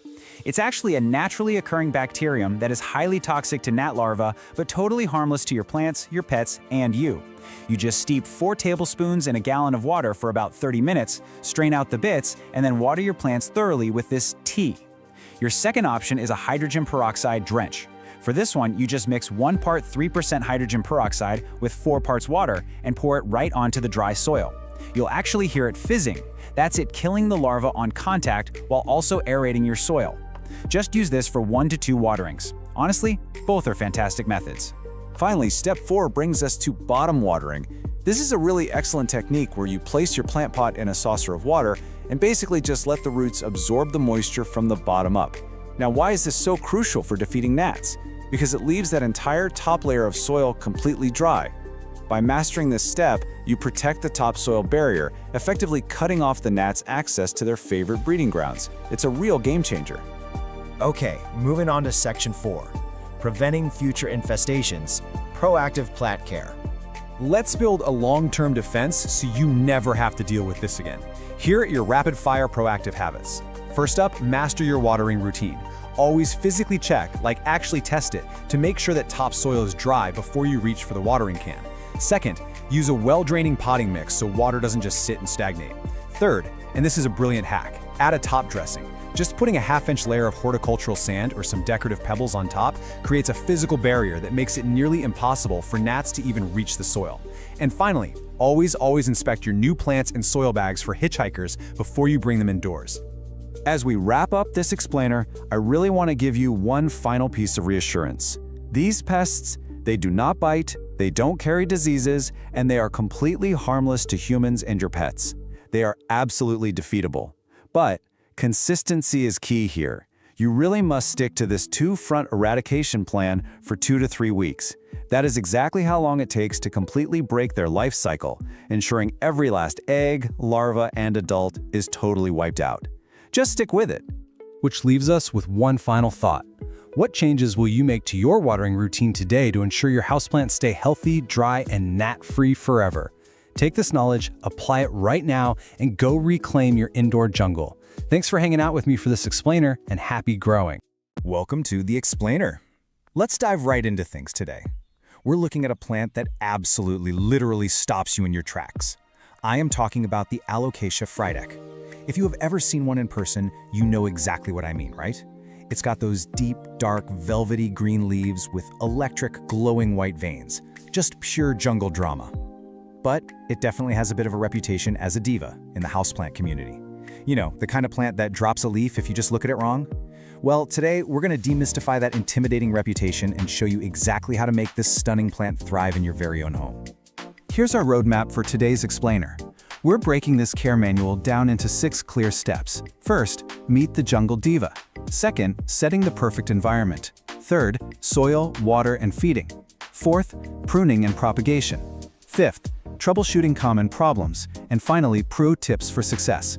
Let's get to it. Section 1, meet the jungle diva. So what exactly is the Alocasia frydek? Well, it's a tuberous perennial native to the warm, humid tropical rainforests of the Philippines. You might actually see it sold under the name green velvet alocasia. And yet, while it definitely requires a bit of extra structured care compared to, say, your standard pothos or snake plant to maintain those magnificent leaves, the reward is totally incredible. It's an absolute showstopper that adds this touch of luxurious, exotic beauty to any indoor collection.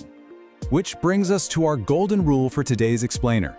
The key to a happy Fryedeck is consistency. I really want you to remember this.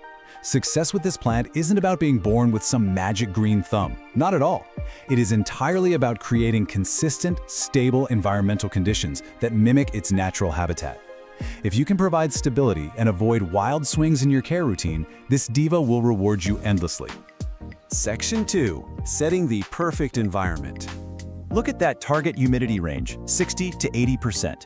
This is absolutely non-negotiable if you want perfection. Seriously, high humidity is the biggest secret to keeping a Fryedeck happy. Think of it like a high-end daily spa treatment for your plant.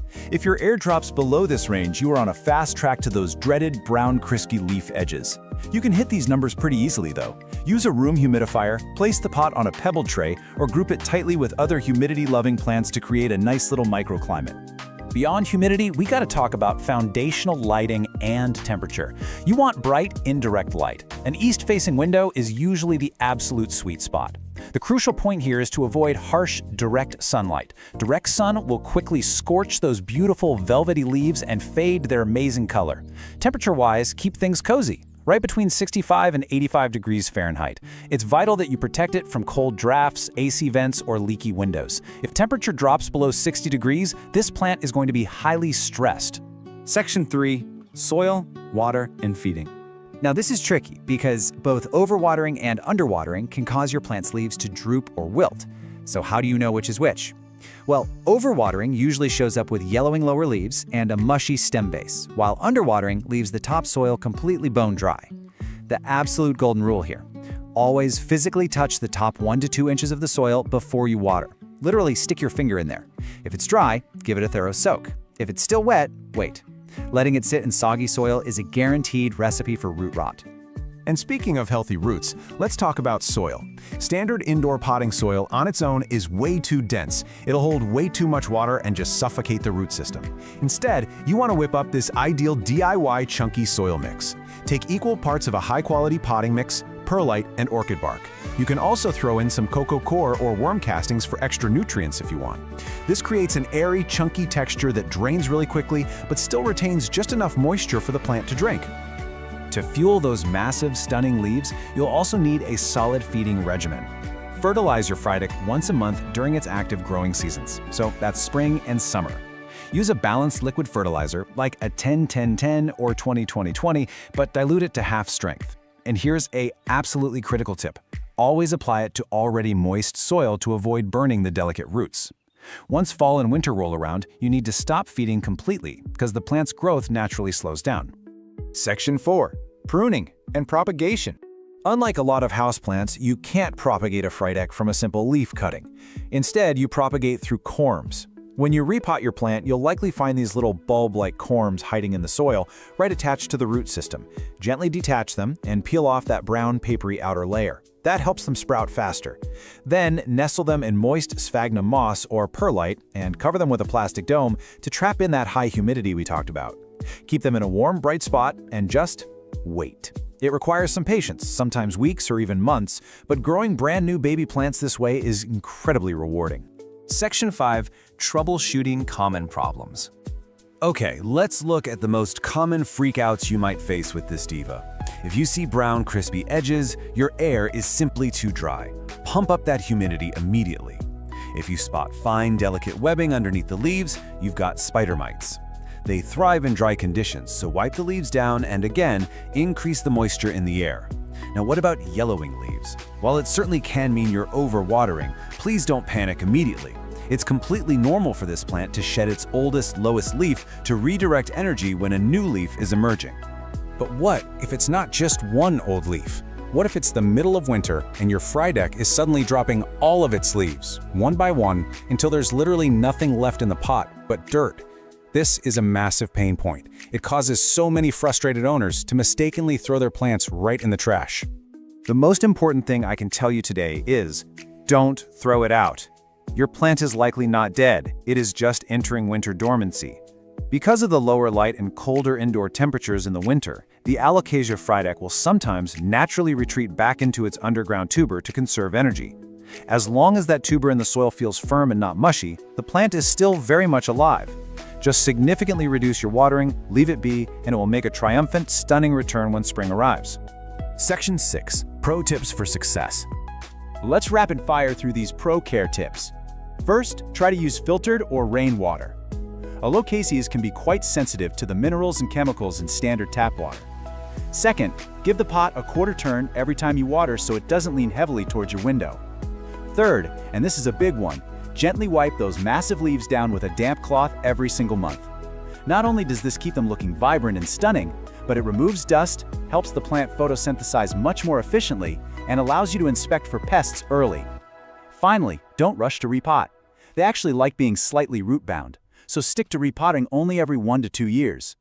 Which brings us to our final thought for this explainer. Now that you know the secrets, are you ready to master the most rewarding diva of the jungle? You have the blueprint for light, soil, humidity, and even winter survival. But here's the real question. Once your frydek starts thriving and producing massive, velvety leaves, which rare jungle plant are you going to conquer next? Thanks for joining me on The Explainer today, and happy growing.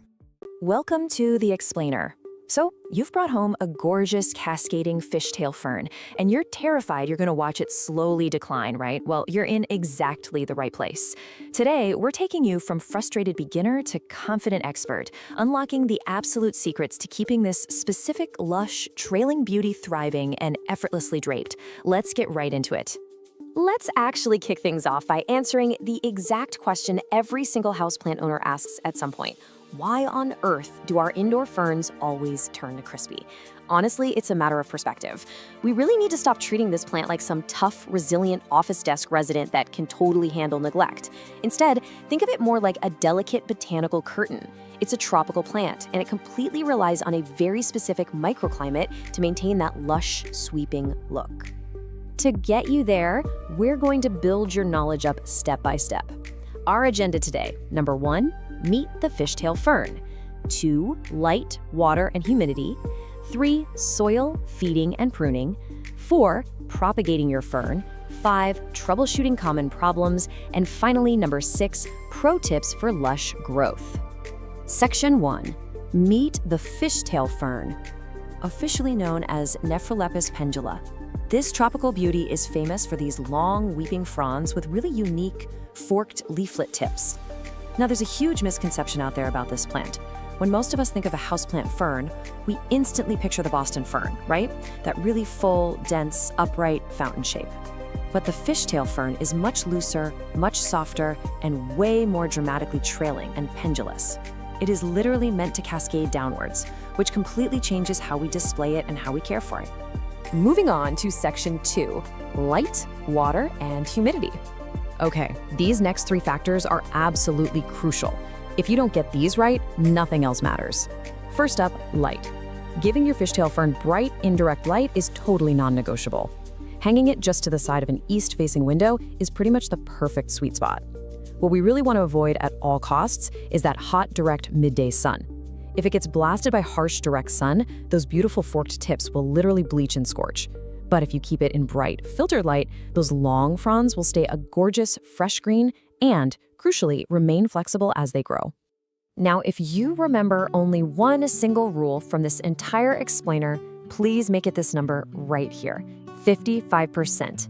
That is your absolute minimum humidity target. No joke, the real secret to a stunning fishtail fern is high humidity. If you can push it up into the 60s or even 70%, maybe by grouping plants together or using a humidifier, your fern will genuinely thrive. When the air is too dry, those unique split tips are always the very first place the plant will show stress by turning completely brown and crispy. And that naturally brings us to watering. We absolutely have to stop waiting for the hanging basket to feel feather light before we water. Seriously, this is not a soak in dry plant like a pothos or a succulent. And a thirsty fern recovers way slower than your other houseplants. You really want to water thoroughly just as the top ½ inch, maybe an inch, of the soil begins to dry. The ultimate goal here is to keep the root zone evenly moist and cool, but never suffocating in dense, soggy mud. Section 3, soil, feeding, and pruning. So to actually achieve that evenly moist but never muddy balance we just talked about, here is the absolute perfect DIY soil recipe. You'll want to use 50% cocoa coir or a peat-based mix. That's going to provide your steady moisture retention. Then we mix in 25% fine orchid bark and 25% perlite. Those chunky additions are an absolute game changer because they guarantee the drainage and airflow your fern absolutely needs, ensuring those delicate roots never suffocate and rot. When it comes to feeding, well, fishtail ferns aren't massive hungry feeders. But to support a really steady flush of vibrant green foliage, you do want to feed them lightly. A half-strength, diluted, balanced liquid fertilizer applied every 4 to 6 weeks during those warm spring and summer months is literally all they need. Just make sure to reduce or totally stop feeding entirely in the winter when the plant's growth naturally slows down anyway. All right, myth-busting time for pruning. Never, and I mean never, give your fern a blunt haircut by just clipping straight across the brown tips. Honestly, it leaves these obvious, unnatural cut ends that completely ruin the fine texture of the whole plant. Instead, you want to cleanly remove entire damaged, completely brown, or totally bare fronds right down at the base. Just snip them at the soil line. And hey, if only the very last half-inch of a frond is brown, just leave it be until the whole frond actually warrants removal. Section 4. Propagating your fishtail fern. Okay, you've mastered the basics, so it's time to level up to expert status and learn how to multiply your collection. While you definitely can propagate by dividing the root ball, using the fern's natural runners is actually the ultimate insider secret for building an amazing full display. If your plant is looking a little thin, don't heavily prune it. Instead, find a runner that has a tiny new plantlet on it. Just pin that plantlet directly back onto the bare spots of your soil surface. Keep it evenly moist, and once it pushes out roots, you just cut the runner to separate it. This is hands down the absolute best trick for making a thin, straggly plant look super lush and rich in its basket. Section 5. Troubleshooting common fern problems. Even experts face issues, right? So let's learn how to decode exactly what your plant is trying to tell you when things go sideways. This perfectly maps out symptoms to their exact causes, so you never have to blindly guess what's wrong again. For example, if you're seeing brown, crispy edges, your air is likely too dry, you might be underwatering, or you have mineral buildup. Spotting yellowing leaves, you might be overwatering, or honestly, it might just be the natural aging of older fronds. Sudden leaf drop almost always means shock from a cold draft or severe dryness, while pale, washed-out green leaves usually mean you've got it hanging in way too much direct sun. Section 6. Pro tips for lush growth. To wrap up our masterclass, we've distilled everything down to the ultimate checklist. Let's do a quick rapid-fire review. First, hang it high. This plant earns its keep through its dramatic weeping movement, so give it the vertical space it deserves. Second, treat high humidity as totally non-negotiable. Third, flush the pot thoroughly with plain water every couple of months to wash away fertilizer salts and mineral buildup, which, remember, often cause those pesky brown tips. Fourth, keep the fern far away from harsh, dry heater blasts in the winter. And finally, judge your plant's overall health by monitoring the cinder crown for healthy, fresh new growth, rather than agonizing over a few old, slightly damaged ends.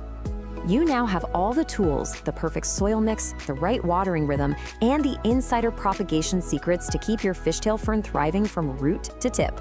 So the only real question left is, where in your home will you hang this stunning, living botanical curtain? Find that perfect, bright, indirect, and humid spot and just watch it cascade. Thanks for hanging out with me for this explainer, and happy growing. The goal is to give it a stable place to live and then stay out of its way. You know, that might just be the absolute most brilliant piece of plant care advice out there. Today, we're looking at the Kentia palm. It is the ultimate, elegant, fuss-free indoor tree. Honestly, if you're totally exhausted by diva houseplants, you know, like that ficus that literally drops all its leaves if you just look at it wrong, well, you are in the exact right place.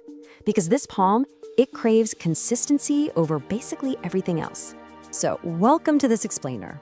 Consider this your Kentia Palm Masterclass. We're going to treat this as your definitive, complete care guide for finding that perfect, steady rhythm for this classic, composed plant. We're covering the whole shebang today, from root to frond, so you can master caring for this gorgeous Indo tree with absolute confidence. All right, here's our roadmap. First, we'll officially meet the Kentia palm, establish its core care rhythm, and talk about perfecting its environment.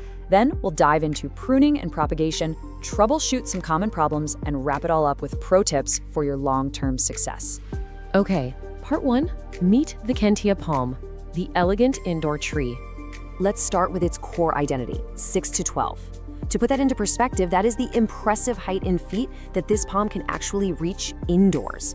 It brings this beautiful old-world lobby plant aesthetic right into your living room. Now, it grows incredibly slowly, so you're not going to see any crazy dramatic spurts and stalls.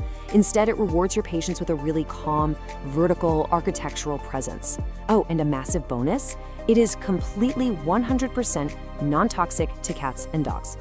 Before we get into the nitty-gritty of care, we kind of need to make sure you actually have the right plant, right? There is a pretty big difference between the true Kentia palm, which is Howea forsteriana, and its close relative, the curly Kentia palm. The true Kentia gives you that wide-open, graceful crown with those long, arching fronds for a much softer, classical look. The curly Kentia, on the other hand, is a lot tighter with more recurved fronds. For that soft, space-filling silhouette, you're definitely looking for the true Kentia. Moving right along to Part 2, the core care rhythm, light, water, and soil. Mastering these 3 fundamental elements is literally the secret to a thriving palm. So light is our first pillar here. Now, the Kentia is famously tolerant of lower light, but, and this is a big but, low light is merely tolerated. Sure, the plant will survive, but it leads to way wider spacing between the fronds and incredibly sparse, slow growth. The actual sweet spot? Bright and direct light. An east-facing window is usually fantastic. This is exactly where the fronds stay wonderfully full and the plant gets the energy it needs to keep up a steady growth rate. Next up, watering. Remember, we are looking for a nice, steady rhythm here. Step 1, just wait for the top 1 to 2 inches of soil to dry out completely. Step 2, water it thoroughly until the mix is evenly moistened. And step 3, which is absolutely critical, guys, let the excess water drain completely. The big takeaway is that the Kentia handles being slightly dry much, much better than it handles having soggy roots. Winter is actually where most people trip up, so do yourself a favor and always check the soil with your finger instead of just sticking to some rigid watering calendar. To maintain that perfect watering rhythm, you've got to have the right foundation. Here is your ideal airy soil mix recipe. 2 parts of a quality indoor potting mix, 1 part coco coir, or peat if that's what you have on hand, just to hold a little moisture, and 1 part perlite or pumice to make sure the roots can actually breathe. You can even toss in some orchid bark if you want extra drainage. Dense, heavy garden soil is the enemy here. The roots desperately need oxygen, and this exact balance ensures even moisture without, turning the pot into a swamp. All right, part 3, perfecting the environment, humidity, temp, and feeding. So now we're graduating from just basic survival to actively optimizing the palm's living conditions. 65 to 80 degrees Fahrenheit, that is your comfortable temperature window. Basically, the Kentia palm wants normal indoor temperatures, but it absolutely despises sudden temperature swings. Keep it far away from cold drafts near exterior doors, and definitely, no matter what, do not blast it with hot, dry air from your heating vents. Consistency is totally the name of the game here. Let's fine-tune the rest of the environment with a couple quick tweaks. Average household humidity is usually okay, but boosting it, maybe running a humidifier if your house is dry, is your massive #1 defense against those annoying crispy brown leaflet tips. Now, when it comes to feeding, listen, they are light feeders. Just feed them lightly in the spring and summer using a diluted palm or balanced fertilizer, and then pause all feeding entirely in the fall and winter. Over-fertilizing is just going to burn the tips, and nobody wants that. That brings us to part 4, pruning and propagation, advanced care. In this advanced stage, we have to focus heavily on the art of restraint. Never cut the central growing point. This right here is the absolute, undisputed golden rule of palm pruning. Palms are not like your typical branching shrubs. If you chop off the top of the trunk, the crown, you completely remove the plant's only ability to keep growing from that stem. Seriously, you should only ever prune fully brown, dead fronds. Leave the green ones alone. Pruning for this specific plant is entirely about holding back. And now, brace yourselves for a bit of a propagation reality check. If you're used to simply dividing your houseplants to make more, well, I gotta gently break the news. Kentias cannot be propagated by division. You actually have to start them from seed. You soak the seed, plant it in a warm, sterile mix, and then, well, you wait. It requires immense patience because the germination is incredibly slow. Honestly, between you and me, if you want a beautiful specimen anytime soon, just buying a healthy mature plant is definitely the smarter move. Repotting requires that exact same gentle touch. Kentia palms actually like being slightly snug, and they hate having the roots aggressively disturbed. So wait a good 2 to 4 years until you see the roots clearly circling the pot. Water it lightly the day before to prep the plant. When you do repot, choose a pot that is only 1 to 2 inches wider. Do not go huge. And finally, keep that root ball as intact as possible, and this is crucial, never bury it deeper than it was originally planted. Let's move to part 5, troubleshooting. Clues, not catastrophes. I want you to start viewing issues as simple diagnostic clues, not total catastrophes. There is absolutely no need to panic. Let's quickly run through the most common symptoms. If you're seeing brown tips, your likely culprit is dry air or maybe hard water mineral buildup. Easy fix: add a humidifier or flush the pot with fresh water. Notice yellowing lower fronds? That's almost always a sign of overwatering or root rot, meaning you gotta check those roots and improve drainage immediately. And what if you spot some dusty webbing? Spider mites. Isolate the plant right away, wipe down the leaves, and raise that humidity because mites absolutely love dry air. Since watering issues are by far the most common, let's contrast the two biggest mistakes so you know exactly what to look for. Overwatering is going to give you yellowing, lower fronds, soft, mushy soil that just won't dry, and kind of a sour smell coming from the pot. Underwatering, on the flip side, gives you crispy leaflet tips, really dull-looking fronds, and soil that literally pulls away from the edges of the pot. By checking for these exact signs, you can immediately diagnose if you're throwing off the plant's natural rhythm and just adjust accordingly. All right, final stretch, part 6, pro tips for success. Mastering the long game. Let's lock in the behavioral habits that will actually make you an expert plant parent with some rapid-fire actionable pro tips. First up, do not overpot. It literally just leads to soggy soil. Second, let the plant settle. Stop moving it around your house.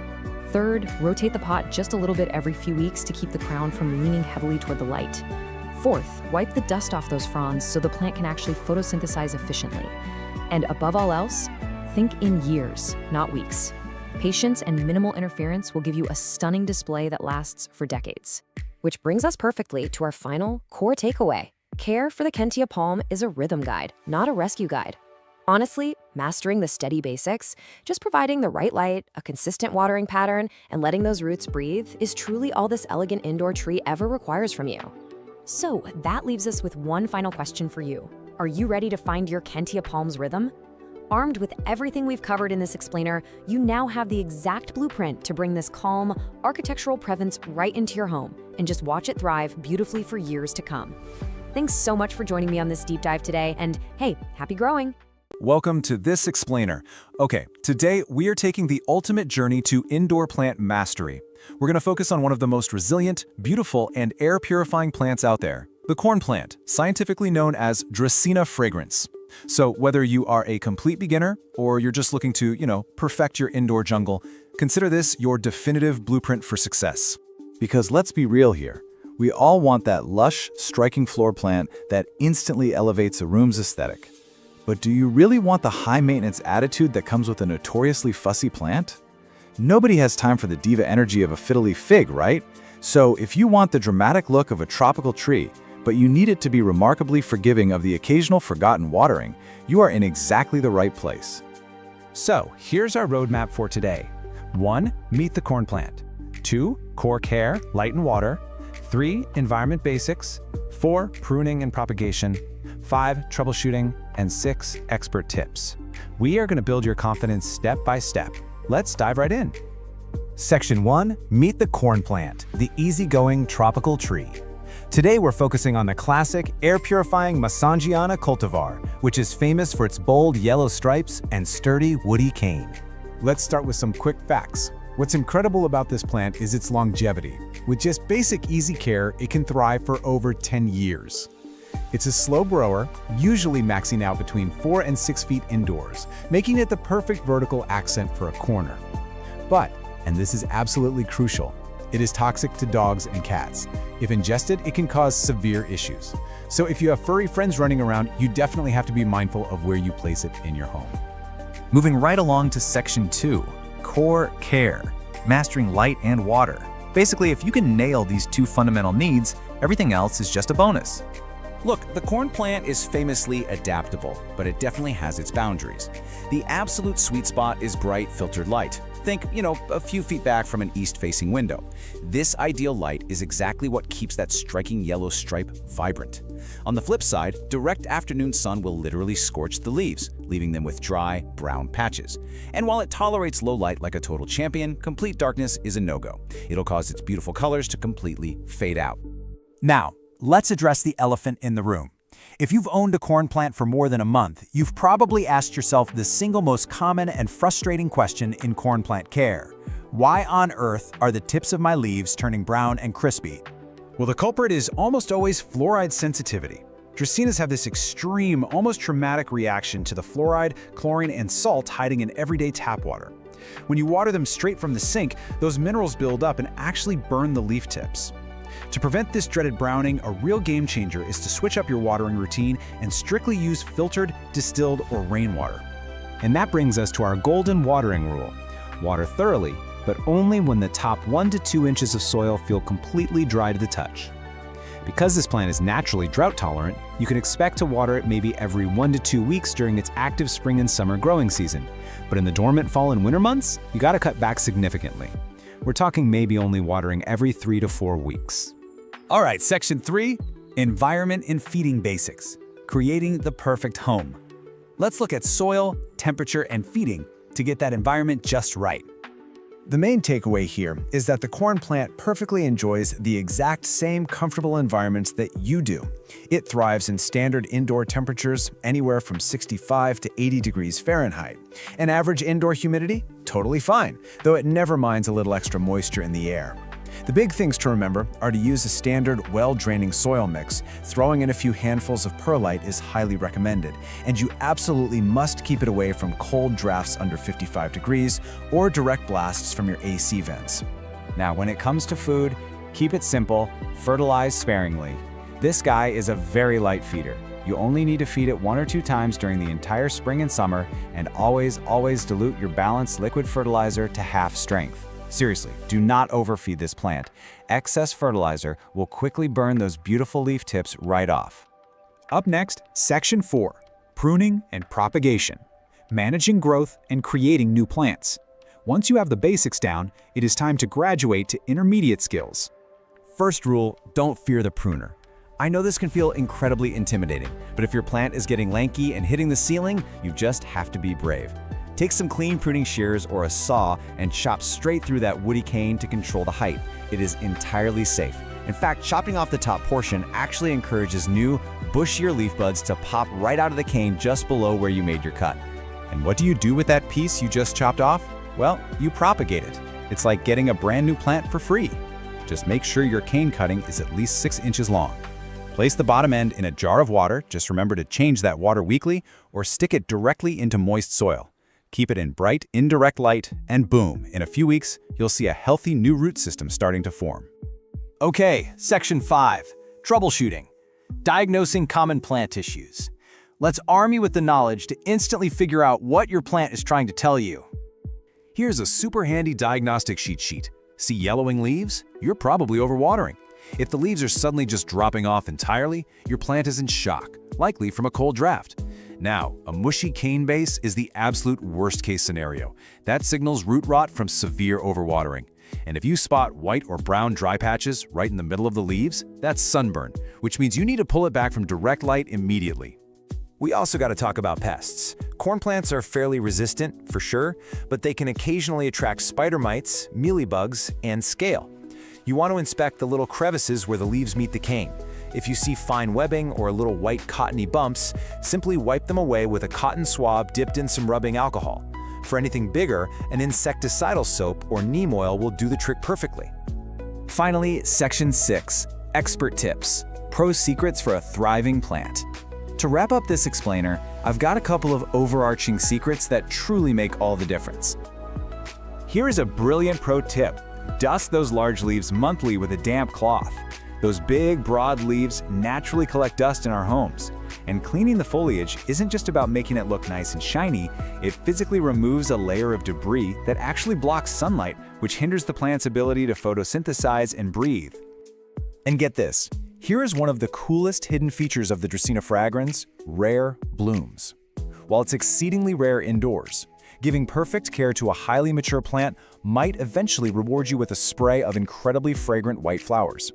In many cultures, a blooming corn plant is actually considered a major sign of impending good fortune. So if you take away absolutely nothing else from this entire explainer today, I want you to remember this golden rule. When in doubt, don't water. Really, that's the secret. This plant's native habitat makes it built to survive droughts. Underwatering is always safer than overwatering. If the soil feels even a little bit moist, just wait a few more days. You now have the complete blueprint for success. Armed with the right water, the right light, and the courage to prune when you need to, you can totally enjoy the stunning beauty of a thriving corn plant in your home for years to come. So now that you know the secrets to keeping one of these alive and thriving for a decade or more, which room in your house is going to become your new indoor jungle? Welcome to this explainer. Today, we're unlocking one of the most rewarding and completely budget-friendly secrets in the whole plant world. We're going to give you the ultimate guide to multiplying your indoor jungle, right from your kitchen windowsill, for absolutely free. If you've ever looked at a beloved plant and thought, man, I wish I had 5 of these, well, you are in exactly the right place. Okay, let's dive into our roadmap for today. We'll be covering 1. Propagation basics and tools. 2. Stem cuttings and water and soil. 3. Plant division for clumping. 4. Propagating succulents from leaves. And we'll wrap it up with 5. Advanced magic, air layering. Starting with Section 1, Propagation Basics and Tools. Let's get our gear ready. Before you even think about snipping your favorite plant, let's get our toolkit sorted out. And the great news is, you don't need a fancy laboratory for this. Just grab your sharpest scissors, pruning shears, or even a craft knife. Now, listen closely, because this is a big one. You've got to sterilize your tool with rubbing alcohol before making any cuts. It is absolutely non-negotiable if you want to avoid spreading disease between your plants. You'll also need some vessels, like glass jars for water propagation or small nursery pots with drainage for soil, along with your growing medium and some optional rooting hormone powder or gel to give those new cuttings a nice little jump start. Now, this brings us to the absolute golden rule of propagation. We need to talk about the node. A node is basically a small bump or ring on a plant's stem. Why do we care so much about this? Because this is literally the command center where leaves, branches, and most importantly, roots grow from. If you take a cutting without this little bump included, that stem is just going to sit in a jar of water forever and never ever grow roots. So always find the node. Moving right along to Section 2, Stem Cuttings in Water and Soil. Let's kick things off with water propagation. This method is incredibly popular because, honestly, it's totally mesmerizing. This technique is your go-to for fast-growing vining plants. We're talking your pothos, philodendrons, monsteras, hoyas, and wandering dudes. The best part? You get a front row seat to watch the roots develop day by day right through the glass. It's like a tiny, daily science fair project on your shelf. The process itself is a breeze. Step 1, cut a healthy stem, making sure you leave a leaf or two, and, of course, that all-important node we just talked about. Step 2 is super important. Strip off any lower leaves. If those sit below the waterline, they'll just rot and gross up your fresh water. Step 3, pop the cutting in the water, making sure the node is completely submerged. And finally, stick it in bright, indirect light, and remember to swap out that water every few days to keep things fresh and oxygenated. But hey, water isn't the magic bullet for everything. While your vining plants love a good soak, plants that rot easily, like snake plants, ZZ plants, begonias, and rubber plants, really need to go straight into soil. Bypassing the water actually gives them stronger, more robust roots right out of the gate, so they don't have to suffer through the shock of transitioning from a water environment to a dirt environment later on. So how do we pull off soil propagation? Take your healthy stem or leaf cutting, and here's where that optional rooting hormone comes into play for Step 2. Dipping the cut end into that powder gives your plant a massive biological boost. Once it's dusted, plant it about an inch deep into moist, well-draining soil. The real trick here for Step 4 is balance. You want to keep that soil lightly moist, definitely not soggy, and let it chill in a warm, bright spot while those roots go to work underground. All right, Section 3, Plant Division for Clumping. Let's look at probably the most straightforward method of all. If the idea of cutting your plants makes you a little nervous, you're going to absolutely love plant division. This isn't really a science experiment. It's basically just splitting one massive clumping plant into several smaller, ready-made plants. This is perfect for things that naturally grow in dense clusters right from the base. Think calatheas, ferns, peace lilies, or popping those little pups off spider plants. This one is super tactile. First, just gently wiggle the entire mother plant out of its pot. It might look like a totally tangled mess, but don't panic. For step 2, get your hands in there and physically massage the root ball to loosen the dirt. As you do, you'll start to feel where the plant naturally wants to separate into sections. Step 3, safely pull those natural clumps apart. You can use your hands or a clean, sterilized knife if they are being really stubborn. Just make sure each new clump takes a healthy chunk of roots with it. Finally, pot each new division in its own container with fresh soil, and boom, you instantly have brand new, fully formed plants. Now for section 4. Propagating succulents from leaves. Let's explore some truly magical regeneration powers. Succulents are basically the ultimate survivalists of the plant world. If you've got fleshy ones like Echeveria, sedum, or jade plants, you don't even need a whole stem. You can literally grow a perfect tiny new plant from just a single naturally fallen leaf. It is wild. Now this takes a little patience, but it's so fun to watch. First, if a leaf hasn't fallen on its own, gently twist a healthy one right off the main stem. Step 2 is critical.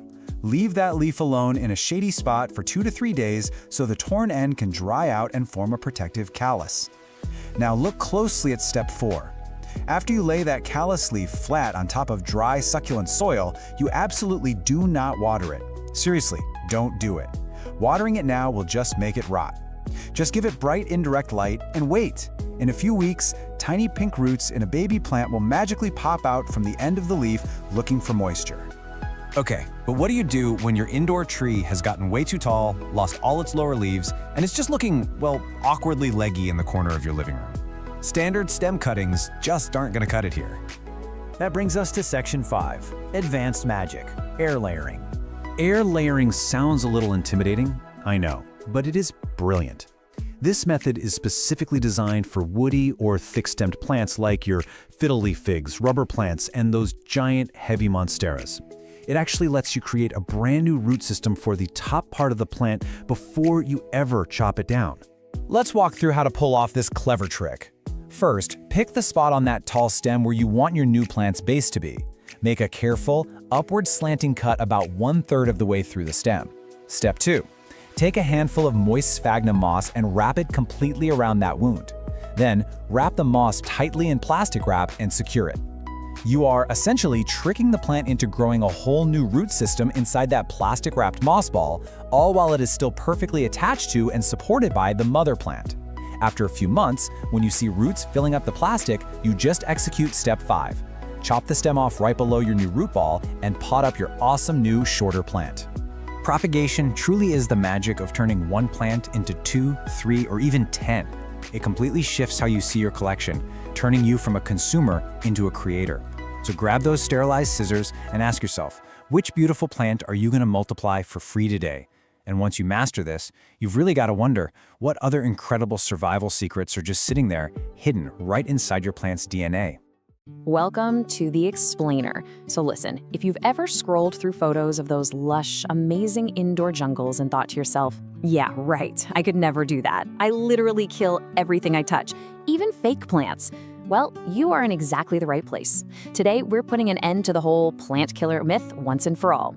We are going to walk through 10 of the absolute easiest, most forgiving, and frankly, almost indestructible houseplants you could possibly bring into your home. So whether you're a total beginner or, just someone looking for a little greenery that doesn't demand your constant attention, this explainer is your ultimate playbook for becoming a successful plant parent.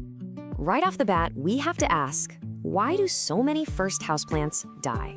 It's a tale as old as time, right? You go to the store, you pick out this gorgeous, trendy plant, bring it home, and maybe a few weeks later, it's just this sad, crispy, brown mess. But here's the reality check. The problem usually isn't you. It's the plant you started with. So many people completely unintentionally set themselves up for failure just by choosing plants with super complex needs, completely unaware of the massive learning curve required to actually keep them alive. And this brilliantly illustrates exactly what we're talking about. Look at the difference here. On the left, we've got the fiddle leaf fig. It's famous, it's all over social media, and honestly, it is notoriously fussy. Starting your plant journey with something like a fiddle leaf fig is just a recipe for pure frustration. But on the right, we have our actual secret to success: tough, forgiving plants. The single most important decision you will make on your plant journey is your very first plant. If you pick a resilient one, you practically guarantee yourself a win. And that success is exactly what's going to motivate you to keep going. So here is our playbook for today's explainer. First, the secret to plant success. Then, the 5-star indestructibles. Next up, plants that communicate clearly. After that, quirky but tough survivors. And finally, choosing your first companion. Okay, section 1, the secret to plant success. Okay, let's dive into this with section 2, the 5-star indestructibles. This first group we're looking at is strictly for plants that absolutely thrive on neglect. We are giving them a flawless 5 out of 5 for toughness. I mean, they are the certified tough-as-nails champions of the plant world, entirely capable of enduring the most common beginner mistake of all, completely forgetting they even exist. First up is the undisputed king of easy care, the snake plant, also known as Sansevieria. Listen, if you could only choose one beginner plant ever, this is the one. It's got these amazing, stiff, upright leaf that just give it a really modern, stylish look in literally any room. But its real superpower is its near indestructibility. It tolerates low light, and it is insanely drought tolerant. You water it actually, scratch that. You only water it when the soil is 100% dry. You can forget about it for weeks at a time, and it'll just sit there, happily purifying your air and looking fabulous. Now, you might be wondering, how in the world do these plants survive such extreme neglect? Well, many of them utilize an amazing botanical feature called a rhizome.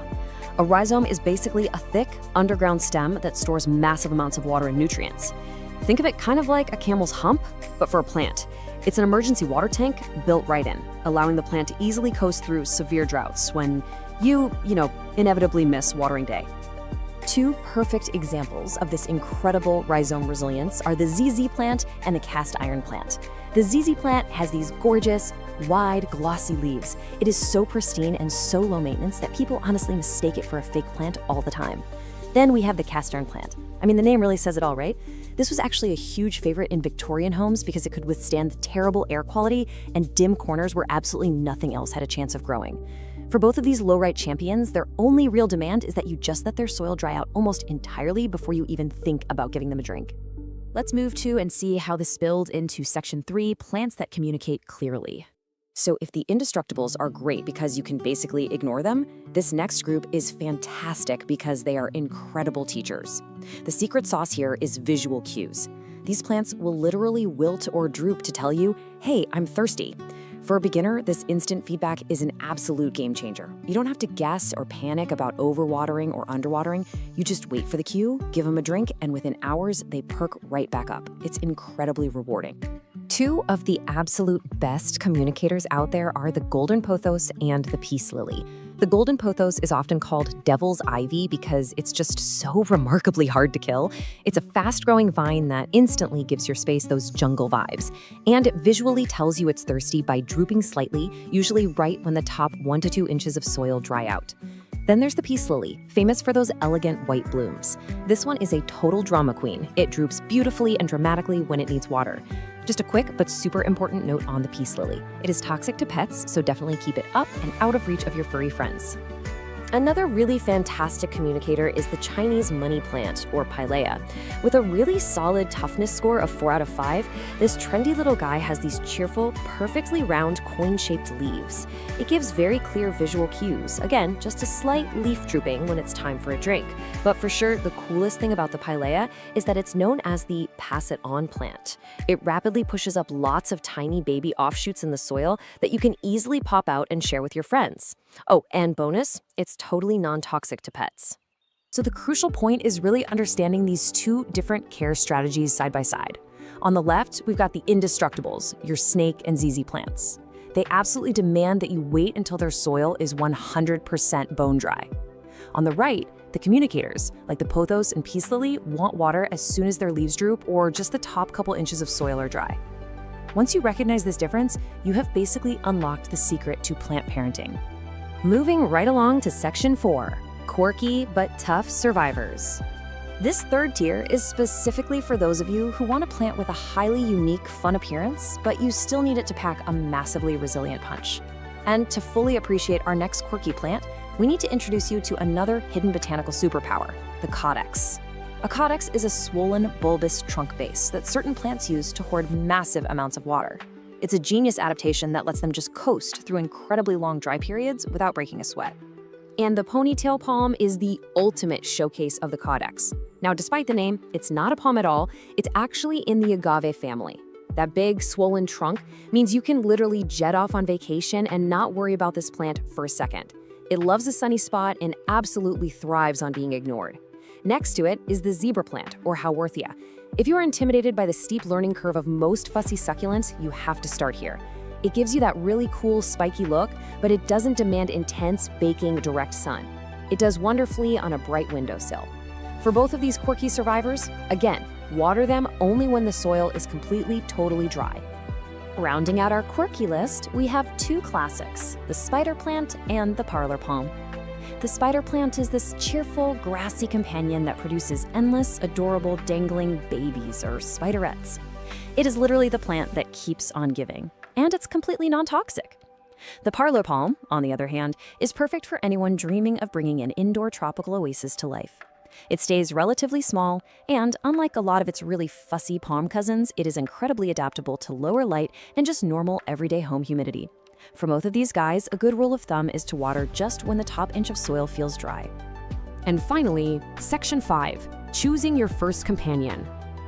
We've covered a ton of ground in this explainer, and now what's really interesting about this slide is how easily you can match one of these plant categories directly to your specific lifestyle. Look, if you know you are a forgetful owner or you just have very low light in your space, the Indestructibles are hands down your best bet. Just wait for that soil to be 100% dry. Now, if you're a bit more attentive and you want a plant that actually gives you instant feedback and teaches you how to water, grab a communicator and wait for that visual droop. And hey, if you want something with totally unique looks that can adapt to varied light setups, the quirky survivors are definitely calling your name. The absolute core takeaway from all of this source material can really be summed up perfectly right here. Success is the best motivation. Choose one and you're on the path. It's that simple. Please don't overcomplicate it. Don't go out and start with some high-maintenance diva plant. Just pick one forgiving plant that fits your space and let that initial, manageable win drive your confidence for the rest of your gardening journey. So, you have the playbook, you know the biological secrets, and you've seen the 10 absolute easiest houseplants that are practically impossible to kill. The only question left is, which of these unkillable companions are you going to bring home today? Take the leap, pick your plant, and start your green journey. Thanks so much for joining me on this explainer, and hey, happy planting! All right, welcome to this explainer. Today, we're taking a deep dive into mastering the care of the notoriously finicky Delta maidenhair fern. We're going to break down exactly what makes this gorgeous plant tick and give you the clear, structured info you need to go all the way from a beginner to an absolute expert. Listen, if you've ever owned one of these beauties, you definitely know the heartbreak of a crispy brown frond. It is literally the #1 complaint. You buy this lush, gorgeous fern, bring it home, and bam! A week later, it looks like a wire brush. But don't worry, because today, we're learning the exact formula to prevent that. There's actually a precise science to keeping this plant happy, and honestly, it's way easier than you think once you see the data. We've structured this masterclass to take you from basic survival all the way to expert-level care. We'll be hitting the notorious Delta maidenhair, golden rules of water and light, perfecting soil and humidity, feeding, repotting and propagation, diagnosing problems and pests, and finally, pro tips and plant rescues. Section 1, the notorious Delta maidenhair. Meet the diva. Okay, let's get right into this. To conquer this stunning, but let's be honest, intimidating plant, you first have to understand her origins. The name itself is actually really fascinating. It earns that delta title from the broadly triangular shape of its fronds, just like the Greek letter delta. Native to the deeply shaded, humid forest understories of South America, this plant is built from hundreds of tiny fan-shaped leaflets on these beautiful signature wiry black stems. It truly offers the softest-looking foliage of any houseplant. Well, if you can keep it happy, that is. Section 2, Golden Rules, Water and Light, the absolute non-negotiables. Seriously, if you only take away one lesson from this entire explainer, let it be these fundamental rules, because this is where 90% of plant parents fail. 0. Yup, that is exactly how many times you are allowed to let the soil dry out. Not even once, not even for a single afternoon. Nearly every dead maidenhair out there died from a single forgotten week. So, the moment the very top of the soil feels barely dry while everything below is still damp, that's your cue. It's time to water. Now, the real trick here is finding the balance, because soggy soil, just as dangerous as dry soil. Underwatering gets you those dreaded crispy edges that just shatter when you touch them, while overwatering suffocates the roots and causes yellowing from the base up. To solve this, bottom watering for 15 minutes is the absolute best way to soak the root ball evenly without rotting the crown. You just set the pot in an inch of room temperature water, let it drink its fill, and then drain it completely. Alongside water, we have to talk about light. These little leaflets are barely more than a single cell thick. That means just 30 minutes of direct afternoon sun will ruin them permanently. They'll literally bake. You want bright, indirect light only. Setting them in an east window pulled back a foot or two, or right up against a north window is absolutely your fern's sweet spot. Section 3. Perfecting soil and humidity. Mastering the climate. So, now that you've mastered the golden rules, let's optimize the environment for some lush, rapid growth. Because the soil and air around your fern, that's its lifeblood. If you're looking to repot, this DIY soil mix is a total game changer. Why? Well, the cocoa coir retains that essential moisture we now know we desperately need, while the perlite and fine bark provide the vital aeration those fine, thread-like roots need so they don't suffocate. And pro tip, coir is way better than peat moss here. If it ever does accidentally dry out, it re-wets easily, whereas peat actually repels water once it gets dry. And then there's the air. Your fern is going to thrive in an ideal humidity range of 50 to 70%.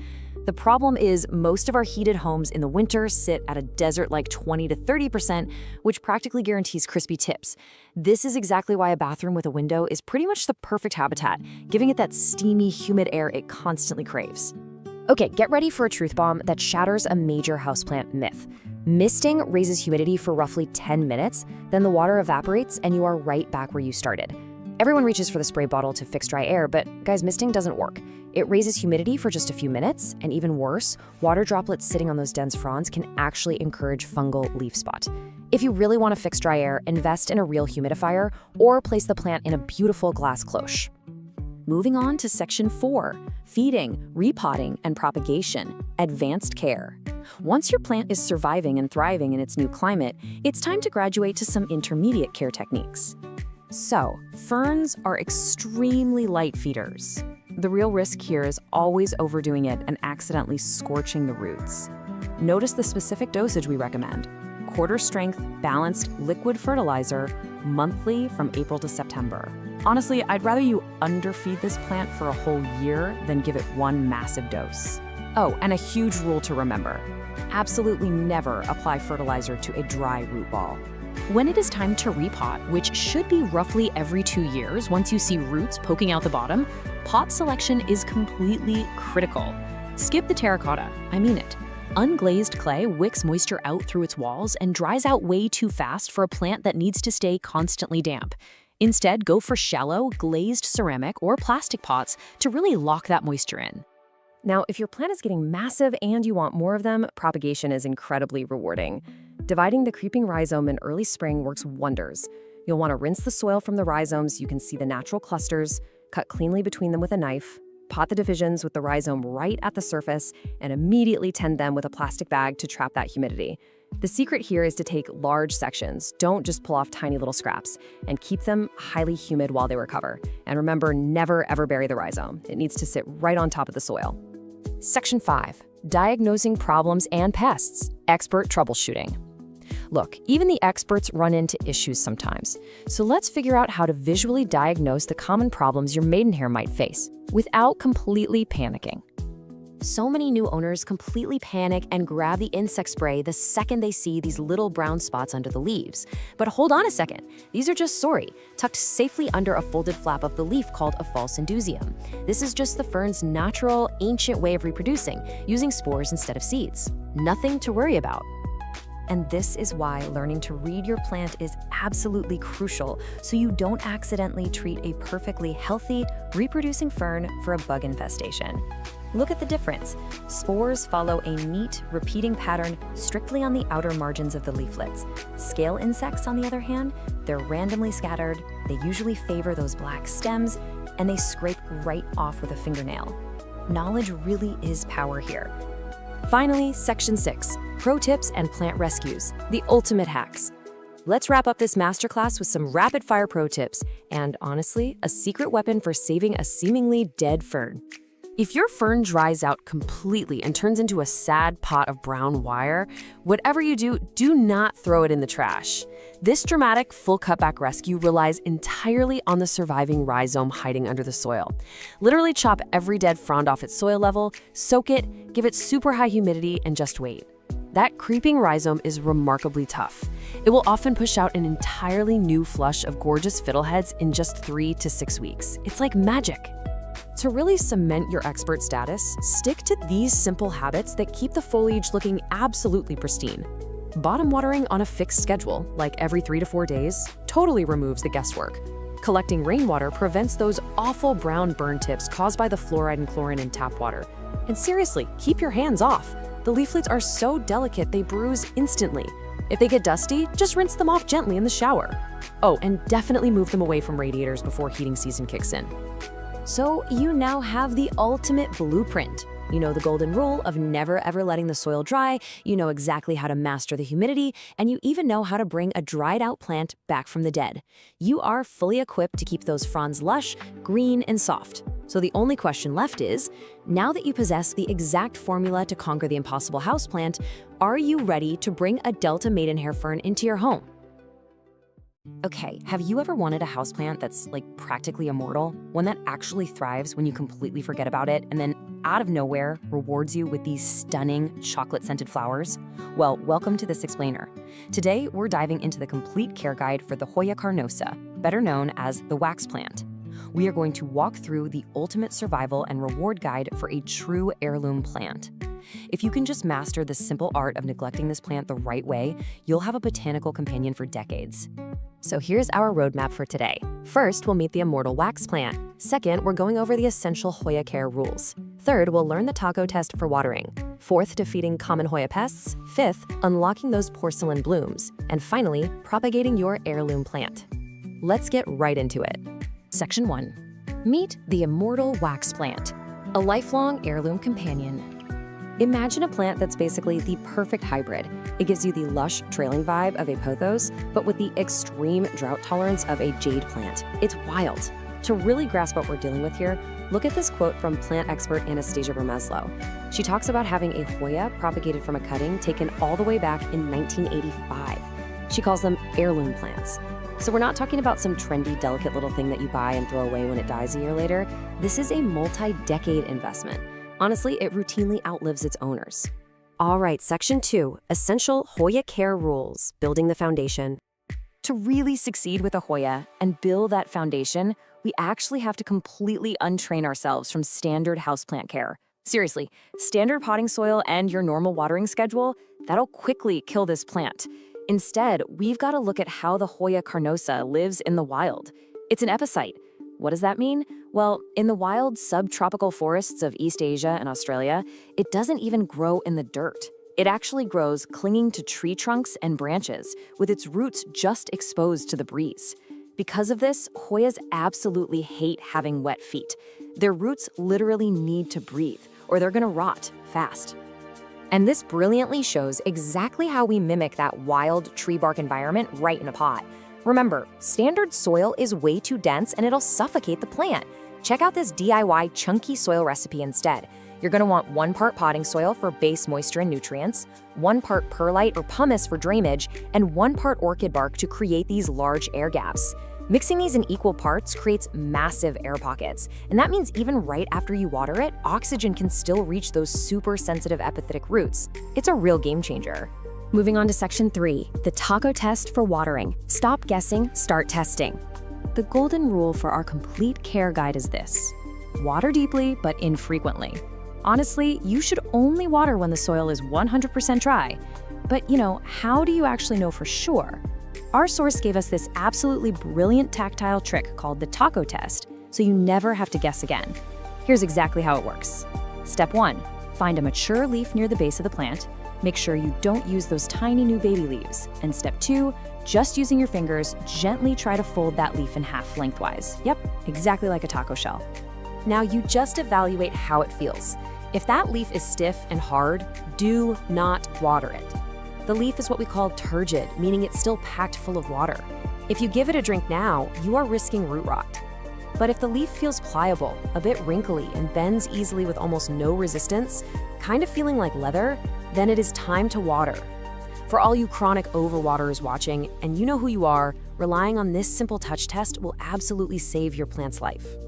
Before we move on from the basics, we've got to talk about a super common mistake. Do not cut the tentacles.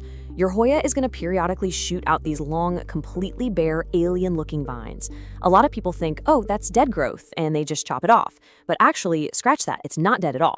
These are tendrils actively searching for a tree to climb. So just have some patience, gently wrap that vine around a trellis, and eventually, the plant is going to fill that bare vine with gorgeous, lush leaves. Section 4. Defeating common Hoya pests. Protecting your investment. Look, with any plant, things can sometimes go wrong, but the source material gives us this incredible rapid-fire troubleshooting guide to protect your heirloom plant. You really want to pay attention to the top of the list here. Mealybugs.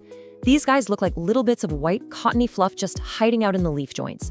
Honestly, they are the Hoya's absolute arch nemesis, especially for crinkly varieties like the Hindu rope. To defeat them, just dip a Q-tip in 70% rubbing alcohol and dab them. It dissolves their waxy armor instantly. Bam, gone. Now, if you see fine webbing and dusty leaves, you're dealing with spider mites, which really love dry air. Just shower the plant off and raise the room's humidity right away. For aphids, which usually show up on new growth, a strong stream of water works best. And if you ever spot hard brown bumps on the stems, that's scale. Just scrape them off and treat the stems with neem oil.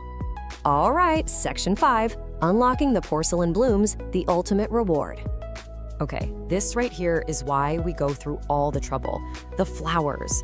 The Hoya carnosa produces these incredible ball-shaped clusters of star-like flowers that literally look like they're carved out of wax or porcelain.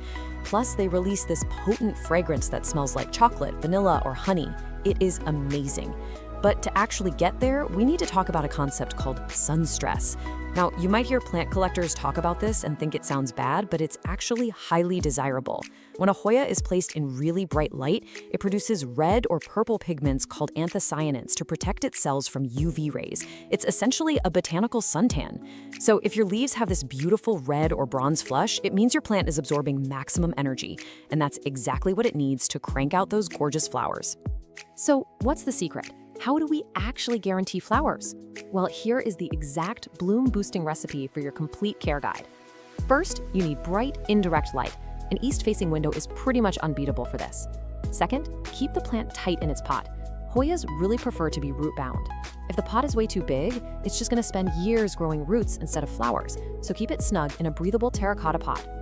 Third, you want to let it experience a natural winter temperature drop, down to about 60 degrees Fahrenheit at night.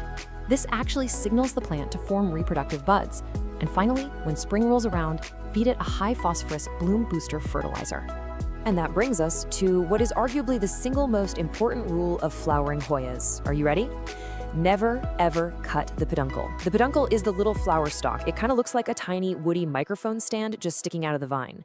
When the flowers fade and drop off, the plant leaves this little nub behind. Why? Because it's going to bloom from that exact same spot again and again, year after year.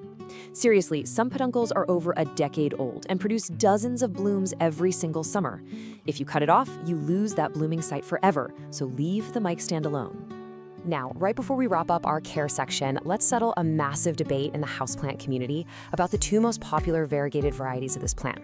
How do you actually tell a Crimson Queen apart from a Crimson Princess? Well, here's a super fun insider memory trick for you. A Crimson Queen has white or pink variegation on the leaf margins, the outer edges. Just remember, a queen wears her crown on her head, right on the outer edges. On the flip side, a Crimson Princess has the variegation right in the center of the leaf. Remember, a princess wears her gown in the middle. Boom, now you're a Hoya expert. Section 6. Propagating your heirloom plant. Cloning your Hoya. Because this plant lives for so long, you are inevitably going to want to take cuttings to share with your friends and family. You're basically cloning your Hoya. The most foolproof method outlined in our source is the sphagnum moss method. So, step 1, just snip a stem that has at least 2 nodes. Those are the little bumps where the leaves grow. Quick heads up though, Hoyas bleed this sticky, milky latex sap when you cut them, so definitely have a paper towel handy. Step 2, strip the leaves right off that bottom node because that is exactly where your new roots are going to pop out. Step 3, place that bare bottom node into some damp, squeezed out sphagnum moss. This gives it the perfect mix of humidity and airflow. And step 4, just wait 3 to 4 weeks for some strong roots to develop before you pot it up in that chunky soil mix we talked about earlier. We have covered a lot today. We've talked about the soil, the taco test, dealing with pests, and the secrets to getting those incredible porcelain flowers. Because the Hoya carnosa is just so drought tolerant and remarkably resilient, it truly becomes an investment piece for your home, which really leaves us with one final fascinating thought for you to consider as you kick off your Hoya journey. If you follow this complete care guide, there's a very good chance your plant will actually outlive you. So with a lifespan spanning multiple decades, who will inherit your Hoya? Hey everyone, and welcome to today's Explainer. Today, we're zeroing in on one of the absolute most resilient and honestly most reliable plants you could ever bring into your shaded spaces. Whether you're literally just starting your plant journey or you're a seasoned green thumb looking to fine-tune your skills, we are going to walk through a complete beginner to expert guide on mastering the care of the Christmas fern. We'll start by locking down those foundational steps to keep it thriving, and then, we'll level up to some really advanced expert-level propagation techniques. Let's get into it. Okay, let's dive right into this. You might be wondering, out of all the fern varieties out there, why on earth is this specific one named after a winter holiday? Well, the answer actually lies in its incredible hardiness. You see, the Christmas fern is famous for these gorgeous, leathery, dark green fronds that simply refuse to fade when the temperature drops. In fact, they stay vibrantly green right through the winter holidays, like even when they're buried under a thick blanket of snow. It's a plant that quite literally brings a splash of life to the absolute dead of winter. So here's our quick roadmap for the Explainer today. Number 1, we'll officially meet the fern. 2, lighting and climate essentials. 3, soil, water, and feeding. 4, troubleshooting and pests. And finally, number 5, expert propagation and tips. Starting off with Section 1, meet the Christmas fern, nature's low-maintenance evergreen. So botanically, this plant is known as Polysticum acrosticoides. It's this beautiful, elegant, fountain-like native of eastern North American woodlands, and get this, it boasts a lifespan of over 20 years. Right? That's a serious commitment. Now, it is a slow to moderate grower, especially during that crucial first year while it's busy establishing its root system. But once it actually settles in, it becomes a totally permanent, reliable fixture in your shade garden for over 2 decades. And there are some pretty brilliant reasons why landscape designers and home gardeners absolutely love this fern. First off, it's reliably perennial all the way from USDA hardiness zones 3 through 9. That is a massive range of climates. It's fully evergreen, totally winter hardy, plus if you're someone who constantly battles local wildlife, you are going to be thrilled to know it's highly deer and rabbit resistant. Oh, and unlike some of those more aggressive ferns that just want to take over your entire yard, this one has a very polite, non-spreading clumping habit. It stays exactly where you put it, which makes it a fantastic, well-behaved, stabilizing ground cover, especially if you've got slopes. Moving on to Section 2, lighting and climate essentials, mimicking the woodland canopy. You know, the ultimate secret to success with the Christmas fern is actually surprisingly simple. You just need to recreate its natural forest habitat. If you can mimic that woodland canopy, the plant is going to do all the heavy lifting for you. So let's look at how that translates to light, whether you're keeping it outside or inside. Outdoors, it absolutely requires partial to full shade. Think about tucking it under the canopy of large trees or on the north side of a building. Now indoors, it needs medium to low indirect light. Something like a gentle east-facing window is perfect. But I do have to firmly warn you here, direct, intense afternoon sun will ruthlessly burn its leathery leaves. For the absolute best results, dappled light filtering through trees is your gold standard. Now, right along with that dappled light comes the need for moisture in the air. You really want to maintain average to high humidity. Outdoor plants generally do fine just relying on their local climate and natural rainfall, especially if you group them with other plants to create a nice little microclimate. But indoor ferns, they face a much tougher battle against dry air, especially in the winter when all our heaters are blasting. So if you're growing this as a houseplant, you'll definitely want to use a pebble tray filled with water beneath it or run a dedicated humidifier in the room just to combat that dry indoor air. All right, Section 3, Soil, Water, and Feeding, the foundation of fern health. Now, what's really interesting about this breakdown is how straightforward it is to give the root system exactly what it needs for that 20-year lifespan. For the soil, you want it rich in organic matter, really humusy, loose, and well-draining. The pH should be slightly acidic to neutral, so somewhere between 6.0 and 7.0, which conveniently is where most standard garden soils already sit. When it comes to water, the main goal is consistently moist soil. Outdoors, once they're fully established, they are surprisingly drought tolerant. But listen, during that critical first year, consistent moisture is absolutely vital. If you've got it in a container indoors, just water it whenever the top inch of soil feels dry to the touch. Easy as that. When we talk about feeding, this is one of those times where less is definitely more. These ferns are very light feeders. I highly advise you to skip the harsh synthetic chemical fertilizers entirely. They're usually way too strong and can easily burn those sensitive fern roots. Instead, think about the forest floor. You want to top dress the soil around the base with a 1 to 2 inch layer of compost, or even just shredded leaves in the spring. And in the fall, just let the natural fallen leaf litter remain right there around the base. It acts as the perfect protective mulch and slowly feeds the plant as it naturally decomposes. Which brings us to Section 4, Troubleshooting and Pests, Overcoming the Hurdles. Okay, so to keep your fern in top shape, we need to talk about common roadblocks. The absolute most critical botanical threat to your Christmas fern is something called crown rot. This is unfortunately a fatal condition where the plant's crown, which is that central growing point right at the base, becomes mushy and just decays. So why does this happen? Usually it's caused by soil that's just too heavy and waterlogged, or very commonly because the fern was planted way too deeply into the ground. Your soil must drain well to prevent the plant from getting what we gardeners call wet feet. And always make sure the crown sits perfectly level with the soil surface. Now, if your fern isn't looking its best, this quick comparison should help you diagnose the issue right away. If you're overwatering and heading dangerously toward root rot, you're typically going to see widespread yellowing on the new fronds and a mushy base.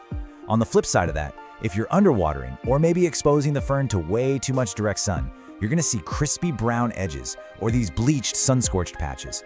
So just compare these distinct symptoms directly. That way you'll immediately know if your fern is drowning or burning, and you can tweak your care routine fast. As for pests, let me reassure you right now, the Christmas fern is highly pest resistant, but it's always wise to keep an eye out. Indoors, you might occasionally spot some fungus gnats hovering around the moist soil, or maybe some scale or tiny whiteflies. Honestly, some yellow sticky traps and a mild insecticidal soap will take care of those no problem. Outdoors, especially in very damp, heavily shaded areas, your biggest nuisance is probably going to be slugs and snails chewing holes in the fronds, or maybe the occasional caterpillar. But really, overall, serious infestations are super rare. And finally, Section 5, Expert Propagation and Tips, Mastering the Masterclass. So, as we elevate your skills to full botanical mastery today, a really common question we get from beginners is, does a Christmas fern bloom? Well, the answer is no. Just like all ferns, it doesn't produce any flowers, and it doesn't produce seeds at all. So how on earth does it reproduce? Well, it relies on an incredibly fascinating ancient alternative method. It reproduces through spores. These are generated in specialized structures called sori. If you actually flip over and look at the back of the taller, upright fronds in late summer, you're going to see these small dark dots lined up in perfect, neat rows. Those are the sori. Now, propagating from these spores is definitely an expert-level, year-long challenge. It involves cutting a frond, letting the microscopic dust fall onto a piece of white paper, carefully sewing that dust on a sterile medium, covering it up to trap humidity, and then waiting weeks or even months just for this moss-like film called a prothallus to form. And from there, tiny fronds eventually emerge. It is an incredibly rewarding project if you've got the patience of an expert. But if you want a much faster method, propagation by division is far easier and honestly a lot more practical for most of us. So the crucial point is following these steps. First, early in the spring, select a mature, well-established clump, something at least 3 to 4 years old. Second, take a spade and carefully lift the entire root ball right out of the ground. Third, you're going to slice and divide that crown, making absolutely sure every new section has a healthy set of roots and a few little developing fiddleheads. And finally, replant those divisions immediately at their original depth and give them a really good watering. Okay, let's rapid fire some pro landscaping tips, just to round out your new expertise. Number 1, I know it's tempting, but resist the urge to tidy up your garden in the fall. Do not cut back the old fading fronds. They actually naturally lie flat and insulate that delicate crown from freezing winter temperatures. You only want to trim them away in early spring. Number 2, use companion planting. The dark, leathery texture of this fern looks absolutely stunning next to the softer foliage of hostas or coral bells. Or try planting a cinnamon fern right behind it for this amazing layered woodland effect. And lastly, how do you identify it for sure? Get up close and look at the leaflets. Every single small leaflet has this distinctive lobe at the base that points straight up, perfectly shaped like a tiny Christmas stocking or a sleigh. And I think that just brilliantly illustrates the total charm and utility of this incredible plant. It's tough, it's beautiful, and it's a true survivor. So I'll leave you with this final thought. How will you use this resilient 20-year evergreen in your own shaded spaces? Are you going to use it to stabilize a difficult slope? Maybe plant it alongside some colorful hostas? Or perhaps you're going to test your new expert skills by propagating it from spores. The choice is completely yours, and now you've got the expert knowledge to make it happen. Thank you so much for joining me on this explainer, and happy planting. Welcome to today's explainer. We are jumping right into a complete masterclass on the anthurium. If you've been searching for a striking tropical plant that gives you the vibrant beauty of a fresh floral bouquet, but with the incredible longevity of a houseplant, well, you are in the exact right place. Today, we're breaking down literally everything you need to know to take your anthurium from simply surviving to absolutely thriving. So let's dive right in. Here's our game plan for this explainer. We're going to start by meeting the plant, then we'll lock down the foundation, that's your soil, water, and light. After that, we'll perfect the environment, cover some pruning and propagation, and wrap up with troubleshooting and pro tips.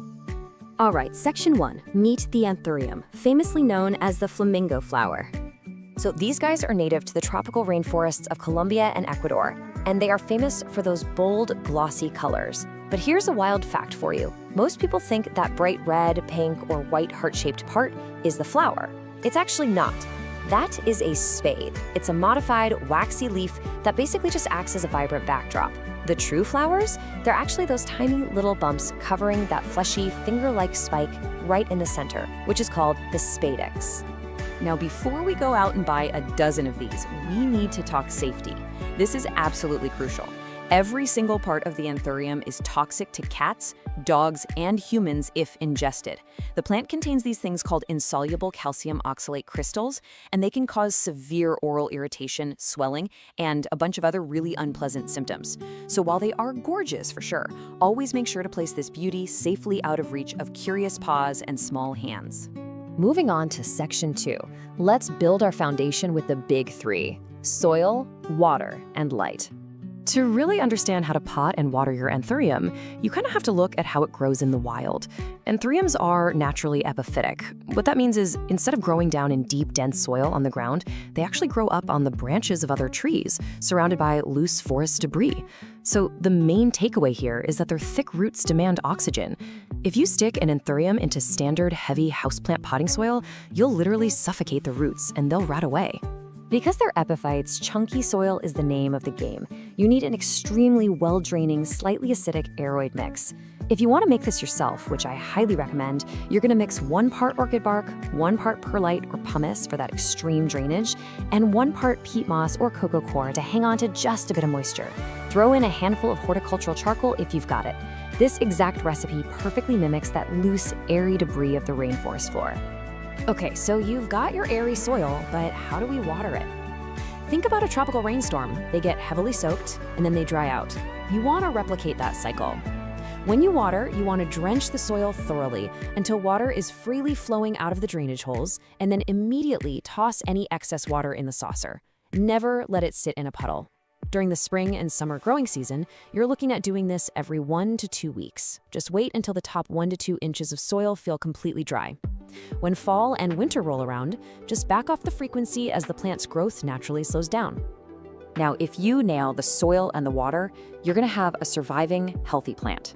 But a super common frustration we see all the time is folks staring at this beautiful, bushy green plant and asking, why won't it bloom? The answer? It's almost always light. Light is the absolute trigger for blooming. Pushing out those massive, colorful spathes takes a ton of energy. You want to give your anthurium bright, indirect light. An east-facing window with some gentle morning sun is perfect. Or maybe pull it a few feet back from a south or west window. Just remember, direct, harsh sunlight is your enemy here. It will scorch and burn those gorgeous leaves. But on the flip side, without enough indirect light, your plant is just going to stubbornly refuse to flower. All right, let's jump to section 3, perfecting the environment. We're talking temperature, humidity, and feeding. Since they hail from the humid tropics, these plants absolutely crave moisture in the air. 60% is your magic number. You really want an ambient humidity level of at least 60%. If your air is too dry, you're going to start seeing brown, crispy edges ruining those beautiful, glossy leaves. You can easily hit this target by running a humidifier, setting up a simple pebble tray with water, or just keeping the plant in a naturally humid space like a bright bathroom. To truly perfect that environment, you've got to keep temperatures warm and stable, ideally hovering between 70 and 85 degrees Fahrenheit. Keep them far, far away from cold winter drafts or blasting AC vents. And to really fuel that incredible growth, feed your plant a liquid, high-phosphorus fertilizer. You'll want to dilute it to about 1/4 or 1/2 strength and apply it every 4 to 6 weeks during the spring and summer. That extra phosphorus, that's the secret sauce for encouraging a steady supply of new spaves. Section 4, pruning and propagation. Basically, how to maintain the plant you have and how to make more of them. When you treat an anthurium right, the payoff is just massive. A single one of those colorful spates can last an incredible 2 to 3 months before it starts to fade. That honestly makes it one of the longest blooming houseplants you can possibly get your hands on. But, eventually all good things come to an end, and you're gonna have to do a little maintenance. When a bloom finally does fade, or if a leaf starts turning yellow, just take some sharp, clean shears and snip it all the way down at the base of the stem. This instantly redirects the plant's energy right back into pushing out new growth. As for repotting, anthuriums are actually pretty slow growers, and get this, they prefer being slightly root-bound. So save yourself some work. You only need to repot them every 2 to 3 years in the spring, and only bump up the pot size by about an inch or 2. Now, once your plant is mature and thriving, you'll probably want to multiply your collection. Spring or summer is the perfect time for propagation via stem cuttings. It's an easy 4-step process. First, find a section near the top of the main stem that has at least 2 leaves and a couple of those knobby little aerial roots poking out. Second, make a nice clean cut right below those aerial roots. Third, plant that cutting directly into your chunky soil mix, bearing the aerial roots to anchor it.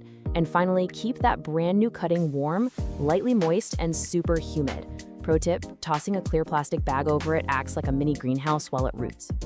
Bringing it home with Section 5, troubleshooting and pro tips. Let's get you thinking like an expert diagnostician. Memorize this quick diagnostic table because the vast majority of issues are totally solvable if you catch them early. Seeing yellowing leaves? You're probably overwatering, so let that soil dry out. Got brown, crispy edges? Your humidity is definitely too low. If the base feels mushy and the whole plant is wilting, that's root rot, meaning your soil is way too dense or waterlogged. And, as we talked about, if you're getting 0 flowers, it almost always means you need more bright, indirect light. While anthuriums are generally fairly pest resistant, you still need to keep an eye out for common houseplant bugs, especially if your plant is stressed out. Look for aphids clustered on new growth, gross white, cottony masses hiding in the crevices, those are mealybugs. Watch out for spider mites, which thrive in dry air and leave fine webbing, or hard brown bumps on the stems, which are scale insects. Spot any of these? Isolate the plant immediately and hit it with some insecticidal soap. Let's summarize with some definitive pro tips for ultimate success. I'll say it again. Chunky soil is absolutely non-negotiable. It's half the battle right there. Always drench the soil completely when watering, but then you've got to let those epiphytic roots breathe and partially dry out. Also, keep those large, glossy leaves dust-free by wiping them down with a damp cloth every now and then. It really helps them photosynthesize efficiently. And for a quick design tip, try styling your anthurium in a minimalist, neutral-colored pot, like a matte white or black. It makes the bold colors of this fave pop like crazy. So, there you have it. You now possess the complete expert blueprint for anthurium care. You know exactly how to make them thrive. But I want to leave you with one final thought. While the classic red flamingo flower is undeniably stunning, growers have been breeding these plants into some truly incredible varieties. We're talking dramatic dark purples, near blacks, pure crisp whites, and even varieties like the livium that feature these striking white veins stretching across a red spathe. So with all these amazing options out there, which stunning anthurium variety are you going to bring home next? Welcome to The Explainer.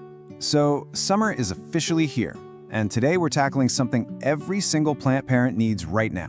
We're going to talk about helping your indoor jungle not just survive, but absolutely thrive during the hottest months of the year. Consider this your direct, actionable guide to summer houseplant care. Now you might be wondering, why do houseplants actually struggle the most during their peak growing season? It's a great question, right?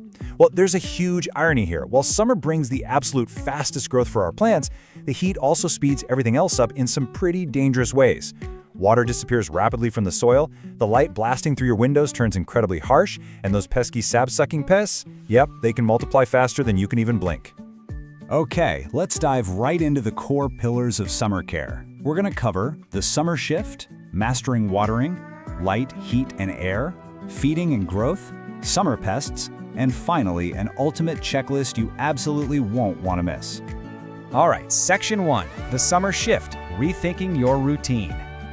So, higher temperatures and longer daylight basically put all your plant's processes into overdrive, which means you need an immediate shift in your mindset. We literally have to drop that spring habit of watering on a predictable weekly schedule. Actually, scratch that.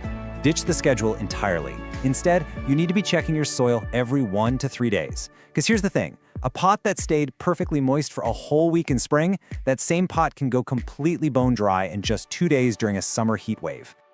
Moving on to Section 2, Mastering Watering, Timing and Technique. Since evaporation is completely in overdrive right now, taking the guesswork out of your routine is absolutely key. So how do we actually check the soil properly? You want to adopt a hands-on, tactile approach. Step 1, get in there and physically feel the top 1 to 2 inches of soil with your finger. Or, if you have a massive collection, just grab a moisture meter to speed things up. Step 2, water only when it's dry to the touch. And step 3, prioritize checking your plants in small pots and those sitting right in bright windows, because those guys are going to dry out the absolute fastest. Now, timing and temperature actually matter just as much as frequency. The absolute best time to water is early in the morning or later in the evening. This gives the roots time to deeply absorb that moisture before the midday heat just evaporates it straight out of the pot. Also, pro tip, always use room temperature water. If you hit warm summer roots with freezing cold tap water, you can actually send the plant right into shock. I mean, nobody likes an unexpected ice bath, right? Section 3, Light, Heat, and Air, Environmental Control. Managing your indoor environment is incredibly crucial as the days get hotter. Long summer days mean way more light, and that's wonderful right up until it tips over into sunburn. South and west facing windows get intensely hot in the afternoon, so you've got to soften that harsh light. You can hang a sheer curtain to diffuse the direct sun, or just pull your plants back a foot or two from the glass. This is especially vital for those notoriously dramatic, easily scorched tropicals, like your calatheas and marantas. Though, to be fair, your succulents and cacti can handle a lot more. Oh, and don't forget to rotate your plants a quarter turn every week, so every side gets light and nothing starts leaning or stretching out. But the sun isn't the only environmental factor we need to worry about. Let's talk about a totally hidden summer danger, AC drafts. Obviously, air conditioning cools our homes, but it also blasts cold, extremely dry air that strips essential moisture right out of the room. If your tropical plants are suddenly exhibiting leaf curling, browning edges, or just dropping leaves entirely out of nowhere, yeah, a direct draft from an AC vent is highly likely the culprit.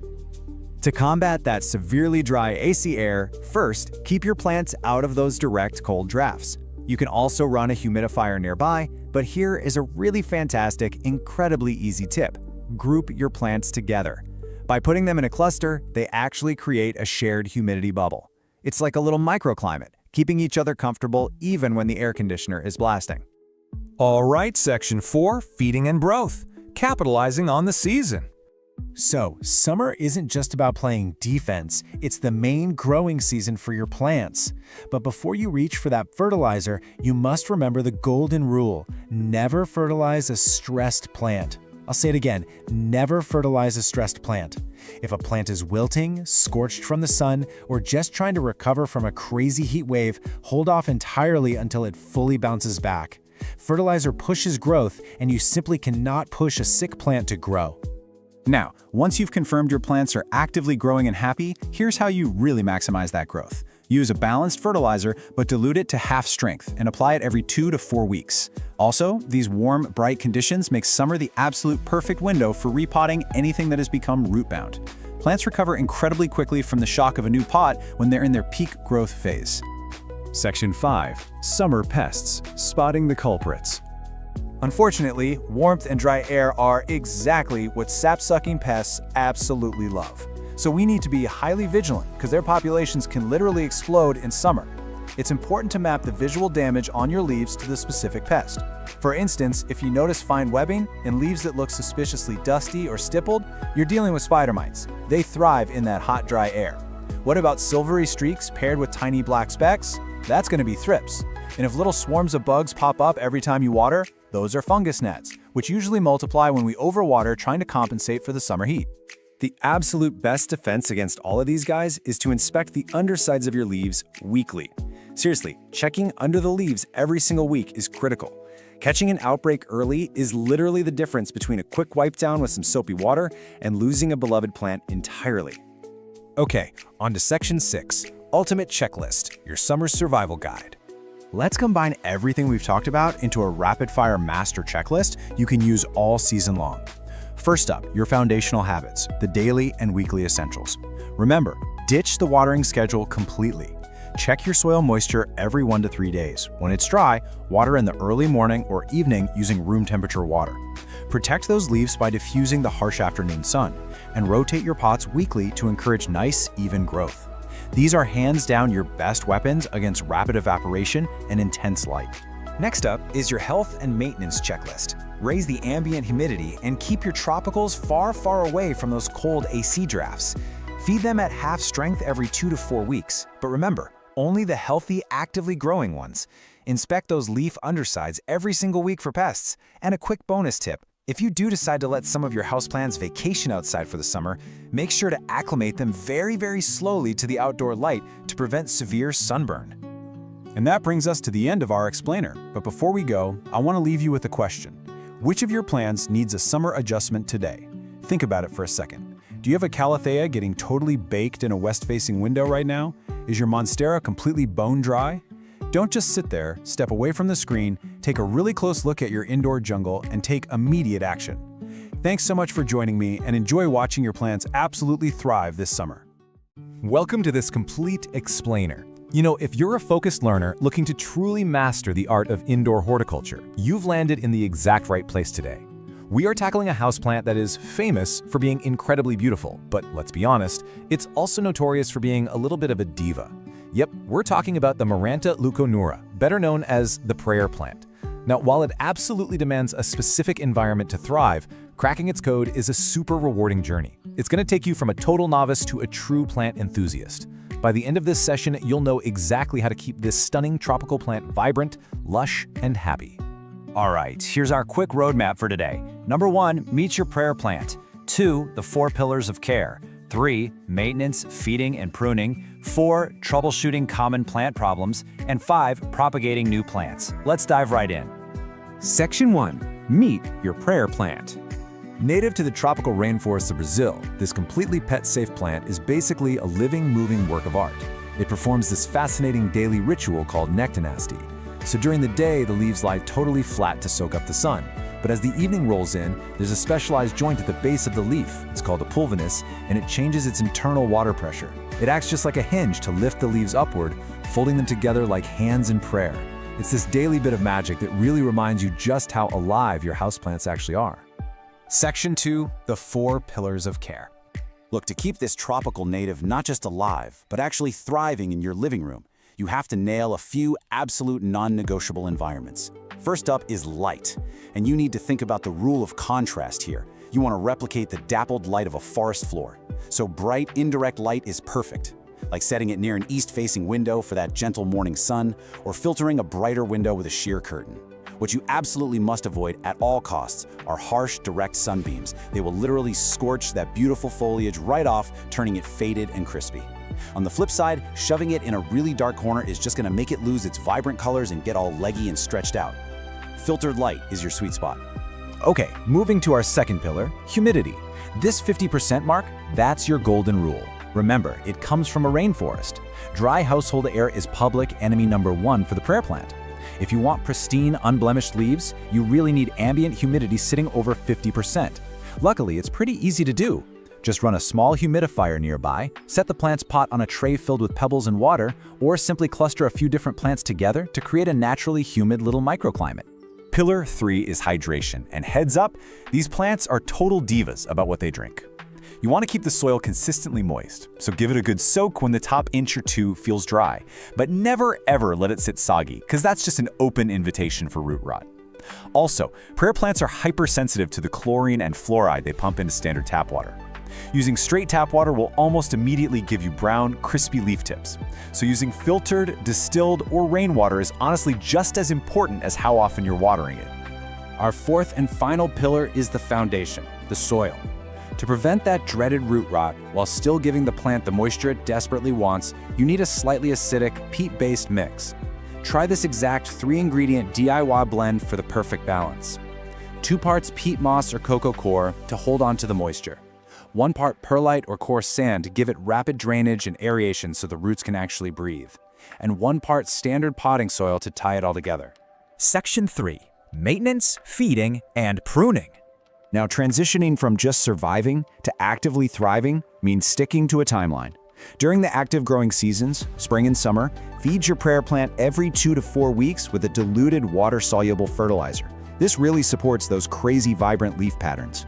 But as growth slows down in the fall and winter, you gotta hit the brakes. Reduce or completely stop feeding, otherwise you risk burning the roots with leftover minerals. Also, these guys are slow growers. They actually prefer to be a little bit snug in their pots, so you only need to repot them into a container that's maybe 1 or 2 inches larger every 1 to 2 years. When it comes to grooming, do not be shy about giving it a haircut. Over time, prayer plants can get kind of leggy and messy. Making clean cuts right above a leaf node, which is just that little bump on the stem where the leaf pops out, is super beneficial. Cutting there triggers the plant to shoot out brand new growth right from that node, giving you that really full, dense, bushy look everyone wants. Plus, snipping off the old, yellowing leaves makes sure the plant redirects its energy into fresh, healthy growth. Section 4. Troubleshooting common plant problems. No matter how perfectly you follow the rules, things can still go sideways. But don't panic, because the leaves literally never lie. If you see yellowing on the lower leaves, feel mushy stems, or you catch a weird sour smell coming from the soil, you're drowning it. You're overwatering and probably causing root rot. On the flip side, if the leaves are curling completely inward like a taco, the whole plant is drooping, and the edges are crispy, well, your plant is incredibly thirsty. It's actively curling up to conserve whatever tiny bit of moisture it has left. Check that topsoil immediately and fix your watering routine. While they're generally pretty robust, a stressed-out plant is a magnet for unwanted guests. Keep a close eye out for these 4 common pests. Spider mites are the biggest threat for sure. They absolutely thrive in the dry air that your plant hates, and they leave this fine, dusty webbing under the leaves. Mealybugs hide in the little crevices and look like tiny masses of white cotton. Fungus gnats will literally hover around your pot if the soil is too wet, and aphids tend to cluster up on the tender new shoots. If you spot any of these invaders, isolate your plant right away and treat the leaves directly with insecticidal soap or neem oil. But out of everything we've talked about, the absolute #1 complaint plant owners have is finding brown, crispy edges on otherwise perfectly healthy leaves. Let's make this crystal clear. This is almost always a strict warning sign that your ambient humidity is too low, or you have a buildup of fluoride and chlorine from your tap water. Seriously, if you fix your humidity and upgrade to filtered water, you will systematically solve the vast majority of all prayer plant distress signals. Section 5. Propagating new plants. Remember when you were pruning those leggy stems a minute ago? Well, you were actually gathering the perfect material to multiply your plant collection for free. Water propagation is a nearly foolproof method if you follow these 4 simple steps. The biggest key here is cutting about 1 inch below a leaf node, because that node is exactly where the new roots are going to sprout from. Submerge just the node in room temperature water, keep the leaves dry so they don't rot, and stick the jar in bright indirect light. Change the water every few days, and in a couple of weeks, you'll see roots. Once they're about 2 inches long, just plop them into your DIY soil mix. Now, if you'd rather not mess with stem cuttings, or if you just have a massive mature plant, propagation by division is the way to go.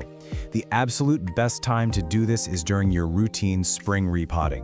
When you take the plant out of its pot, just gently tease apart the natural clumps of the root rhizomes with your fingers. You just have to make absolutely sure that each new section you pull away has its own healthy cluster of stems, leaves, and its own root system attached before you put it in a new pot. Let's do a really quick recap of the pro tips to totally solidify your status as a Maranta master. Remember, humidity is everything. Standard tap water is the enemy. A good haircut makes for a bushier plant, and the leaves will always tell you exactly what they need if you just take the time to read them. Oh, and don't forget to check on them at night to enjoy the show. And that brings us to the end of our Masterclass Explainer. I really want to leave you with this one thought. Watching a prayer plant fold its leaves up every single evening is such a beautiful reminder that our houseplants aren't just static decorations. They are dynamic, communicating, living organisms that react to their environment in real time. If you apply the structured care guidelines we went through today, you aren't just keeping a plant alive, you're providing the perfect environment for it to put on a spectacular show for years and years to come. Thanks for hanging out, and happy growing! Welcome to this explainer. Look, today we're going to completely de-escalate your plant parent panic and diagnose exactly why those precious leaves are hitting the floor.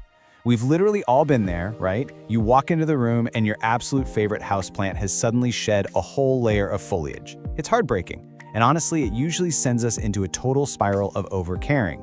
But today we're taking a structured, scientific approach to figure out the top 6 causes of leaf drop, and much more importantly, how you can fix every single one of them. So let's dive right in by reframing the situation entirely.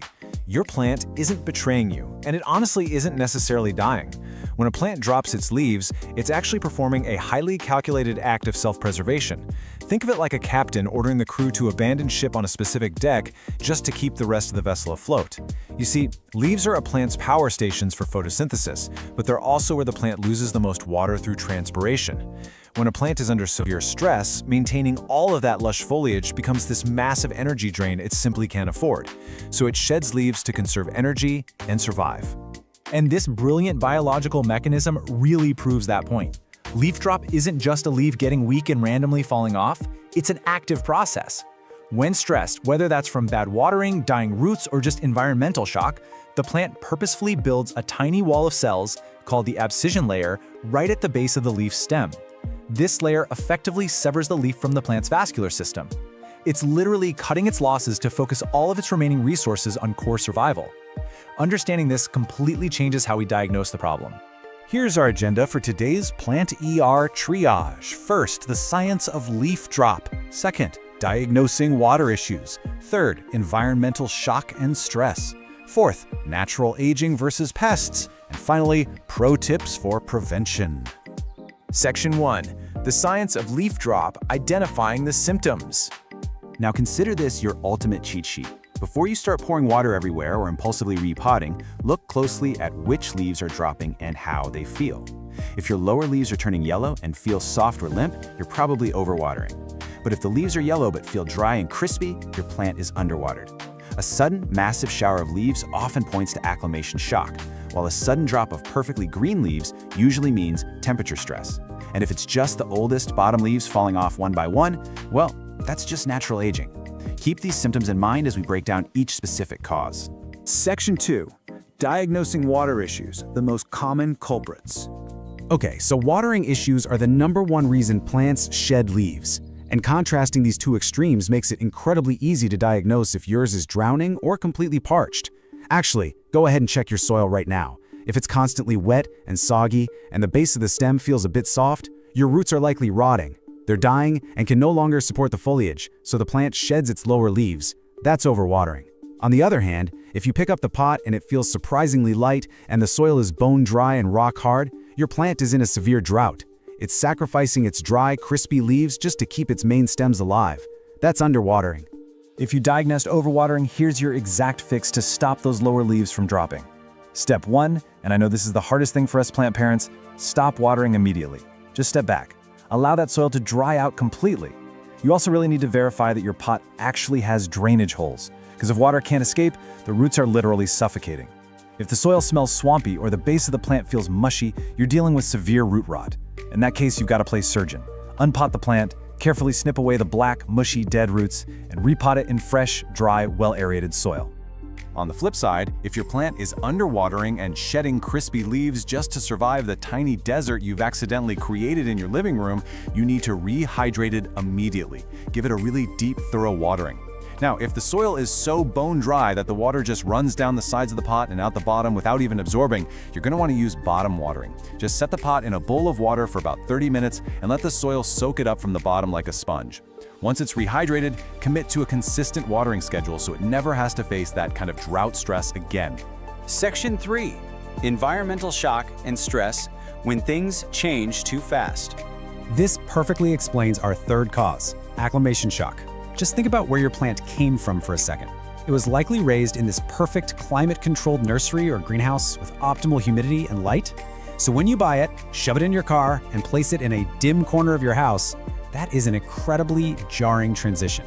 Sensitive plants, particularly the notorious fiddly fig, will throw an absolute tantrum, much like a dramatic teenager, and drop a significant number of leaves as they struggle to adjust to these new, less than ideal conditions. To fix acclimation shock, the answer is usually less action, not more. You simply need to establish a stable environment. Find a forever home in your house that provides the right light for that specific species, set the pot down, and seriously, stop moving it around. Don't drag it from room to room chasing the sunlight. Keep your watering routine stable and just be patient. Expect a little bit of drama for the first few weeks. Once it realizes its environment is secure, the dropping will absolutely stop and it'll acclimate. Now let's see how this builds into cause number 4, temperature stress. If you walk into a room and notice your plant has suddenly dropped a handful of perfectly healthy, bright green leaves, look around. Is there a drafty window right there? Did someone leave a door open? Is it sitting directly in the path of an air conditioning vent? A sudden chill is a major shock to tropical houseplants, and shedding green leaves is an acute, immediate defense mechanism against that sudden plunge in temperature. The prescription here is incredibly straightforward. Just protect your tropical plants from the chill. Relocate the plant immediately away from any source of cold air or intense temperature fluctuations. They want a steady, warm environment, just like they'd have in their native habitats. Section 4. Natural aging versus pests, the inevitable and the invasive. It's really vital to distinguish between cause number 5, which is natural aging, and cause number 6, pests. Natural aging is literally just the circle of life. It is perfectly normal for a healthy, thriving plant to occasionally turn 1 or 2 of its very oldest, lowest leaves yellow and drop them. It's simply redirecting its energy upward to push out new growth at the top. If the rest of the plant looks amazing, do nothing, just clear the leaf away. However, if the leaf drop is severe and you're seeing fine webbing, sticky residue on the leaves, or tiny visible insects like spider mites or scale, your plant is under attack.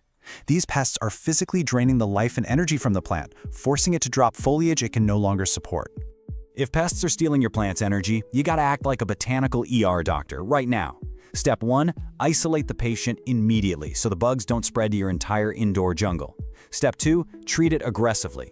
Wipe down the leaves to physically remove the pests and apply a high-quality, appropriate insecticide or horticultural oil according to the directions. You absolutely have to break the pest's life cycle if you want to stop the leaf drop. Section 5, Pro Tips for Prevention, Keeping Your Plant Intact. By following these core preventative practices, you're going to keep those leaves firmly attached exactly where they belong. First and foremost, establish a consistent watering routine. Since over and underwatering are the top culprits, honestly, mastering your moisture levels solves like 90% of your problems right there. Second, provide a stable environment. Find a spot with the right light, keep them away from drafts and vents, and just let them be. And finally, when you bring a new plant home, expect a little drama. Provide good care and just give it the time it needs to adjust. And as we wrap up this explainer, we absolutely have to address the most heartbreaking question every single plant owner asks after sweeping up a pile of fallen foliage from the floor. Will those beautiful leaves ever grow back on the bare stem? Well, the hard truth is, no. A plant won't regrow a leaf in the exact same spot where one has fallen off. But hey, you shouldn't be discouraged by that. The entire goal of our triage today wasn't to magically reverse the past, but to fix the root cause and stop any further dropping. Because of your excellent care, your plant now has the energy and stability to push out beautiful, fresh, new growth right at the top. By understanding the real science behind why plants drop their leaves, you've totally leveled up as a plant parent. Which really makes you wonder, if your plants can tell you this much just by dropping a single leaf, what other secret languages are they using right now that you haven't even learned to speak yet? If you're a houseplant parent, you know the absolute heartbreak of walking up to your prized Monstera or Califea only to find the leaves discolored, damaged, and looking like all the life has just been sucked right out of them. It's devastating, right? It feels like a true betrayal by Mother Nature. And if you're suddenly dealing with weird silvery patches and tiny black specks on your leaves, well, we need to talk about thrips. Welcome to this explainer. Today, we aren't just identifying a bug, we are launching a definitive tactical briefing to completely eradicate one of the most stubborn and relentless pests in the entire houseplant world. Okay, let's dive into this. Here is our mission briefing for today. We're gonna cover number 1, know your enemy. Number 2, how thrips enter. Number 3, the 4-step battle plan. And finally, number 4, preventing future attacks. Let's get started. Section 1. Know your enemy. Identifying the biological threat. Okay, so thrips are tiny, slender insects. But what makes them so devastating are their rasping, sucking mouthparts. They don't just take a clean bite out of a leaf. Actually, a clean bite would be way too nice. They literally slash and scrape open the plant cells to slurp up the contents inside. It is a visceral, incredibly insidious way of feeding. And this violent slashing action, that's exactly what causes that heartbreaking, shimmery damage you see on your leaves. They are quite literally scraping the life out of your plant, cell by cell. Now, what's really interesting here is that you have to know exactly what you're hunting for, because the enemy looks totally different depending on its life stage. Adult thrips are incredibly small, just 1 to 2 millimeters long. They're usually black or dark brown, and man, they are fast. They can easily fly or even jump right off the leaf when you disturb them. On the flip side, we have the larvae. These guys are even smaller, pale white or yellowish, and they look like tiny little worms actively feeding right inside those damaged areas. You absolutely need to be looking out for both. So you might be wondering, why are thrips so incredibly hard to get rid of? Well, it all comes down to their highly evasive life cycle. They are absolute masters of hiding. The adult females literally lay their eggs directly inside the plant tissue itself. That means you can't just wipe them away with a paper towel. The larvae hatch and feed on the leaves, but here is the real kicker. When it's time to pupate and transform into adults, they drop off the leaf and burrow down into the soil. Down there in the dirt, they are completely shielded from whatever topical sprays you're putting on the leaves. They emerge as adults, fly back up to the foliage, and the whole nightmare starts all over again. Because they're so microscopic, you're usually going to spot the damage long before you spot the actual bug. Here are the diagnostic signs of a thrips breach. First, look for that silvery leaf damage with a weird metallic sheen. Second, and this is a major diagnostic clue, so pay attention, look for tiny black specks inside those silvery patches. That is their frass, which, is just a polite word for bug droppings. You might also spot the visible, fast-moving insects themselves if you look closely enough. And finally, check your plant's new growth. If the new leaves are emerging deformed, twisted, or heavily scarred, thrips are very likely feasting on those tender areas. Section 2. How thrips enter. Breaching the defenses. So how are they getting in? There are 4 main infiltration routes, but I really want to stress the first one: infested new nursery plants. Bringing home a compromised, unquarantined new plant is the absolute #1 culprit for a breach. You go to a garden center, fall in love with a gorgeous plant, bring it home, and bam, you've unknowingly released a Trojan horse right into your collection. But that's not the only way. They can also cruise right in through open windows and doors, easily slipping through normal window screens. They can ride in on fresh-cut garden flowers, or, believe it or not, they can even hitchhike indoors on your own clothing after you've been working outside in the garden. And that brings us to a frequently asked question we see practically all the time. Can thrips actually fly inside my house? The answer is a very firm yes. Now, they aren't exactly fighter jets. They're actually considered quite weak flyers. But they travel super easily by just catching a ride on the indoor air currents flowing through your home. This means the risk of rapid plant-to-plant spread all the way across your living room is massive. All right, let's move on to Section 3, the 4-step battle plan, executing the counterattack. Before we break down the specific tactical steps, I need you to remember this. Consistency is everything. You must be relentless. This is absolutely not a one-and-done spray situation. Because of that wildly evasive life cycle we talked about earlier, persistence is the key to winning this war. If you spray once and then forget about it, I promise you they will come right back from the soil. You are going to have to outlast them. Okay, here is the high-level battle plan. Step 1, isolate immediately. Step 2, manual removal and rinsing. Step 3, treat the foliage. And Step 4, treat the soil. So the crucial point is right there at Step 1. Isolating the plant immediately is the critical first move to halt the invasion. You must move that infected plant, and honestly, any plants physically touching it, far, far away from your main collection before you do a single other thing. Now let's detail the physical removal phase in step 2. Once your plant is isolated, take it straight to the shower or the kitchen sink. You want to use a strong jet of lukewarm water to physically blast and dislodge as many adults and larvae as you possibly can. Make sure you target the undersides of the leaves and all that twisted new growth where they love to hide out. And if a leaf is heavily damaged, don't even hesitate. Prune it off immediately, seal it in a plastic bag, and get it out of your house entirely. Moving on to steps 3 and 4. This brilliantly illustrates the absolute necessity of fighting a two-front war. On the foliage front, you need to spray the leaves with insecticidal soap or a spinoside product every 3 to 5 days to kill the feeding adults and larvae on contact. Spinoside is highly, highly effective for this, but remember that tricky pupating stage? Right. For the soil front, you have to destroy the pupae. You can use systemic granules applied directly to the dirt. The roots absorb this stuff, turning the plant tissue itself into a poisonous defense. Or, if you want a natural root, you can use beneficial nematodes, specifically Steinernema feltii. These are literally microscopic hunting worms you pour into the soil to seek out and destroy the thrips pupae. Whatever you choose, you must treat the leaves and the soil simultaneously. It's like a giant puzzle, and you need both pieces to win. Finally, Section 4, Preventing Future Attacks. Fortifying the base. Once you've won the battle, here is your standard prevention protocol to make sure they never come back. First, quarantine all new plants for at least 1 month. When you buy a plant, keep it in a separate room for 30 days. No exceptions. Second, monitor your collection with blue or yellow sticky traps. Adult thrips are super attracted to these specific colors, so a trap acts as a fantastic early warning system before an infestation explodes. Third, routinely wipe down your plant leaves with a damp cloth. It removes any potential eggs and honestly just keeps the foliage looking healthy and dust-free. As part of your defense strategy, you also need to be extra vigilant with your high-risk VIP plants. I'm talking about monsteras, especially the deliciosa, philodendrons, alocasias, calatheas, anthuriums, and your fiddle-leaf figs. Thrips heavily favor the tender, juicy new growth of these specific, often very expensive species. Check them twice as often as your other plants, for sure. Well, the battle plan is set. Are you ready to be relentless and take back your urban jungle?